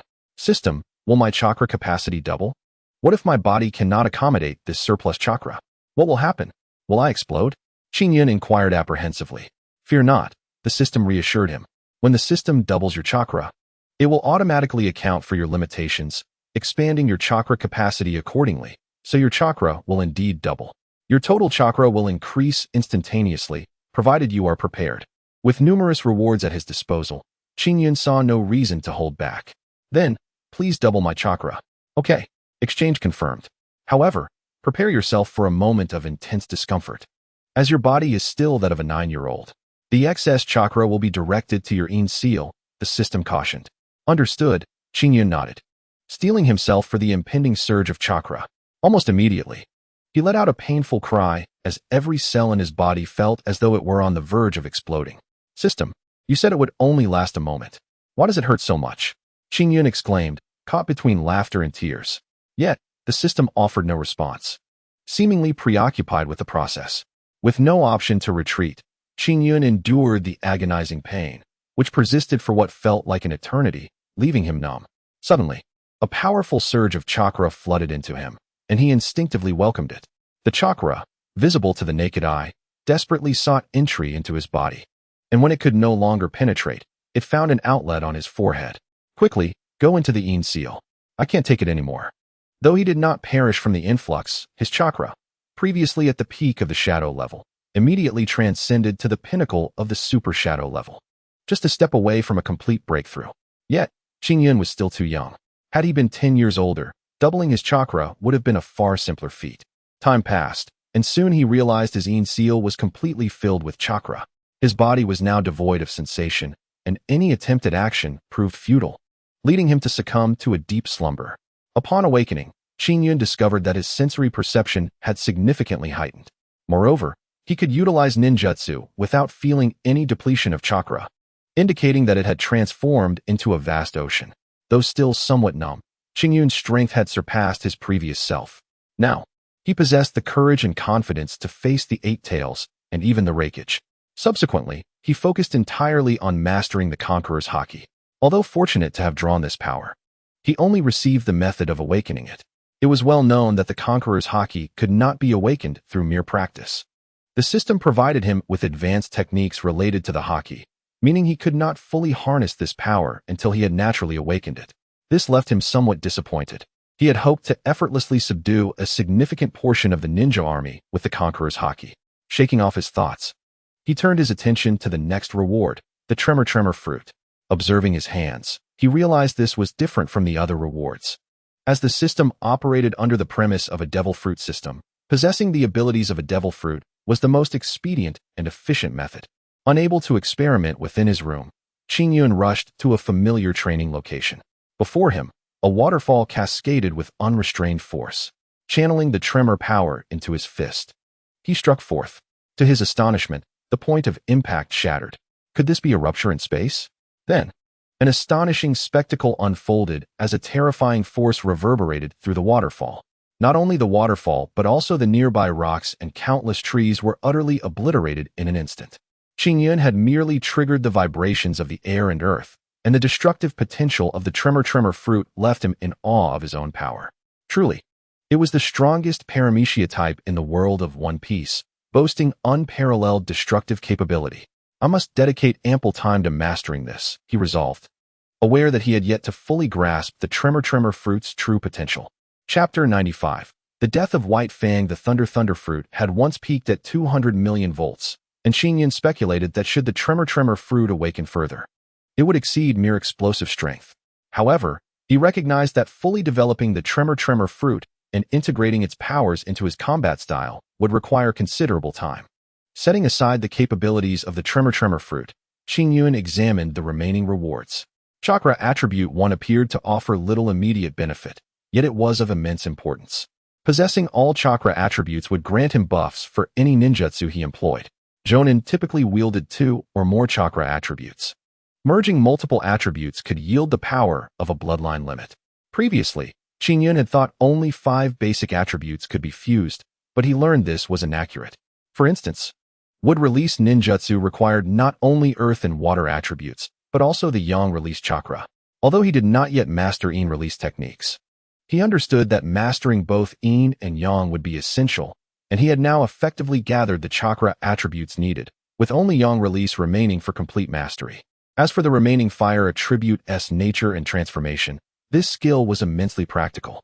Mastery over the nature and transformation of a single attribute signified a high level of proficiency, and mastering 2 or more would elevate him to the ranks of elite practitioners.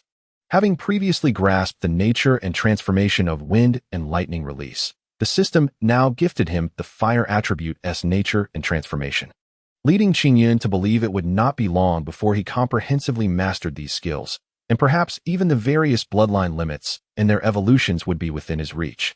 Subsequently, Qingyun took advantage of the powerful fire techniques bestowed by the system, attempting to harness the might of fire release.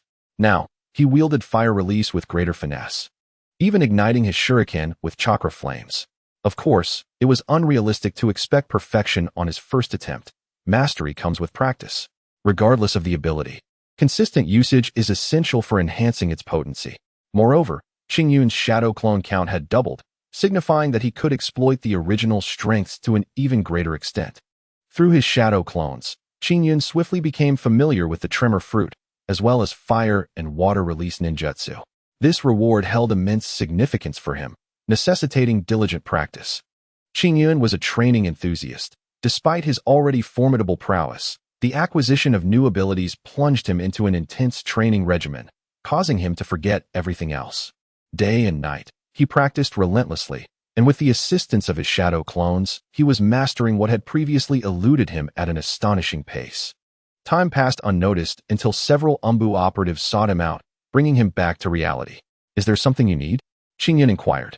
"We were sent by the 3rd Hokage, who wishes for you to come at once," replied the masked Umbu. "Ah, I lost track of time while training. I still haven't resolved matters with the old man," Qingyun acknowledged, fully aware of his new responsibilities as a Jonan of Konoha, which included leading a team of lower-ranking ninjas into battle. With great power comes great responsibility, and Qingyun was now tasked not only with combat, but also with mentoring a squad of genin. He felt a pang of uncertainty regarding whom to choose as his apprentice. Before long, Qingyun found himself facing the 3rd Hokage. However, the latter's demeanor was unusually grave, instilling in Qingyun a sense of foreboding. "Qingyun," the 3rd Hokage began, his expression somber. "What is it, Hokage?" Qingyun sensed that troubling news was imminent. "White Fang. He has taken his own life," the 3rd Hokage finally revealed. "Suicide? Teacher White Fang. Why?" Although Qingyun suspected the answer, he could not help but voice his disbelief. The 3rd Hokage hesitated but ultimately decided to disclose the truth to Qingyun. During a mission, he chose to save a former comrade, which led to the mission's failure. Afterward, instead of gratitude, that friend turned against him, and in his anguish, White Fang succumbed to despair. The Hokage's eyes glistened with unshed tears. Qingyun shook his head. "Hokage, is there truly nothing you could have done to prevent this?" The 3rd Hokage, as the leader of Konoha, should have protected White Fang, who was essentially the village's spiritual beacon. How could a ninja be driven to such despair by his own comrades? Before Qingyun could act, White Fang was already gone. Was his presence in this world destined to change nothing? "I believe White Fang did nothing wrong, yet this outcome is utterly unjust. What say you, old man?" Qingyun scrutinized the 3rd Hokage's reaction. White Fang is undoubtedly a hero of Konoha. There is no denying that. This conclusion is indeed shocking. "Qingyun, if you have the chance, please counsel Kakashi. After all, he is White Fang's son, and this tragedy will weigh heavily upon him."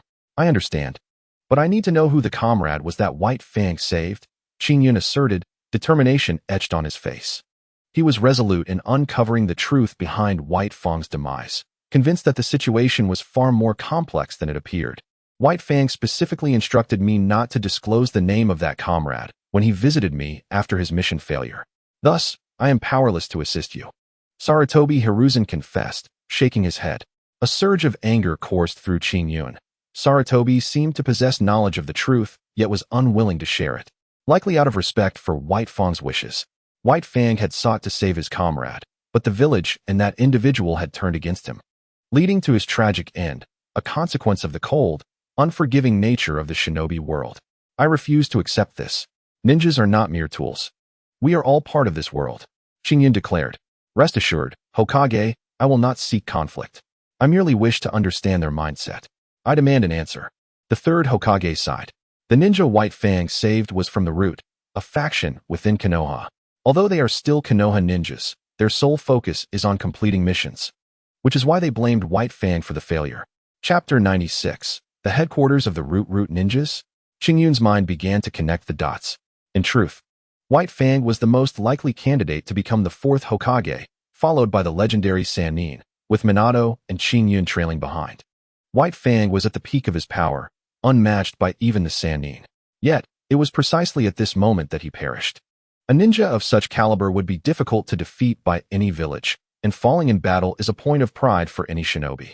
However, it was most shocking that White Fang was not killed by an enemy, but rather by the betrayal of his own kin, leading him to take his own life.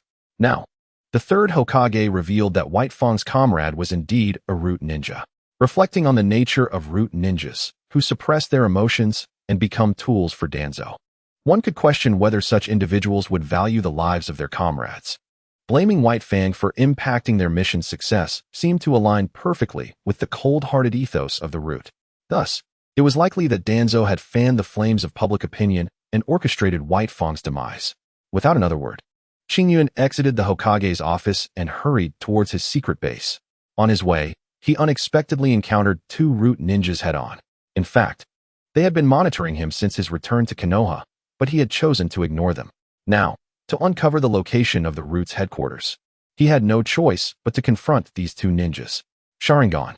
Qingyun activated his Sharingan, not engaging in battle but instead using its power. Although his Mangeko Sharingan was not illusion-based, its eternal Mangekyo status rendered it exceptionally potent, ensnaring both ninjas in a Jinjutsu in an instant. Tell me, where is Danzo? Qingyun demanded, but as soon as they opened their mouths, agony crossed their faces, indicating they were under Danzo's curse mark. Then let me rephrase my question. Where is the headquarters of the Root? Qingyun persisted.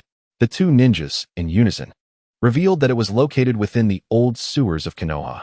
After all, the Root preferred to operate in the shadows rather than in plain sight, making their underground existence fitting for their nature. Now that Qingyun had discerned the location of the Root, he immediately employed the body flicker technique to rush towards their lair. In a brief moment, Qingyun discovered an old, long-abandoned sewer.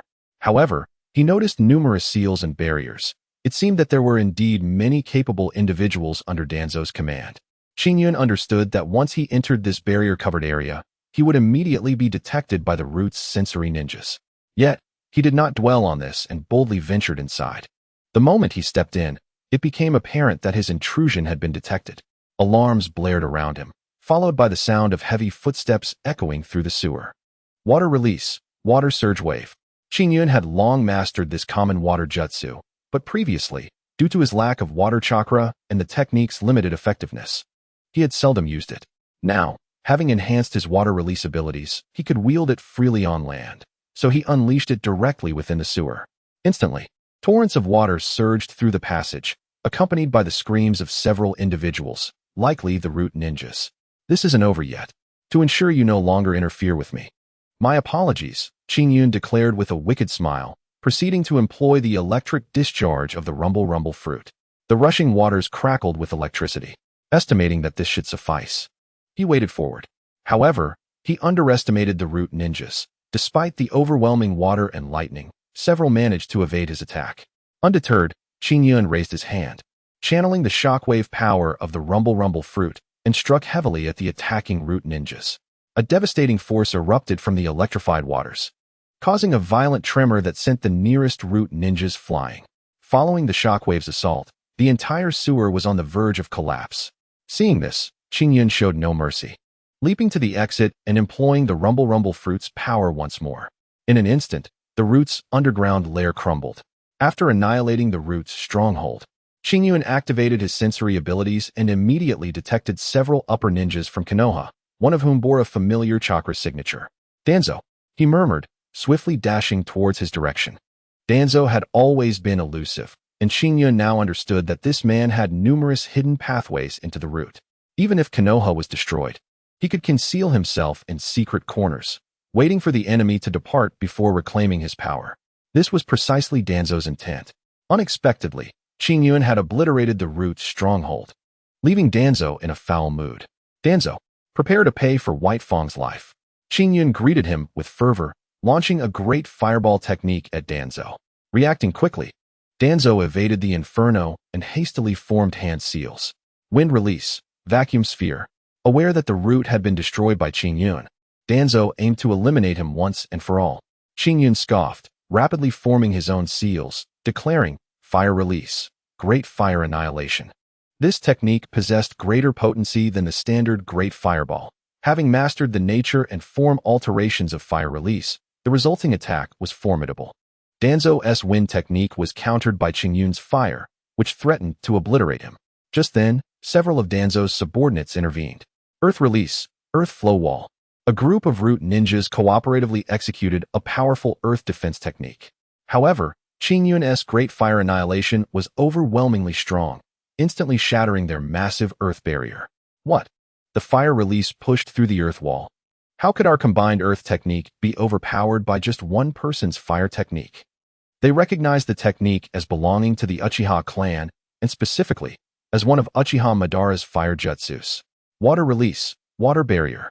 The root ninjas united again to use water release, barely managing to counteract Qingyun's fire attack. This guy is growing increasingly terrifying. He must not be allowed to live. Danzo's intentions turned lethal as he observed Qingyun. Stop him, Danzo commanded, knowing Qingyun's strength and unwilling to confront him directly. The root ninjas, already instilled with a sense of dread towards Qingyun, hesitated. You, move quickly, Danzo urged once more, prompting the root ninjas to finally launch their assault. Shadow binding technique. A Nara clan ninja ensnared Qingyun with their shadow binding technique, and the root ninjas immediately rushed to attack. Mind disturbance technique. A member of the Yamanaka clan also targeted Qingyun.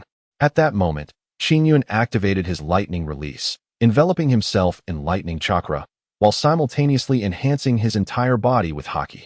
The overwhelming chakra within him surged forth, allowing him to break free from the Nara clan's shadow binding technique. How is this possible? He escaped the shadow binding technique. His chakra is astonishing.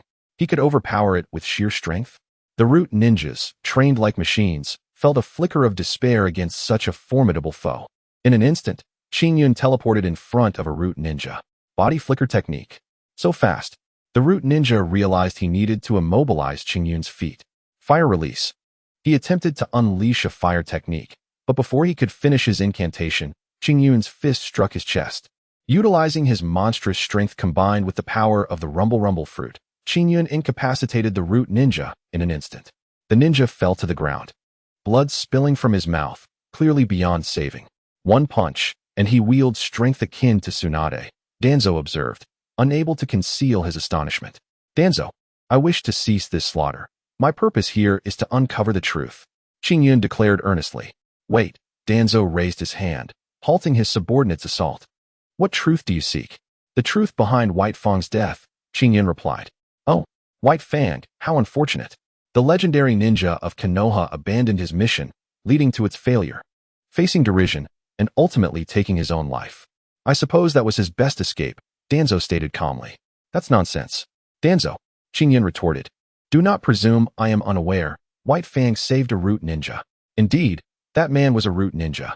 But what of it? The reality is that the mission ended in failure. As a ninja, especially one from Konoha, he should have been prepared for such outcomes. If he could not complete the mission, was it not normal to face criticism? The fragile and sensitive White Fang ultimately chose to end his life in despair, though it is hard to believe he would depart in such a manner. Yet, that was his fate. Danzo spoke with an unsettling calm. Hand over that ninja. Otherwise, I shall annihilate the root. Qingyun gazed at Danzo, who exhibited a similarly serene demeanor, and spoke. What will happen after you surrender this ninja? White Fang is dead. That is the stark reality, and reality is irreversible. Moreover, you cannot eradicate the root. Even if you manage to kill me, other roots will persist. The roots of Konoha starkly contrast with the exposed aspect of light. It is not because of us that darkness envelopes the village. Rather, it is the intrinsic nature of the village that harbors darkness, necessitating someone to bear it. Danzo declared, the third Hokage entrusted me with all the dishonorable and dark facets while he played the role of the benevolent elder. Do you believe the third was truly flawless? The roots will forever dwell in the village's shadows, safeguarding its future. The more grandiloquent Danzo's words became, the more repugnant Qingyun found them. I am aware that you possess the means to kill me. I know your strength. However, the one who slays me can never ascend to the position of Hokage. Danzo calmly stated, confident that Qingyun would not act impulsively and take his life in such a public setting. Due to the destruction of the sewer, both the root ninjas and Danzo had returned to the village, and the commotion from their battle soon attracted a considerable number of ninjas from the village. If Qingyun were to publicly assassinate the Hokage advisor and the head of the Umbu training, Danzo, his future would indeed be obliterated. Qingyun's quest was for the truth, not to bring about Danzo's demise, especially under the scrutiny of so many witnesses. Then reveal to me the truth. Was White Fang's death your design? Qingyun took a step closer, fixating his earnest gaze upon Danzo. His demise was purely accidental and bears no connection to me. After all, White Fang was a formidable force in Konoha. If I had intended to kill him, would I have chosen a time so close to the impending conflict? What advantage would that serve me? What do you think? Danzo remained inscrutable, harboring a deep-seated malice towards Qingyun. Yet at that moment, neither party could afford to eliminate the other. Before long, the Konoha police force, led by the Uchiha clan, made their appearance. Ceased this public disturbance, Danzo and Qingyun. Spoke Uchiha Fugaku, the clan leader and captain of the police. He bore no fear of either Danzo or Qingyun. He merely sought to fulfill his responsibilities. Esteemed gentlemen, it would be prudent for you to leave. The crowd is growing larger. Uchiha Fugaku stated with composure. Disperse. Danzo nodded and vanished with his root ninjas. Qingyun pondered momentarily before also employing the body flicker technique to disappear. Upon reflection, Qingyun discerned that the true perpetrator behind White Fang's death was not Danzo, but rather the very essence of being a ninja. To fulfill a mission at the expense of one's comrades is exceedingly cold-hearted and rigidly adheres to the code. Conversely, to rescue a comrade at the cost of abandoning a mission illustrates a profound humanity, yet such choices are not recognized within the ninja community. As ninjas pursue their missions, they gradually forsake their emotions, transforming into mere machines, which is precisely what the root ninjas epitomize. Machines devoid of emotion can only obey rules and complete tasks. They cease to be human. In the Konoha cemetery, Qingyun spotted Kakashi, who was placing flowers by his father's gravestone. Qingyun approached him slowly. No one commemorates my father. Why? Is it because he did not adhere to the ninja's code? Kakashi asked, turning to Qingyun. What should I do, teacher Qingyun? What you ought to do is determined by yourself. Consider this. If your father were still alive, how would he wish for you to act? Qingyun replied. He would want me not to give up, Kakashi answered. Indeed, Qingyun nodded. Yet, it is precisely because he did not abandon his comrades that they abandoned him. My father was a failure, wasn't he? Kakashi questioned. Failure? No, your father was remarkably successful, Qingyun observed, noting the growing coldness in Kakashi's gaze. Successful? In what manner? He sacrificed the mission to save his comrades, only to be condemned by them, ultimately losing his own life. Wherein lies his success? Kakashi's emotions flared as he grasped Qingyun firmly. At only 9 years old, Qingyun felt a sense of discomfort being held by Kakashi, who was slightly older. Yet, he refrained from uttering any protest or attempting to break free. I believe that even if I were to elucidate this to you, you might not comprehend it. I am a disciple of White Fang, and I take pride in his choices. If you, as a child, fail to understand him, I deem you a failure as well. Qingyun pushed Kakashi away and turned to depart. The passing of White Fang weighed heavily on Qingyun's heart, for both the third Hokage and White Fang had accepted him, bestowing upon him a sense of belonging in this world. This matter shall be set aside for now. Danzo is somewhat involved, yet it is beyond my capacity to resolve it at present. The third Hokage gazed at Qingyun, his expression troubled. Danzo has the support of Shikamaru and Mito, making it impossible to eradicate the issue entirely under the current circumstances.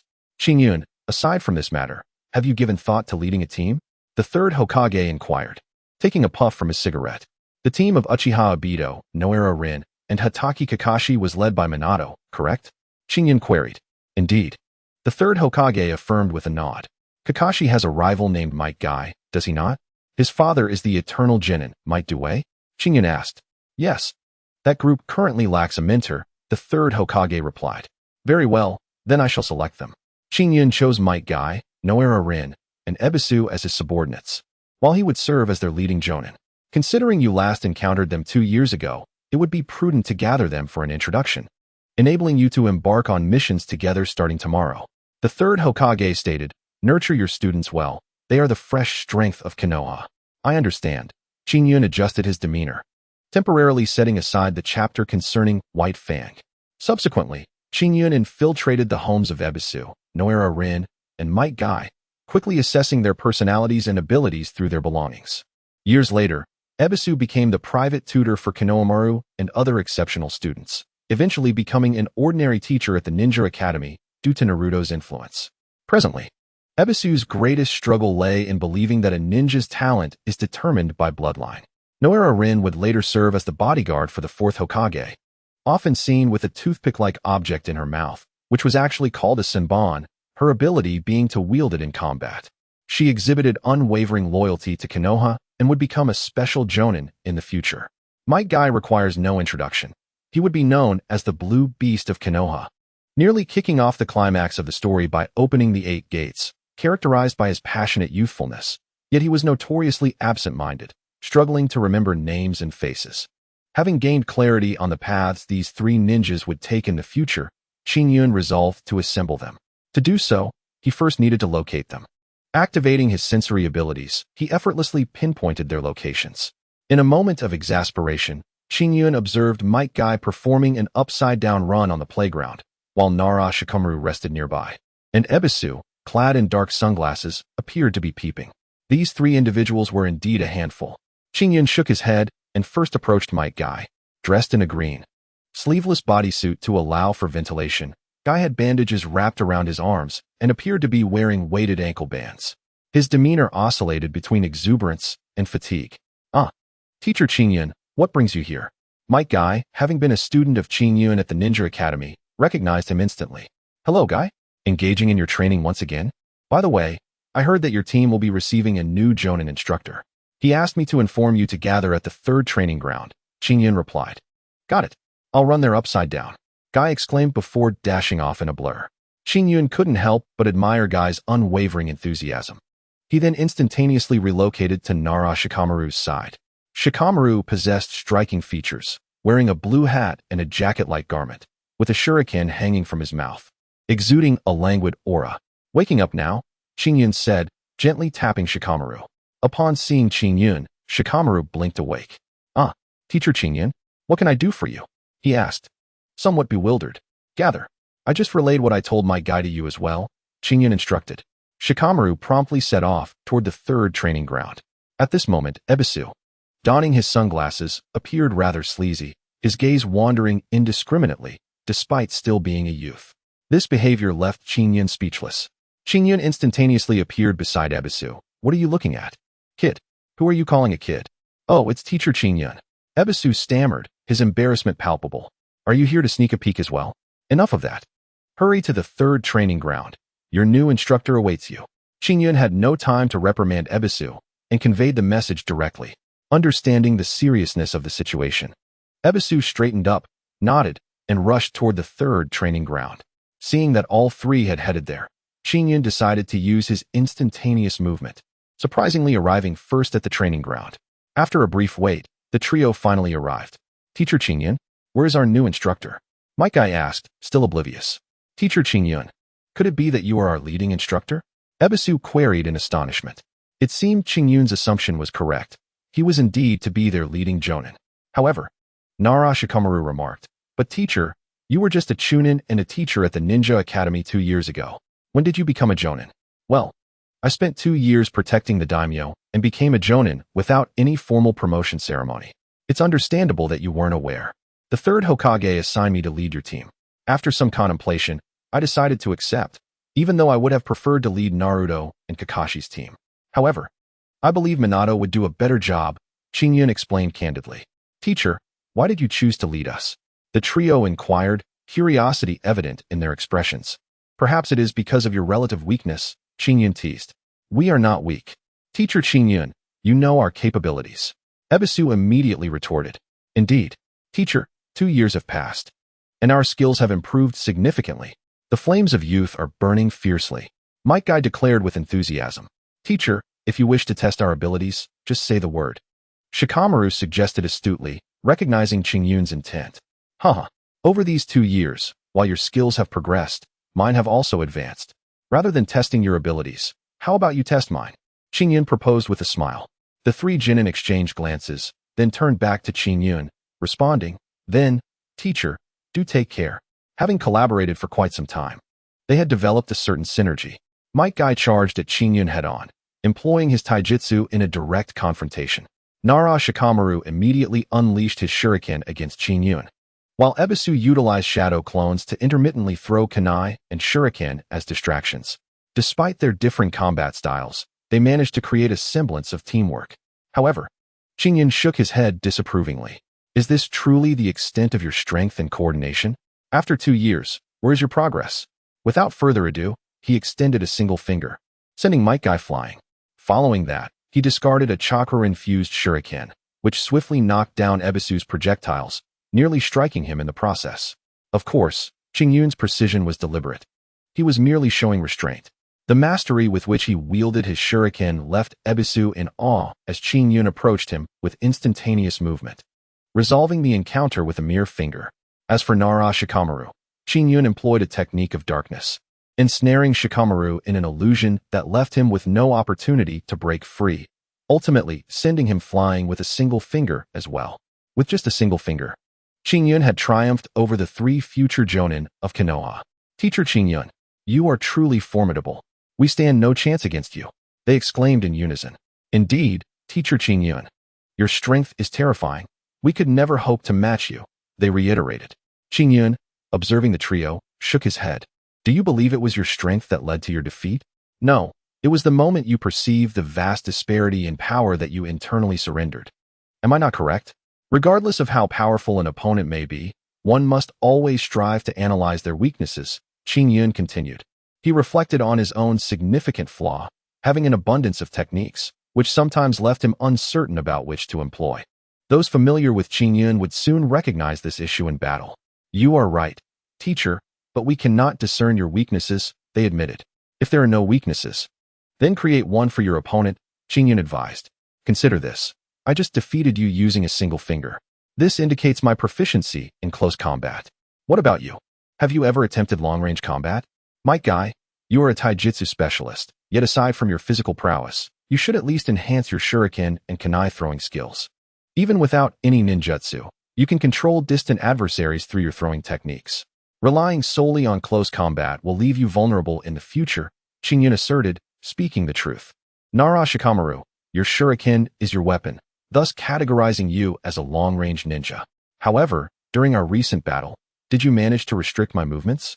Your ninjutsu lacks sufficient power. Any moderately skilled ninja could evade your attacks, Qingyun summarized. As for Ebisu, your accuracy with shuriken throwing is commendable, yet your force leaves much to be desired. One of my chakra-infused shuriken easily neutralized all of those you threw. After summarizing the situation, Qingyun addressed the 3 individuals, saying, Kai, you are a taijutsu-type ninja. However, in the future, the others will also need to engage in close combat to some degree. Therefore, all of you must undertake taijutsu training. Additionally, you 3 must diligently practice throwing shuriken. At the very least, you should surpass the average Jonan. Or else your future prospects will be limited to becoming mere Chunin or special Jonan. Furthermore, Hibiki and Genkan, I will also oversee your ninjutsu training and impart some powerful techniques to you. As for Jinjutsu, all 3 of you must learn how to dispel illusions. This is the bare minimum requirement, or else you will find yourselves incapacitated before you even encounter the enemy, correct? Qingyun engaged in a brief spar with his subordinates.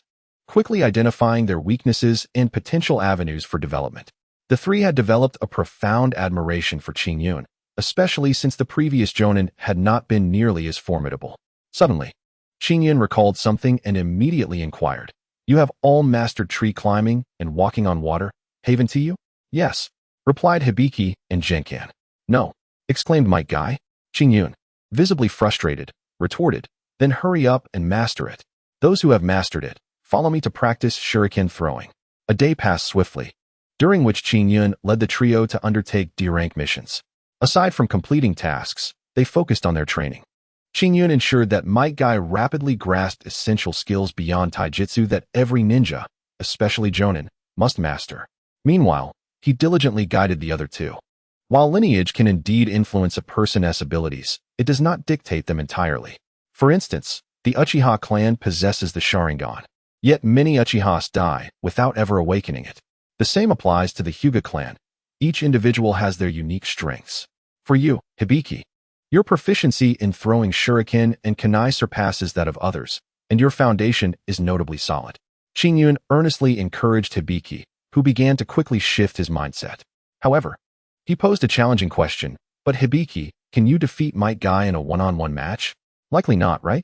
His mastery of taijutsu could easily wear you down. Thus, my intention in strengthening you is not merely to have you learn every technique. I wish for you to excel in what you are already good at. Only then can you truly achieve your potential, correct? Qingyun gazed sincerely at his subordinates. "Yes, we will strive to improve." The three subordinates responded, their strength rapidly advancing and their respect for Qingyun deepening. Chapter 100, Chunin Selection Exam. After some time, Qingyun observed significant progress in the abilities of Noera Genkan, Might Guy, and Hibiki. At that moment, the third Hokage informed Qingyun that the new Chunin Selection Exam was about to commence. "Would you like to supervise the examination?" the third Hokage asked. "Surely my team is eligible to participate in the Chunin Selection Exam?" Qingyun inquired. You have only recently begun training them. Do you already hold them in such high regard?" the third Hokage remarked. "In theory, as long as they have completed enough missions, they can participate in the selection exam. However, this means your students will have to compete alongside Kakashi and his team. Isn't that splendid? You wouldn't think my students inferior to Minato's, would you?" Qingyun expressed with confidence, knowing his three students had grown considerably stronger. "Since you are so confident, then very well," the third Hokage nodded, trusting in Qingyun's teaching abilities. Qingyun promptly gathered his subordinates. "Teacher, is there something you need?" Genkan, Hibiki, and Kai asked, looking at Qingyun. Without disappointing them, Qingyun produced the registration form. "Your skills should qualify you to attempt the Chunin Selection Exam. Of course, if you choose not to participate, that is perfectly fine." He looked at them, eager for their response. "Teacher Qingyun, we are absolutely thrilled. Thank you so much." The three subordinates exclaimed with excitement, not only at the prospect of participating in the exam, but also feeling a sense of validation from Qingyun. "We will participate," they eagerly decided. Qingyun continued, "If all goes according to plan, the exam will consist of a written test, team battles, and individual fights. In the meantime, avoid exhausting your chakra. Regular training will suffice. I hope each of you can stand on your own." Qingyun held great affection for his students, Might Guy's fervor, Hibiki's diligence, and Noera Genkan's intelligence all endeared them to him. As the date of the Chunin Selection Exam approached, Qingyun felt a tinge of nervousness. After all, he did not wish for his students to be overshadowed by Minato's team. Yet, he had exerted his utmost efforts in training them. While awaiting the exam, Qingyun utilized his spare time for his own training, growing increasingly accustomed to his abilities. Finally, the day of the Chunin Selection Exam arrived. The leading Jonan were not permitted to oversee the exam to prevent any potential irregularities. Qingyun had anticipated this, and the first round commenced with a written test. He believed that only Kai might struggle with this part, while he had confidence in the other two, hoping they would assist one another. The second round entailed team battles, once again taking place in the Forest of Death, culminating in an entry to the central tower. However, Qingyun and the other supervising Jonan had already arrived at the tower ahead of time. Qingyun, long time no see, greeted Minato, who appeared notably stronger than before. As Qingyun assessed Minato, he sensed an increase in his own chakra, now seemingly elusive. Had his chakra reached the level of a Kage? Minato remained unaware that Qingyun had surpassed even that level. "Your subordinates are impressive," It seems the final battle will likely be between our teams? Qingyun inquired with a smile. Others are strong too, but I have confidence in my students, Minato replied with a charming smile and palpable confidence. Qingyun nodded, choosing not to delve further into the conversation. As time passed, several familiar students entered the central tower. Yukimaru, Kurenai, Asuma, Qingyun observed, reminiscing about their time together in the Ninja Academy 2 years prior. Look how much the children have grown, he mused aloud. Indeed, you have grown as well. However, you still resemble a student, Minato remarked, unable to suppress a smile. Huh. What can I say? Strength speaks for itself. I've heard you faced off against the Eight Tails. What is its power like? Minato asked seriously. Well, the Eight Tails is indeed powerful, but I cannot accurately gauge the strength of the Nine Tails. It is likely even stronger, Qingyun reflected on the tailed beasts. Contemplating his own journey ahead, he realized there was still much to accomplish. Uchiha Madara had captured all the tailed beasts with the outer path. Yet he still felt far from the strength of those approaching the Sage of Six Paths level. Before Qingyun could ponder further, he noticed his students had arrived at the central tower. Wow! Teacher Qingyun, the three subordinates exclaimed with immense excitement. We successfully completed the second round. Hibiki proclaimed animatedly. Congratulations. However, the next step involves drawing lots for the third round of battles. I hope you can showcase your true abilities, Qingyun encouraged. Rest assured, Teacher Qingyun. I am more than ready, Might Guy declared, his gaze fixed intently on Kakashi. Qingyun understood that at this moment, Might Guy had already regarded Kakashi as his eternal rival. Teacher Qingyun, we will give it our all, said Shiranui Genma. Very well. I shall cheer for you. Qingyun nodded in affirmation. However, at that moment, chaos erupted at the entrance of the venue. Please, we beg you, let us in. What is happening? Qingyun inquired. A lower ninja insists on watching the match, but it seems he was eliminated during the written exam, a Chunin staff member explained to Qingyun. Let me see, Qingyun replied, promptly teleporting to the entrance, where he found a man kneeling on the ground, pleading with the proctor to allow him entry.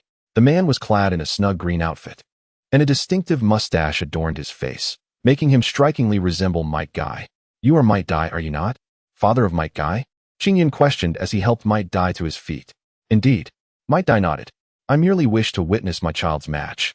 I only wish to support him. Please, allow me to pass. As Might Guy appeared on the verge of kneeling again, Qingyun instinctively assisted him. All right, you may enter. I am Might Guy's teacher, and I consent to this. Qingyun escorted Might Guy inside. What? You are a teacher? How can one so young be a Jonan leader? Might Guy exclaimed in astonishment. Yes, Dai. I believe that Might Guy possesses remarkable talent as well. A ninja is not merely one who masters all jutsu, but rather one who embodies endurance.